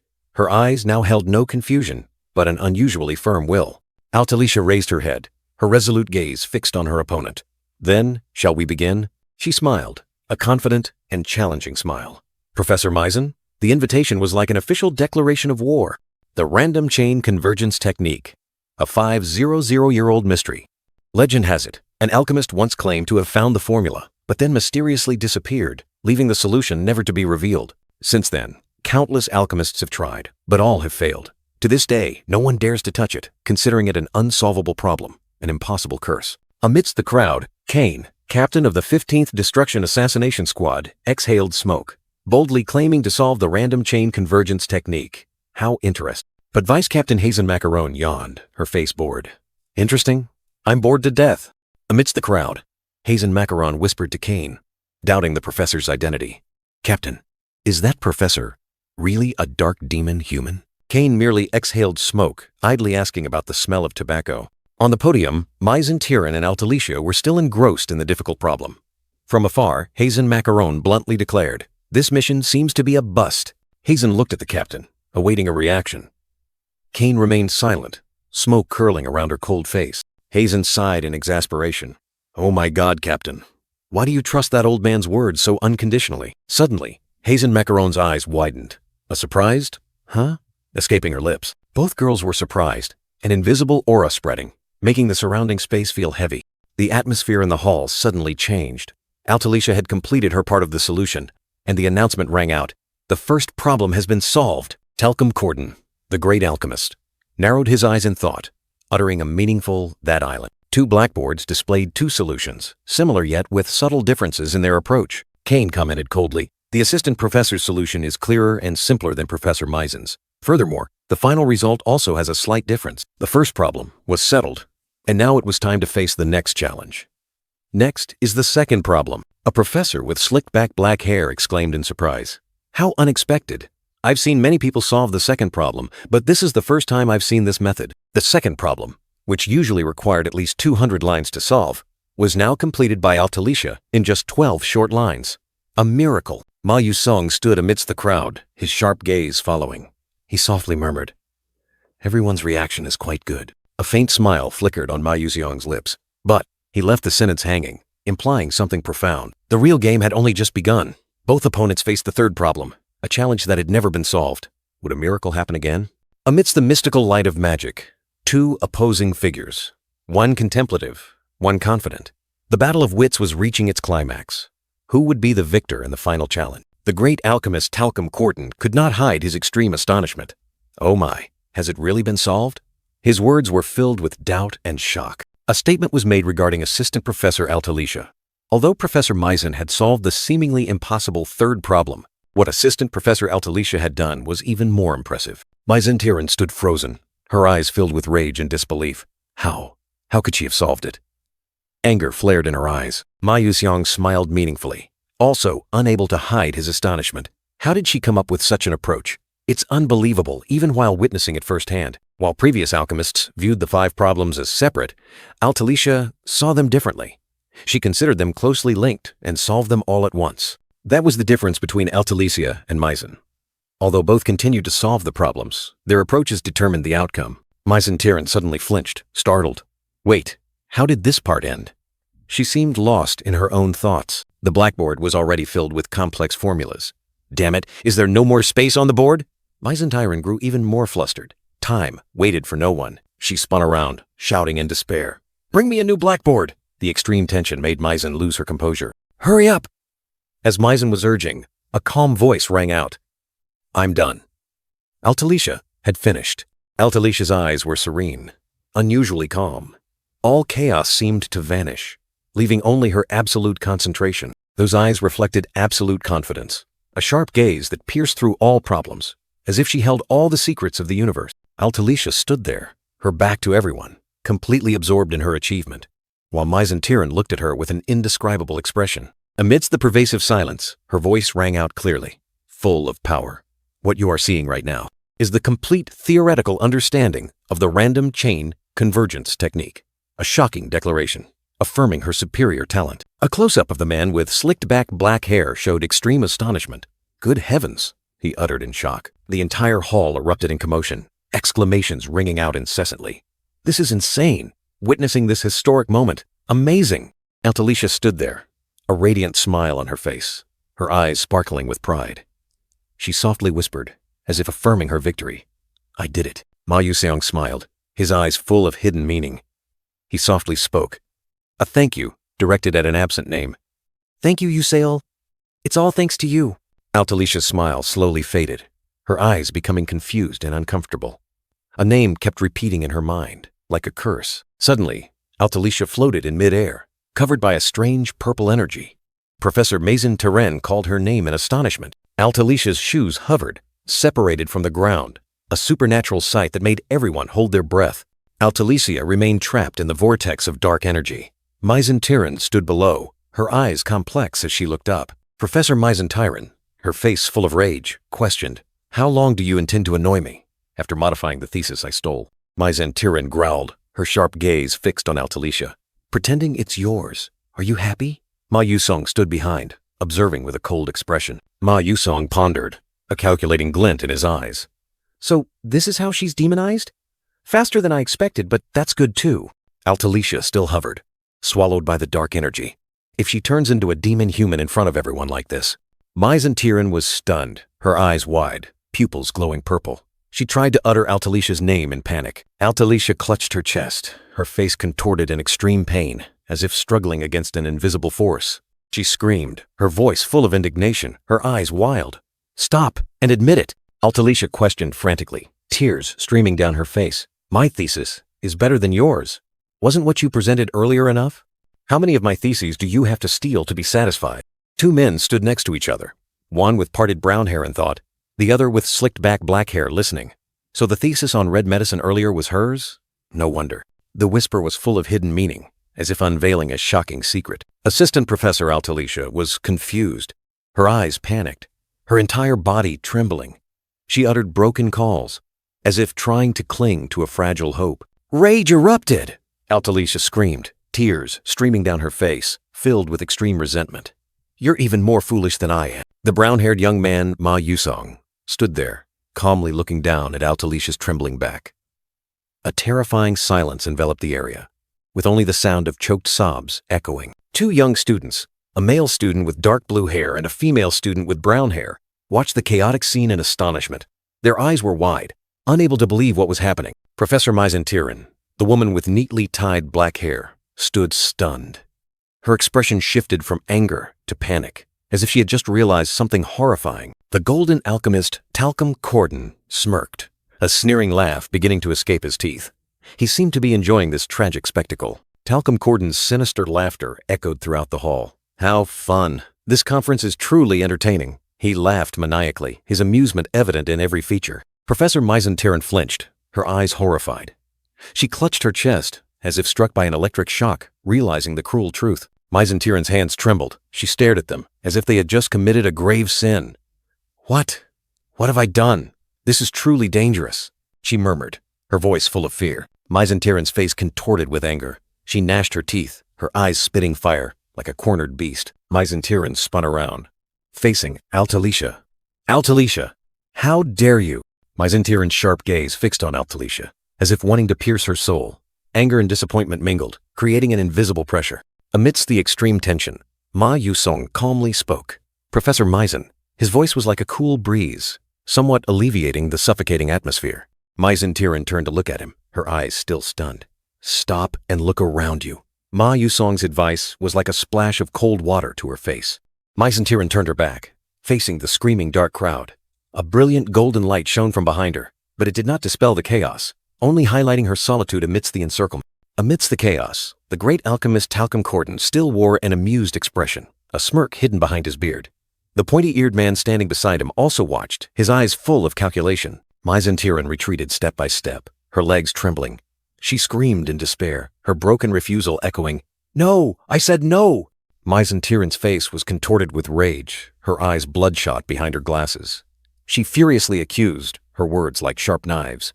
"This bitch stole my thesis!" The great alchemist Talcum Corden coldly ordered, his eyes harboring cruelty.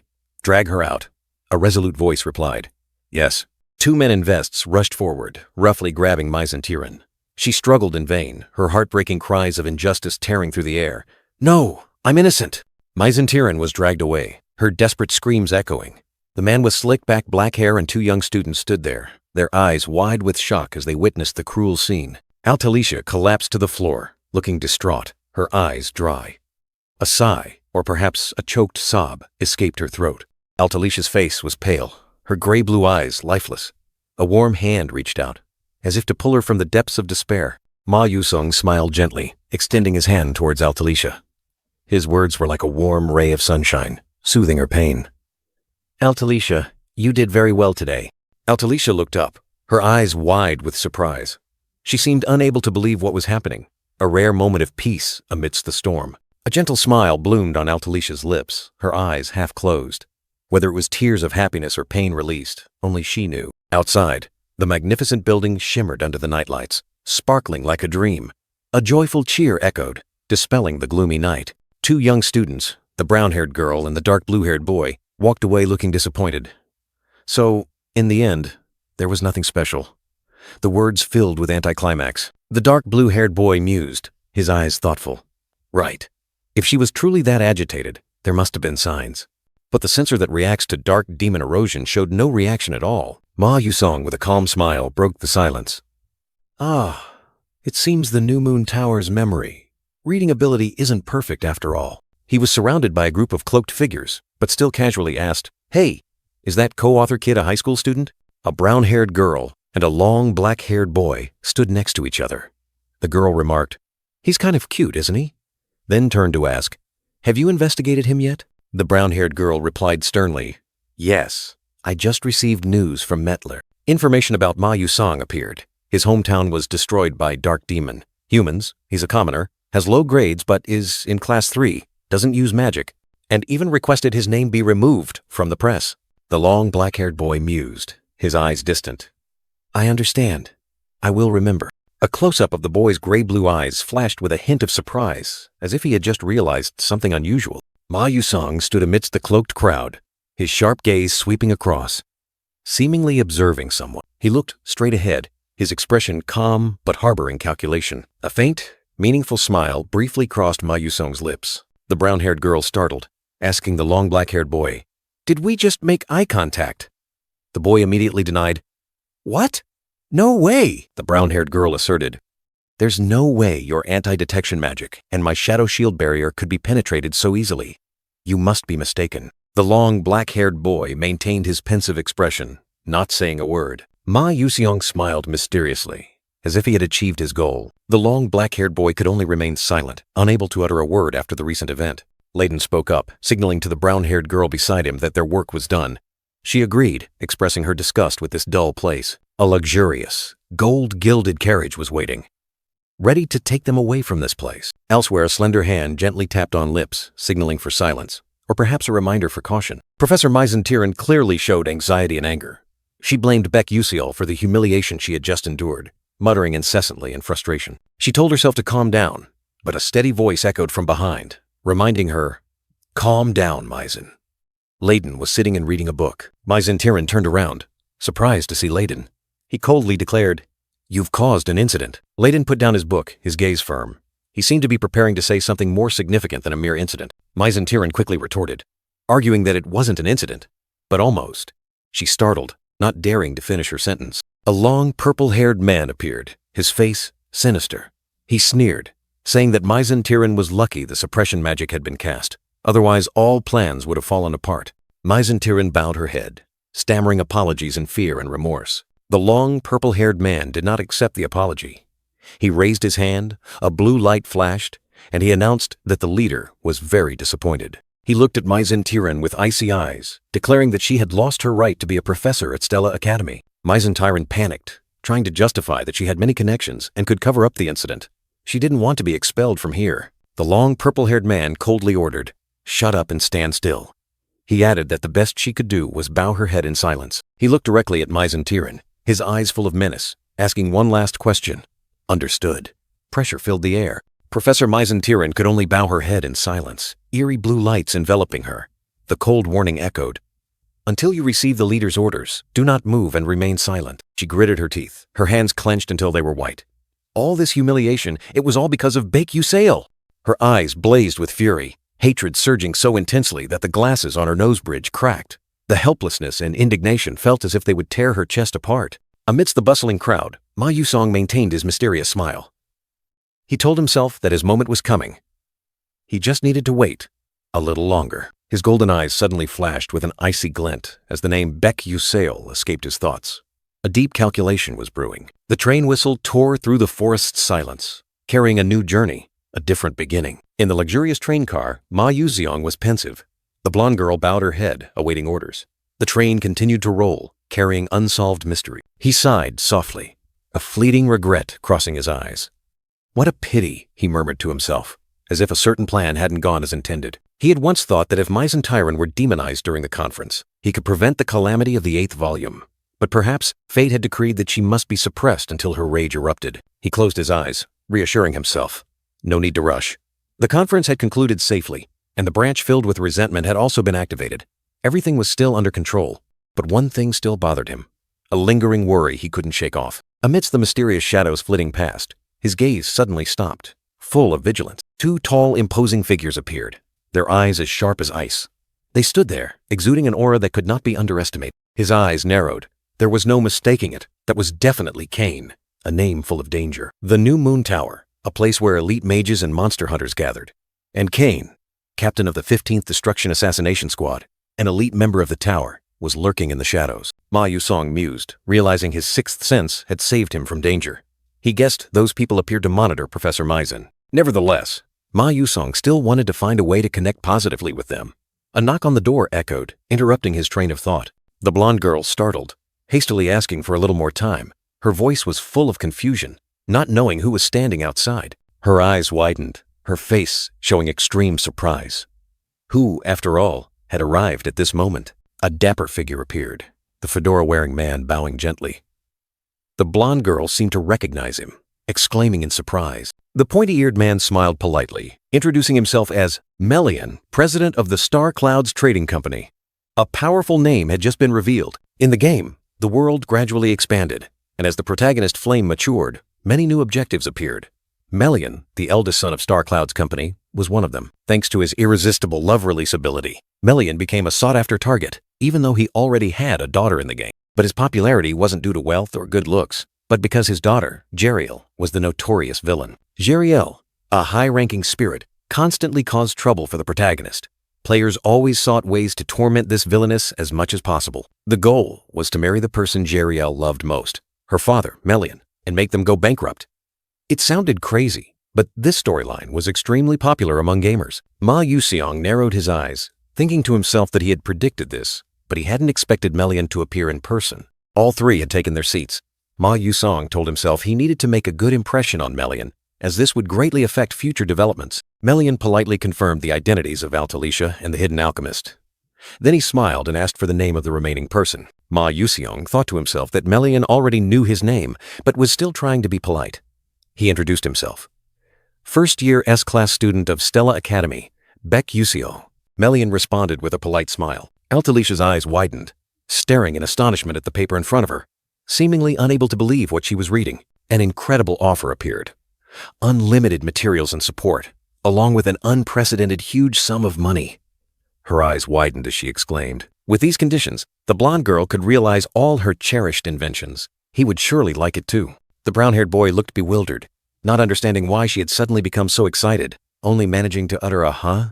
Altalicia suddenly realized she had overreacted, quickly turning her face away. Her expression flustered and a little embarrassed. Melian maintained his polite smile, while Altalicia hesitated, asking for more time to consider the offer. Melian asked if the conditions weren't good enough, while Altalicia hastily explained that they were too excellent, even excessive. But the blonde girl looked at Ma Yusong, stating that she needed time to discuss it with the co-author of this technique. Ma Yusong was surprised, not expecting to be called a co-author, his face clearly showing confusion. Melian exclaimed, "Oh," thinking to himself, "A co-author?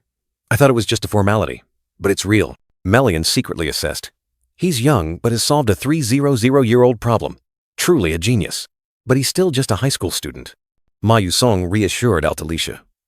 But she remained worried. Melian crossed his legs, presented the contract, and thought to himself, even if he's an alchemy genius, in business, he's still just a child. Ma Yuseong took the contract, squinting as he read each word. Melian was smug, believing that no one could refuse these attractive conditions. But a decisive voice rang out, shattering Melian's complacency. "I refuse." The smile on Melian's face froze. He couldn't believe his ears, his golden eyes wide with astonishment. Ma Yuseong faced him coldly. When Melian still didn't understand, he hastily asked for the reason for the refusal, even offering to adjust the terms. Ma Yuseong's sharp gaze swept over him. An exclusive contract with the world's largest trading company, Star Clouds, sounded lucrative indeed. Melian, stroking his chin, wore a smug smile.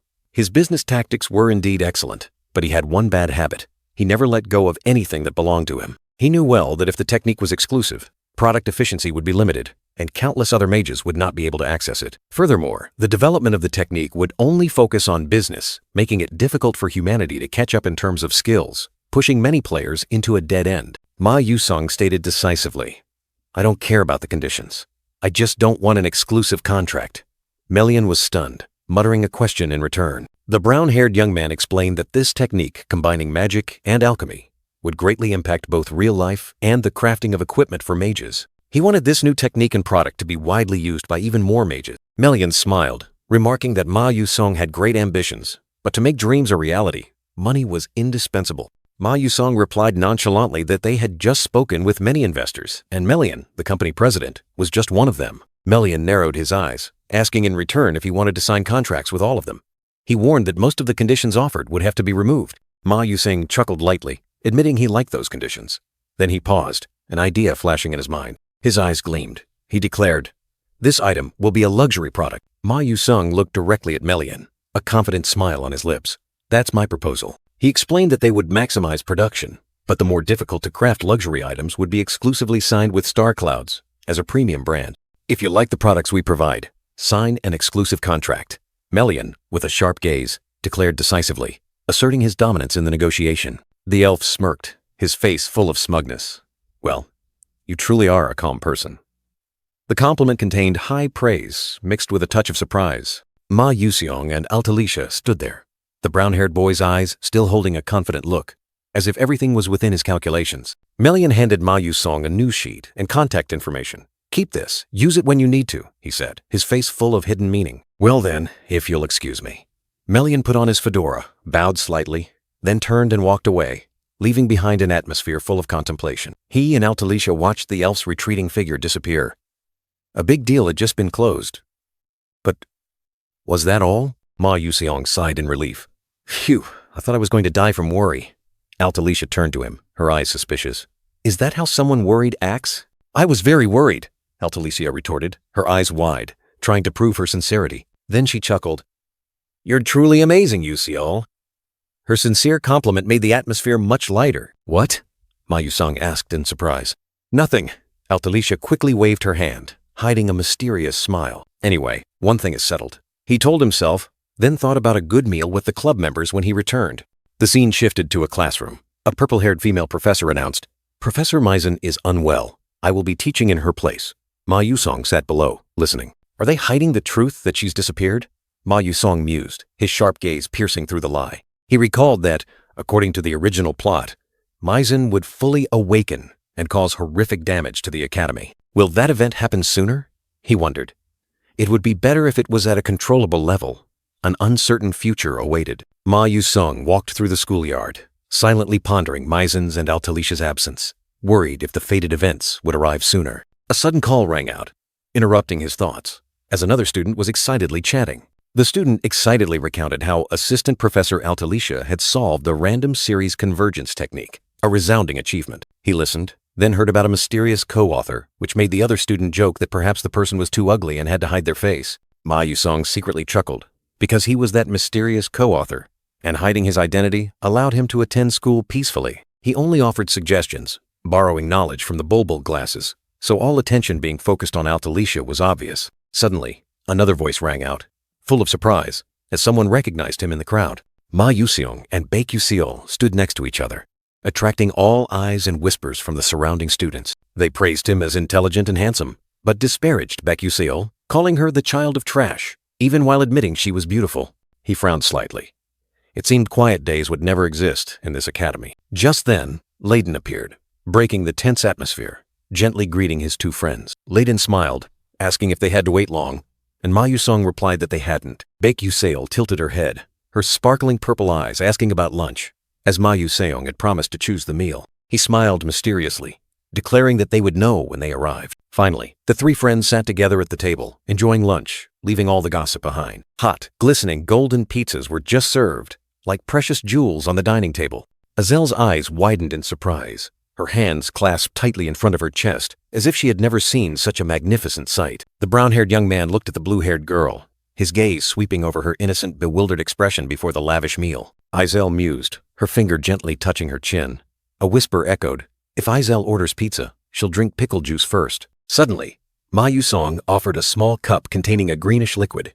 "Drink this," he said, leaving her bewildered. Izel stared at the cup of liquid, her eyes full of confusion and skepticism, not knowing what it was. "How do I eat this?" Izel asked, her face innocently pathetic. Ma Yusong remained silent, puzzled by her reaction. He chuckled softly, thinking, "Is this her first time at a pizza place? Hey that." With a dramatic arg, Izel closed her eyes and gulped down the cup of pickle juice, as if drinking poison. But then, her eyes suddenly lit up, full of surprise and delight. It's delicious, she exclaimed. Layden, the black-haired young man, appeared with a similar cup. He looked at Izel, and she blushed. He took a sip, his eyes gently closing, his face showing satisfaction as if savoring a premium drink. It's good, Layden remarked, then turned to Ma Yusong. How about we shoot a commercial right now? Ma Yusong smiled, offering a hot slice of pizza.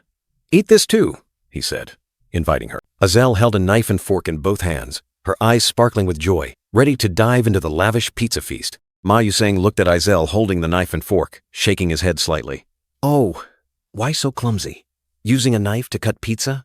He said, his face a little teasing. The brown-haired young man brought the pizza slice to his mouth, taking a delicious bite. This is how you eat it for it to be good, he said while chewing, his eyes full of smugness. Izel looked at him in surprise, then thought, But that seems even clumsier, she mumbled.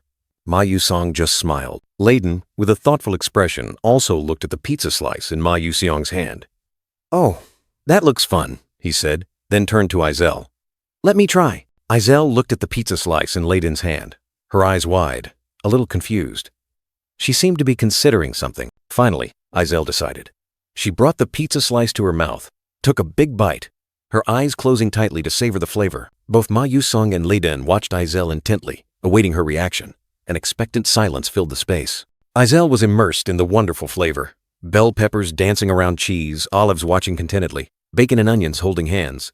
Dancing a passionate salsa, she exclaimed. Ma Yusong looked at Izel, smiling as he asked, How is it? Delicious. He knew what the answer would be, but still wanted to hear it. Izel was still holding the pizza slice in her mouth, her cheeks puffed out. She looked at Ma Yusong, her eyes sparkling with satisfaction. Yes, it's absolutely delicious, Izel replied. Her cheeks flushed. A radiant smile spread across her lips, full of happiness. Ma Yusong and Layden looked at each other, then both looked at Izel, with satisfied expressions. The meal seemed to have been a complete success. After the meal, Ma Yusong said, Let's come here often. Layden replied, You'll invite me too, right? Ma Yusong just smiled. We'll see. Layden then exclaimed, Hey, too. The scene shifted to a brilliant sunset, with golden-orange light covering the fields. A gentle breeze swept through, carrying a distant omen. Suddenly, glowing red cracks appeared on the ground, as if a mysterious energy was tearing through space.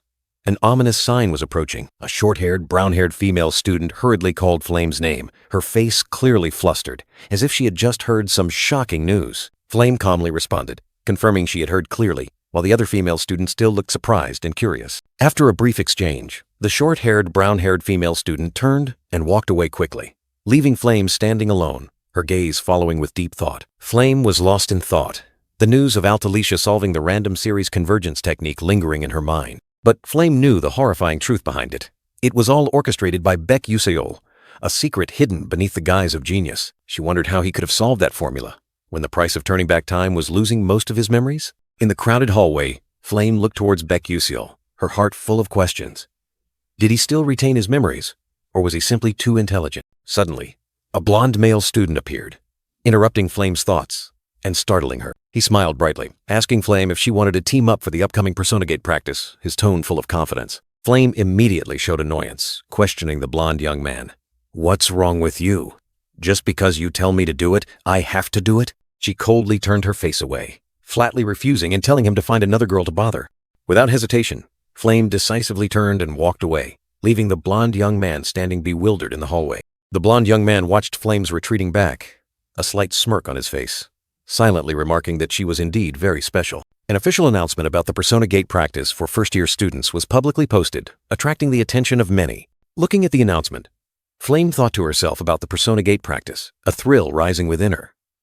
It's finally starting. The narration explained the PersonaGate, another dimension born from human power, and the unforeseen consequences if it wasn't conquered in time. Unlike regular dungeons, the PersonaGate doesn't disappear when the boss is defeated or the core is destroyed. It requires analysis and breaking complex patterns. From analyzing spatial distortion rates to soul isolation techniques, the PersonaGate contains thousands of patterns, demanding both memory and combat ability. Flame clenched her fists, thinking about the warning in the novel that this practice had reality mixed in.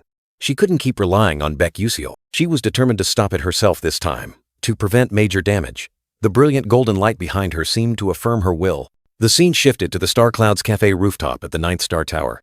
4 female students, including Flame and Princess Hongbian Adolevet, were cheerfully enjoying tea. One of them asked about the new dessert.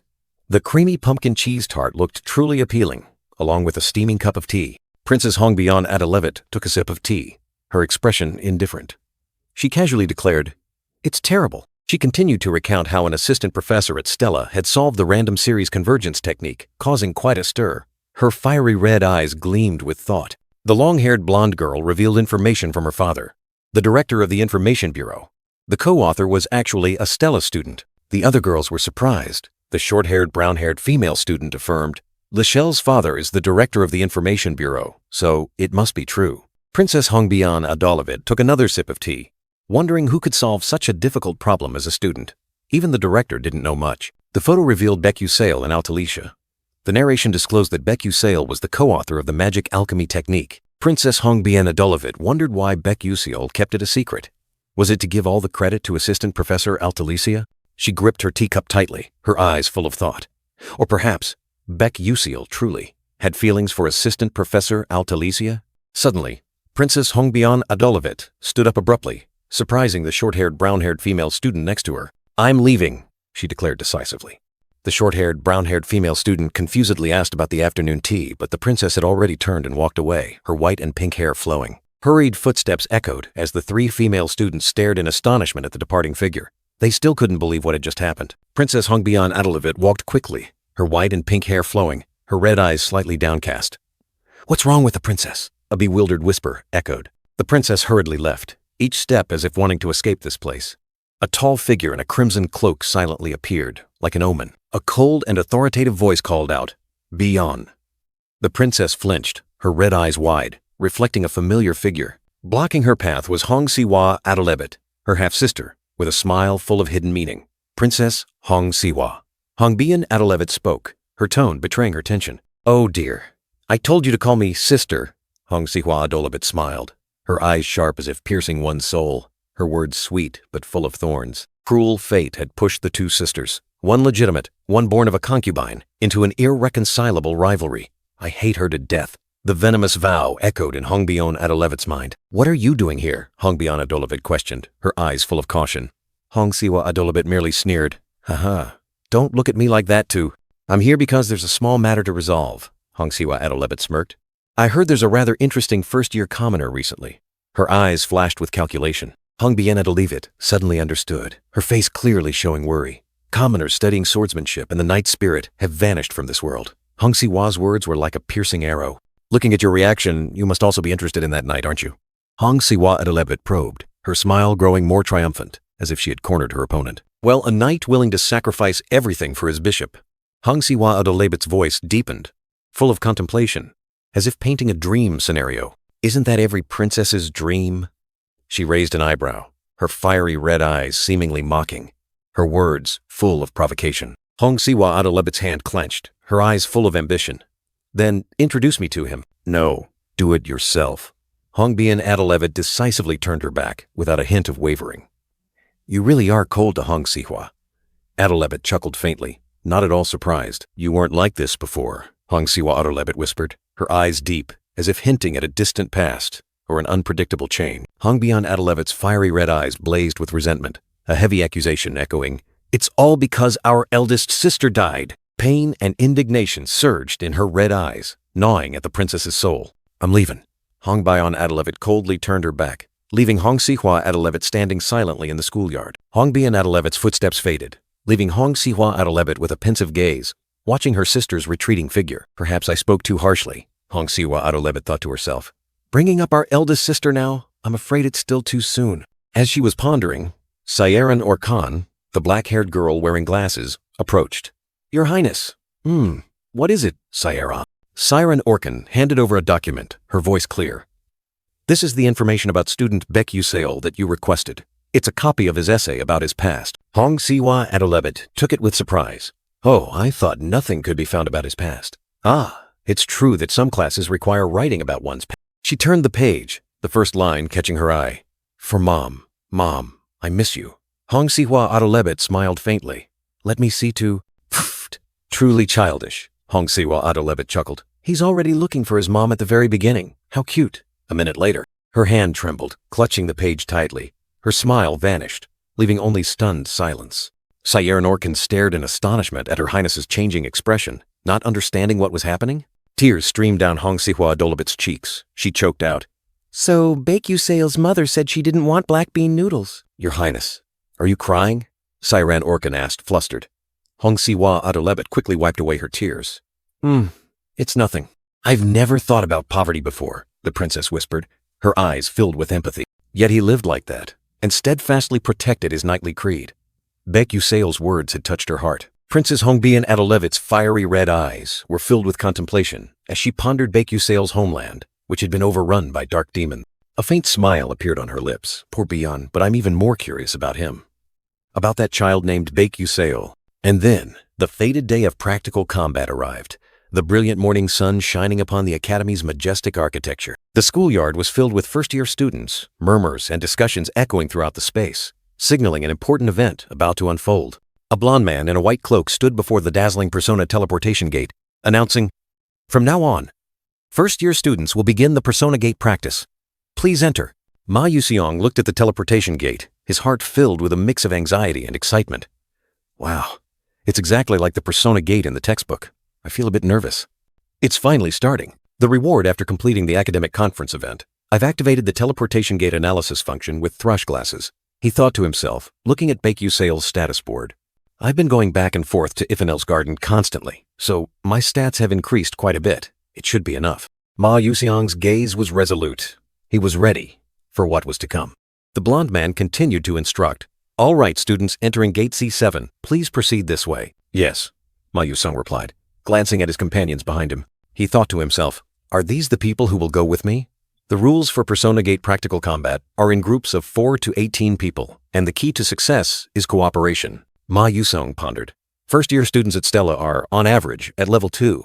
Conquering a risk level 3 Persona Gate in their first real battle won't be easy. Garden Gate C7, where the incident would occur, had a capacity of 16 people. Unfortunately, Ma Yuseong and Huarian were not present here, but with Flame, Hongbian, and Izel, the strength of this group would be more than enough to conquer the gate. Ma Yuseong walked on, already having his own calculations. I don't think I need to participate in the strategy against the final boss. He strode towards the dazzling teleportation gate, his sole objective in mind being the hidden reward, the petals of the magic tree. Ma Yuseong stood amidst the sparkling space, his sharp eyes filled with contemplation, a faint clack echoing like an omen. The teleportation gate brought him to a splendid golden banquet hall, the greeting, "Welcome to the Aheron Ball," reverberating through the space. Among the students, Hongbien, Adolevit, and other female students appeared, their eyes scanning everywhere, full of vigilance. The white-haired, pink-tailed princess was surprised. A welcoming voice rang out, as if opening a new act. A maid appeared, smiling brightly, her hand gesturing an invitation. "We will prepare a dress and shoes for you, miss." Hongbien Adolevit frowned, skeptical. A dress and shoes? What is this? Has there ever been a ball inside a personal gate? There was no time for these questions.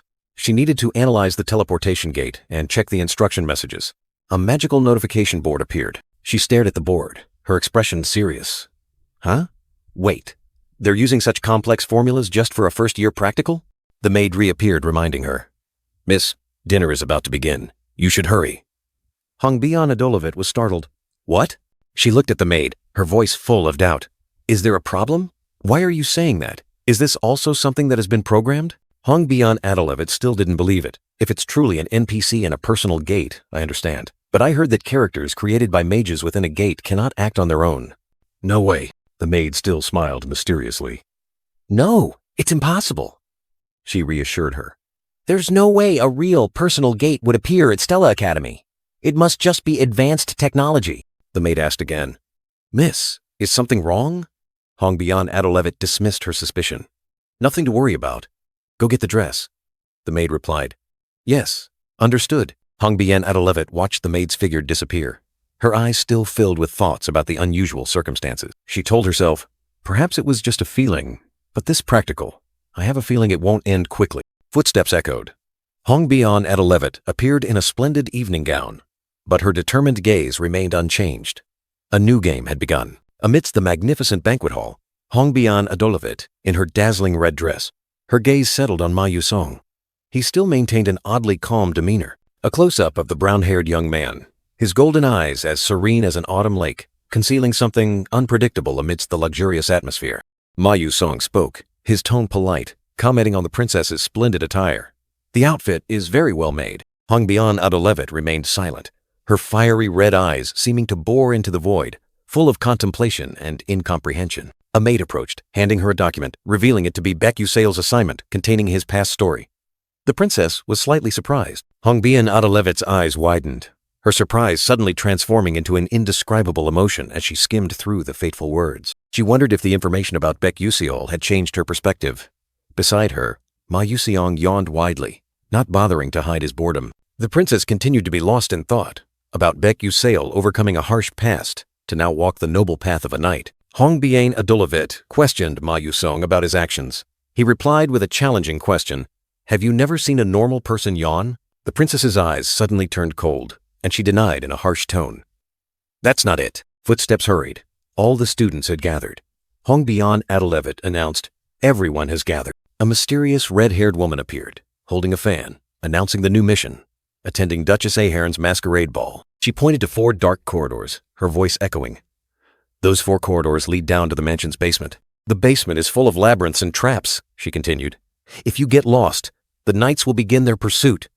You can only rely on your instincts and intuition. The red-haired woman turned to Ma Yusong, her sharp eyes asking, Can they do it? He replied decisively. Yes, she smirked, praising Ma Yuseong's confidence. That confident attitude speaks volumes about you. I like you. He politely bowed. Thank you. 2 male students stared at each other in astonishment, uttering disbelieving words. Wha? What is that? He talks just like a real person? Do normal NPCs have lines like that? An unpalatable truth was slowly being revealed. Ma Yusong and Princess Hongbian stood side by side, their eyes fixed forward, as if witnessing a play about to unfold. A wish for good luck echoed. But was it a good omen? 3 male students stopped, their faces full of contemplation. One spoke, then hesitated to ask, Should we go? Confusion enveloped the sparkling space. The 3 young men walked down the dazzling golden corridor, each step heavy with unresolved questions. Was that sparkling light an illusion? Suddenly, a black-haired male student turned his head, his eyes full of surprise. Wait, everyone! He blurted out, cutting through the contemplative silence. Flame appeared among the students, her sharp eyes looking at the male students. She questioned, Don't you all find this practical? A bit strange? A question that opened the door to doubt. Flame continued to analyze, her tone full of skepticism. It's hard to explain, and the NPCs act too realistically. Furthermore, I can't explain this gate at all. Is it reasonable for a first-year practical to have such a high difficulty? The students listened, their expressions gradually changing. A light brown-haired male student spoke up. Honestly, I find it strange too. I just managed to explain it. Another nodded. Yes, and that NPC earlier also seemed very real. Flame smiled with determination, a glint in her eyes. All right, let's convince them right now that they're having doubts. I think, she began. Just then, the red-haired woman holding a fan appeared, interrupting Flame. She asked directly, Wait, Flame, you're not going to say something silly like this place might be real, are you? The red-haired woman continued to explain, her tone resolute. In my opinion, this is a situation set up by the professors. It's obvious, isn't it? In a real situation, you can't always perfectly explain a persona gate. This means that even this confusing situation has been planned by the professors. She stood among the students, continuing her argument. Furthermore, we are at Stella, the best school for training magic warriors and magic knights. Do you really think they wouldn't notice if there was a real gate inside the school grounds? The male and female students listened, their expressions gradually relaxing as if convinced. I see. Oh, is that so? They uttered. But within Flame, a voice echoed, Not good. Flame looked straight ahead, her gaze firm. If it's true to the original, then this persona gate is real. But even if I say it, they won't believe me. That's why I just wanted them to at least feel that something was wrong. Flame stood next to the red-haired woman, her face full of confusion. And what do I do now, she wondered, as the red-haired woman smiled mysteriously. The entire group of students and the 2 women stood in the sparkling corridor. Ma Yusong turned his back, like a solitary figure amidst unresolved questions. The brown-haired young man stood there, his gaze firm but filled with contemplation. In the end, everything went down this path, an unavoidable choice. The chapter title appeared, revealing a new story branch, Jackie's Path to Corruption. She originally didn't exist in the original work, and now Flame had to face a chaotic situation, trying to prevent a cruel fate. A cruel fate had been sealed. Among these 3 students, One would surely fall into the vortex of darkness. The red X marks were like a cold prophecy, foretelling unavoidable disaster. He only wanted none of them to suffer corruption. But could a predetermined fate be changed? The young man's eyes sank deep into his worries. Even helping Flame now wouldn't change the outcome.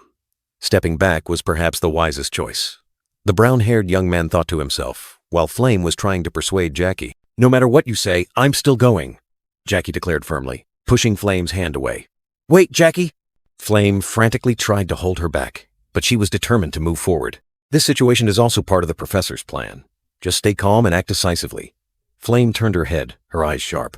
"If you want to stay here like idiots, go ahead." Jackie ignored the advice, walking straight towards the sparkling door like a mysterious invitation. The dazzling light swallowed her figure. Two male students stood nearby, their eyes wide with astonishment as they watched. This unexpected event left them confused and worried. "I'll go in too," Ma Yusong told himself, a determined glint in his eyes. "I'm always prepared for situations like this." He looked around, seeing no one acting in an organized manner. He alone had to make the decision, bearing a heavy responsibility. "Anyway, it's come to this." The young man raised his head, his eyes burning. "There's no other choice but to keep moving forward. No matter what you say, I'm going first," Jackie declared decisively. Flame once again grabbed her hand. "Wait, Jackie!" But her words seemed to vanish into thin air. This situation was set up by the professors. "Don't be surprised. Just stay here like idiots if you want," Flame snarled, turning her back on the hesitant one. Ma Yusung slightly frowned, surprised by Flame's attitude. What was happening? He turned his head, seeing the entire group of students standing behind him. "Why are you all standing behind me? Just because?" A lingering question, full of hidden meaning. Ma Yusung was briefly surprised, then smirked again as he realized the students were still following him. "Ah, so they intend to follow me? These kids really only learn trivial tricks." He walked on, his footsteps echoing on the cold stone floor. A decision already made. Whatever, it doesn't matter. Anyway, here. Darkness enveloped them. Ruined pillars appeared dimly. The space seemed distorted. It's all meaningless. His words seemed to vanish into nothingness. An ancient lantern, its faint purple light flickering, cast a little illumination into the dark corridor, adding to its mystery. Ma Yusong continued to delve deeper, his solitary figure in the vast corridor, his footsteps echoing like a mournful tune. He turned his head, his sharp eyes sweeping across the space. What the hell is this eerie corridor? Anyway, suddenly, Hongbien Adelevet appeared, along with two other young women, their expressions serious. "So everyone has arrived." The white-haired princess was stunned, her fiery red eyes showing a hint of confusion. "Huh?" Ma Yusong stood in the distance, witnessing the scene. Besides the three of them, the other students had disappeared. Where are the others? He pondered, his gaze sweeping across the empty space. Just as I predicted, they arranged for us not to be able to go together. A diagram appeared, clearly explaining 16 students were divided into 4 groups, 4 people per group, following 4 different paths. Ma Yusong speculated, images of Izel and Flame flashing in his mind. Izel and Flame are definitely in the same group. Hongbien Adolovit, along with the brown-haired girl, decided to move forward. "Let's go." "Yes, princess." The white-haired princess looked straight ahead, her fiery red eyes containing determination, ready to face the challenge. Ma Yusong walked beside Hongbien Adolovit, thinking to himself, it's probably better for Hongbien and Izel to be separated. Suddenly, he stopped short, his eyes wide, as if he had just realized something horrifying. "Wait a minute." Ma Yusong suddenly pointed forward, his words cutting through the silence like a knife. "There's something over there." His gaze was sharp, piercing through the night. A dazzling golden light suddenly flared, illuminating the faceless mannequins, standing there, each in a different pose, as if performing an eerie dance.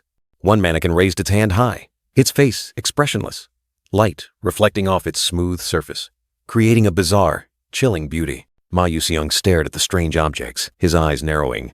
"Mannequins?"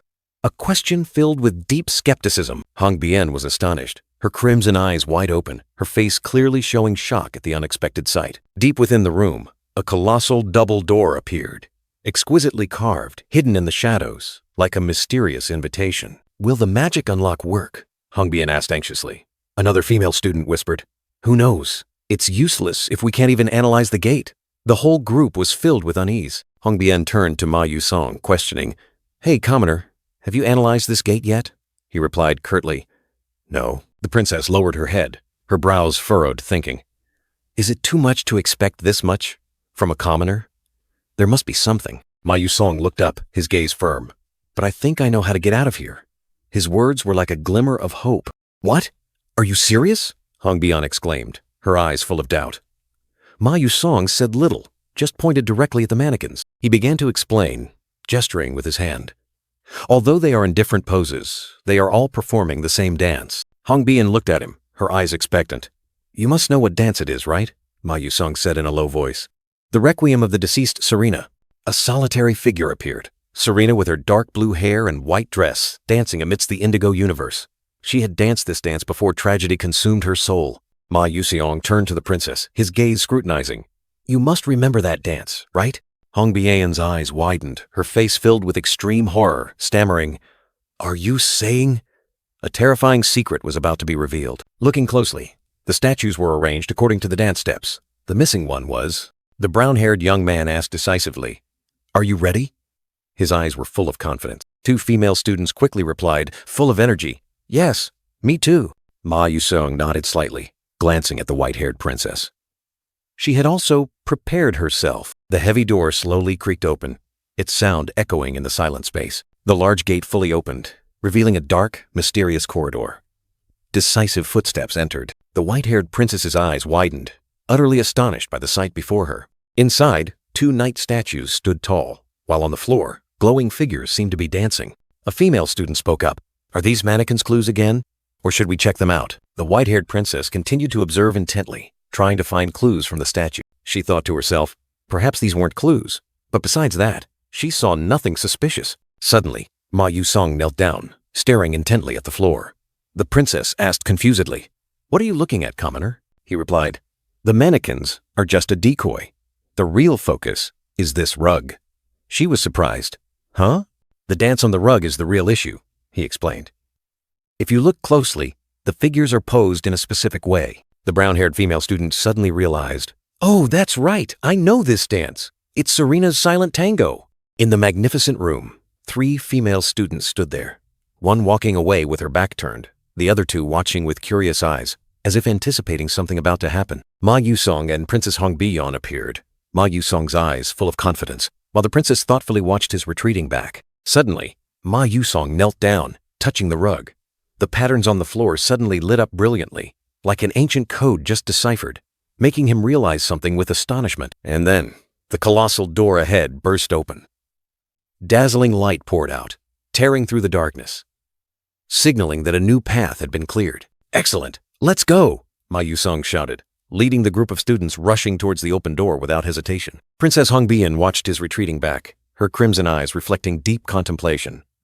"He is definitely different," she murmured to herself, clearly sensing the extraordinary nature of this young man. She continued to ponder Ma Yuseong, about how he had changed his way of thinking.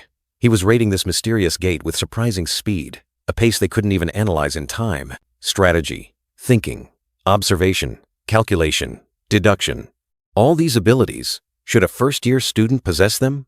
Princess Hong Bian wondered in astonishment. It was as if he had fought through hundreds of persona gates.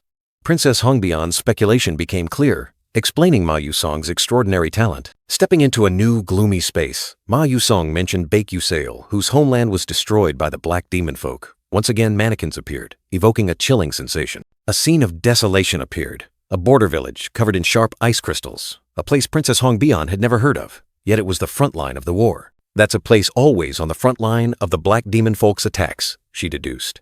Although a commoner lacks basic knowledge, when it comes to strategy or combat, I understand why he is more proficient than anyone. Ma Yusong instructed a female student to check the weight, while Princess Hong Bian continued to ponder. He must have fought against demons, risking his life. Perhaps that's why he was different. She listed Ma Yuseong's strange behaviors, guessing on exams, neglecting homework, a bad attitude in class. Huh? Wait a minute. She suddenly realized something contradictory. Ma Yuseong turned his head, his gaze sharp. Princess Hong Bian asked herself in confusion, actually, why is he trying so hard now? A big question remained unanswered. A question lingered in the princess's mind, about Ma Yusong's strange behaviors. Could there be a reason behind it all?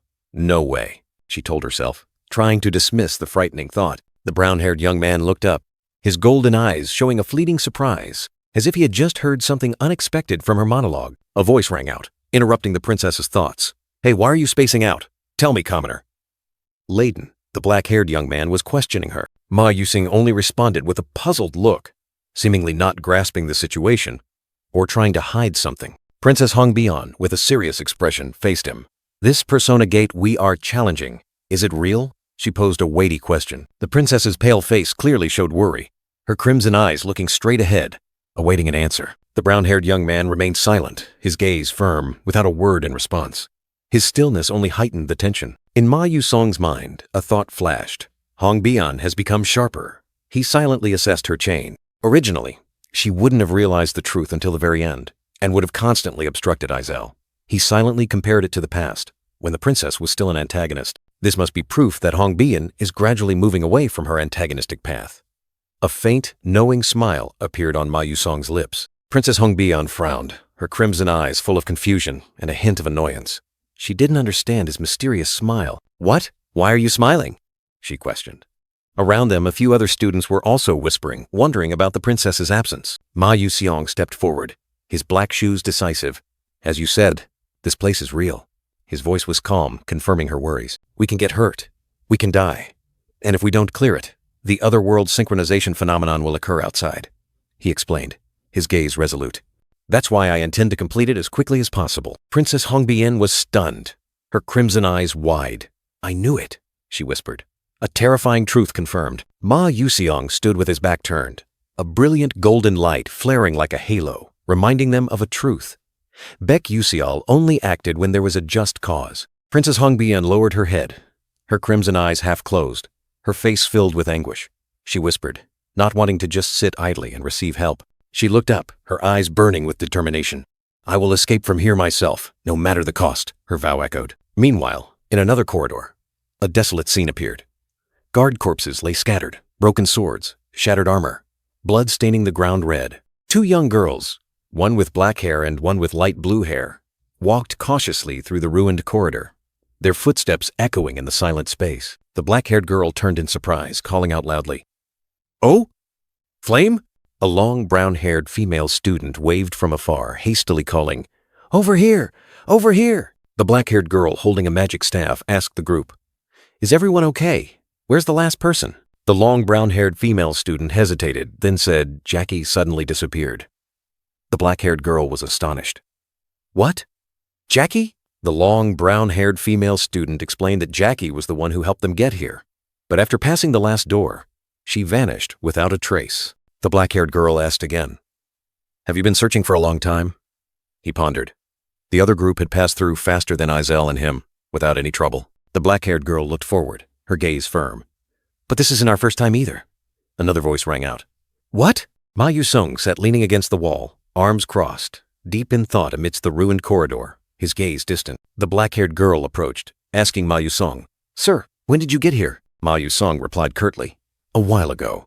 The black-haired girl then asked, "So, did you see Jackie?"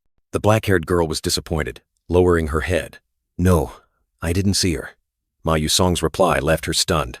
"Really?" her voice whispered, holding a faint hope. Ma Yuxiong silently stepped forward, the small girl's back turned towards him, like a reminder of helplessness. Ma Yuxiong's gaze was pensive. He had hoped to arrive in time to prevent Jackie from disappearing, but now, things were out of his hands. "All right. Given this situation, the only way is to help everyone clear this stage," he muttered to himself. At the same time, a horrifying scene appeared. The real Persona Gate had merged with the training gates at Stella Dome. A man with dark blue hair, wearing a long coat, rushed through the commotion.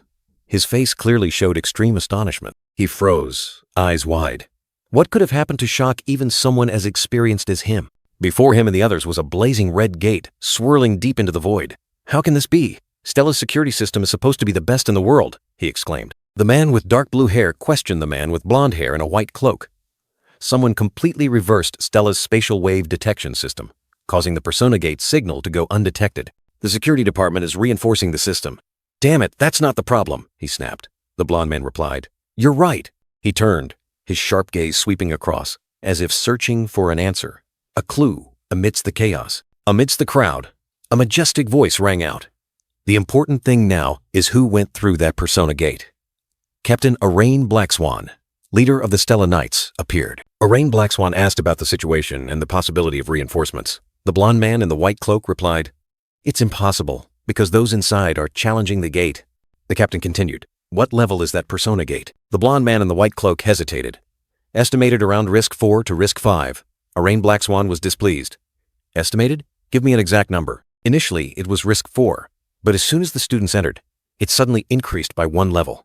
The blonde man explained.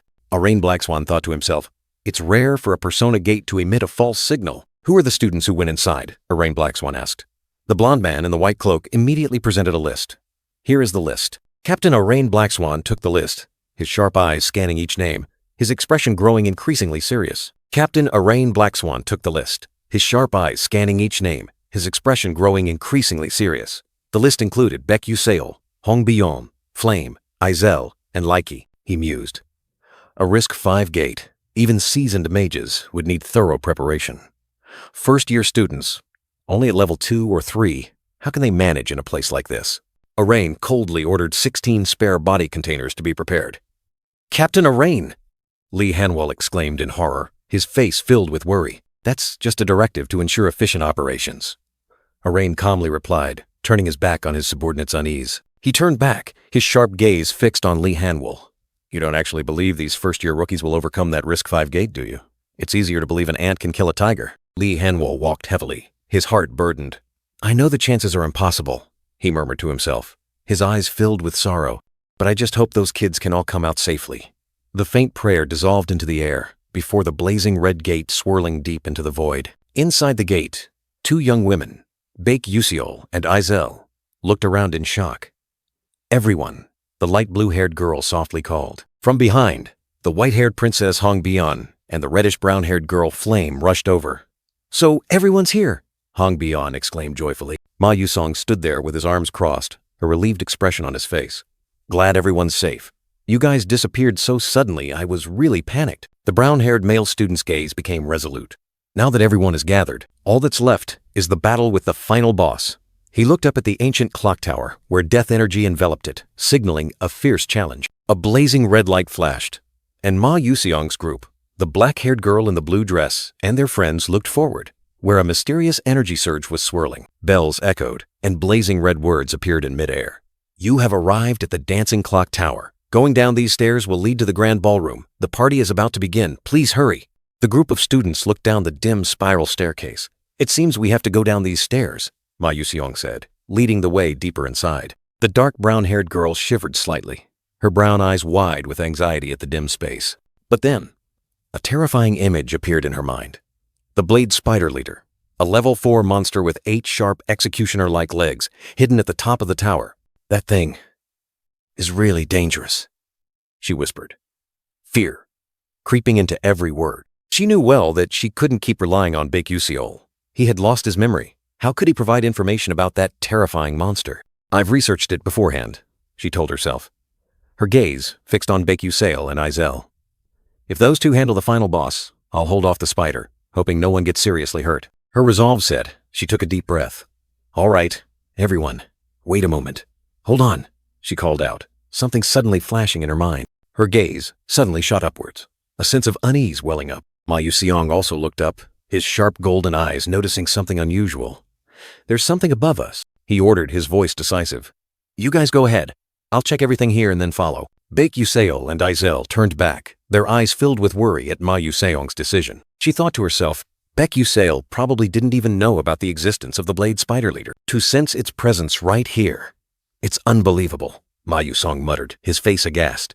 No way. She was surprised, not expecting his senses to be so keen. After all, he can even deflect magical attacks. Rushing footsteps echoed. A large group of students hurrying down the spiral staircase. What's that sound? Ma Yusong questioned, his eyes meeting the surprised faces of Hong Byeon, Adelevet, and Flame. A piercing scream tore through the air. Princess Hong Byeon, Adelevet, horrified, pointed straight upwards, signaling imminent danger.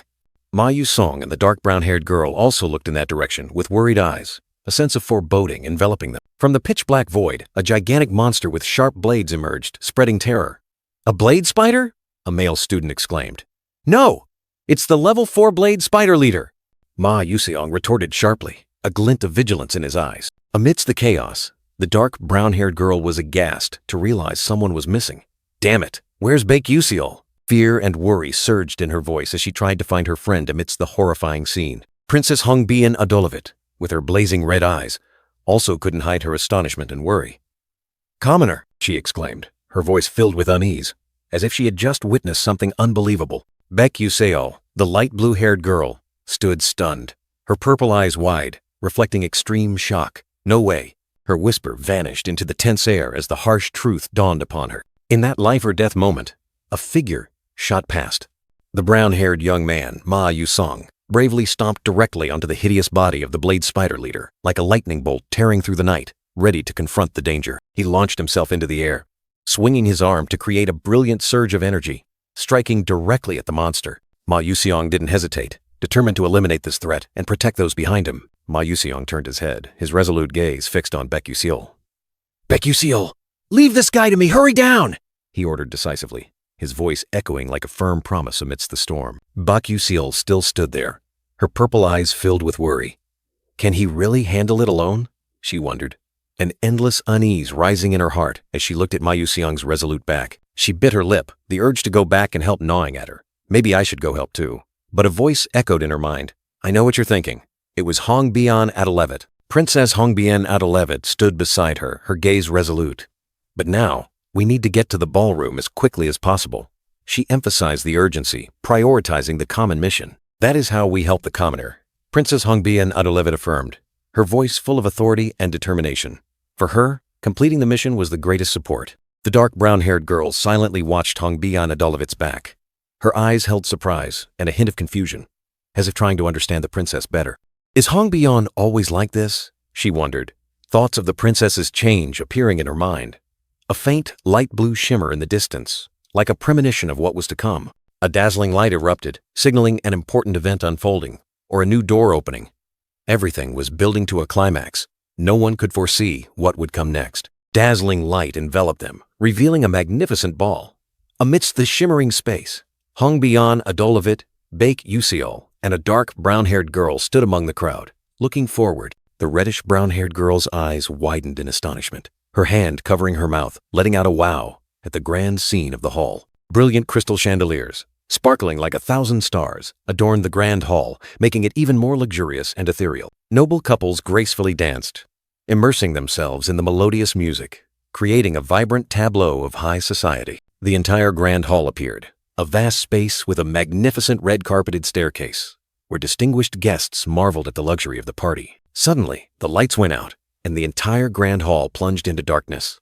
A sound echoed, signaling the appearance of an important figure. In the silent darkness, only steady, decisive footsteps echoed on the red carpet, one beat at a time, full of power and mystery. Hongbian Adelevet, her blazing red eyes vigilant, whispered, "There's someone at the top of the stairs." Baek Yuseol stood beside her, her face full of worry. The dark brown-haired girl, her face tense, speculated, "That could be Duchess Aheron, the final boss." She warned everyone to be extremely vigilant. A light shone down on the top of the stairs, making the dark brown-haired girl jump, exclaiming, "Huh?"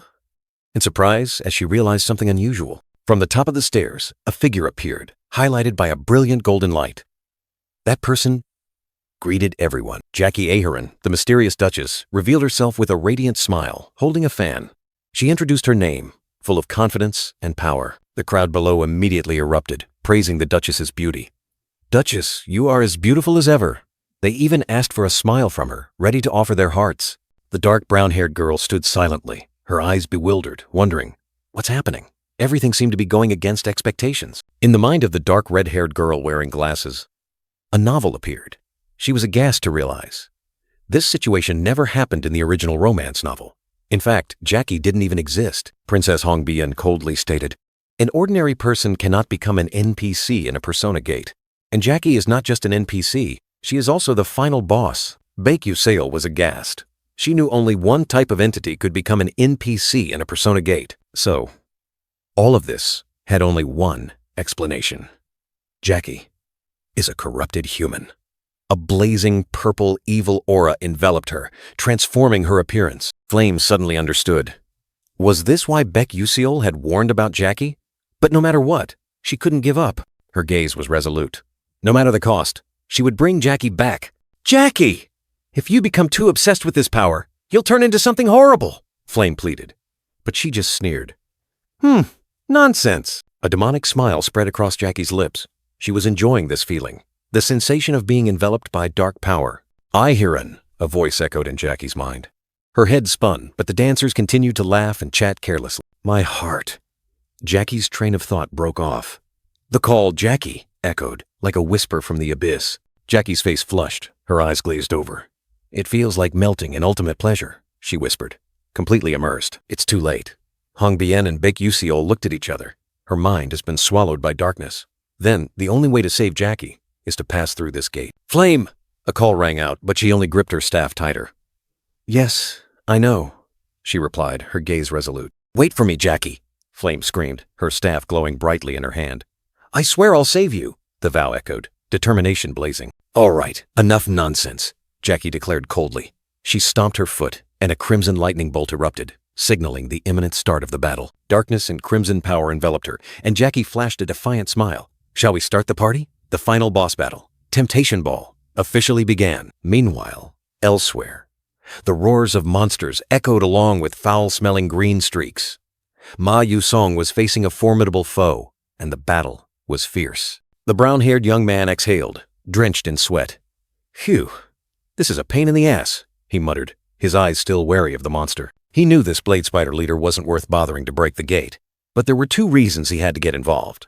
The first reason was to obtain the petal of the bewitching tree, which was stuck firmly on the spider monster's forehead, a valuable item, not to be missed. The monster roared, swinging its blade-sharp legs in a flurry of attacks. Ma Yusong dodged by a hair's breadth, with terrifying speed. A blinding flash streaked past, and Ma Yusong counterattacked with lightning speed. He unleashed a fatal blow, forcing the monster to brace itself. Without stopping, Ma Yusong continuously threw potions. Spark potion, slippery potion, and even oil potion. A bold strategy was being deployed. Immediately, a terrifying explosion erupted, engulfing the Blade Spider leader in a sea of fire. Its agonizing screams tore through the air. While the flames were still devouring the enemy, Ma Yusong continued to ponder. And the second reason, equally important, was he lunged forward, his sword emitting a brilliant green light, slashing directly at the monster. The attack carried destructive power. The brilliant green light pierced through the Blade Spider leader's tough armor, inflicting a fatal wound on its head. Ma Yusong's eyes flashed with determination. "This is the hidden strategy for Jackie's corruption route," he declared. "The bewitching tree petal, an essential item that greatly boosts mental power, is needed for accelerating perception, delaying one day, main damage, and even the cuckoo glasses. The interesting thing about the plot island."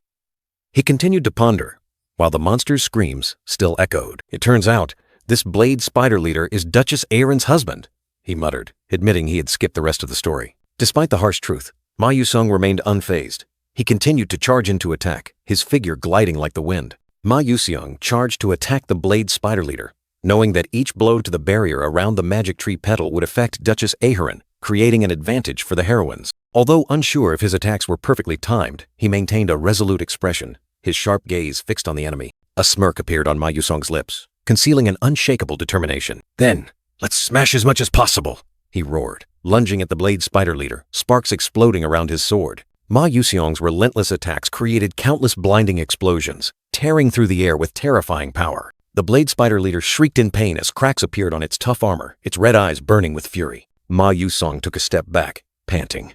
"Good, if I can keep it busy like this," he calculated, hoping the plan would go smoothly. But then, a strange sound echoed, startling Ma Yusong, his eyes widening in surprise. "Huh?"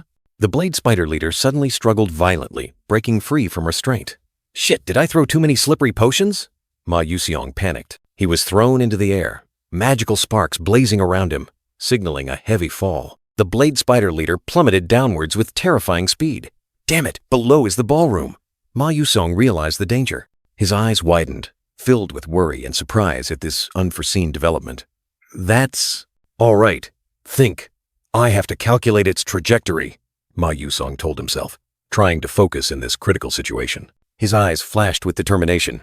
And adjust it. He had an idea, a new plan. Ma Yusong's golden eyes suddenly flared with a blinding light, as if he had just activated some hidden ability. A few minutes earlier, in the ballroom, boss battle Orb of Temptation had begun.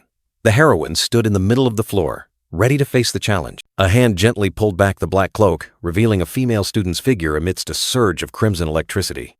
Eerie musical notes floated in the air, signaling the imminent start of a deadly performance. The red-haired female student, now fully revealed in a black dress, stood at the eye of the energy storm, Each of her steps crushed the floor, creating terrifying cracks. Dark red energy surged, transforming the ballroom into an inferno.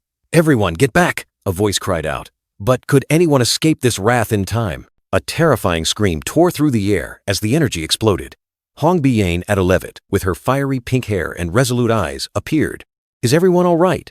she asked, receiving anxious. "Yes," replies. "No time for hesitation." Unveiling at 11 gripped her staff tightly, her eyes burning with determination.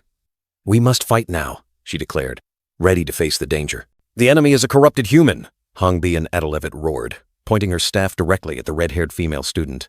Flames blazed behind her, igniting her resolve to fight. The red-haired female student lunged forward, unleashing fiery attacks. Her speed and power were terrifying, causing the space to tremble violently. She wore a self-satisfied smirk. "It's useless," she whispered, as if she had anticipated every counterattack. A dark magic circle shot out from the red-haired female student's hand, devouring everything in its path. This dark power terrified everyone. Baek, with her silver-white hair and purple eyes, appeared.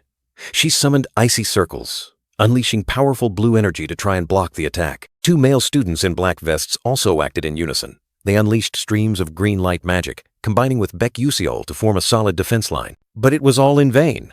The red-haired female student's dark magic circles easily pierced through all magic. "Our magic is completely useless." A male student cried out in despair. Crimson energy surged again, stronger than ever. "It's coming again! Be careful!" A panicked cry rang out, signaling a terrifying attack was about to strike. The brown-haired female student with a ponytail, along with other academy students, stood stunned before the destructive power. A gigantic magic circle, glowing like the sun, was forming. The brown-haired female student's eyes widened, filled with horror. She could only watch, helpless before the enemy's wrath. In the final moment, a hand suddenly appeared, pulling hard on the brown-haired female student's dress. Was this a glimmer of hope, or just the beginning of a new tragedy? Amidst the ethereal space, Flame gracefully spun to the music, her magic staff in hand as part of the dance. Baek stared at her friend in astonishment, wondering about this sudden performance. "Flame, why are you suddenly dancing?" Flame's eyes were resolute, concealing an iron determination, as if she was ready for an uncompromising battle. Suddenly, magical energy erupted from Flame, forming a swirling vortex of brilliant yellow light, ready to devour everything. The red-haired female student, holding a fan, was utterly astonished to see the colossal energy surge towards her, unable to react in time. Flame smiled confidently, shouting, "Excellent! Just like in the novel! You guys, dance!" Unveiling at explained. All the previous acts had hints. This act isn't just a magic duel, but also a dance-off. Unveiling at suddenly realized, "We have to use magic according to the rhythm of the dance. I understand now. The Duchess's dance cannot be dispelled by ordinary magic." Baek also enlightened. "The dance that counters Serena's silent Tango Island, a requiem for the deceased Serena." Unveiling began to spin, her white dress fluttering like a flower, immersing herself in the war dance. Baek also joined in, her dark blue dress gliding lightly, each step imbued with the power of ice magic. Flame and the blonde-haired female student in the black dress danced together, creating a performance that was both graceful and deadly. Magical power from the girls simultaneously erupted, forming brilliant streams of light that attacked the red-haired female student. The red-haired female student was stunned, trying to shield herself with her fan, but it seemed it was all too late. Flames and Unveiling magic collided powerfully, creating a blinding explosion of light, aimed directly at the enemy. Baek looked anxiously towards the explosion, wondering, did our attack succeed this time? The explosion dissipated, but the atmosphere did not calm down.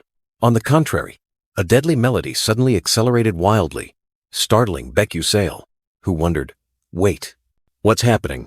The eerie melody not only grew faster but also stained crimson, enveloping a figure gradually emerging from the smoke. Did the music just get faster? The surrounding academy students pointed in horror.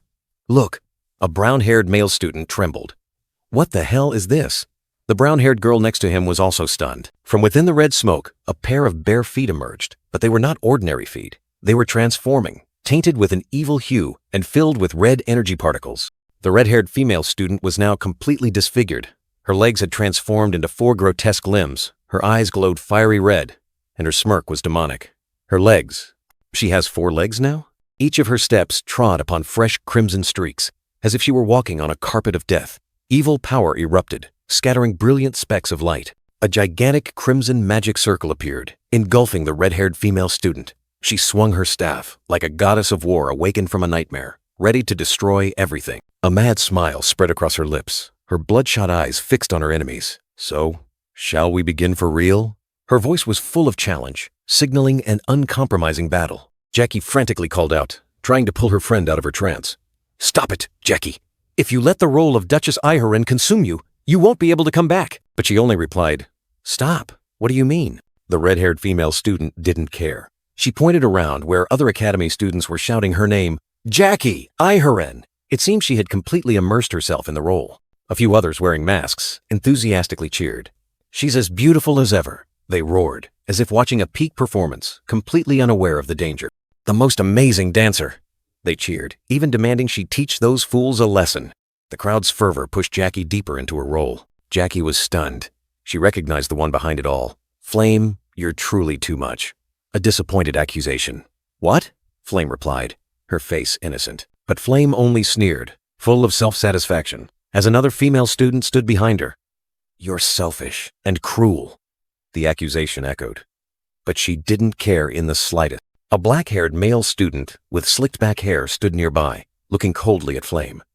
He seemed to be pondering, "To think you've kept all these sweet emotions and wonderful feelings all to yourself." And then, a gigantic wild boar appeared, growling menacingly. Flame stood there, like a queen controlling monsters. Amidst the crowd of students, the brown-haired girl smiled sweetly, her face carefree, as if unaware of the impending disaster. Or was it just a perfect act? But not everyone remained calm. Jackie stood there, her eyes filled with anxiety, her hands clenched as if trying to hold on to something. Suddenly, the atmosphere shattered. The red-haired student transformed, her eyes burning with hatred. A fiery red energy erupting. "I will never let go of this feeling." Princess Hongbian Adolovit screamed in terror, her voice echoing amidst the chaos. "It's here! Everyone! Prepare to defend!" And then, a destructive surge of power exploded. The red-haired student lunged, countless fiery red energy beams tearing through space, heading straight for the students. The fierce attack struck. Beck, Usiel, and Flame were hit, the terrifying power stunning them, causing them to cry out in pain. The white-haired girl, Beck Usiel, was horrified, her purple eyes wide, staring at the engulfing red energy. A piercing scream escaped her lips. The dark power continued to spread, devouring everything. Beck Usiel recoiled, her face pale with fear, unable to believe her eyes. Pain and dizziness overwhelmed her, her purple eyes closing tightly. Could this be the end for her? But then, a flash of light. Her eyes suddenly flew open, filled with confusion. What just happened? Was the attack blocked? Amidst the blazing inferno, Flame stood firm, magic staff in hand, facing the enemy's wrath alongside Beck Usiel. Princess Hongbian Adolevit turned, her voice full of anger and worry. "Hey, you idiot, snap out of it!"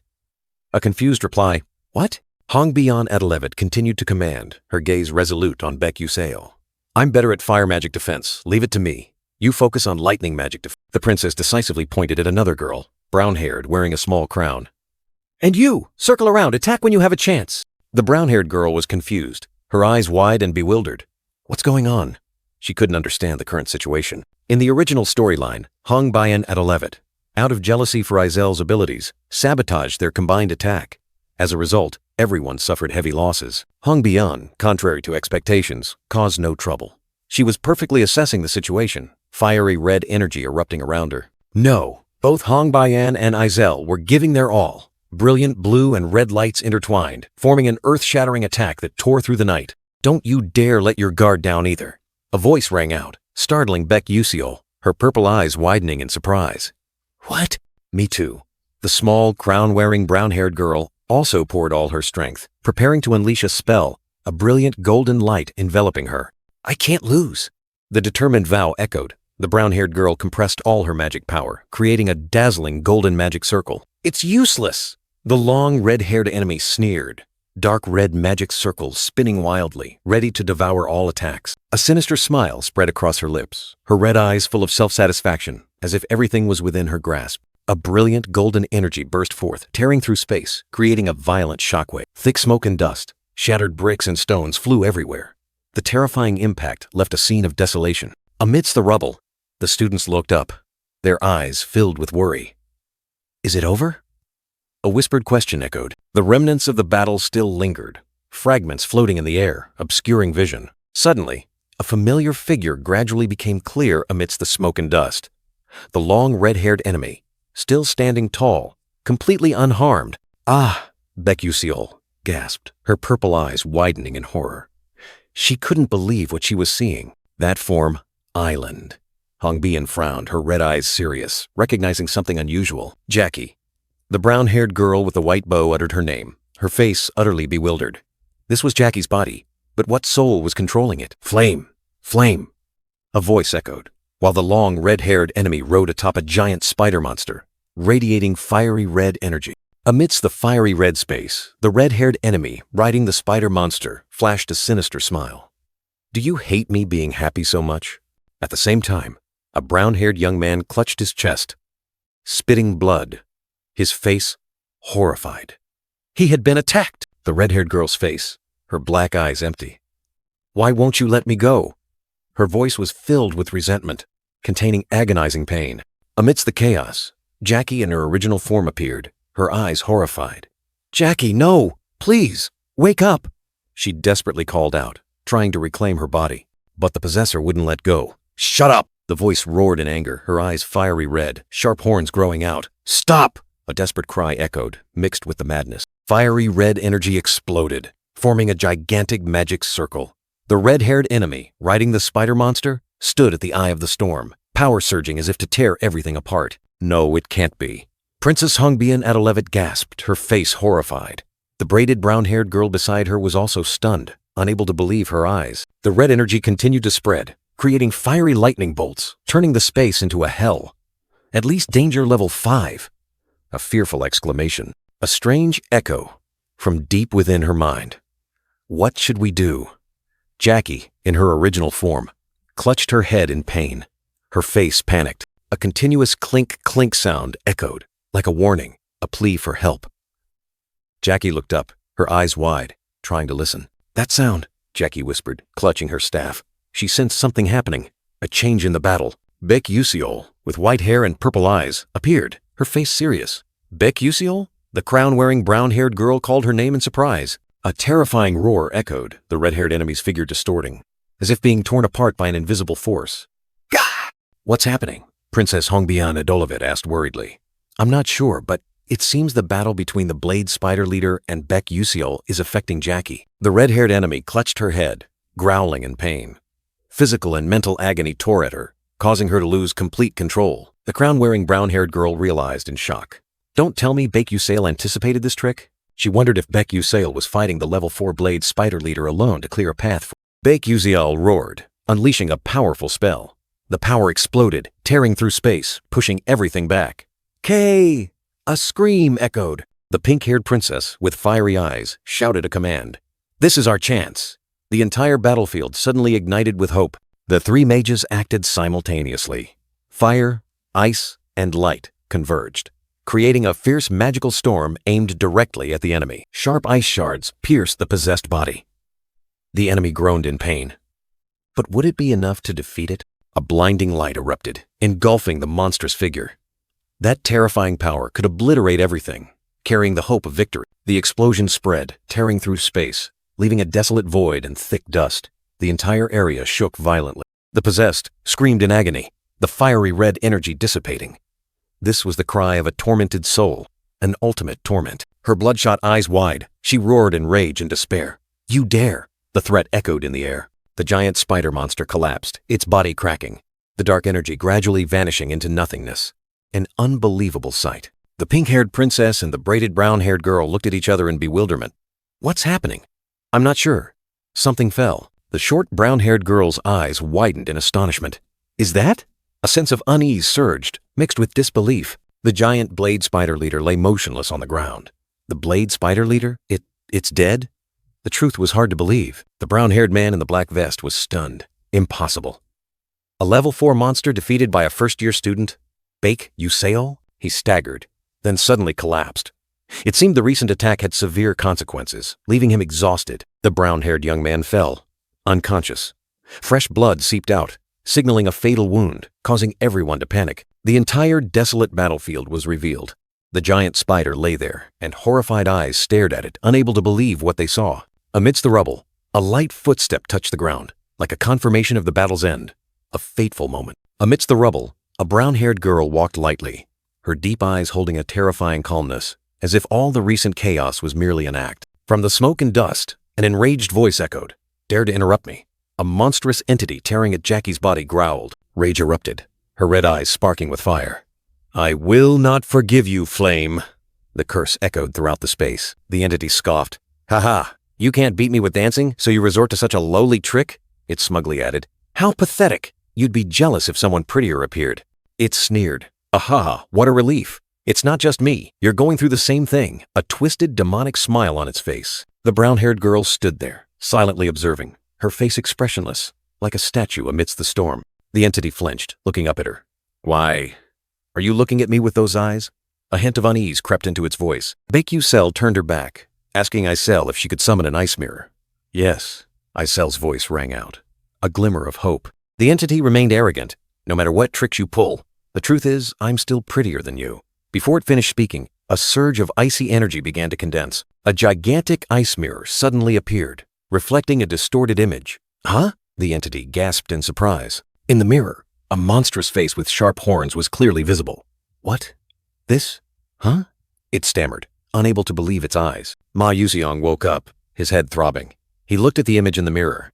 "Is this me? You're lying. This isn't a mirror, is it?" Ma Yuseong was suspicious. "You're trying to trick me." His eyes were sharp, trying to grasp reality. The entity screamed in horror. "Disgusting!" Its reflection repeated, plunging the space into utter revulsion. "Cake! Please! Break that mirror!" It shrieked frantically. A man in a black vest commented, "The Duchess is no longer beautiful." No. "That's not me," the entity denied in despair, while Baek-Yu-sel observed coldly. The Duchess's grotesque hand reached out, dissolving into dust. In despair, she pleaded a name. "Flame, please, you can do anything." In her monstrous form, she tried to reach a small girl, begging, "Please, save me, save me." But the plea quickly turned into extreme rage. "Or is that what you think I'd say?" With bloodshot eyes, the Duchess screamed, blaming Flame for her tragic fate. "It's all your fault! Die, Flame!" In that chaotic moment, Jackie's eyes flashed with a glimmer of light, as if her true consciousness was trying to regain control. A painful memory resurfaced. The image of Hae Won-ryang standing beside a tiny, innocent Jackie. Hae Won-ryang. Young Jackie stood amidst a sea of flames, looking towards a burning silhouette. Flame, who had once been her hope. Azel, with her light blue hair and sad purple eyes, also appeared in that stream of memories. Hongbian Adelevet, with her brilliant pink hair and red eyes, also wore a melancholic expression. Little Jackie bowed her head, sadness clearly visible on her youthful face. Back in reality, the Duchess looked down at her possessed body, uttering a bitter apology. "I'm sorry, Jackie. I'm truly sorry." The system bell rang, announcing the end of the story of Duchess Aheren, who craved beauty and fame. The Charm Orb quest is complete. Congratulations! The scene changed. Peace returned. Groups A6 and B3 had completed their practical training, and students were leaving the dome building one by one. 3 men stood in the forest. One with black hair ordered, "Evacuate them quickly," the other responded. The man with slicked-back black hair gazed into the distance, his voice calm. "Only Group C7 is left." Suddenly, a deep, swirling red spatial gate appeared behind him, signaling a new threat approaching. The man with slicked-back black hair ordered preparations, his voice calm. "The frequencies are vibrating. Get ready." His subordinate in the brown coat immediately responded, without hesitation. Behind him, a deep, swirling red spatial gate emitted a dazzling light, like a tear in the sky, signaling the approaching threat. The black-haired man's face showed a hint of surprise, his eyes wide as he looked towards the spatial gate. Then a sudden smirk appeared on his lips, as if he had just discovered something interesting. Suddenly, a group of students appeared, led by Ma Yusung. He declared, "Ants have defeated a tiger." The man with slicked-back black hair couldn't help but be surprised, exclaiming, "These students raided a level 5 persona gate by themselves? Even seasoned veterans would find that difficult. Is the kid at the front the leader?" He thoughtfully observed the group of students, his eyes full of contemplation. After a moment of silence, the black-haired man ordered, "Retreat." His subordinate in the brown coat and a person in a black cloak immediately obeyed. Ma Yuseong, sword in hand, reported solemnly, "I'm here to report that we have completed the Persona Gate mission." A brown-haired girl stood beside him. After hearing this, the man with slicked-back black hair's eyes showed a hint of concern. Out of 16 people in total, there was 1 casualty. The result is 15 returned. So there was a casualty. He nodded. "Well done. I'll call a healing mage immediately. You all go rest." Just then, the principal appeared, asking, What's going on? The white-haired principal walked away, muttering. It seems something interesting happened in my absence. Ma Yuseong turned, his eyes a mix of surprise and slight worry as he saw the principal. The principal smiled mysteriously, asking Ma Yuseong, "Can you tell me what happened?" The scene shifted to Stella's first main tower, an ancient and majestic structure. The principal and a brown-haired male student entered the tower, their footsteps echoing in the silent space. Ma Yuseong stood in the luxurious room, his face tense. He was preparing for a private meeting with Eltman, someone he absolutely did not want to face. A private meeting with Eltman. I'm so nervous. Ma Yuseong's eyes clearly showed annoyance. He thought to himself, this was why he never wanted to be a leader, taking on these troublesome responsibilities. Memories flooded back. From before leaving the Humanity Gate, the group of students was discussing who would report the situation. A pink-haired female student suggested, "We should choose a leader to report before we leave, right?" Ma Yuseong suggested Acel, the light blue-haired girl who had just woken up after fainting. But Acel only softly replied, "Just woke up after fainting." The pink-haired female student, Hung Bien Adelevet, haughtily refused. "Commoner, do you think I would hand over my achievements while I'm this conscious?" Ma Yuseong thought to himself. That's not it, old man. When it was Azel's turn, she also shook her head. "I think I'm fine too." "Not this time." Ma Yuseong was surprised. "You too?" In the end, things turned around, and Ma Yuseong was pushed into the leader's position. He wondered, what exactly happened while he was unconscious? Back in reality, Ma Yuseong looked at Eltman. He suddenly realized, perhaps this is the third time we've met.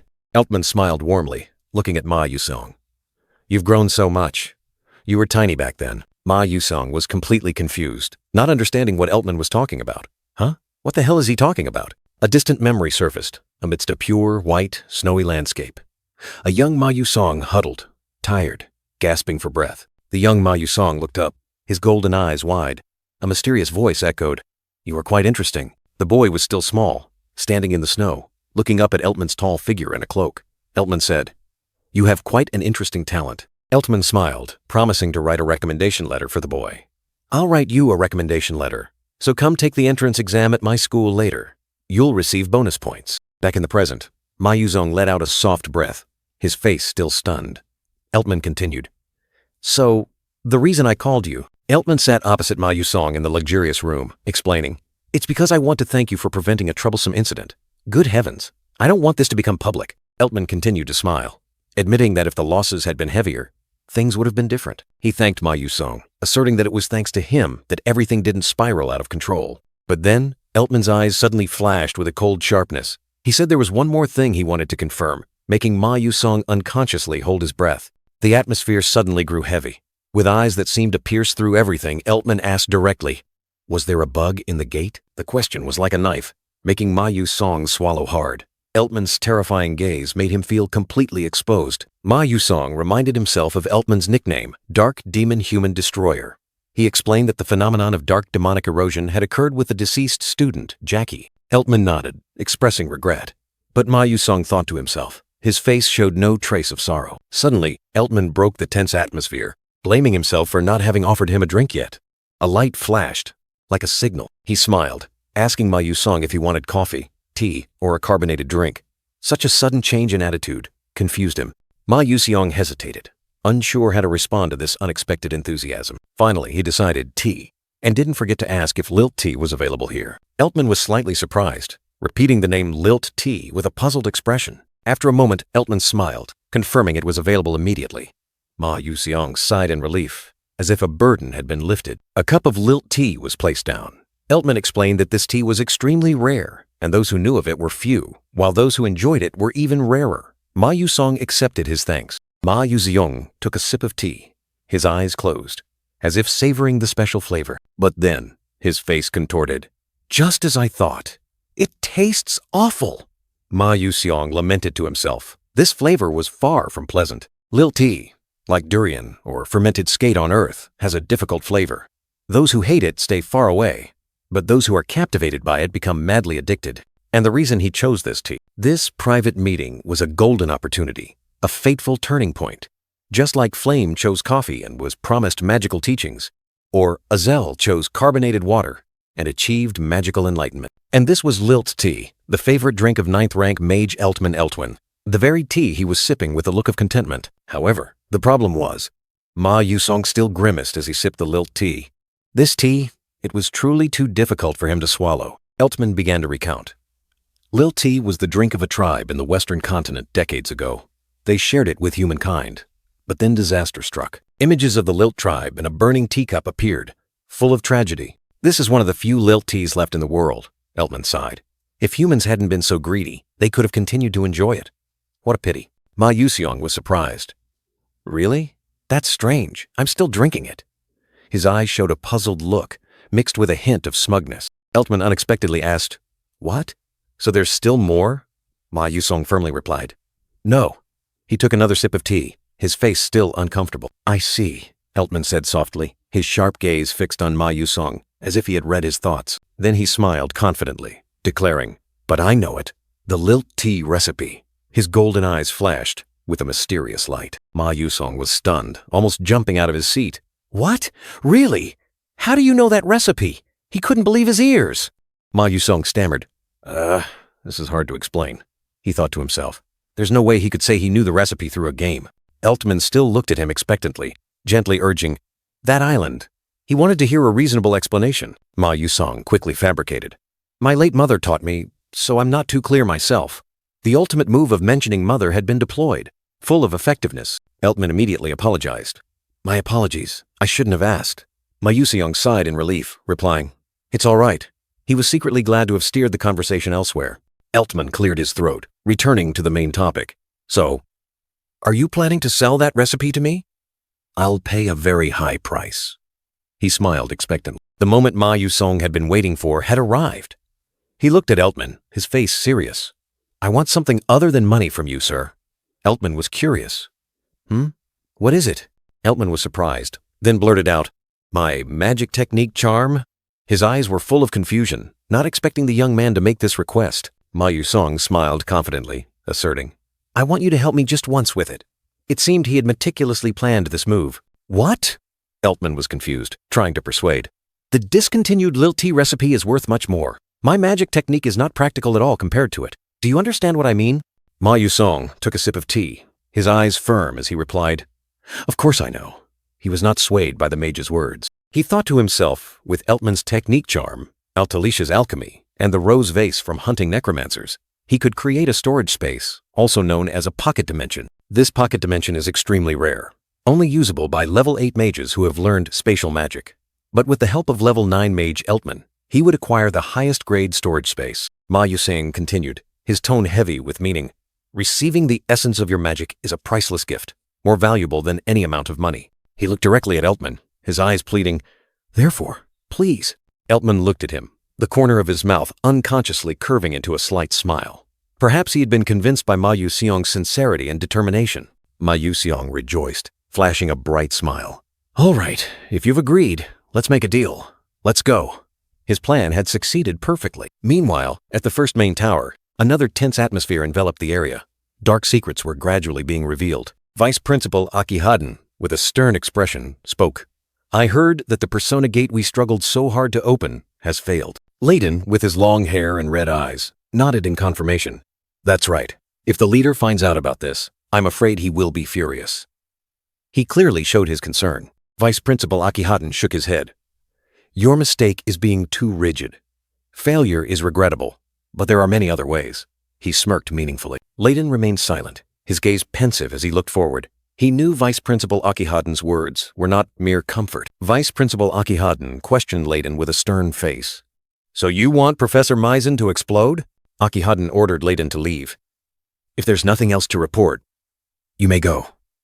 Layden walked down the stairs, his expression thoughtful. Layden mused, recalling the true purpose of the Persona Gate. It was to deal with potential students who would participate in the Aslan seminar in the future. Although they had opened a level 5 gate far beyond their capabilities, it was unexpected that Flame, Isolmorph, Princess Adelevet, and Baek Yusail were all safe. Layden stood silently by the window, the unexpected events unfolding one after another making him ponder. Suddenly Ma Yusong appeared, greeting Layden with a confident smile. Professor, long time no see. He sneered. You used to be as fierce as a beast, but now you pretend to be an ordinary person, almost unrecognizable. Ma Yuseong continued to provoke, mentioning that his friends almost got into danger, and suspected it was the plan of some lazy old man. Layden's eyes suddenly turned cold, and he warned, "Even you, young master, should be careful with your words when mentioning the leader." Ma Yusong was slightly surprised, then sneered. "Friends?" he questioned, his expression becoming serious. "Don't you think you're too invested in this school play?" Layden was startled, realizing that not only Ma Yuseong's appearance had changed, he was so angry that his body trembled, not expecting Ma Yusong to dare utter such arrogant words in front of him. Layden's fiery red eyes seemed to want to incinerate everything, his rage boiling over. Ma Yusong stood opposite Layden, his eyes blazing, his aura overwhelming. He coldly warned Layden to be careful. Ma Yusong smirked, declaring that Layden and his associates were annoying him. Arrogance radiated from him. He turned and walked away, leaving Layden collapsing, injured and coughing up blood. The extreme rage caused Layden pain, but he could do nothing. Layden gritted his teeth, his body trembling in anger and helplessness. He told himself, for the Moonshadow Order, this much was enough. Scene change. In a splendid corridor, a group of female students were whispering, attracting attention. 2 female students approached Princess Hongbian, expressing relief at her safe return. They buzzed about the Academy's mistake. Princess Hongbian looked into the distance, questioning that mistake, then reasoned to herself that the Academy wanted to keep this matter hidden from other students. A figure approached. Princess Hongbian turned her head, calling the newcomer's name, Bian. It was Edmund Adalek, a third-year male student with a self-satisfied smile. He greeted the princess meaningfully. Edmund Adalek wanted the princess not to be too formal, but she maintained proper etiquette, asserting that ranks within the Academy must be clear. He gave a faint smile, saying he was only worried about her safety, but hidden deep in his eyes was another intention. Princess Hongbian coldly replied that she was fine and he didn't need to worry. In her heart, she secretly cursed him as a cunning fox. She knew well that Edmund Adalek's concern was not for her, but for his own interest. The Adalibet kingdom was divided by 2 major powers. The Orkan family supported Princess Hong Sihua, and the Duke Adalek family opposed Orkan. Edmund Adalek was the sole heir of that family. His goal must not be simple. The heir of the Adalek family, Edmund, held Princess Hongbian's fate. He wanted her to become queen, but the price was marriage. A fated pact, or an invisible chain. In the Academy corridor, Edmund unexpectedly proposed a game of soul chess. The competition was approaching, and he wanted her to prepare. Hongbian, though a bit reluctant, nodded in agreement. Edmund leaned close, his hand on her shoulder, his smile hiding calculation. "Let me teach you a little," he said, his tone condescending. Hongbian could only remain silent, her eyes clearly showing vigilance. Hongbian's face showed a hint of discomfort, resentment welling up. She hated the feeling of being controlled, hated having to rely on others to achieve her goals. She secretly cursed her fate, hating having to rely on Edmund to ascend the throne as queen. If only I had power. The desire for power burned in the princess's mind. A glimmer of hope appeared. She wished someone strong enough, on par with Duke Adalek, would stand by her side. Her eyes were distant, filled with burning desire. Meanwhile, a name suddenly flashed in her mind. Baek Yuseol? The brown-haired young man walking alone? Could he be the answer to the princess's aspirations? Edmund's voice rang out, interrupting Hongbian's thoughts. He called her, urging her to leave. Her eyes showed a momentary startle, then returned to indifference. The princess's fiery red eyes wavered, hiding an internal struggle. Between ambition and dependence, which path should she choose? A soft all right escaped her lips. Hongbian bowed her head, agreeing to follow Edmund, but within her, the seeds of resistance had begun to sprout. In a moment of stillness, a pale rose petal lay nestled in the palm of a hand. A fragile symbol, or a sign of hidden power? Baek Yuseol stood there, his gaze focused on the petal. "Let's see," he muttered to himself. "Is this enough?" A subtle confidence was hidden in the young man's every gesture. A system notification appeared, confirming he had absorbed the calming healing herb, increasing his mental strength by 83% and charm resistance. Baek Yuseol's power was rising. He looked at the status window, the corner of his mouth curving slightly. Not bad, Baek Yuseol thought to himself. A satisfaction that hinted at greater ambitions was awaiting. And then, another notification appeared, revealing the Constellation Project along with a special reward. Baek Yuseol's path was opening up to unimaginable surprises. Baek Yuseol pondered, evaluating the special reward he had just received. He wondered if he should use it to enhance his power, or for another purpose. His eyes suddenly lit up as a thought flashed. Marakan's pendant? The system replied succinctly. That's right. And he decided not to hesitate. Marakan's pendant, a superior artifact from a future alchemist engineer, appeared. It could create a Marakan shield, blocking all attacks level 6 and below, though it could only be used once. He put on the pendant, muttering to himself. Even if it's only for one use, having this kind of life insurance isn't bad. He knew he would need it for the upcoming battle with Misen Tyrann. And then, another notification appeared, showing that the resentful branch item had accumulated 78% resentment. Bake Usiel smiled smugly, adjusting his tie. All preparations for the battle with Misen Tyrann are in order. As for the rest, just leave it to Altalicia. The silhouette of a magnificent, glittering, golden building appeared. This was the International Alchemy Association. Inside, a female receptionist welcomed him to the Zelkova branch, the school of Grand Alchemist Talcum Corden. Bake Usiel frankly expressed his intention to meet Altalicia. The receptionist politely refused, saying she couldn't meet her at this time. Bake Usiel subtly smirked. He had anticipated this. He pulled out a sealed envelope, which was an invitation personally given by Assistant Professor Altalicia. The receptionist was surprised, quickly apologized, and led him away immediately. They walked through a corridor where a door carved with glowing magical runes stood. The receptionist spoke. "Miss Altalicia, you have a visitor." Before the intricately carved door, both stood silently, waiting. The receptionist decisively pushed the door open, announcing, "We're coming in." Suddenly, Bake Usiel felt a powerful surge of energy. His eyes widened, and he exclaimed in astonishment, "This feeling!" A dazzling burst of light erupted, accompanied by streaks of speed, signaling a world-shaking event had just occurred. A blinding light exploded, fragments flying everywhere, signaling a terrifying event had just occurred. The air was still filled with smoke and brilliant yellow light, the aftershocks of the terrifying destructive power still spreading. Amidst the chaotic scene, Bake Usiel's face showed clear panic as he unexpectedly let out a curse. He quickly shielded a nearby woman, reassuring her that was a close call. Both were covered in dust and smoke. A powerful footstep echoed, decisively treading through the hazy dust, moving forward. Bake Usiel turned, his face anxious, and asked Assistant Professor Altalicia, "Are you all right?" The young man looked directly at the person opposite him, his gaze gradually calming, as if he had just recognized an acquaintance. Altalicia, the blonde assistant professor, offered a gentle, welcoming smile. "Welcome, Usiel. I have something I want to show you." Perfect timing. Beside her was the pointy-eared old man, Talcum Corden.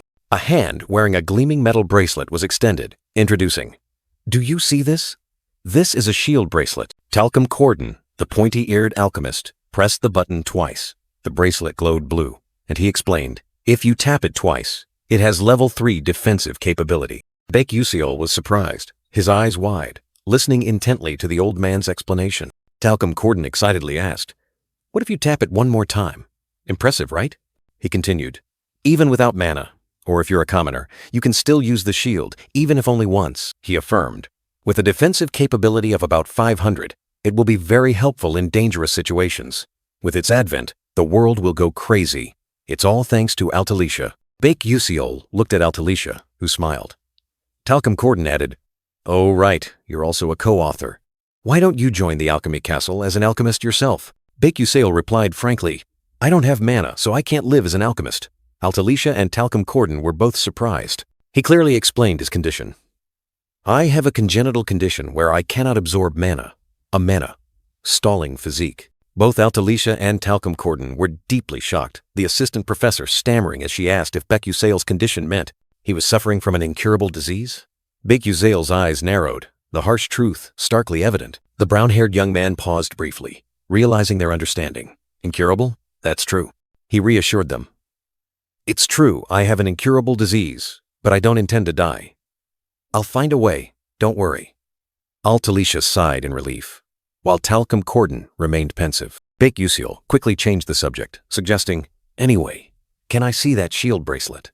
Altalicia was surprised, then agreed. The brown-haired young man carefully held the metal bracelet, his eyes behind his glasses reflecting deep thought. The bracelet was a prototype with many superfluous and meaningless details. He muttered, beginning to analyze. He smiled, extending his hand towards Altalicia. "May I borrow a mana soldering pen for a moment?" The assistant professor handed it to him without hesitation. Talcum Corden was about to ask, "Oh, what are you doing?" but was cut off. Altalicia placed a finger to her lips, signaling the old alchemist to be silent, her eyes mysterious. Bake Usiel focused intently, using the mana soldering pen to refine every detail on the bracelet. A mystical blue light enveloping it. He thought to himself, "Just connect the bracelet to the mana soldering pen." A blinding flash of light erupted. "It's done," he confidently declared, the bracelet now radiating powerful energy. Talcum Corden was utterly stunned, his glasses askew, unable to believe his eyes. No way!" The alchemist exclaimed in astonishment. The defensive capability has skyrocketed to 800. Performance has improved by nearly 1.5 times. Altelisha smiled proudly. Talcum Corden looked at him, his voice full of admiration. Aren't you going to work under me? He quickly corrected himself, inviting him to work as an equal, promising to find someone to substitute mana for him. Bec-Usiel declined the invitation from Grand Alchemist Talcum Corden. He had his own reasons for wanting to become a magic warrior, but he also didn't forget to make a request. Could Talcum Corden craft an item from this? He wanted an item enhanced with spatial magic, with help from Principal Stella. Altelisha and Talcum Corden were astonished. Altelisha, the assistant professor, wanted to help, but was still worried. She had never tried enhancement with elemental magic. Bec-Usiel reassured her, believing she would succeed in a few months. He also harbored plans to craft luxury goods. Time passed, and Isel's laboratory nameplate appeared, signaling a new beginning. Isel was struggling with an item. The light blue-haired girl sighed.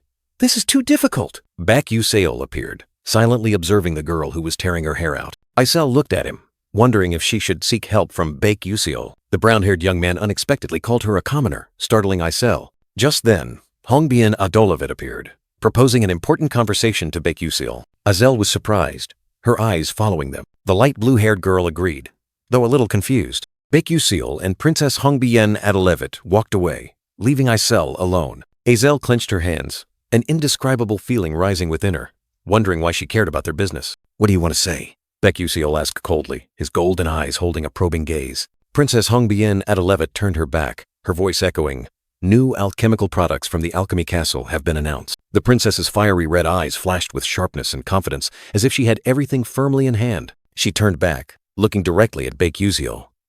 I heard you are a co-author of that research paper. Bec-Usiel smirked, admitted it, then bluntly asked, So, you want to use me to connect with the item business? The princess gently closed her eyes, denying. I won't deny it, but don't misunderstand. She opened her eyes, looking at him with a resolute gaze. Items are important, but a connection with you is even more important. Bec-Usiel was surprised, a strange feeling rising within him.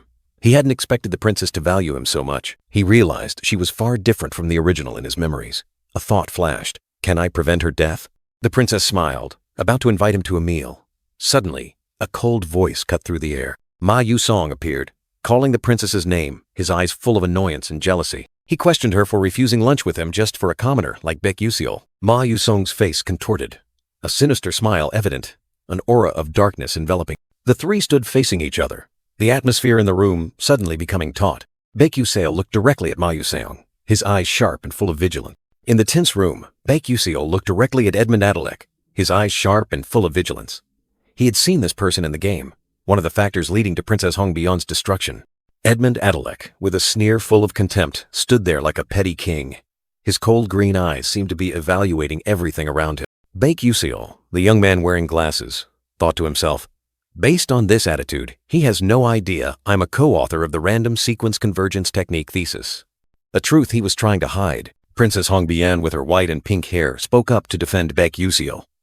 He is not an ordinary commoner, she continued, her tone resolute. I intend to use him to contact the alchemist Altelisha, so don't bother us. Edmund Adalek let out a scoff, a derisive laugh echoing, his eyes flashing with clear disdain. He looked directly at the princess, calling her name familiarly. Bion, do you really think that? A commoner like him can help you? Am I not much better than him? His words were like daggers piercing her pride. Bec-Usiel clenched his hands, his golden eyes flashing with anger. Bastard. He cursed inwardly, trying to suppress the rising fury. He was used to being looked down upon for being a commoner, but Edmund Adalek's attitude had crossed the line. Princess Hongbien, her face flushed with anger, gritted her teeth and asked, What do you mean? Bec-Usiel merely remained silent, his complex gaze looking away. He knew he couldn't interfere in this confrontation. Edmund Adalek smirked, ignoring the princess's anger. All right then, let's just pretend this conversation about item transactions never happened, he added sarcastically. Good thinking. You finally know your place. Princess Hongbien stood stunned, her fiery red eyes wide with shock and indignation at the blatant threat. Bec-Usiel looked at Edmund Adalek with extreme displeasure. He not only threatened the princess, but also declared he would cut off supplies to the Adalebit kingdom. Edmund Adalek smirked, his green eyes full of contempt. He uttered a threat, reminding them of the harsh hierarchy within the academy. Bec-Usiel responded with an indifferent expression, completely unconcerned by the warning.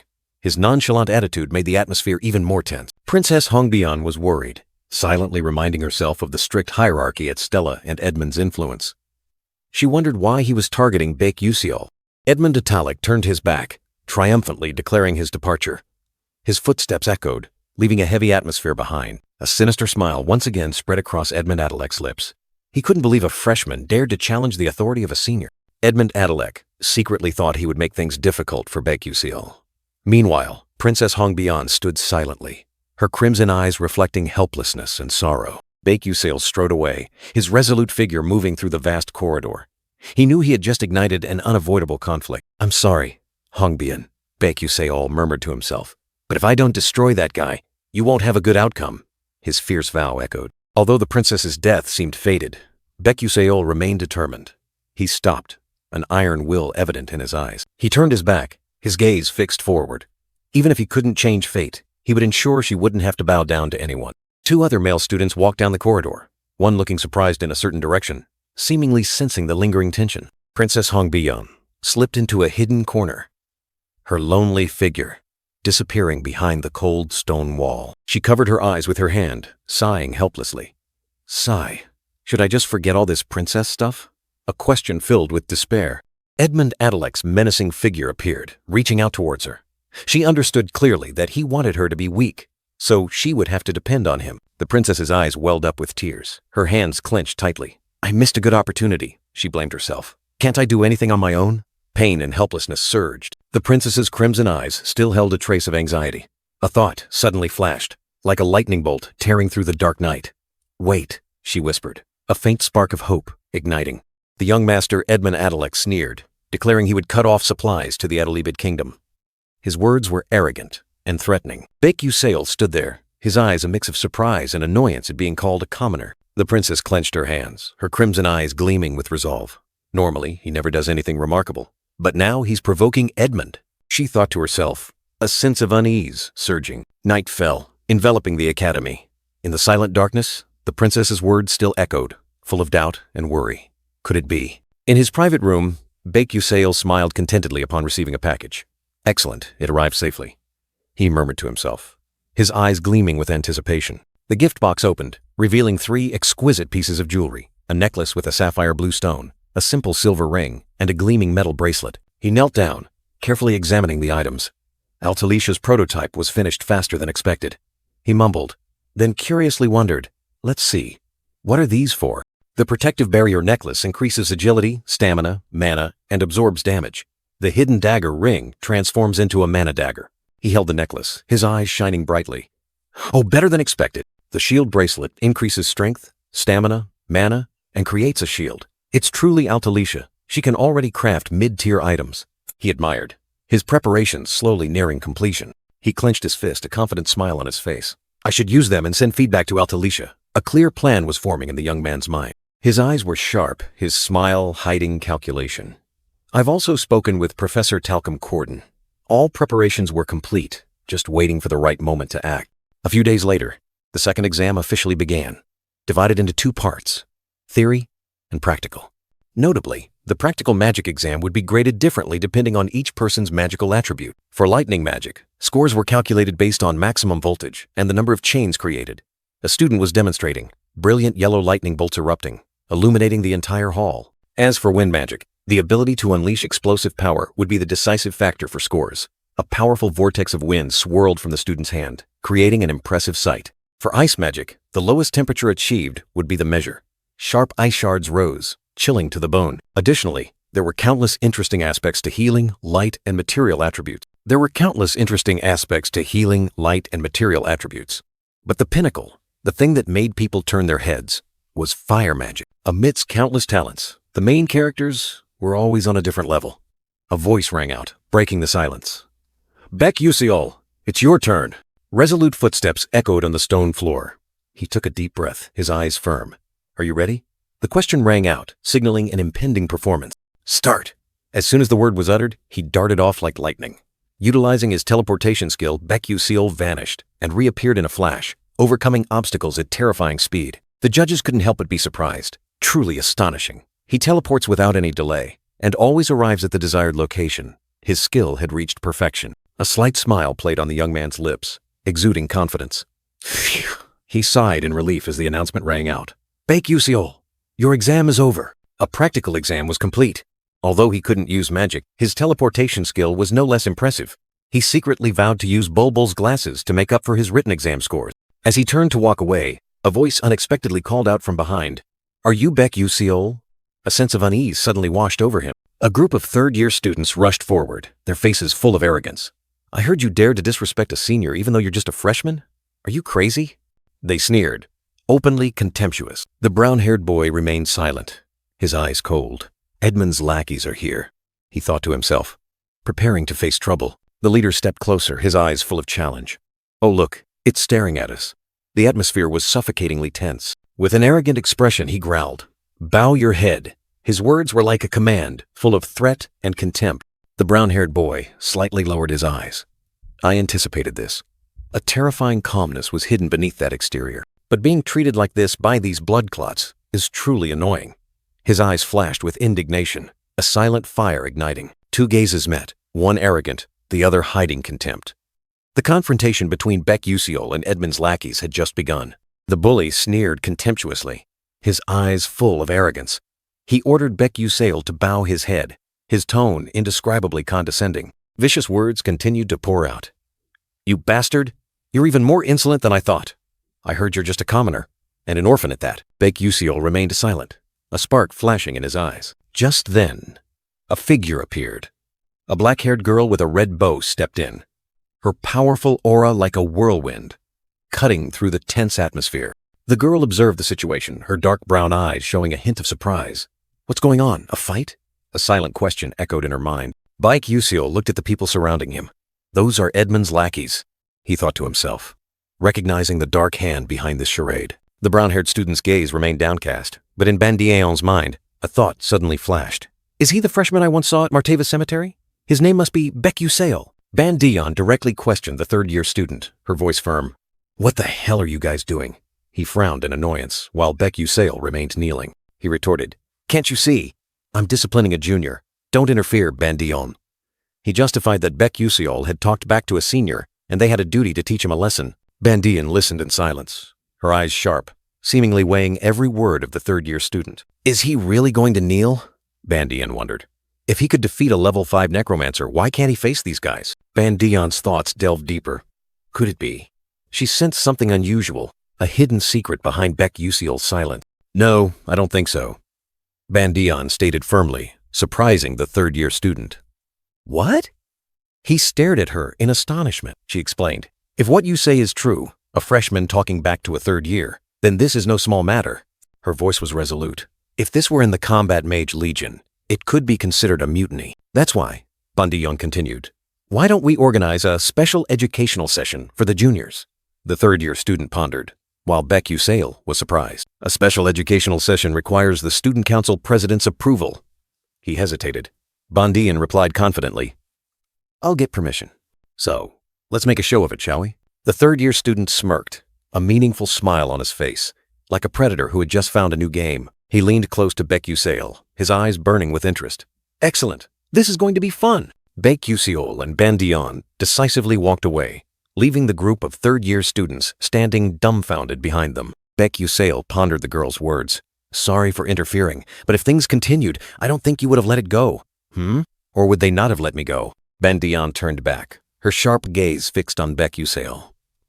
You want to swallow this petty humiliation in exchange for a greater revenge, don't you? There's no reason for someone smart enough to defeat a necromancer to causelessly talk back to him. There must be a single reason. She continued to analyze, her gaze seemingly piercing his soul. You want to sacrifice yourself, to eliminate the meaningless hierarchical tradition that has long existed at Stella. Baek Yuseol was surprised, his face bewildered as if he couldn't believe his ears. Me? Bandion looked towards the third-year student standing behind them, her voice lowering. But there are those who have no choice but to follow Edmund. They are called forced followers, due to family circumstances. She turned to Baek Yuseol. Even if you have good intentions, we still need to prevent people like them from being punished, don't you think? Baek Yuseol silently clenched his fist, complex thoughts swirling in his mind. Bandion smiled brightly, placing a hand on his shoulder. Then, I'll arrange everything so you can fight your best. I'll convince the student council president. Baek Yuseol gently closed his eyes, then gave an unreadable smile, whispering, What? And then a brilliant magic circle appeared, signaling a new challenge, the Magic Protocol Analysis Exam. A surge of magical power erupted, enveloping Baek-Yuseol. He clenched his fist, his eyes flashing with determination. Amidst the magical light, Baek-Yuseol raised his head, resolutely declaring, "I want to submit my exam." The proctor was astonished. "You're giving up after only 20 minutes? But Baek-Yuseol simply replied, "No, I've finished everything." The student's declaration froze the proctor, who couldn't believe his ears. "What? How could that be?" His eyes widened, extreme astonishment clearly visible. The entire room seemed to hold its breath at that bold assertion. Baek-Yuseol subtly exhaled, adjusting his tie. "Even though I didn't study, finishing the exam feels incredibly refreshing." From a distance, a gaze followed him. "Is that Baek-Yuseol?" A curious question rang out. Two students whispered. "I heard he dared to talk back to Edmund Atalik, and now he's marked. He's about to get special education." Rumors about him had spread throughout the academy. Baek-Yuseol closed his eyes, deep in thought. "I didn't expect Bandian to get involved in the special education session for juniors, a duel where seniors discipline juniors. Although Stella Academy prohibits violence, everything is permitted in this session. This is a duel, a legal way for seniors to punish juniors. To prevent abuse, the student council president must approve it, but S-class students can still appeal to the council. It should have been over with just one kneel. Why did things turn out like this?" He muttered to himself, thinking he could have finished it quickly and gone to sleep. But now, it was done. Baek-Yuseol walked on, his gaze firm, with no turning back. A hand opened the box. Inside was a small plush monkey holding a pair of cymbals. Baek-Yuseol smiled, embracing the toy.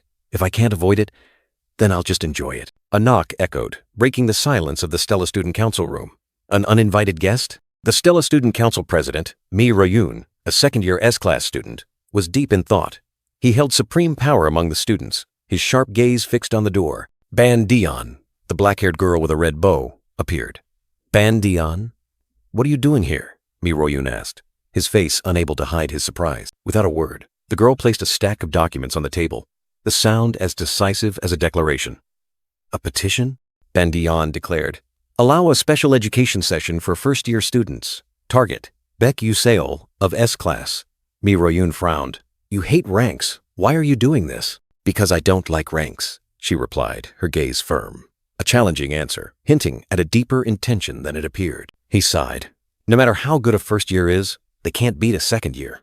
The experience gap is insurmountable. And yet you still want this education session? His words were full of doubt. "If you're curious, just come and watch. It'll be fun." Bandian provoked, then turned and left, leaving Mi Royoon with a jumble of thoughts. Sigh. "What is she planning?" he muttered, feeling helpless. Suddenly footsteps echoed, and a familiar voice called his name. Professor Gerald entered, holding a stack of theses. "Mi Royoon, please take a look at this." "That student's essay?" the professor asked, his tone full of anticipation. "Haha, just take a look first." The professor smiled mysteriously. Mi Royoon took it, his eyes scanning the page. He was startled, a feeling of surprise washing over him. "Isn't this Froki's multi-layer network?" the professor exclaimed excitedly. "He reduced the inverse engineering loop equation by half, using an incredibly simple formula." Multi-layer networks had been optimized by countless scholars, but to be able to improve it even further, a genius, absolutely a genius, he exclaimed, utterly astonished. "Who wrote this?" Professor Gerald smiled contentedly. "His name is Baek-Yuseol. With this level of skill, he is perfectly capable of participating in the Aslan Symposium." Footsteps hurried, Mi Royoon's face serious. "Not now. I must report this to the vice principal immediately." A sense of urgency washed over him. A deep voice echoed, sharp eyes following a name. Baek-Yuseol. That name was stirring the profound calculations of the powerful. But then, a thesis was placed down, followed by Professor Gerald's surprised questioning. What was happening? The powerful official, with a stern expression, questioned Professor Gerald. The atmosphere in the room suddenly became suffocatingly tense. Professor Gerald eagerly presented, but his words were harshly cut off. An invisible wall had risen, blocking all hope. He coldly explained that countless other talents were more deserving. His words were like knives, cutting into the old professor's pride. Harsh regulations were imposed, limiting opportunities to only a select few. He sneered, his eyes full of disdain. The professor looked on in anguish, while he uttered bitter words. A warrior who doesn't use magic? That was an insult, a stain in the eyes of the mages. The decisive declaration was like a death sentence, allowing no resistance. Professor Gerald could only bow his head, accepting defeat. The large room fell silent. Only he remained, darkness enveloping him like an affirmation of absolute power. He crushed the thesis in his hand, contemptuously calling Baek Yuseol an insect. Arrogance and scorn emanated from every gesture. His eyes flashed with an evil glint, a fiery magic orb materializing in his palm. Dark power was rising, ready to devour everything. Time passed, and the results of the second exam were announced, proudly displayed on the board.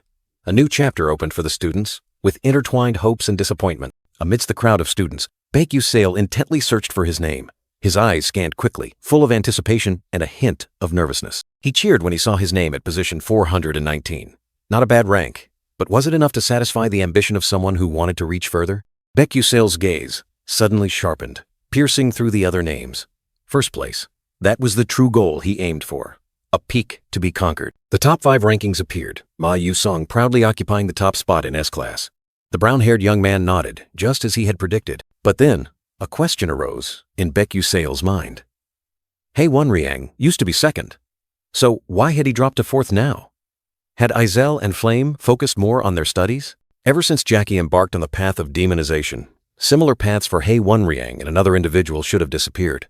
Could it be? His eyes turned cold, suspecting a horrifying truth. Was someone manipulating the rankings? The white-haired princess stood beside him, her red eyes looking straight ahead. She said, "I think you're already too prominent," she continued, her tone slightly reproachful. "You've already made it into the top 600, and you still want to participate in the school competition?"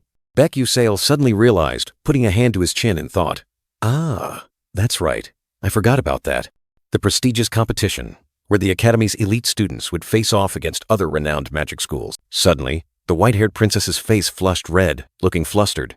Baek Yuseol was surprised, wondering, what's wrong with her? He turned, looking directly at her, pressing, "What do you want to say?" She flinched, her red eyes showing a hint of panic. Her face was still flushed, her lips pressed tightly together, a sulky expression clearly visible. Her small hands clenched tightly, as if trying to suppress some intense emotion. Baek Yuseol looked at her, puzzled, asking, "Why did you do that?" The princess puffed out her cheeks, her tone full of dissatisfaction.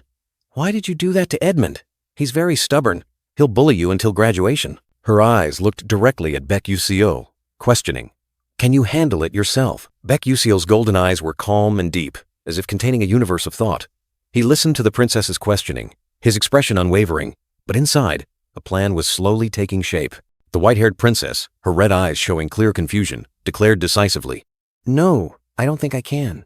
That refusal wasn't due to weakness, but an acknowledgement of helplessness against an unseen force. But in Baek Yuseol's mind, a cold thought suddenly flashed. Better to get beaten up and expelled than to get entangled with these troublesome kids. A cruel, yet realistic calculation. The princess clenched her fists, her confusion gradually giving way to a sulky expression. "Then why did you do that? What do you want from me?" Her voice was full of questions, demanding an answer. Facing the sharp questioning, Baek Yuseol maintained a calm expression. His eyes swept over her, as if weighing every word, every move in this fated game. A moment of silence enveloped them. Then Baek Yuseol softly spoke, his tone full of hidden meaning. "Well," he hesitated, as if there was something difficult to say, or he was deliberately holding back a secret. "I think my relationship with you is more important."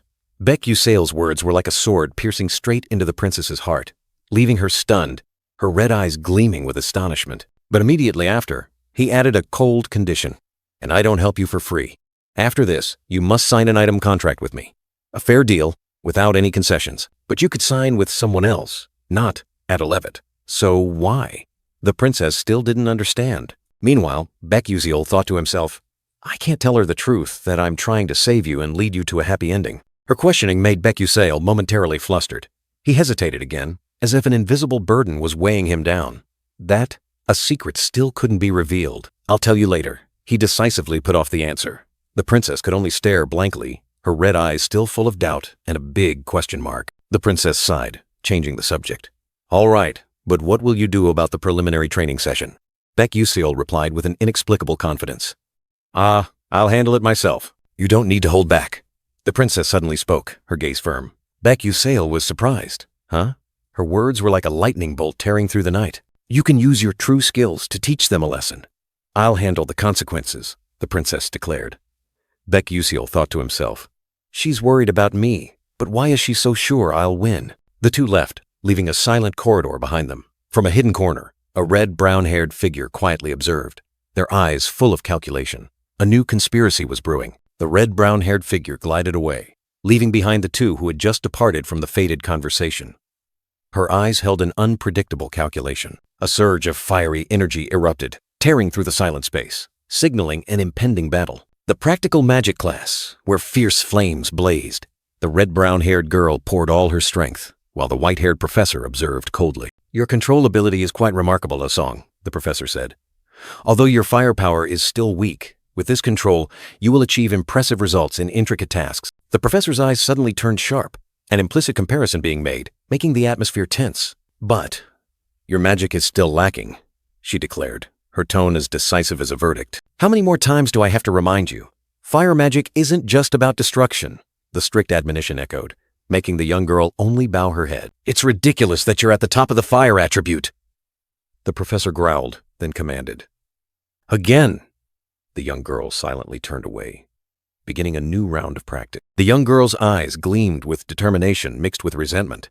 She clenched her hands, as if wanting to channel all her emotions into each flame. Once again, furious flames erupted, engulfing the space, turning the wall into a brilliant sea of fire. Streams of fire magic collided violently, creating dazzling flashes of light, like two opposing forces in a dance of destruction. Her breath came in gasps, her body exhausted. But the young girl still stood firm amidst the embers. The battle seemed to have ended. "I lost again," she uttered, her voice full of bitterness. "I've never lacked effort, so why?" Her hand clenched the scepter tightly, her fingers trembling as if trying to cling to the last shred of hope. Amidst the desolate wasteland, the young woman looked up at the gloomy night sky, silently asking, "Why can't I win?" A deep despair enveloped her.